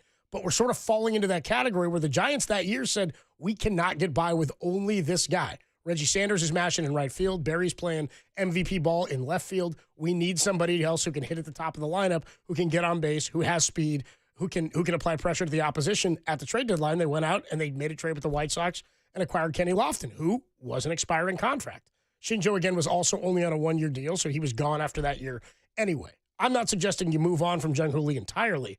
I'm wondering if there's another piece out there who can be an everyday guy, maybe for the second half of the season. And it feels like every time Jung-Hoo Lee's at bat right now, he's 0-2, or he's 1 and 2, and he's constantly behind in the batting. And it's just, I suggested to you when we had the conversation, we were talking about it, that Luis Matos is now killing right now in AAA. And your suggestion was, well, he could be a 4A player. That could be on the table as well. So, I mean, if they're doing Fitzgerald the way that they're trying to do with Luis Matos to get his bat going again, that's not a terrible option to have there. But going outside the organization before the deadline might be on the table as well. 808 KNBR 415-808-5627 is the number to call. Let's go to Mark, who's in Fairfield. What's up, Mark? You're on the Sports Leader. Hey guys, thanks for taking my call. What's up, bro? I wanted to talk about Verlander real quick, but I also want to go back to what you were talking about, Jung-Hoo. Now, his defense and his marketing DNA makes his contract more than worth it to the Giants, I'm sure. So I'm pretty sure I can see them being as patient and take what he gives them offensively. Secondly, I want to speak on Justin Verlander. In my eyes, and I'm sure in a lot of other people's eyes, the guy's still a very, very good, serviceable pitcher. You know, at his age, he still brings it. Now, he has this high pitch count. You know, he starts out with some really good innings, but then his pitch counts get high, and then he loses it for a moment. So my question to you, and I just want your opinion on this, do you think that his ego and his baseball resume would, if Buster or Bo Mel asked him to either, hey, man, we could use you in long relief, or even as a closer, being that the inconsistency at that position, how do you think Justin would take that? Probably not great. Yeah, not well. I think that would be maybe a last resort for them. And I don't know about closer. I feel like, and it's obviously more of like a postseason thing, I think. But like right now, again, I would counter that by saying, well, then who's your fifth starter? Because Kyle Harrison's not here anymore. Unless you're going to go to a minor leaguer who's unproven, who hasn't pitched at this level. Like, I'm with you. He does get out of whack, it seems like, in one inning, because he starts off pretty good. He's had a couple of good outings like that where he's throwing the ball the first 2 or 3 innings pretty well, and then second time through kind of gets into a jam and they hit him around a little bit. I don't know. I don't know him personally enough. I think he publicly would probably say, yeah, I'll do what they need me to do, whatever they're asking me. And especially if you're not pitching well at all, then you kind of have to take what they give you, sort of like when Jordan Hicks was pulled out of the rotation. He's like, what am I going to do? My ERA is up at like 5.5, right? I'm not getting outs. But I don't think he's been that bad to warrant that discussion quite yet. But I genuinely, I don't know. It's not something I don't think he's ever been asked to do in his career. I don't know that anybody cares about whether or not he'd be back next year, but he's here to get wins as a starting pitcher to try to get to 300. I can't imagine he would love that idea. Now, let me ask you this. Do you think the way Bivens is pitching, I mean, he goes multiple innings and he gets the job done. Do you think that he may be a possible fifth starter potentially? It's a good question because I want to say, did they start him a little bit in the last couple of years? Did they use him as a starter a couple of times? I'm looking. He started 2 games for the Giants last year, and he didn't throw tons of innings. I mean, he's been one of the most reliable arms in the last month or so, I feel like, out of the bullpen because, to your point, Mark, they can use him in so many different situations. Like, if a guy gets banged up early, they'll bring him in the 2nd or the 3rd. They'll bring him in the 6th with a lead. They'll bring him in the 8th when they're trailing or tied. Like, it seems to me like they have a lot of trust in him. And because, to the point you were just making, he can leave or finish an inning and come back out to start a new one. Gives you a lot of versatility. Right. I don't know how long it would take them to stretch him out. He's only thrown 39 2/3 innings this year in 25 games. So he's throwing multiple innings, but he's not at a time. But he's just not out there for long enough, I don't feel like, to be a true starter. It's an interesting case to make. Mark, I appreciate the call, man. Thanks so much. Also, I always wonder, when you make a reliever a starter, the pitch mix changes. When you're a reliever, you can get by sometimes with 2. You're good enough, sometimes 1 pitch, right? When you're a starter, you really need to have a mix of like, we kept talking Kyle Harrison only throws 1 pitch. You need to have like 3 pitches you can toy with just to keep things fresh. Logan Webb introduced that cutter. Now he's throwing it against teams, and he's been dominant for the last month or so. Raj in the East Bay, Jeremy in Petaluma. We'll get to your calls at 808 KNBR. 415-808-5627 is the number to call. What is your biggest issue with the Giants right now? Because offense for me is still a glaring one. We'll talk more about some additions that they could make potentially come trade deadline. There was an article from Susan Slusser yesterday or 2 days ago saying Buster may not be done. And there are some names out there as suggested by Kylie McDaniel and who else did it? Jeff Passan. Jeff Passan, about who the Giants could be in on. There's some fits out there offensively for the outfield that we will talk about. 808 KNBR, 415-808-5627 is the number to call and to text. We'll get into that a little bit deeper. Plus, we'll talk a little bit more about the latest offseason reports on the Warriors. We'll do that a little bit later. And John Dickinson joins us at 3:50, Bags at 5:15. More of your calls next. Dirty Work, greatest show in America on the Sports Leader.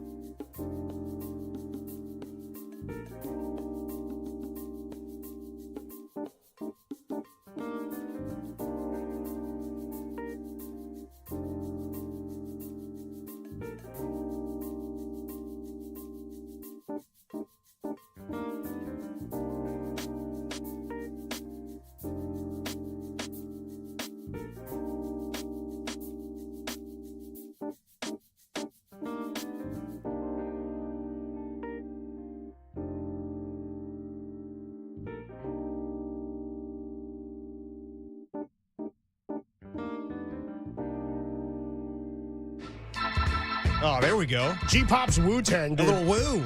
Yeah, I bomb atomically. Socrates, philosophies, and hypotheses. Can't define how I be dropping these markeries. Lyrically perform armed robbery. Flee with the lottery. Possibly they spotted me. Over under 1.5 songs he knew when they came on yesterday. Under.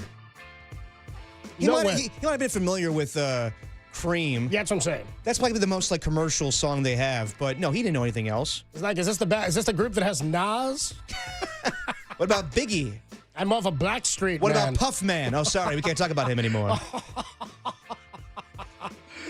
Diddy, they call him. Yes. Yeah, G-Pop was out at the Wu-Tang concert last night. Sue. The things I would do to get a video of him standing there while music's being played. I just want to know what he do with his hands. Oh, dude. Did he like rock I've seen back him and forth? firsthand. Did he like clap to the beat of the song? Like, Do you remember when Prince performed at Oracle before he died?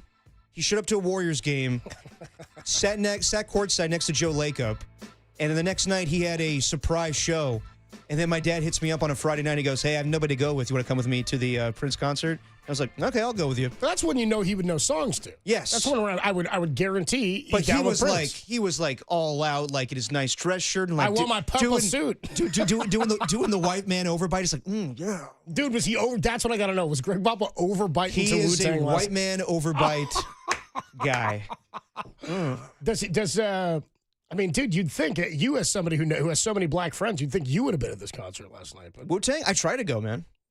I can't take you. Yeah, exactly. I don't have a ticket for you, Darren. I wasn't cool enough to go. 808 KNBR 415-808-5627. 209 checks in on the Golden State Lumber and Showroom text line and says he for sure crossed his thumbs and put up the W. I don't think he did. I don't think he knew how to do You that. think he knew how to do that? No? You don't think so? I know Method Man. He's been a lot of NFL film stuff. Has he? Yeah, Method Man's like a huge Jets fan. He He showed up in NFL film stuff? Yeah, he did like the narration for the New York Stock Exchange 30 for 30. Oh, sick. Yeah. I didn't know that. No, Method Man's a diehard Jets fan. Oh, okay. I know a lot about the Woo. 6'5". We'll get into that a little bit later. I'd love to pit some Greg Papa against Derek Papa in a Wu-Tang in a Wu-Tang A woo-off? A woo-off. It's a woo-off, everybody. It's a woo-off. It's a woo-off. Put a cork in it, Zane. Get Billy Zane to say it's a woo-off. It's a woo-off. He's not doing anything these days. Billy Zane? No. He's doing less than Billy Zabka, which is wild. Wouldn't have had that on my Billy bingo Zane's card. only been in 2 movies, Titanic and Zoolander as himself. No, he's been in other ones. Avengers, that movie that came out in like Oh, you mean Phantom? Oh, no, sorry. Yes, Avengers. We did Avengers. Not the Avengers, the Marvel Avengers, but a different. But do you remember like in the 90s, that bad comic book movie he did, the Phantom? Yeah, yeah. I remember that. Yeah. Went to see it with my dad at Festival Cinemas in Hayward. I saw it as a kid, Silent Bob dropping. You were bombing Phantom. Yes. Dude, that's right, dude. I need to pull You were that up, bombing too. Phantom. Dude, Greg seems like the guy to me who, like, you want to go see a movie and you get to the theater and there's like a movie that's maybe more suitable for you as a child. And he goes, no, we're seeing this instead. Yep. I was 3 Where years. he just like blew you away to go see a movie he wanted Dude, to see. I was 3 years old in the theater watching Dumb and Dumber and The Mask. I was like, I'm way too young for that stuff. Yeah, I was thinking more that he'd like want to see something that was more adult, and you were like, you wanted to see Dumb and Dumber, and he's like, no, we're seeing this. No, my dad But was. he likes funny movies. Oh, like that. my dad was always down for comedy movies. I remember though, like at a younger age, I wanted to go see Star Wars. He was like, "Oh, that nerd stuff." Like when the new one came out. Yeah, like Attack of the Clones. He was like, "What is this?" I don't want to see clowns. I never saw any of the originals. Exactly. I don't speak Wookiee. So, Greg doing a Wookiee Chewbacca. Couldn't even get high enough to do it. I mean, my favorite Greg impression of all time. What is this artichoke doing? Teaching him how to use a lightsaber. Artichoke. Dude, Greg talking about who's this Emperor Palpatine? I don't like him. I don't like Palpatine one iota. 650 says Billy Zane is playing Brando in a movie that's coming out. He is actually, yeah. I saw that. Really? Yes, but it's not a biopic. It's like they're doing like these weird things now, where it's like it's only like a little section in time of someone's career. So this movie's about like when he bought like an island, and then like this weird like it's a whole thing where he spends a weekend with a writer, and the writer like just talks about his life, but it's not like a biopic about Brando. Interesting. Yeah, interesting. Kind of like when Ben Affleck played George Reeves in the Hollywoodland movie. Yes. It was really about the murder of George Reeves or the Right. suicide, whatever way, the death of George Reeves, I should Right. say. with Adrian Brody in that movie, too. Yes. Quality movie. I actually like that movie. 408 Chickson says, dude, Depop the Phantom. What a pull, laser ring. Yeah, dude, he had that laser ring in the Phantom. I remember. I haven't seen that movie. I don't know if I've seen that movie more than once since it came out. It was kind of like my experience during Babe, where I was like, this movie's boring. Dude, Billy Zane kind of fell on hard times, huh? Did he? I don't know. He's not really I in only much know anymore. him from Titanic and as himself in Zoolander. He's in Tombstone. Is he? They say it here. Yes, he is. Yep, and he's in Tim would know, yeah. He's in Back to the Future. What is he playing Back to the They say Future? he's in Tombstone. Oh, he's one of the buddies in Back to the Future. He's one of the henchmen. He's one of like the greasers. He's one of the with the greasers, glasses. with the guys wearing like the 3D glasses there. Yeah, Zane's in that too. I forgot about in that. Tombstone. In Tombstone, he travels around with the love interest of Kurt Russell. Yes, he's a snooty aristocrat. 925 says Billy Zane, the bad guy in MacGruber 2. I don't remember that. I haven't seen MacGruber. There also isn't a MacGruber 2. Is there a MacGruber 2, or is it coming out? There's a MacGruber TV series. I don't remember him being in that. Maybe that's what he's referencing. Okay. Anyway, yeah, he's still out there, Zane. Getting it done, I guess. Put a cork in it, Zane. Yeah, more people checking in here on the Golden State Lumber and showroom text line 408 says, I knew Wu-Tang when they were still Chinese, which is pretty funny. And then, 707 says, we got to call it a tang off. A tang off? Okay. We're going to tang off. All right. It's a tang off. Let's go out to the phone lines here. 808 KNBR 415-808-5627. Maybe no more of an obscure place for Greg Papa to be than a Wu-Tang concert. I would say so. Yeah. A pop concert wouldn't surprise me as much. But for some reason, that one gets to me. When he said on the show today, like I was there, I'm like, I'm also not surprised. But I'm like, you don't care about the Wu-Tang Clan. You don't care about Run the Jewels either. I should be there. I have to be seen. Yes. Raj is in the East Bay. What's up, Raj? What's the biggest issue you have with the Giants right now, bro? Oh, yeah, that topic. Absolutely. I'll get to obviously hitting, but thanks for taking my call. Of course, bro. Of course. 3 quick points. Yeah, really, kudos to Posey for doing the deal in June rather than waiting for the trading deadline, because you can see new hitter, it takes time to adjust to new culture, new ballpark, and the price goes up of what you pay. So really good job in June. Quick second thing, we haven't seen a full hitting lineup. Chapman has to still be inserted. Schmidt may move to second, and then you have probably a much better lineup. So I think there's still some time to see what this hitting lineup can do, because Chapman is a pretty big hitter with Devers and Ramos. But the third thing, which is I think the main thing, is situational hitting. I mean, you saw, I think it was 7th inning against Walker, hit a runner on first. And Miami just executed the perfect hit and run. Yeah, it was the extra run. It was the 4th run they scored. You're absolutely right. Yeah. The 4th run, right? And then the game changes. But it's perfect, a perfectly executed hit and run. Whereas I think Giants hitters just don't do that. Like twice I've seen bases loaded, nobody out, Schmidt hit into a double play. So those are, again, key things, but they just don't hit situational hitting. Against a slider pitcher, they are very aggressive rather than waiting for the ball to break. Small things that you notice, I think that's something that they can adjust, but when it's already half season over. So those are my point. But I'll take your response on the radio. Appreciate the call, Raj. Thanks so much, man. I mean, dude, he makes a good point. Great call. The Giants scored 2 runs prior to putting up that third one. Or excuse me, they scored 2 runs yesterday. It's 3-2.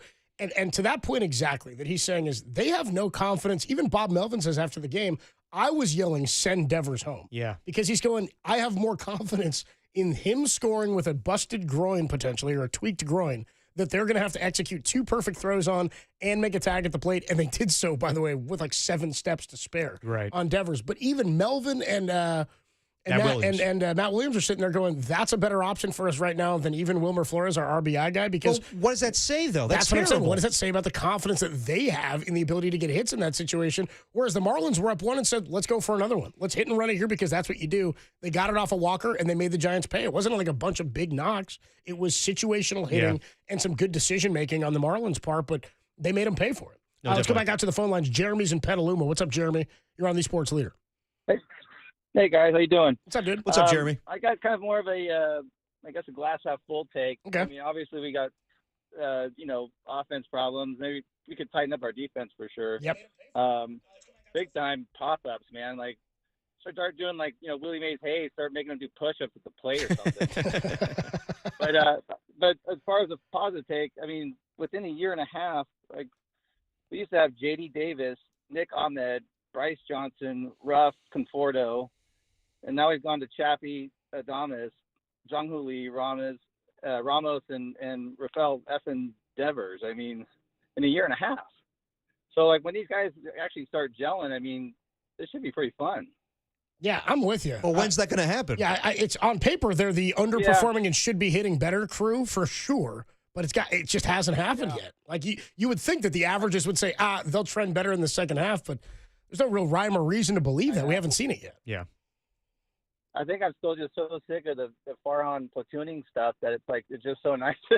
I'm just so happy to see, regular faces every day and some decent pitching and 10 games over 500 that I'm still, I guess, riding that a little bit. Yeah, there's no question, Jeremy. Aesthetically, it's better. I hope they get there. Yeah, aesthetically, it's certainly more entertaining. Appreciate the call, Jeremy. They're Thanks so an much. actual baseball team now. But it's, the By the way, offense. you forgot Mitch Haniger, Jeremy. Why don't we throw him? Dude, there's these names of guys who were on the team in the last 5 years that I'm just like. It's definitely an upgrade. Baffles me when I see it. But offensively, there's a lot to be desired. One more here. Let's go to Jeremy in Brisbane. Jeremy's got some takes on Wu-Tang and Pat Burrell. Back-to-back Jeremys? What? No, this is Jimmy. Sorry. What's up, Jimmy? You're on the Sports Leader. Jeremy. Jimmy from Wu-Tang Financial. Hell yeah. All right. When does Pat Burrell take some heat for this as the hitting coach? Well, if you listen to our show, and I think you do, Jimmy, I think he's been taking heat on our show for a couple of months. I feel like when we say, when does he take some heat, what does that mean? Like, you want us to talk about it more? You want the Giants to do something about it? No. I mean, when does he take some responsibility for this? Or does he get let go? Or, someone else come in? I mean, might have to send old dirty bastard out. Yeah. What did you call me? Yeah, dude, I sort of feel like that's something that's certainly, based on however this season ends, will be evaluated by the end of the year. And there are more than just one hitting coach, you know what I mean? But I don't know enough about what happens behind the scenes where, is it really on him? Like, he's not Kyle Shanahan. He can't drop a red zone play. You know what I mean? Like, he's not even calling hit and runs and stuff. So I don't know. I genuinely don't know. I think sometimes heads got to roll because of an inefficiency. And we've seen that even in other sports too. But maybe you're right. Maybe at some point they take a look at it and go, I don't know, man, we've got to figure out something else. Or they buy into the system and go, these guys just aren't executing. But, Jimmy, to your point, though, I mean, we brought this up before, and it's a valid argument to make. But at the same time, if they were hitting right now, how much praise would you be giving Pat Burrell? Yeah, that's true. I mean, I think you got to let Chapman get back and see what the rest of the lineup will do. So, to be determined, but it's really frustrating just to see them leave runners stranded and just, not executing, as you said. So, we'll see. All right, Jimmy, favorite Wu-Tang Clan album? I don't know, man. I'm more of a Chappelle guy. Yeah, you're fair enough. I like that, dude. When you came Wu-Tang Financial, I knew exactly where he was going with Wu-Tang Financial, dude. You got to diversify your bonds. Yeah, you my guy, Jimmy. You my guy, bro. Appreciate you, man. Thanks for the call, man. I didn't know if he was going to finish it. Yeah, we don't need him to finish it. I always finish that line. Diversify your bonds. I always say it in my car. Adam Copeland, Depop, Tim Webb with you. Dirty work on a Wednesday afternoon. Happy birthday to my mama Susie and one of my best friends, Jason. There you go. Not Jason. One of my best friends, Jason. I met Ethan.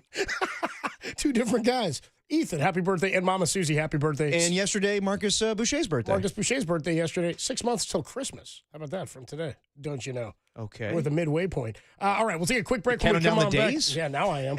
When we come on back, let's get into a little bit on the Warriors this offseason. Yes. The draft goes down tonight.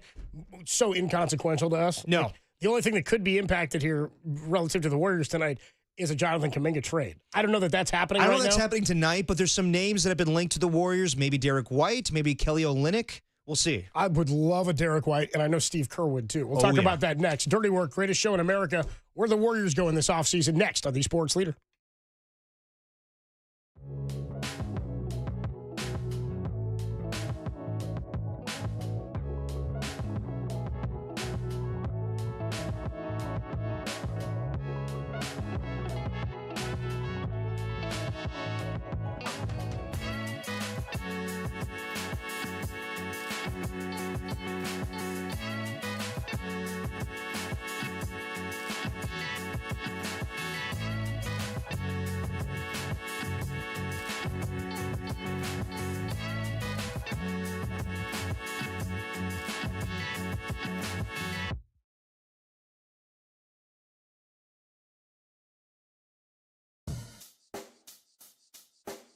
Check the mic and make sure it sound right, boys.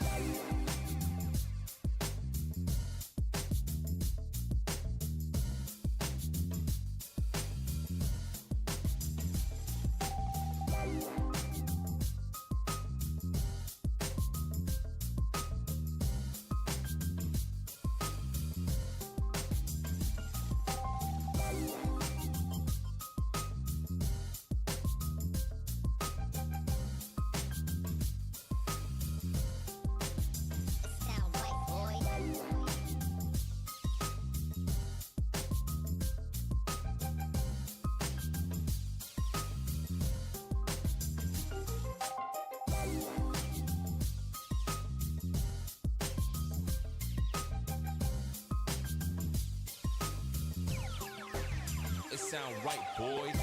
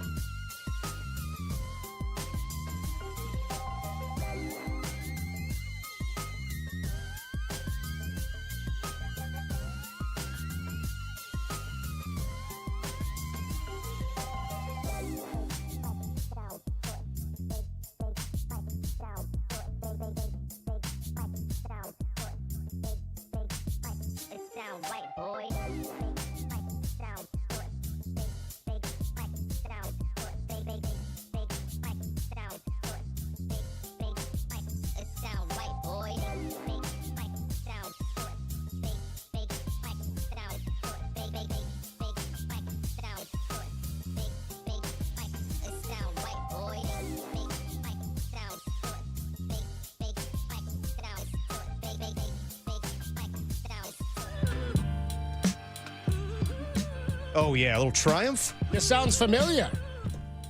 Dude, This is a great song. Some good Greg riffs in today after Greg Papa went out to see Wu-Tang Clan. Yeah, I only go for the headliner. Yeah, you know, I bomb atomically. Socrates' philosophies and hypotheses. Lyrically perform armed robbery. I also love the idea of Greg getting pissed about Star Wars. Oh, yeah, he wasn't a fan at all. So, what do you mean? They have to shoot that one little button in the Death Star? And I like blows up? things that are real, Derek. Derek, I'm your father. Yeah. No, my little brother was really into comic books and everything. My dad, not a comic book guy. Yeah, it doesn't strike me as a comic guy. Oh, I heard all the time. He would clown on Mike. I mean, Mike Kohler's a huge Marvel guy. You are too. And he'd be like, oh, like that nerd stuff, Mike. They keep talking about that nerd stuff. To be fair, Gary used to get on Mike Kohler, too. Yeah. Remember, because Mike's one of those guys who, if there's a Giants game, Mike's showing up at work in his Giants jersey and a hat. Yeah. And I remember one time Radnich got on Mike and he goes, what are you back there? You going to tell your son that you wear a jersey? You wear another man's jersey to work? What are you, full uniform back there, Mike? And Mike goes, I've worked with you for 12 years, Gary. I have a daughter. It's one of the best lines I've ever heard in KNBR I have history. a daughter, Gary. He cracked me up, dude. Dirty work on a Wednesday afternoon. Our guy John Dickinson going to join us in about 10 minutes or so. Now, JD might know some Wu-Tang Clan. At 3:50. You think so? I think so. I don't want to put him on the spot. I won't. What about Bags? You think Bags is coming with Wu knowledge? He might, actually. I know JD, I want to say back in the day, we were talking about like our go-to karaoke jams. I want to say JD's a Tribe guy more than a Wu-Tang Clan guy. That's all good. I get down with the Tribe. Yep. I'm cool with that. Yep. Anyway, JD's going to join us talking some Dubs ball. What do you want to get into here in terms of the offseason? Because the Celtics are in like a 49ers like reset, it seems like. Different, with their I would roster. say, just because, yes, they're basically building around Jason Tatum now, but he's not going to be there for this season, and Jaylen Brown, although... Sorry, I was going to say, according to Shams, people are calling on Derek White and Jaylen Brown like right now. They are, but I think you would have to move heaven and earth to get those guys. Yeah. Especially Jaylen Brown with the amount of money he's making. So I would say Derek White's probably on the table, but even then, they gave him a 5-year contract a year ago, and he's making $29 million a year. So I know we all know Steve Kerr likes Derek White because he played him over Jason Tatum and Jaylen Brown in the Olympics. But what would you have to give up to get him? He would be the perfect guy. I mean, he'd be fantastic as your number 2. And then you could bring Pods off the bench. And that's why I think the goal should be this offseason. I don't want Pods starting. Exactly. I think that from what we saw in the postseason, I think that the ideal situation is to have Pods, Moody, and Kuminga if he's willing to be, a guy off the bench. But your second unit should be Pods, Moody, Kuminga, GP2, and Trace Jackson-Davis. That would be ideal. And then you need to find starters at the 2 and the 5. But Derek White, while it sounds perfect, yesterday, Kristaps Porzingis, he got moved for a second-round pick, but because the Atlanta Hawks had a better draft selection, that's how they got that pick over the Warriors. It was like the number 22 pick or something. Yeah, it was a 3-team trade. So I think the Warriors are going to have a hard time Tim's Hawks finding draft are making draft moves to improve the roster. Well, that's just it, is they don't have enough capital. Yes. It's so interesting. They don't really have enough capital. This was the same problem as last offseason, incidentally. They had a little more salary cap though last year. They had more salary cap. I'm saying in terms of making a trade. Yes. Because really all it is if you don't have the salary cap, you've got to get a third team involved. It's kind of the way it happened. That's what happened with Porzingis. The Hawks could not take on the full $30 million. Their trade exception wasn't that large, so they had to get a third team involved in Brooklyn. And the reason they missed out on Paul George is because the Clippers didn't want to. What was the whole thing? They didn't want to trade him to the Warriors exactly. in conference, basically. And if it was going to be where Paul George became a free agent, the Warriors couldn't afford to sign him either. It was a whole complicated thing. That's the way that NBA free agency is. But I think it's going to be very difficult for the Warriors to obtain Derek White. And that was the thing last offseason was we're like, well, who can they go get? There weren't that many guys out there, which is why we talked ad nauseum about the same players. And Lauri Markkanen and Paul George. Like, it was over and over and over. Well, who else is available? We found out Vucevic. That was more trade deadline time, too. Yeah. But Zach LaVine was a name that was mentioned last offseason even because they just floated him forever. Then they ultimately traded him to Sacramento. But you needed Wiggins and Chris Paul to do that deal, and Chris Paul they just released right then and there on opening or the first day of free agency. Still one of the more absurd fumblings of a contract situation, I feel like, in the Steph Curry era. I would agree. I think they were just doing him a solid because he wanted to go to San Antonio, and the Warriors didn't want to do the trade and everything. So they were doing entitled nature of the NBA. I know, man. but you know what? He's earned it. He's 39 years old. He's been in this league for quite some time. I think though it was a misstep. I just don't get how somebody earns it when they've been with your team once. What do you care about where he wants to go? Like in the NFL, this would never be allotted. No, Kirk Cousins is held hostage right now by the Falcons. I'm saying, like, the only time it happens in the NFL is where it's like the Niners loved Jeff Wilson Jr. and they knew that they weren't going to play him anymore. So they were like, well, is there somewhere we can figure out to send you that you're going to be happy because we like you and we respect you? Mm-hmm. He was also a guy that was signed here and played here, went to go play for a former coach in Miami. Like, that made total different. It was a completely different situation and scenario. The same can be said about like when DeForest Buckner, the Niners said, we're not going to sign you. We can't afford to sign you. I still think that was the wrong decision. I agree. Neither here nor there. They went with Armstead instead. They decided, we can't sign you. Is there somewhere, if you can get us a first-round draft pick, we'll send you somewhere. Mm-hmm. And they got him a first-round draft pick from Indianapolis. So that's where they move him. Yeah. And as far as like other things on the table, so Anthony Slater had a very good article today about Jonathan Kuminga. And he's working out in Cleveland right now, and he's getting ready for free agency. And the latest is that there's legitimate interest from the Miami Heat because they missed out on Kevin Durant that they could acquire Jonathan Kuminga. And if that means that you could get Andrew Wiggins back, I would do that in a heartbeat. So how would that financially line up? Because this was the whole deal with in-season trade for Andrew to acquire Jimmy Butler. Remember, I kept saying I want to add Jimmy Butler and keep Andrew Wiggins. Exactly. That was my whole deal. Exactly. I was like, you need more of that model of player when it comes to that size, that length, the defensive prowess. Think about that. You would have Steph as the 1, Andrew Wiggins as the 2. You'd have Jimmy Butler, Draymond Green, then you still have to figure out your starting 5. You'd still be in the same boat you were in for a 5, but you'd have another starter figured out. You look a lot better with Andrew Wiggins as your starting 2. Think about the depth it adds for you and what your defense could be. In my mind, that's a top 5 defense before we know who the center is. Exactly. But just to go along also with the article from Anthony Slater today, so we caught up with Jonathan Kuminga. And Kuminga is still basically in the mindset that he's a difference maker for a team. So this is what he says when he talks about he wants to have more of a chance to play. This is Jonathan Kuminga. Things take time. But I feel like I'm at the point where that it has to be my priority to be just one of the guys, just be one of those guys that a team relies on, aiming to be an all-star multiple times, aiming to be great.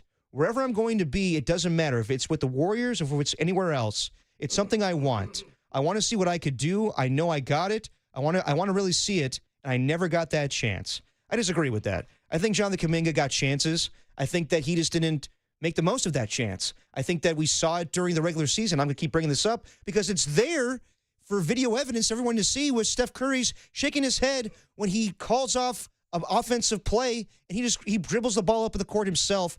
Jonathan Kuminga wants to play isocentric basketball. That's why he thrived in the postseason during the Minnesota Timberwolves. And really, his offensive output didn't matter to anything because they were losing in games. It wasn't like he was a difference maker with assists or rebounds. And I know he's improving on those things in the offseason right now.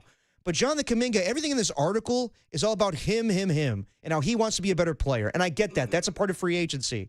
But it sounds like, the more I read this thing, it sounds like he is just not going to accept being a 6th man off the bench again, which I think that is his role. I do believe that he should not be in the starting rotation. I think that he would be great with everybody else, Pods and Moody off the bench. But if he thinks that he should, because of, garbage time in the playoffs, and yes. On working on passing the ball, but also believes he should get more chances. On working on passing the ball, but also believes he should get more chances after what he showed in the postseason. Did you read this quote? Wherever I go. Not yet. You go ahead. Wherever I go, wherever I'll be off the rip, I just want them to be like, oh, yeah, he deserved what he got. He deserved to be here. He worked hard for it. Wherever it is, that's what I feel like. I want to be great. I feel like I'm capable of being that, capable of doing something special, capable of doing some special things, and I won't just let it go like that. The only way to get there is to lock in every single day. Okay, respectable. It's interesting. Like, again, I'm okay with a guy who says I want to be great, but it does have the tone from him of because he did say it doesn't matter if it's here or if it's somewhere else, which to me is like not the right mindset to have. The right mindset to have is to be great by doing what you're coached to do. Like, he doesn't want to be necessarily, it doesn't feel like an asset for this team unless he's the guy. Yes. But you're not the guy. And you don't have the right to claim to be the guy or want to be the guy when you haven't done everything it takes to get the minutes around what's happening right now within the roster. I don't think the game comes as easily to him as it does guys like Brandon Pajemski. No, it doesn't. I just really don't. It's just different. And yes, I mean, he's got better ability potentially, but of course he does. I know people in their cars right now like, are you out of your mind? Of course he's more talented than Brandon Pajemski. Of course he is. And why? Yeah. But he just fits better. Brandon Pajemski does what he's told. He's going out there getting rebounds. He's scrappy. He's the type of player that Steve Kerr likes. Jonathan Kuminga wants to do it on his own. And I don't think it's just Steve Kerr's fault. We saw it in the end of the year press conference. Steph Curry and Draymond Green say the same thing. If it's here or somewhere else, they're acknowledging that maybe it'd be a better fit for him somewhere else as well. So we'll see what happens. I'm leaning in the direction that probably Jonathan Kuminga is not going to be here. At the start of this year? Yes. With the way that this sounds, if there is interest from other... I think Jordan Poole, I don't think there's any dispute that Poole contributed more to this roster than Kuminga ever has. People the Warrior fan base loves to look at Kuminga going for 20 in a 15-point loss and go, see? This is why he should be playing. What do we do? We dictate things on the box score? Come on now. Well, my thing, too, is also, he has good moments and performances in games that they lose. Again, I think we talked about this when Alex Rodriguez was a Texas Ranger. I remember I used to think this guy's going to break the all-time home run record because if he had stayed in Texas, he's going to come up to bat in the seventh inning of games down 7-1 every time. Yeah. He was never going to get walked. Can you imagine if Bonds didn't get walked in the way he was walked? Would have hit 800 home runs, right? Exactly. But when your team's up 7-1 at the end of a game every time, why aren't you pitching to Alex Rodriguez? When do the hits come that actually matter, or are they just garbage points? I feel like Kuminga's best performances come in games that are losses or where he's filling in for injuries. And you go, yeah, he did a lot for himself. Did he do a lot for the team? Or he's closing out games. JD, we'll talk about with JD in a little bit here, but the perfect position for Jonathan Kuminga was that Kings game the Warriors had where Steph Curry wasn't shooting very well, but everybody else was. And Jonathan Kuminga came in the fourth quarter, was the closer. That, I think, is the perfect role for him, but people think otherwise. 510 checks in the Golden State Lumber and Showroom text line and says, on Greg Papa going to see Wu-Tang last night, he says, did he do this? He says, I was dying when he talked about it today. Every time he called them the Klan or referred to them as the Klansmen? Yeah. What, Greg? What? I thought the concept was great. They were burning crosses up there. It was fantastic. What the hell is he talking about? He called Wu-Tang Clan the Klansmen? Yeah, I heard that. We'll be back with more on the Klan later. Jesus, he can't do that, Greg. What are we talking about, man? Yeah. They really aren't nothing to F. John Dickinson next. Yeah, Jesus, Greg. What the hell's the matter with you? JD, super reporter, boots on the ground. He'll join us talking about the Warrior offseason and Jonathan Kuminga. That's next on the Sports Leader. Every day that ends in Y, brother.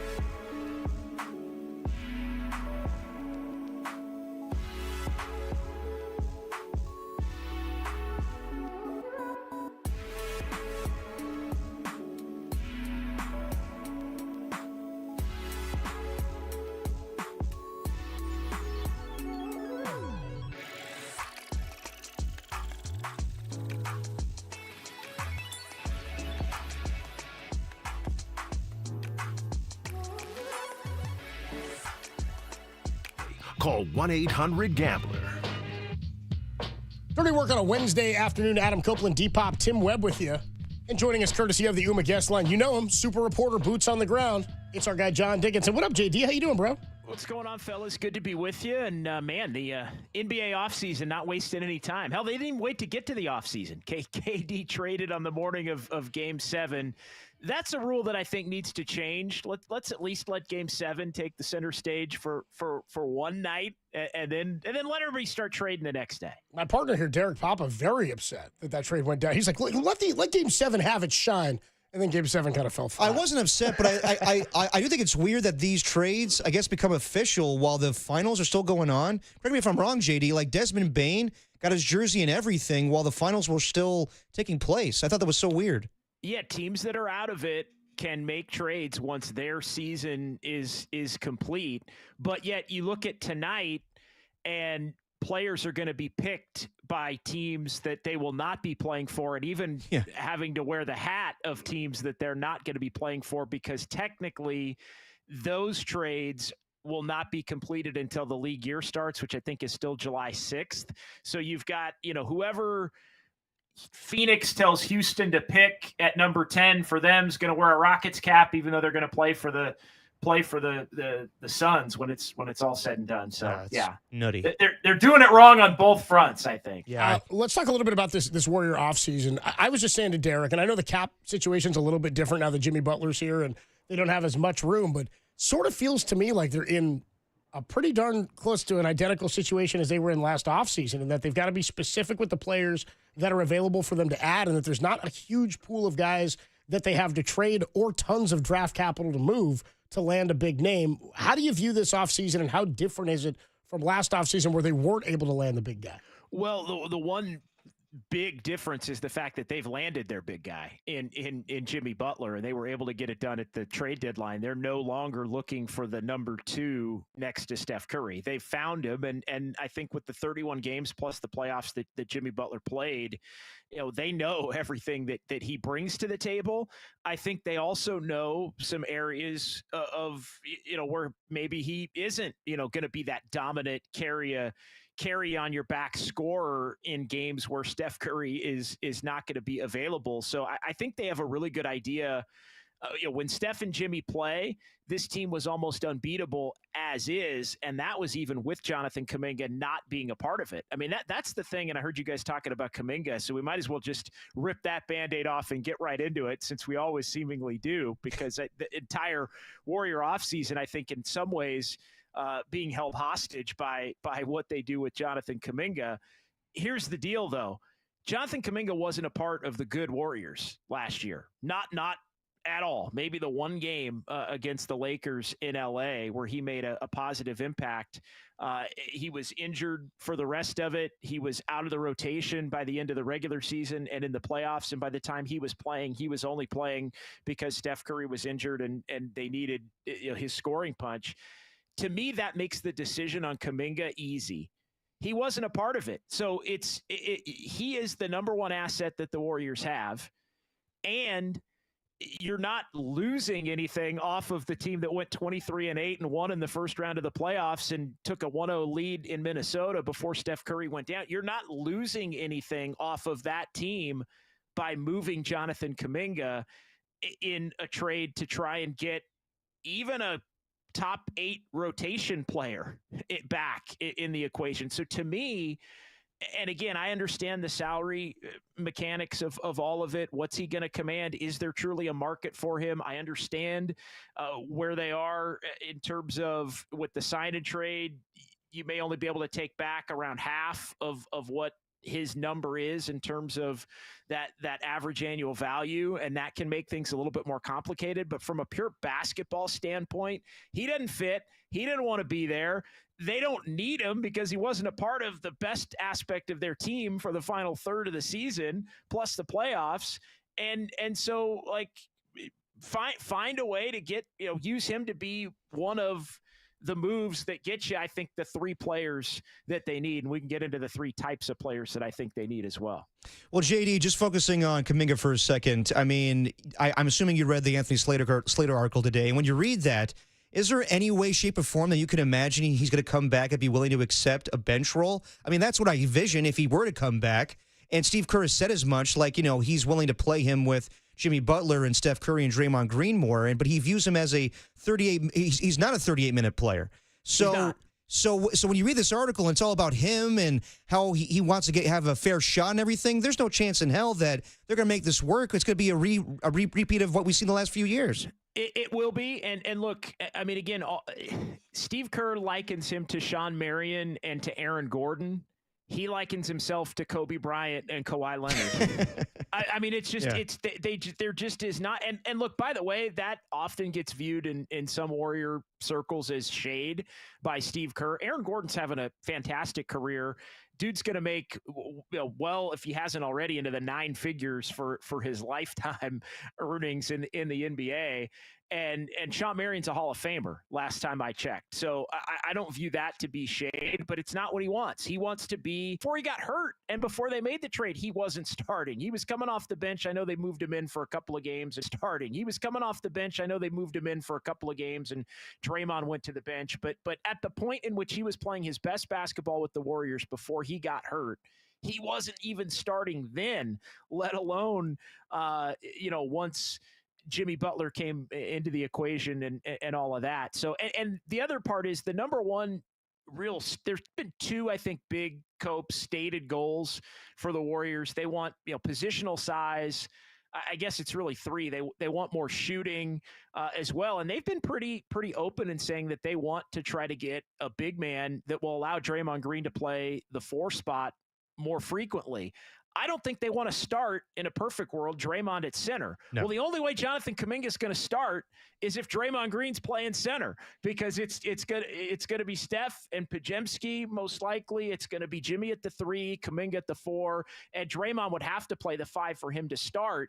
So that leads again down the path of Kuminga can't start because you're going to look to bring in this center that's going to bump Draymond to the 4 because you don't want Draymond playing all these center minutes. So I think when you read the tea leaves, it really should be, I think, almost considered a no-brainer, but the logistics of being able to make the trade and Kuminga's value around the league and all that stuff, I think makes it obviously a little more convoluted to try and figure out how it all is going to shake out. Talking to John Dickinson, super reporter, boots on the ground, joins us on the UMA guest line. You mentioned there were 3 types of players you thought they needed to go after. What are those types? And do you have anybody circled? They need a big man. All 3 need to be able to shoot. I'll say this.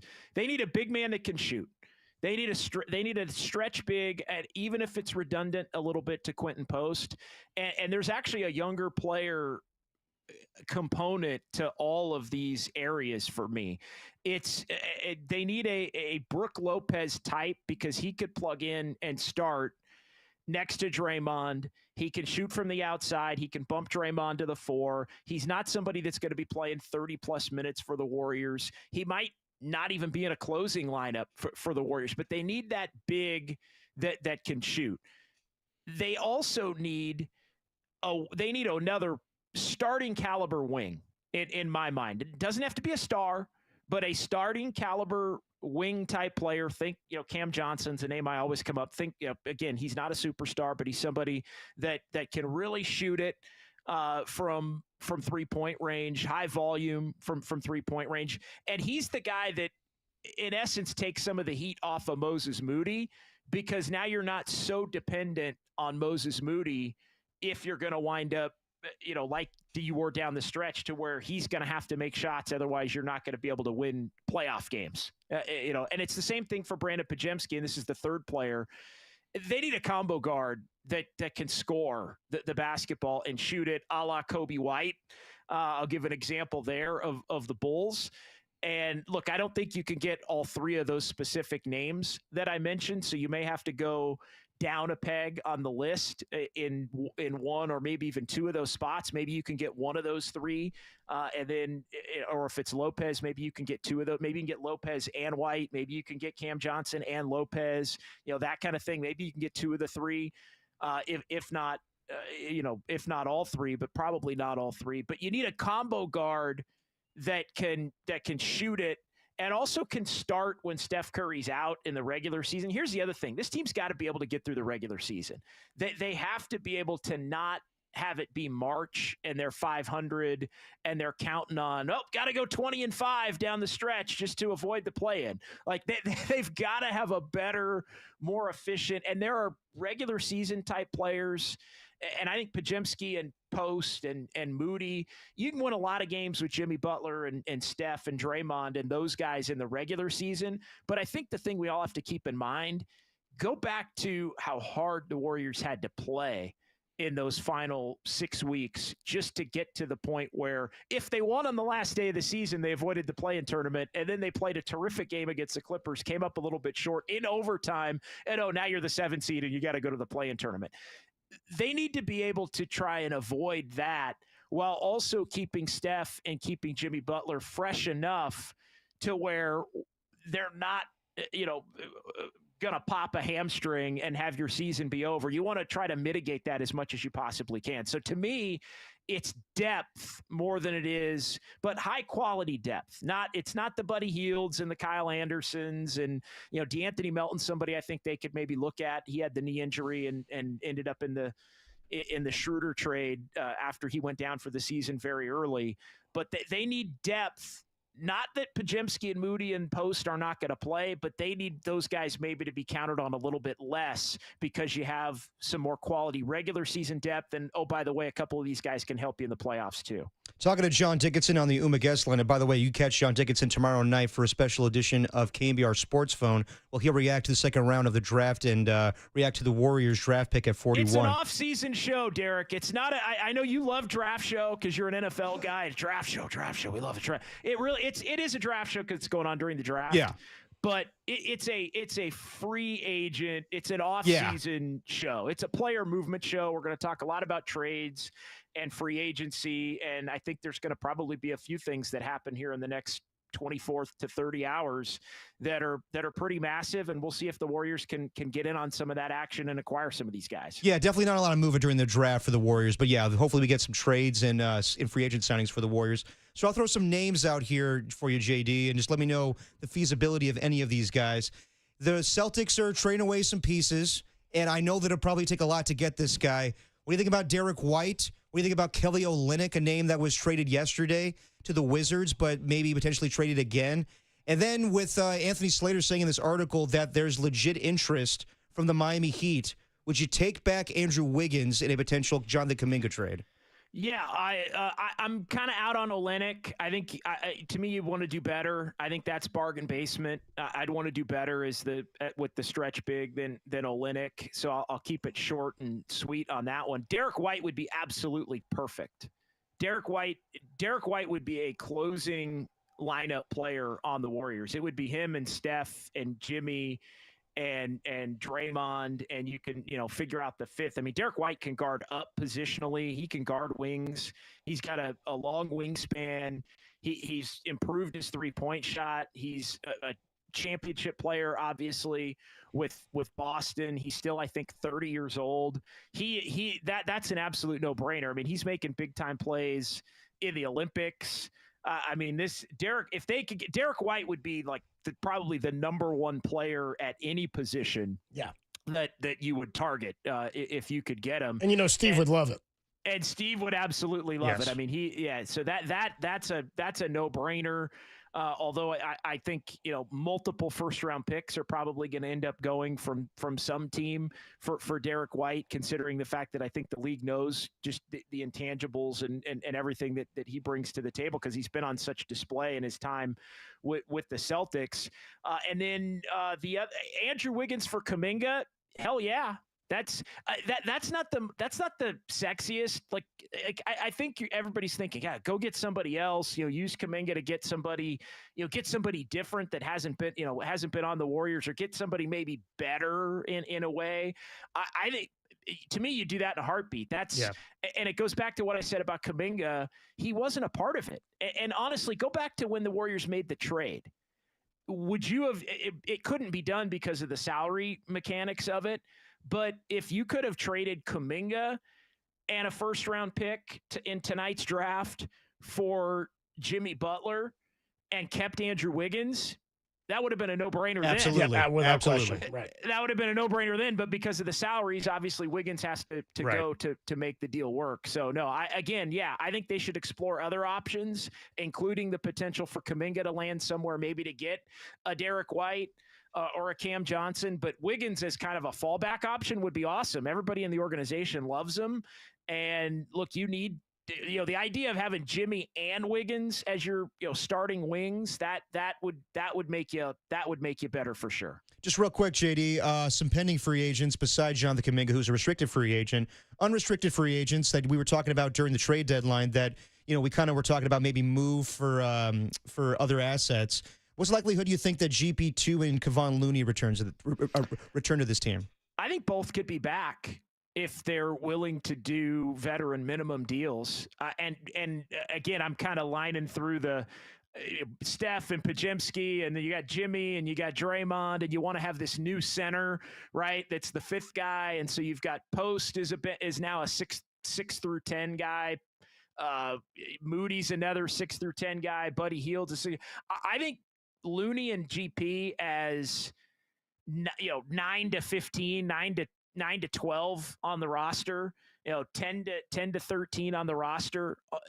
Those would be awesome veteran. You can't really count on him because of the injuries consistently for GP, but he's a great guy to have around. You don't have to play him a lot. You can throw him on a guard that's really cooking a little bit, but not put so much on him that maybe he's destined to be injured, and a terrific leader. The locker room loves him. The organization loves him. It's kind of the same thing with Looney. There are some matchups where Kevon Looney's great and you need some offensive rebounding, and you throw him out there and he can lay some fouls. He can run the offense a little bit with Steph at the high post. And so I think not as primary keepers, and not even maybe as the top 8 or 9 or even 10, but you would love to have a GP and a Looney to kind of round out your 11 to 15 part of your roster. John Dickinson, the voice you hear, our super reporter, boots on the ground. What time do you get going tomorrow, JD? 7 o'clock tomorrow. Looking forward to it. Yeah, 7 to 9. So it's going to be toward the end of round 2 tomorrow. The Warriors obviously going to be on the clock at number 41. First round tonight, second round tomorrow. We'll be reacting to the pick and also talking about all the trades and then what lies ahead, what work is still left to be done for the Warriors. It's really kind of an off-season tip-off show tomorrow from 7 to 9. Good deal. You can hear John Dickinson tomorrow, 7 to 9. A little bit of Warriors off-season / tip-off show tomorrow night right here on the Sports Leader. JD, great to catch up with you, bro. Appreciate it, guys. Talk to you soon. Thanks, talk to you soon, man. We got plenty more to come. JD joined us just now. We're talking some Warriors offseason. We're also going to catch up with our guy, Andy Baggerly, who joins us a little bit later. Is it 4:50 that Bags is joining us? 5:15. 5:15. So in about an hour right before we get you out to Giants pregame at 5:45. The story of the day, the talk of the day on the show, has been Greg Papa's appearance at the Wu-Tang concert last night. Why do you keep talking about this? Why does it need to be all about me? Why is it all about me? This time I don't want it to be. Call me old dirty bastard, but I don't want to talk about it. Somebody checked in with a great text earlier, dude, that said the vibe of Greg Papa at the Wu-Tang concert is just like that movie Bringing Down the House where Steve Martin is co-starring with Queen Latifah. Dude. Great movie. It was great movie. It's a phenomenal text is what it was. Derek wants to flex his Wu-Tang knowledge. Flex nuts? Because there's no reason. I mean, Greg was flexing nuts on what he called the Klansmen last night. I wouldn't refer to them as that. I don't think anybody does. No. I don't think I've ever heard that before. Klans just fine, or the Wu? I think it's even the Tang. I think it's just a nail on, like hammer on the head of that nail that shows he's not a fan. No business. He knows nothing about the Wu. Fair enough to say a waste of a ticket. It was wasted on him last night. Sure, yeah. We'll talk about it next with D-Pop. Derek keeps crapping Wu-Tang knowledge all over G-Pop. Next on the Sports Leader. Sue.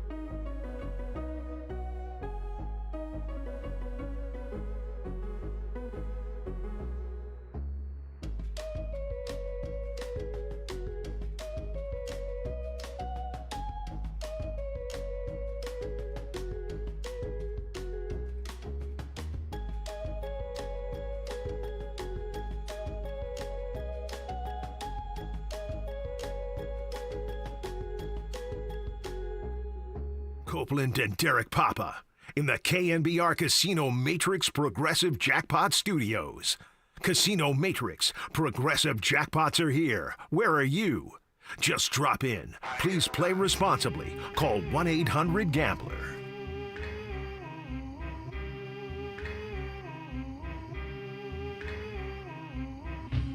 Dirty Work, greatest show in America on a Wednesday afternoon. Adam Copeland, D-Pop, Tim Webb with you. See, the thing I like about Tim, and there aren't many, Tim's not gonna flex woo on you. You know what I mean? I'm not gonna flex like I know anything to the level that you do. Oh, I know woo. Well, I also will admit this. I think I know woo. I've said Maybe this, I don't. I've said this for years too. I'm not a good music guy. Like if we were doing if you and I were playing like Trivial Pursuit or something, I'm a pretty damn good trivia guy in general, I think. Like when we're playing trivia games and stuff. Tim's Tuesday Takes and trivia don't count. Right. When we're talking trivia in general, like I've got a good vast knowledge of pop culture stuff, movies, sports, history, geography. Like I'm decent with that stuff. But music, not your forte. It's just, and you know what's so funny about that? I always wonder if I think personally I would attribute it to the fact that I was such a talk radio junkie as a kid. Never listened to music in the car? I did not listen to music. Like when I learned to drive, first thing I did, the only thing I ever listened to was KNBR. Yeah. I was obsessed with listening to the sports leader. At night, dude, I would fall asleep listening to Giants games, or I would listen to Giants games in bed. Nice. And then when the game would end, like when I got older and I could stay up later, but I had to be like winding down in high school, you know, your parents make you go to bed after a certain time. Like you can't just be up around the house all night. Dude, I listened to Loveline every night for years, dude. Adam Carolla and Dr. Drew on Live 105. And then if I were still up at midnight when Loveline ended, 10 to midnight is when it would end, I'd listen to the Giants game till the Giants game ended. And then I'd listen to the post-game wrap. Sometimes they'd be an East Coast game, so it'd be earlier. Then I would jump over to Loveline, listen to them, Dr. Drew and Adam Carolla. Loveline, a great show. Or Stryker. I mean, dude, I learned everything I knew about Stryker? Yeah, it just mattered. Learned everything I knew about my body and others by listening to Loveline. Anyway, then they got Stryker as the host there. Then if I were still awake when that ended, I sometimes would jump back over and catch some midnight replay. Then I'd wake up. If I fell asleep during Loveline, I'd wake up and I'd have some syndicated Howard Stern on. Okay. Like, I was obsessed with Howard talk Stern. radio. My dad having been in talk radio and news talk. Like, we never listened to music in the car, almost ever. I was a music kid. Also, my dad, terrible music guy. Really? More useless information in my dad's head than anybody I've ever met. But not knowledgeable music. But just, I mean, my dad knows stuff. My dad's like obviously a comedian and knows old school vaudeville stuff. Was obsessed with old TV that predated him, which is why I was so into Nick at Night and stuff as a kid. But I'm not great when it comes to music knowledge. I'm horrible with song titles or lyrics. I'm real bad with that. But stuff. you do karaoke. Yeah, but they put the lyrics in front of you. Okay. You know what I mean?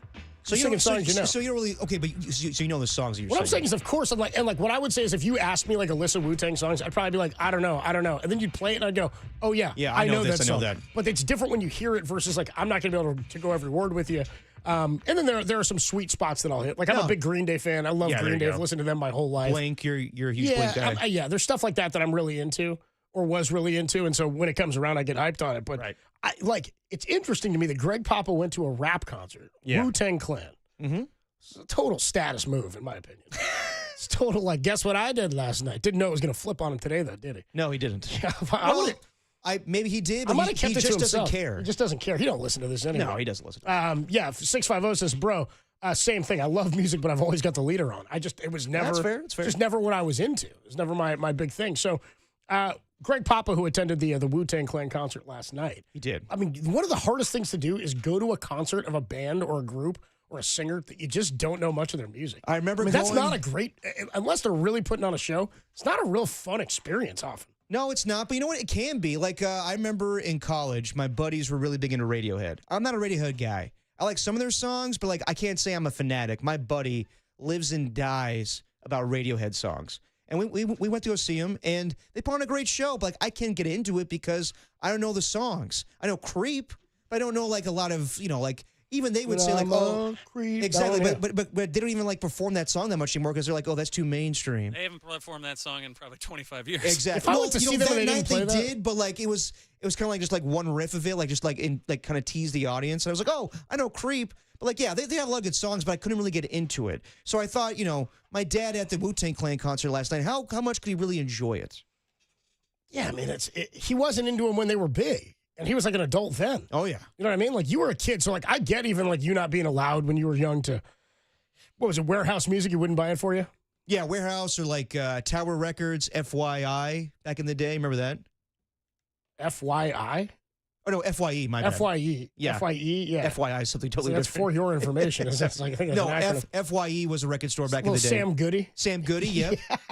Tim seems like a dude who would kick it at the mall at Sam Goody, doesn't he? I would do that all the time. I was a Rasputin kid, but we would hang out. Rasputin's good too. All the time. Yeah, 650 says, I downloaded Creep on Napster. Yeah, there you go. That's a poll, dude.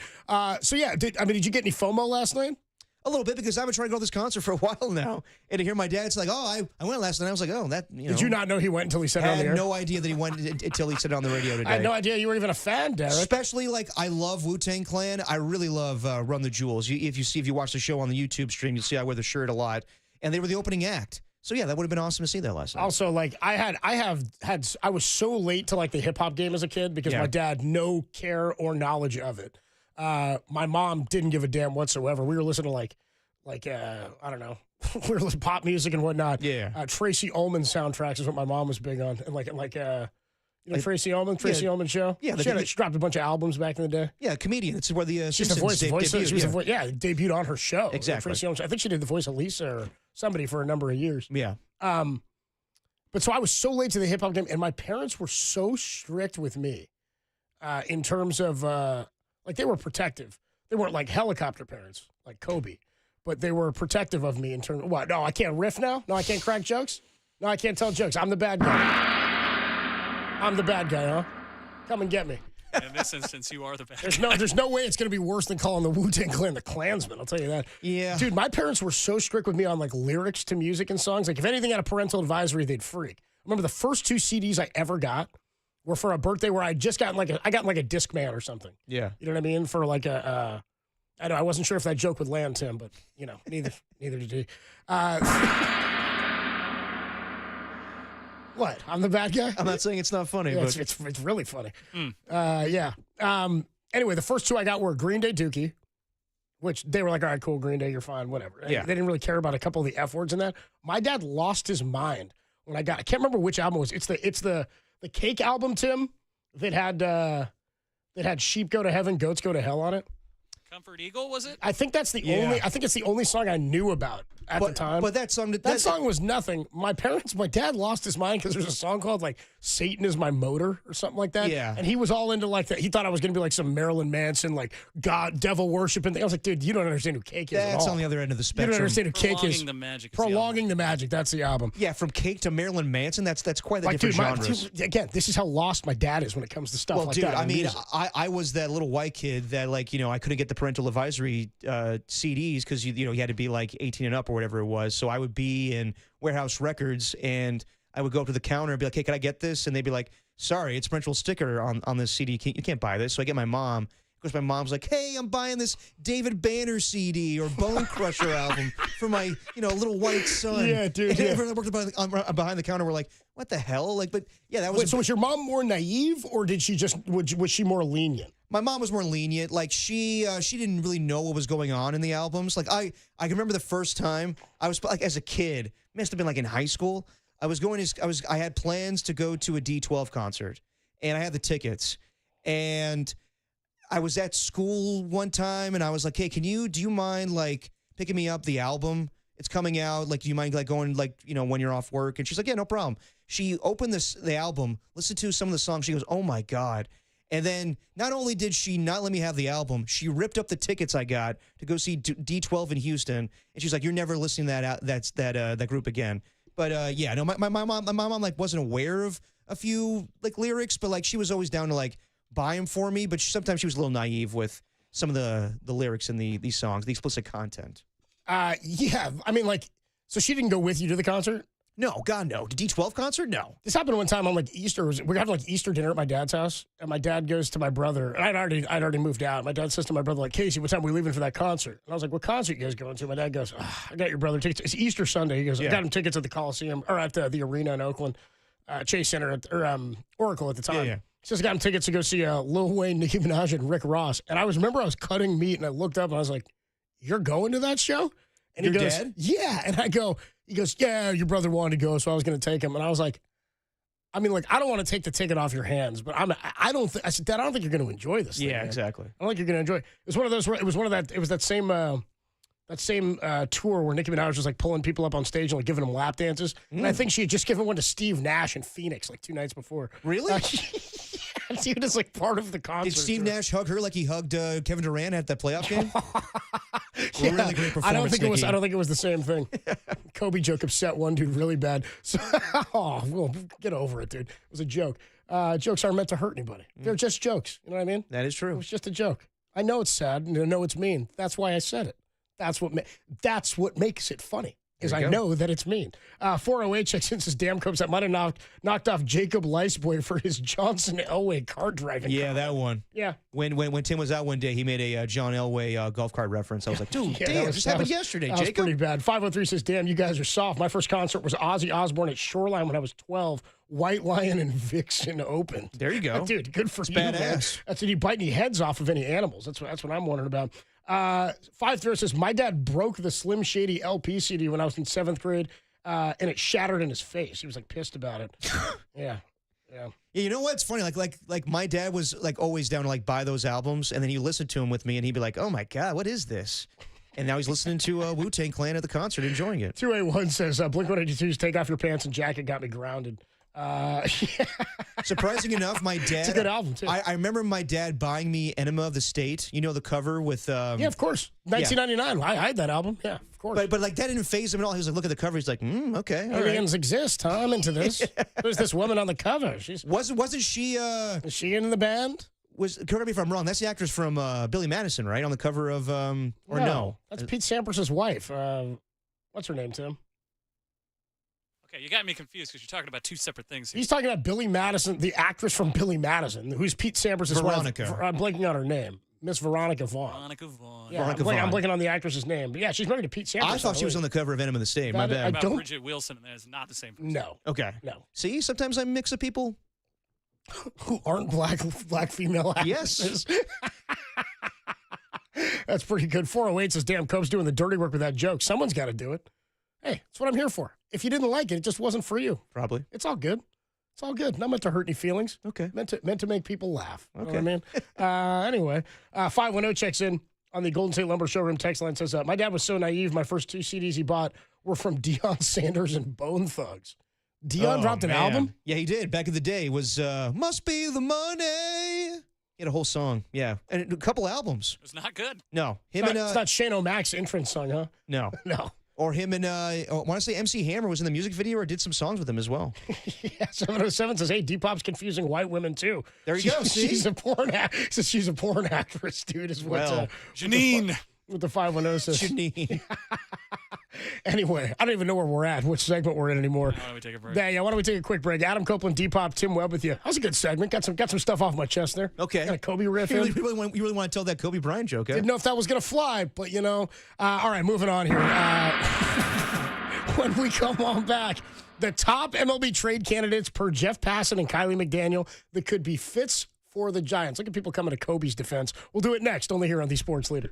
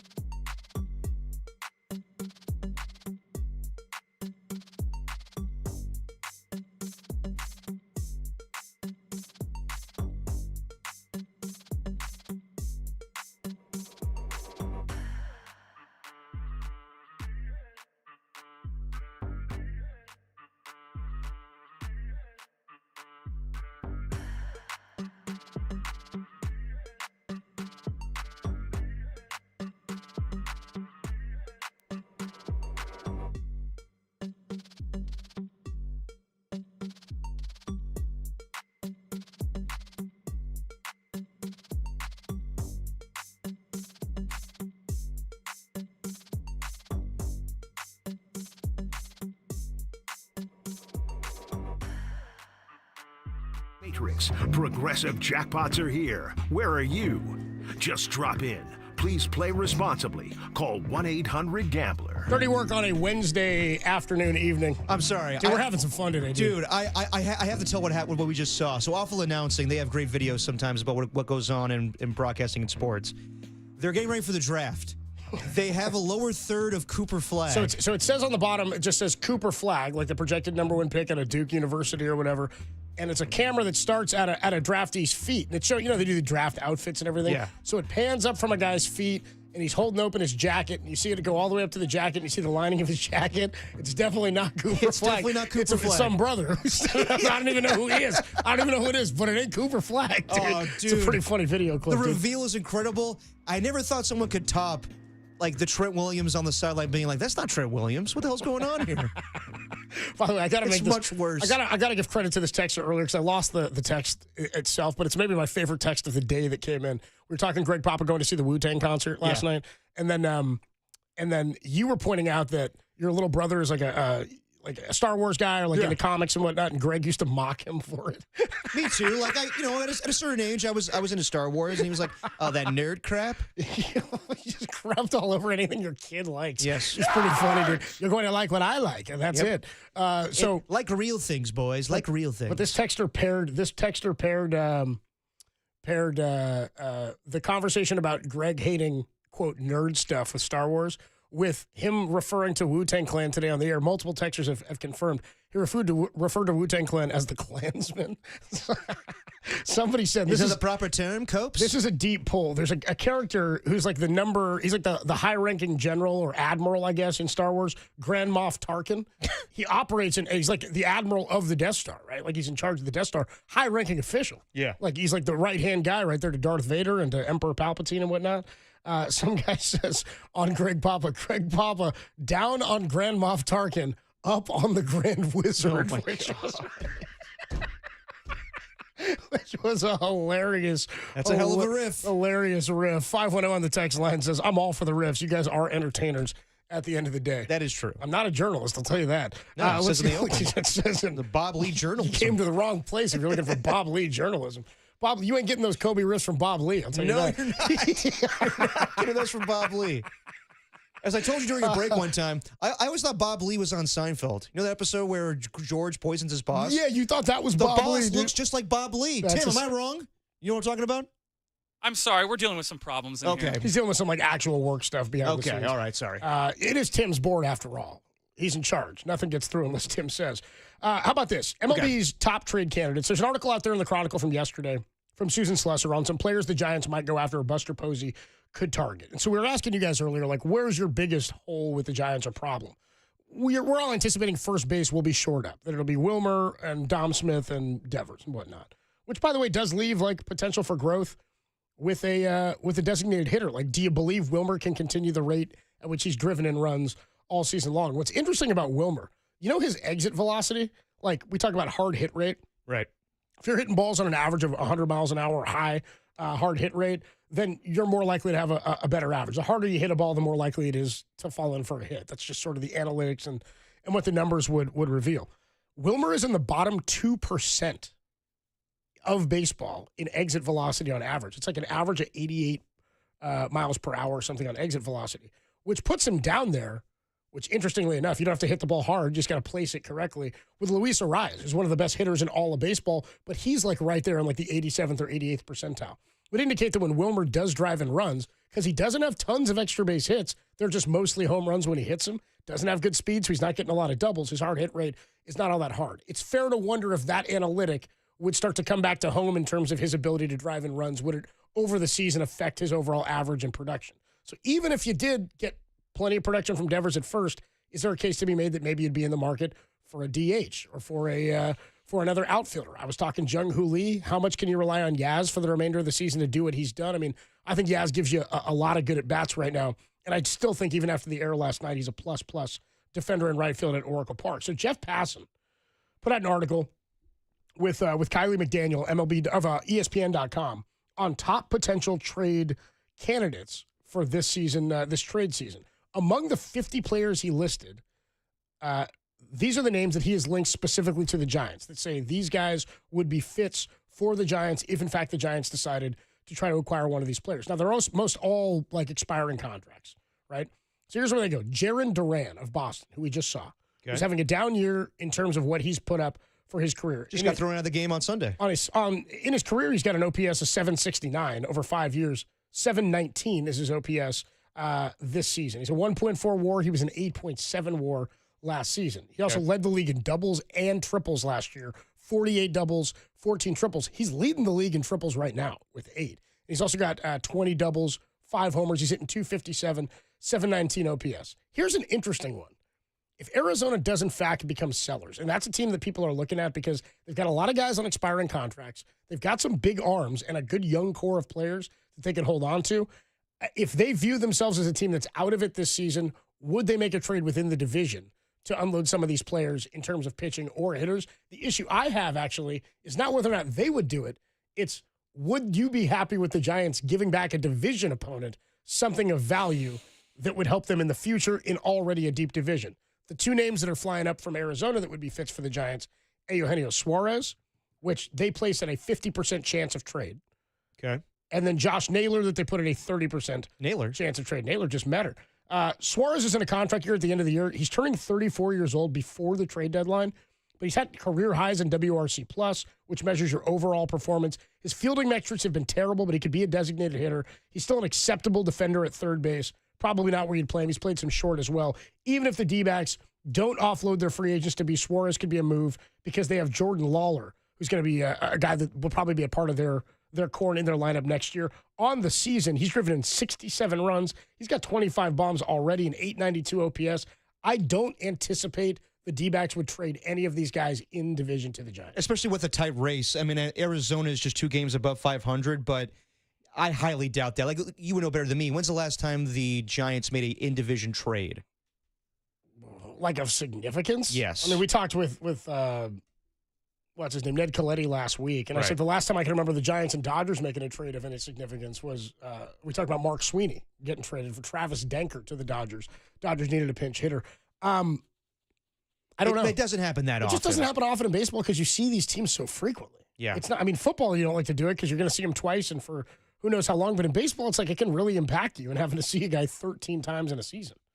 Yeah, I would advise against that. I know it probably would help the Giants, but I highly would doubt that the Arizona Diamondbacks would want to do that deal. It may be more to the point. I don't think either of those positions are where the Giants need to go.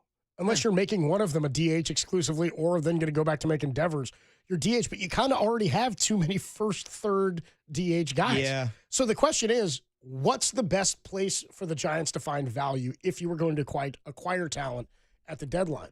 And right now, I know people are going to say catcher. There's just not anybody out there that's going to help you offensively at catcher enough. Second base and outfield. And I wonder how willing people are to consider another full-time outfielder either on the corner or in center field and sitting somebody down. Would you be okay with taking at bats away from Jung Hoo Lee? Does that rankle people going forward? I mean, it would rankle me. You got to improve the offense, but I know that probably the front office is saying. And I don't mean this means moving off of him forever. No, I mean, know. Could he lose his starting job if you could acquire somebody who could play every day? Well, like you said earlier, it's easier when you weren't the guy that acquired that player. So you're Buster Posey, and you're like, okay, I inherited Jung Hoo Lee, and I can make the case that it's easy for me to move off of him. But when the owner is saying we paid this guy a year ago, I want to see him play. It's a little bit of that. Like it's hard. But if there's somebody available, I mean, like Casey Schmidt going to second, I hope is going to plug the second base hole. Yeah. I mean, you do have to let it play out for a little bit before the trade deadline happens, but there are other moves to be had potentially. I can also see Buster Posey. I mean, Buster Posey will always be aggressive, but at the same time, I think he could sit back and be like, guys, I just got you Rafael Devers, and we paid a lot of these guys. Can't you make it work? And then you don't want to sit around on your hands too long to be like, well, it's not working, so we didn't do anything, so this is the team. You're going to be aggressive. I could also see Greg Johnson, saying, well, I approved the Rafael Devers trade, but I don't want you to go crazy here. Like, there's still a lot of payroll we have. So, yeah, I mean, Jung Hoo Lee's not hitting well right now. I don't know what the fan reaction would be if you told him to sit down for a little bit of time. You want to win. But at the same time, you're paying this guy a lot of money, and you don't want to do it just with him sitting on the bench. I don't know.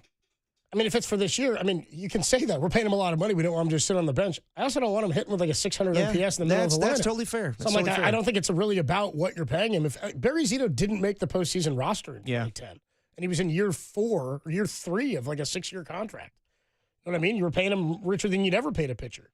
So you're talking about an expiring contract that can help you out for the rest of this season. Here's one that's out there. Here's an interesting one. Because here's the thing. I'd be okay with Ramos in center field if that's a route they wanted to go.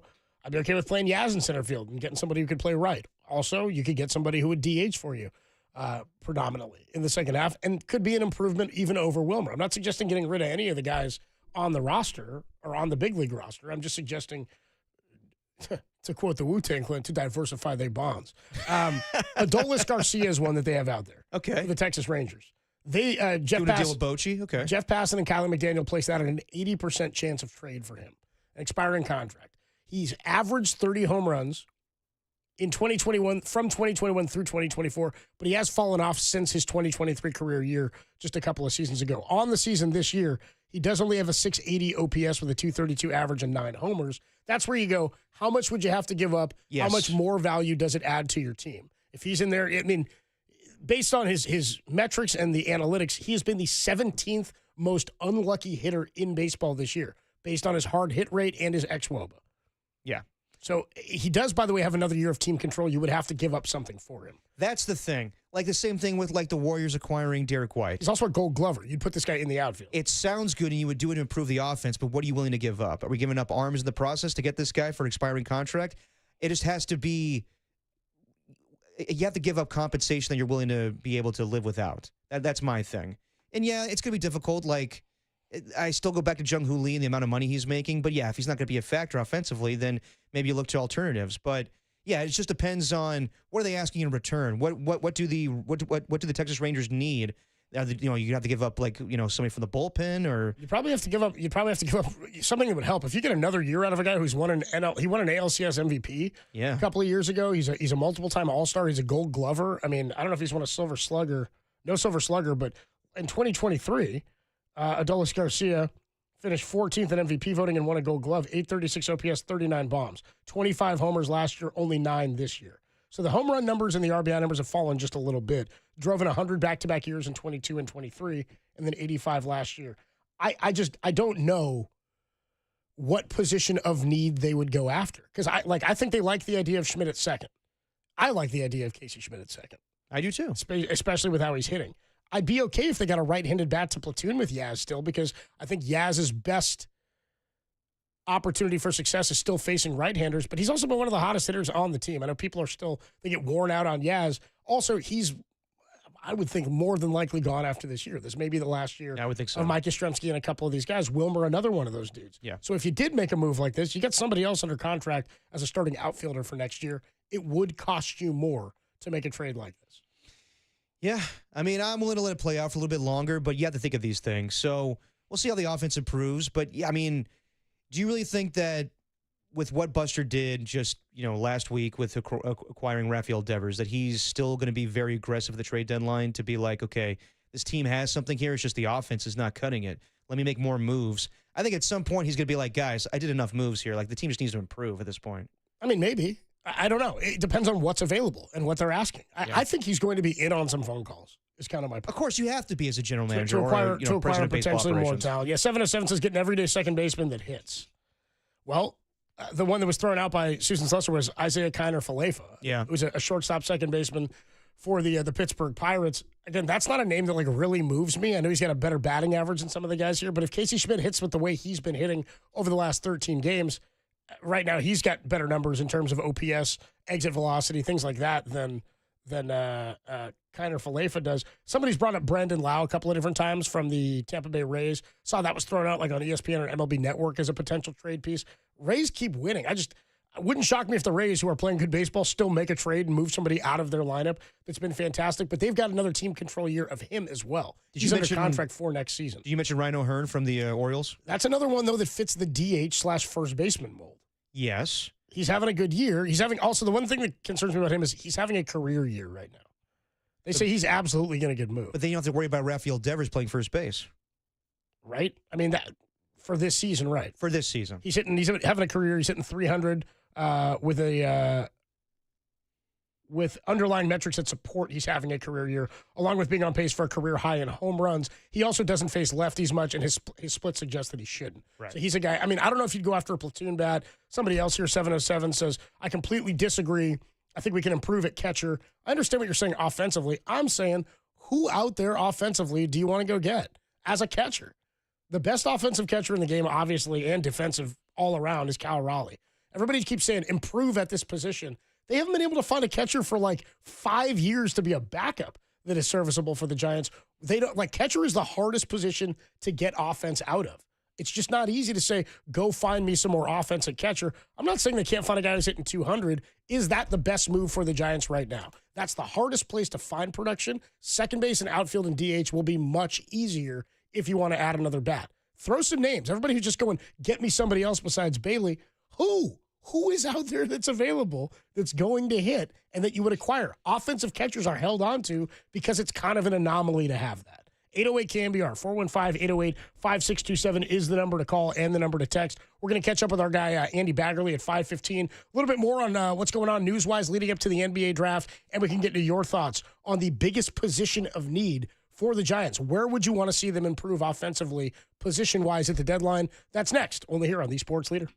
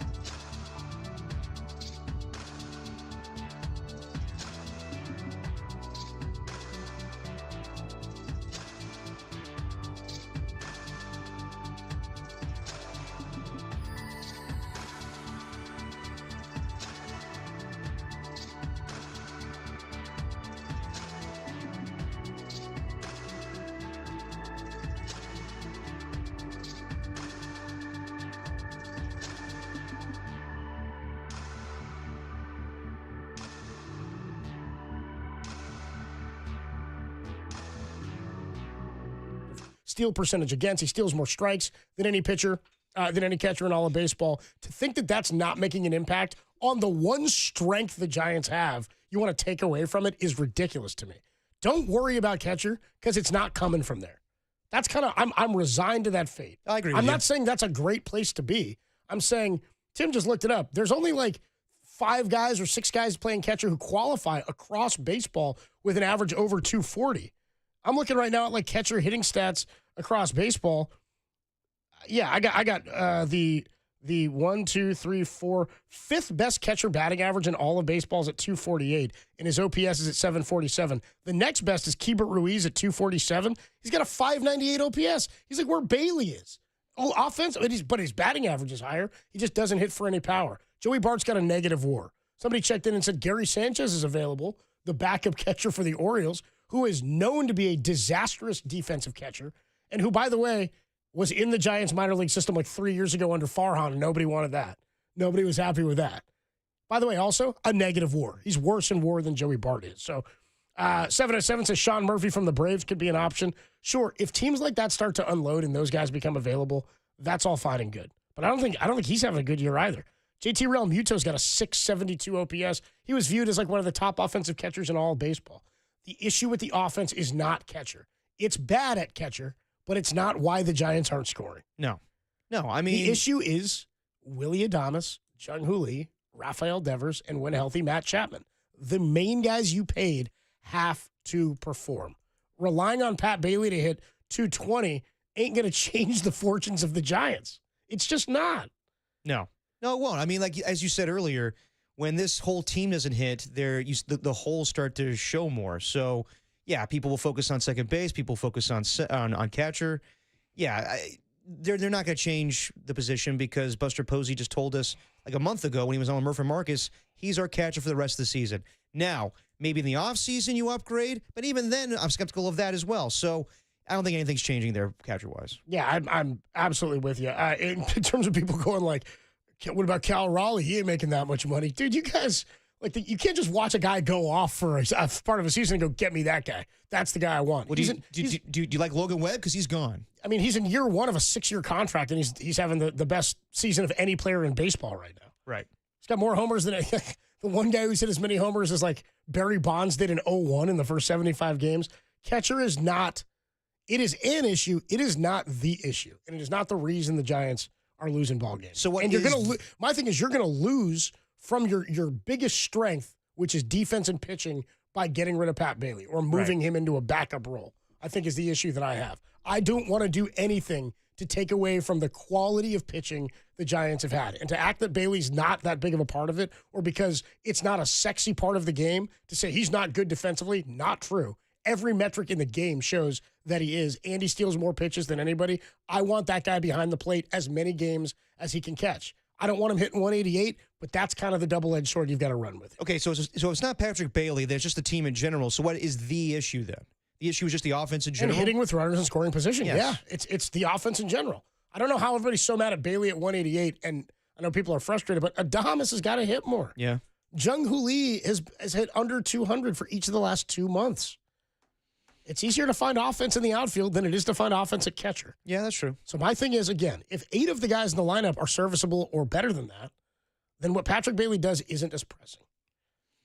That's where I'm coming from. No, I mean, I agree with you. I think it's hard to, with what they've done, with all the moves they've made, it's just hard to keep saying, let's keep making more moves. When this team is, right now they're a playoff team, and the pitching is great, but how long are you willing to go with this offense sputtering the way it is? It's just difficult. Also, you can say, how long are you willing to go with it? It's just kind of the way it is. I mean, again, when we said this before they got rid of Lamont Wade, and I was like, well, where else are they going to, where are you going to go? Who are you going to bring up? Eldridge wasn't the answer. Now he's hurt, and he was hitting a $140 or whatever. Mm-hmm. Where are you going to go? They had to go outside of the organization to find that help in Dominic Smith and in Jet Johnson, who's still not getting tons of at-bats, but probably won't. That's not really why they got him here. Dom Smith has been a nice asset, a good ad defensively, and he's swung the bat pretty good in the games in which he's been in there. So it's hard to find that answer when they're looking at players that are in other organizations for sure. And maybe they do find a better backup to come in at catcher offensively. But Patrick Bailey ain't going anywhere.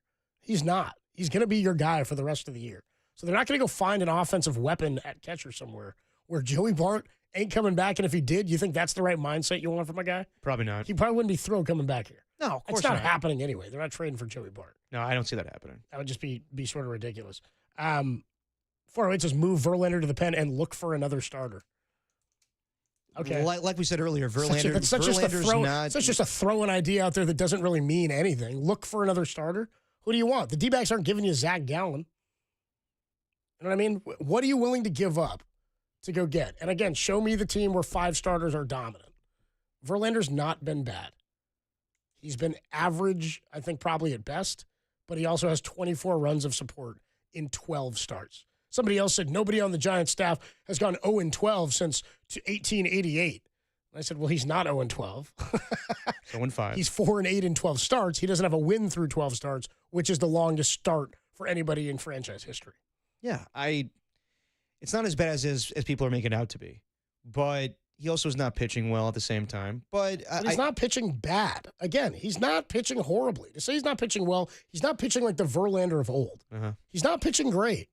But he hasn't given up more than 3 runs in a start since April 15th. In 8 starts, he's not given up more than 3. And in only 3 of the starts has he given up 3. Tim? I would say the natural inclination for fans and even, people who watch the team in an everyday clip will go, okay, well, this team is struggling offensively. What's the problem? And then you look at your box scores or you see with your own eyes, you say, well, Patrick Bailey's not hitting. Tyler Fitzgerald's not hitting. And that's true. You can say that.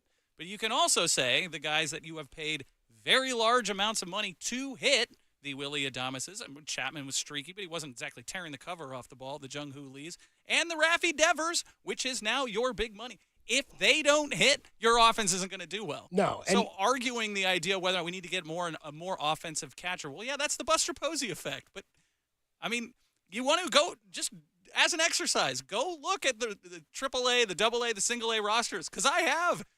The catching depth is not great in this organization. So the idea that you think that that's the way it goes around baseball is just kind of ridiculous. And if you take their word at face value, which is we are trying to get Tyler Fitzgerald's bat going, that's why we're sending him down to get, take the pressure off. Well, then that's what they're doing. But, yeah, that is a position you could potentially address. But to suggest, the Cal Raleigh one just makes me laugh. It's like, what? You're not getting him. Stop. Yeah, that's the best player at that position. Go get him. It's like, that's not happening.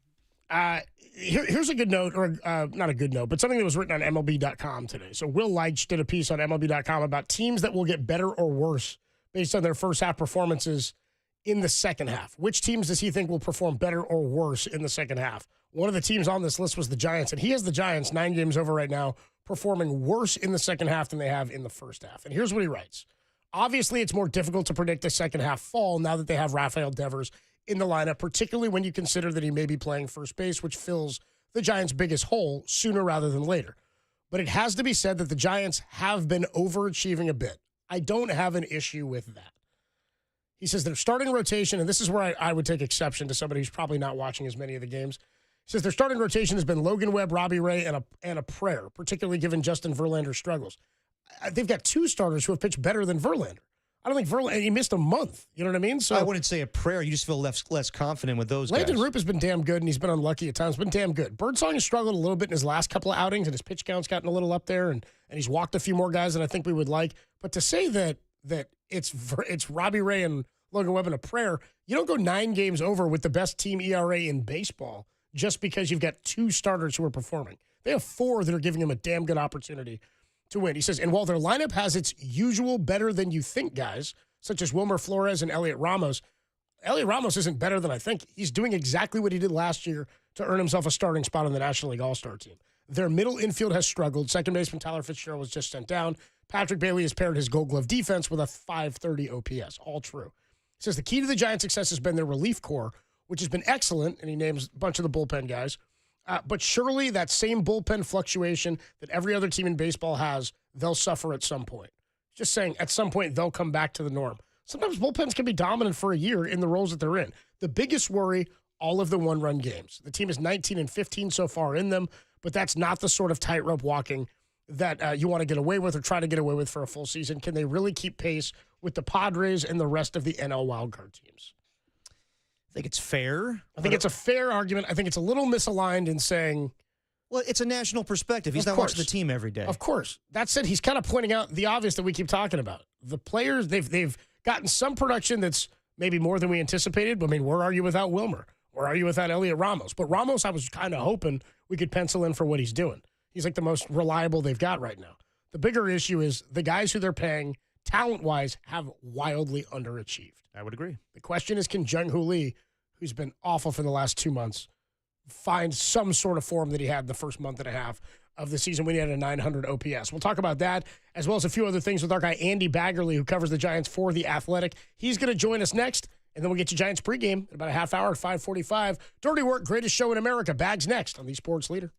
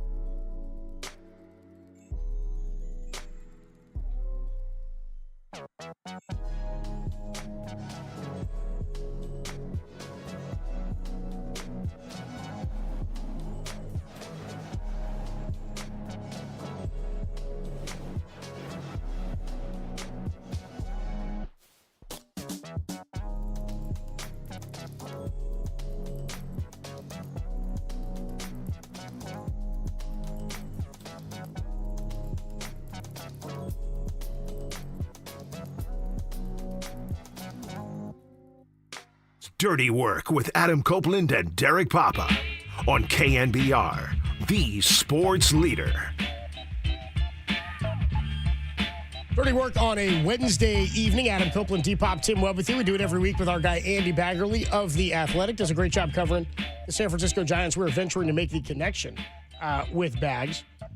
Somebody checked in and said, on the Giants offense, can you guys expand on the obvious fact that the opposing pitchers are killing the Giants with off-speed every game? It's like they only have one approach, one pitch approach. It's heater or bust. I'm venturing to find some of the numbers on that, but for me, it's about the clutch hitting. It's about how different they were for the first month and a half of the season where they were manufacturing runs. They're just not a power-hitting team. No. And you hope that Devers is going to help with that. I was also looking at some of the exit velocity stuff for the Giants. In terms of like the hard hit percentage, Devers is in the top 3% of all of baseball. We just haven't seen enough of that yet. Matt Chapman in the top 8%. Nobody else in the top 10. Tyler Fitzgerald was in the bottom 6%. Wilmer Flores in the bottom 2%. The Giants in general are in the bottom 1% of baseball in hard hit rate. They're in the bottom 7% of baseball in exit velocity as an offense. Not good. It's kind of the point we've been making. We made the connection with our guy, Andrew Baggerly. Covers the Giants. You can read him and hear him with The Athletic. What's going on, Bags? How are you? Hey, Bags. Doing good. How are you guys? Pretty good, man. We're talking lots today about people were we put the question out to listeners earlier in the show. Why did the Giants lose yesterday's game? Was it base running? Was it Verlander? Or was it offense? And I said, I think it all starts with the offense. And they are now 5 for their last 50 with runners in scoring position. They're hitting $120 on the homestand with runners in scoring position. It's a stretch like we can't really remember, except for like the World Series years where the pitching was so good and so dominant they could win with very little offense. Where are you on Justin Verlander right now and what you've seen? Because I don't think he's pitched as poorly as a lot of fans are making it out to be.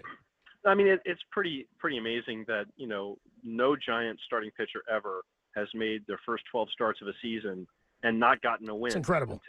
Until Justin. Now, if you're a really bad starting pitcher, you're probably not getting thrown out there 12 times. But, you have some Giants years where they didn't have the most firm or deep rotation, and somebody had to, be the number 5 starter. But none of those guys went 12 starts without getting a win at some point. And Justin Verlander, who the whole narrative around him is, hey, he's really determined to get those 38 wins, yeah, right. 300. He's still stuck around that number. You feel for him a little bit because, Ryan Walker let 2 leads fritter away, one in April, one in May. Right. And, he hasn't pitched like, a front of the rotation starter. He's given you 5 innings, 5 and change. He's not pitching you out of the game, but he's not, shutting down either. So his thing is, I got to be better. I got to make better pitches, try to limit mistakes. But, you'd think that there'd be a game where the Giants scored 9 runs and he goes 5 and they coast, and it just hasn't happened yet. So, you look at yesterday's game, and I think that, you look at the offense, and I know a lot of people have a problem with Matt Williams sending Rafael Devers home on Elliot Ramos's double. But, that was also the last hit the Giants got in that game. Sure. So, I think, my opinion is, this is a team that's not, a great baseball team. They've got a lot of inexperience. Force them to make 2 throws and the catcher to make a nice play at the plate. It's 2 outs and you're down 1 run. I know Wilmer's on deck there and he's been a good RBI guy, but, I think they tried to force something to happen there. And obviously the optics weren't good when he gets thrown out by, 8 or 9 feet. So, but yeah, they clearly have to score more, not just on Verlander's day, but, all the way around. Bags, what'd you make of Christian Costas' performance last night with that 2-run home run and his performance at second base?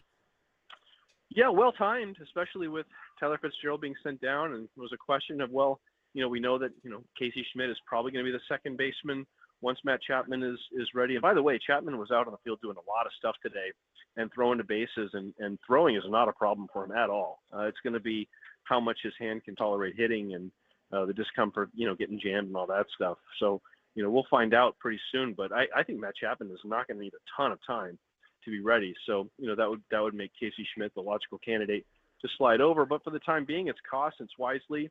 And Koss had a nice game. He hit 1 out, obviously. He made a really nice over-the-shoulder catch on that blooper that I think everyone thought was going to fall for a hit. He plays with a lot of energy. There's a reason that he made the opening day roster and that, he's been given, some looks here. I think they just like, the energy he brings. They like his attitude. They like the confidence he plays with. And that's what they're hoping, Tyler Fitzgerald can maybe try to recapture a little bit, down in AAA. Talking to Andy Baggerly on the UMA guest line. If they were to, and nobody knows what they'll do at the deadline still. I mean, the Devers thing was obviously a shock, but if they were to be in the market for a position of need and something that would help them, where do you think they'd go? Would they look at an outfield bat? I mean, second base is obviously a position they could look at, or middle infield. Does it seem like they would go for a depth piece or something that could actually be a major improvement over something they have now? Well, I think ideally you get someone who can be an everyday player and then slide everybody, back down into it being a depth piece and have just more length to your lineup. If you were to look at what their biggest need is right now, it's, no secret that their overall OPS at second base has not been very good. I think 27th in the league or so. They probably need a little more experience on the bench. That would probably be where they would start. But, it's very much read and react. And that's kind of the nice thing about making the Devers trade 6 weeks ahead of the deadline is, you kind of made your quote unquote big move. And now you can really just kind of read and react. And maybe you're not desperate to do anything, but you find out where your holes are, where maybe you have a little less depth than you thought. And maybe it'll even be something on the pitching side. Who knows? Depending on, we're going to get to a point where Landon Roop, they're going to have to ease off his innings a little bit. That may be when we see Carson Wisenhunt, or maybe they find something else from the outside world that's to their liking. So, but I don't think you make a big move like the Devers move and then you just sit on your hands. I mean, this tells you that, this front office is committed and they're going to be active doing more things. If they can find more things to improve this lineup or this roster, they're certainly going to do that. Speaking of Devers, I know you mentioned that Matt Chapman may be coming back sooner than later, and then ultimately Casey Schmidt will move to second base. So would that mean that we could potentially see Rafael Devers play first base pretty soon here? Well, he's taking grounders over there, and I think that they don't want to throw too much at him. He's dealt with a lot, obviously, not just the trade. 24 months after signing a 10-year contract being traded, but then you face your former team in the second series you play. And so I think there's a lot of people around this team that are looking forward to just getting on the road with this guy and feeling like he can really get in the comfort zone. And there's a lot of folks around here are predicting he's going to have a big road trip as he really starts to settle in. And so the first base thing is definitely they don't want to throw too much at him right away. So he's taking some ground balls. I wouldn't describe it as sort of an intensive crash course he's going through right now. But, as he gains some comfort level, I think they'll amp up the workload and just sort of react to what they're seeing. How proficient can he be and how fast can he achieve that? Because they certainly don't want to just stick him there if it's going to mean that he becomes a liability defensively. I mean, this is still a pitching and defense team, even though they just their big move was signing a guy who's more or less a DH. Have you had any conversations with anybody regarding the fall off of Jung-Hoo Lee? He was so good for March and April, had a 900 OPS, was hitting over 300, and it's gotten worse and worse each of the last 2 months in May and into June. Like, he's a plus center fielder. They've moved him around in the lineup a whole bunch. He's great when guys are on base. He's got a really good average when dudes are on base and with runners in scoring position in general, but just has not been able to come through with any sort of consistency. He looks like he's slumping. It doesn't look like the same at-bats he was putting up early in the season. I mean, is there any chance that they try to find somebody to play that position and move him around, or are they pretty committed there at center field? Well, I think they're pretty committed to him every day in center field, and they know this guy is here for a reason, and he's working hard. He's out there doing a lot of early hitting. I know he's trying to find answers. He's putting the bat on the ball, but obviously it's not the kind of quality contact that's going to split infielders or find its way to a gap. There's a lot of rollover grounders to second base. There's a lot of flyouts that are pretty easy for someone to camp under. So, that's going to be where they look to get him back into where he feels like he can be in a position where, he's not maybe in between on pitches a little bit. He's got such good timing and such good hands. But, clearly that you could say the league has made an adjustment to him. You could even say that, he's used to, not used to playing every day. I think it's six a day in the Korean League, and he didn't play that much last year. So, maybe it boils down to giving him an extra day off once per week or per a couple series. They'll figure out as they go. But you're right. It definitely has become noticeable that they're just not getting a whole lot of production from. And what's tough is when someone in that lineup is struggling, and you got Patrick Bailey, who really hasn't done anything offensively all year, it just makes it tough to turn over that lineup. And then you had Fitzgerald in the 9 spot, and he was scuffling too. So no matter how hot you can get Devers or how hot you can get Elliot Ramos, if you're not able to turn that lineup over, you can only do so much damage. So getting Chapman back is going to help to lengthen out their lineup. They'll hope Casey Schmidt can keep making pretty hard contact, but you're right. It's going to be hard to see this offense really start firing on all cylinders until Jung-Hoo Lee can start making some things happen again. A couple more minutes with Andrew Baggerly on the Uma guest line. Sean Gilly pitched last night, pitched very well, but this is the first time since his wife had that post on Friday night. I know it's a very sensitive subject right now, but is there any updates on that? I know MLB is doing their investigation, but are the Giants just proceeding forward with he's going to pitch when called upon? Yeah, well, let's just be clear that we don't know that MLB has opened an investigation. The Giants made them aware of it. Obviously the word abuse was used. Whether the context of that is what that is, obviously we don't know. The one thing Jelly did shine light on is they haven't been together in over a year. Maybe that matters, maybe it doesn't. But they filed for divorce, I think in May of last year. So all that's missing is the signatures on the forms for that to be official. But he's available to pitch. He seems like he's, doing okay. That there's none of us are in any kind of place to render any judgment here. But there's just, someone's family life is their family life, and you can't know everything that's going on. But if there is a cause for MLB to open an investigation, then they will. But the Giants did what they were supposed to do, and they forwarded this along. The league has policies to deal with situations like these, so. I'm sure that they will gather some information, but that's a lot different than saying that they're officially opening an investigation. And we talked about it the other day briefly. Just a reminder to everybody that there are children involved too. So obviously it's family life stuff, but just keep that in mind when you're thinking about this stuff, or it becomes a point of conversation. Before I let you go, Bags, a thought on Logan Webb, who's going to go tonight. I mean, for me, the makings of a true ace, and we just talked about the adjustments of the league to Jung-Hoo Lee. The ace of a staff is a guy who will pitch mix, will add things to his arsenal, will take things away, will change up how he attacks certain players and certain teams. And I think Logan Webb has done that in spades. I mean, as evidenced by the cutter that he threw more than any pitch against the Dodgers about a week and a half ago. What have you found out about him and what he's been able to do this year? Because he's pitching as well as he ever has. I mean, he appears right now to be right in the prime of his career as a true ace, a Cy Young candidate. But he's pitching even differently. He's added the strikeout this year to his arsenal. Yeah, and the strikeout and the rate stats, sort of being at an elite level, really are going to put him in the Cy Young conversation. And yes, he's been a top 5 finisher, but I think we've all kind of seen, unless you have a Sandy Alcantara type season, the volume guy is not going to win. It's going to be the rate stats guy. It's going to be the Blake Snells that win. That's kind of where the voters have gone and where the award has gone.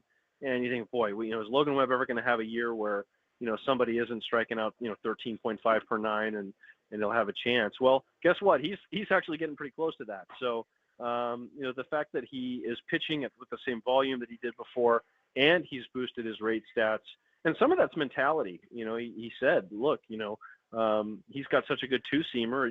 You are tempted to get those nice, 1-pitch outs and pitch deep into a game, but he's been so efficient in getting to 2-strike counts.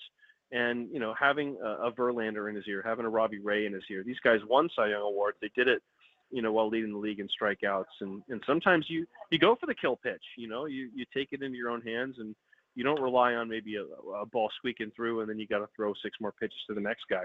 Sometimes that's the most efficient way to operate. And I think he's taken that to heart. And the cutter is really, really an interesting kind of backstory. We'll get into that, I think, a little later. And then he's throwing his 4-seam up, which is something that he can do to change eye levels, because some teams, especially like the Padres and Dodgers, they started hunting the bottom of the strike zone against him. And that's when he'd have a start where he'd give up, 4 runs on 10 hits in 6 innings. And now you don't see those kinds of swings because he's changing eye levels. So you're right. I think that's what elite pitchers do. And he's certainly having, probably the best season of his career right now. Andrew Baggerly, the voice you hear on the Uma guest line. We do it with him every week. He covers the Giants for the Athletic Giants and the Marlins tonight, game 2 at 6:45. Bags, we'll talk to you soon, man. Thanks so much. Okay, good talking to you guys. Thanks, appreciate it. Good deal there from Andrew Baggerly. Logan Webb on the hill tonight. I'm gonna need a W. I'm gonna need a win against the Fish with Logan. And if you don't, we'll be here tomorrow talking about it. Yep. Well, if we don't, then at least we'll have one more game tomorrow to try to salvage before we talk about it. And if they get swept? What is this about? Why are you talking about your G-Men like this? Not my G-Man. I'm just your Giants baseball. Life keeps going on, everybody. I love this with you, dude. Got to talk Kuminga every damn day about whether or not he's going to get traded. Last trade deadline, who the Dubs are going to get. And if they don't, what would I do that when I was like, well, if they don't, then what? How many times do we have to talk about Aaron Rodgers? I know, dude. But then now the Giants have a little scuffle offensively, and it's like, well, Derek's like, well, then what? Life goes on, huh? It does. We could talk more woo tomorrow. We could. We'll have a short show tomorrow. Giants and the Marlins tomorrow, 12:45. First pitch. I'll be on the patio with my guy Greg Silva talking junk. Who's that guy who's pitching tomorrow for the Marlins? Junk. Hey, Junk. Yeah. What's his name? Jansen Junk, dude. His parents totally effed him on that, dude. Junk? It's one of the best names in baseball, not the best name. Yeah, he said, what's your favorite one? Dickie Lovelady is the best name. Well, We're going to get into that. Save that for the... Lovelady versus Junk. I'm tuning for that.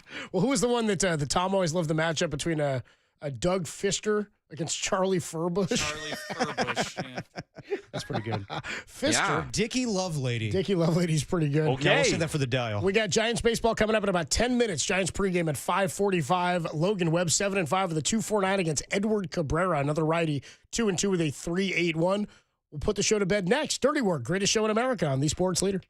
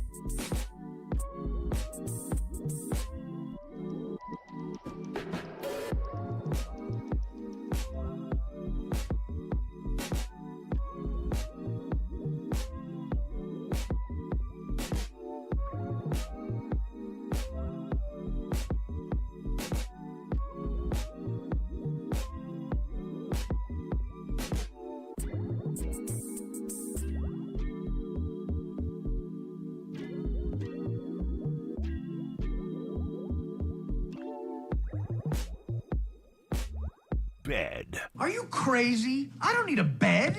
On the Sports Leader. Now you will go to sleep, or I will put you to sleep.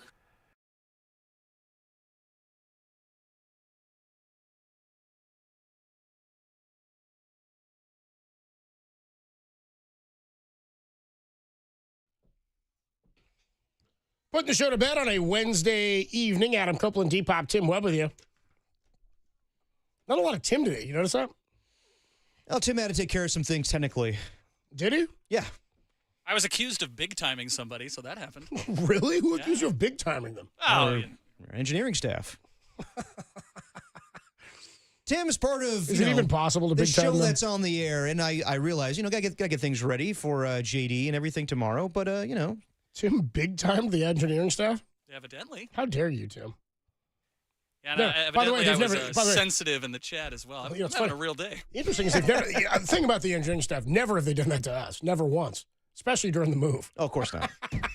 Never once did we have needs or concerns and reach out and we're told to soundly F ourselves. You know what I mean? Only did a show without guests and phones for 4 hours. And if there's a show that can handle it, it's us. Yeah, of course. If there's a show who can roll with the punches, it's this show. Yes. But hey, it's all good. Anyway, that's why we do the dirty work. Tim, you learned. Shout out Josh. Love That's it, Josh. dude. Yeah, shout out our guy Josh Shepard. Tim, do you learn anything today from the Wu-Tang discussion? I just all day while we were talking about it and we were playing the rejoins, I was just doing what you were doing, which was trying to picture Greg at the concert, what he was doing, and then it occurred to me that he was probably in a suite. He was probably nowhere near the rest of the people. He was, Yeah, no, knowing my pops, he's always down for a good suite for a concert. I'm like, you can't do a suite for a concert. Suite for a game, fine.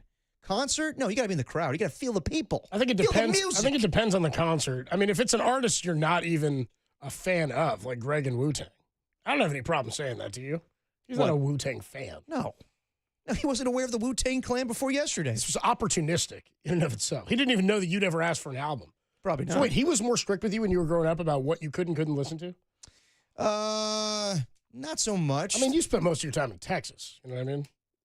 Yeah. or Indonesia.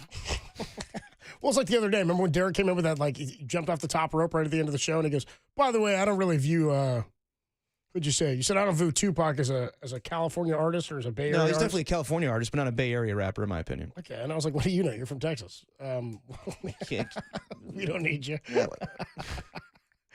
281 says Tim was shy to get mixed in with the Klansmen and the Kobe jokes today. Yeah, I'll let you guys do that by yourself. Yeah, Tim does enough behind the scenes. Yep. Keep that stuff going. Calling me a jelly guy. I didn't love that either. Whoa. I did not publicly. Just behind the scenes have I done that. Tim, big Kentucky man. Anyway, we can put the show to bed here. Giants pregame coming up in just about 4 minutes here. Tim, you got a note to self for us today? Note to self. Yeah, note to self. I'll try to participate more in the show. I didn't mean to big time anybody. Got a big time the show. A little bit. It seemed like he was sort of planting the flag and was like, well, if I don't get my own segment, why would I talk on air? Well, it's not Tuesday, so I'm out. Yeah, that's kind of it. As long as Tim gets his Tuesday takes in. By the way, how was trivia last night? It was good. It was a full crowd, a little odd, like a full boat, but it was a bunch of people who had never really been there before, so the energy was a little off. It was kind of like the Marlins-Giants game. Like, yeah, it was a game. It just felt off, just a little off. So why did you lose? Was it Verlander, the offense, or your poor base running and questions? What was that I guess about? in this case, I was the catcher, so it's always my Derek, you got a note to self? Note to self. Note to self. Apparently, Copes knows more about Bay Area hip-hop than I do, so by all means, state the case for Tupac being a Bay Area rapper. I didn't make the case. You were the one who came with a take, and I said, go ahead and explain your take. I didn't bring him up at all. You came out of nowhere with it. I know. It was just a controversial take I had back in the day. Is it still controversial? Still stand on it. I mean, I don't really think of him personally as like a Bay Area rapper. I mean, I know he's went to TAM or whatever for a while. Yeah. But I don't really. Didn't really rep the Bay. Again, this was me. Did songs from Los Angeles. This is the same show where I just said an hour ago, I don't know S about music. So Exactly. I'm not sitting here defending anything. I'm asking you to explain your take. You called it controversial. I just did. I said that he was didn't really rep the Bay. I know at times he did, but like didn't make any songs. When he went to Death Row, it was more about Los Angeles. So yeah, that's all my take is. 408 says Tupac born in Baltimore. Yes. Then he moved to Cali. First lived in Marin. Actually, born in New York, moved to Baltimore, then went to Oakland. It was down with the Digital Underground for a long time, but yeah, no, I mean, great rapper, but I don't consider him a Bay Area rapper. I would also say, like, saying Bay Area rapper, like, to me, I'm like, that's lumping in with, like, E40 and Tupac and Dr. Dre and guys like that. Exactly. So, little loonies, things like that. You know what I mean? That's where I'm like, it's a little bit different in terms of how you'd classify. But, yeah, that was more of an East Coast, West Coast thing anyway. Right, yeah, I agree with that was, you know, some Pac-12 versus the Big East or whatever. See, the poor Pac-12, the sadness that is the Pac-12. It's gone. Well, you see that they're like, I guess you need 8 schools in your conference to qualify as an actual FBS school for football. So they have currently right now. I don't know. But they said they're looking to add, I think Texas State is anticipating an invite. Oh, God. Well, remember, didn't they just add some more teams? From San Marcos? Because remember Sac State wanted to get involved? Yeah. And then the they Pac-12. didn't put them in? Yeah. Who's in it now? Who's in the Pac-12 now? Washington State, Oregon State, right? Yes. Those are the 2 that hung around.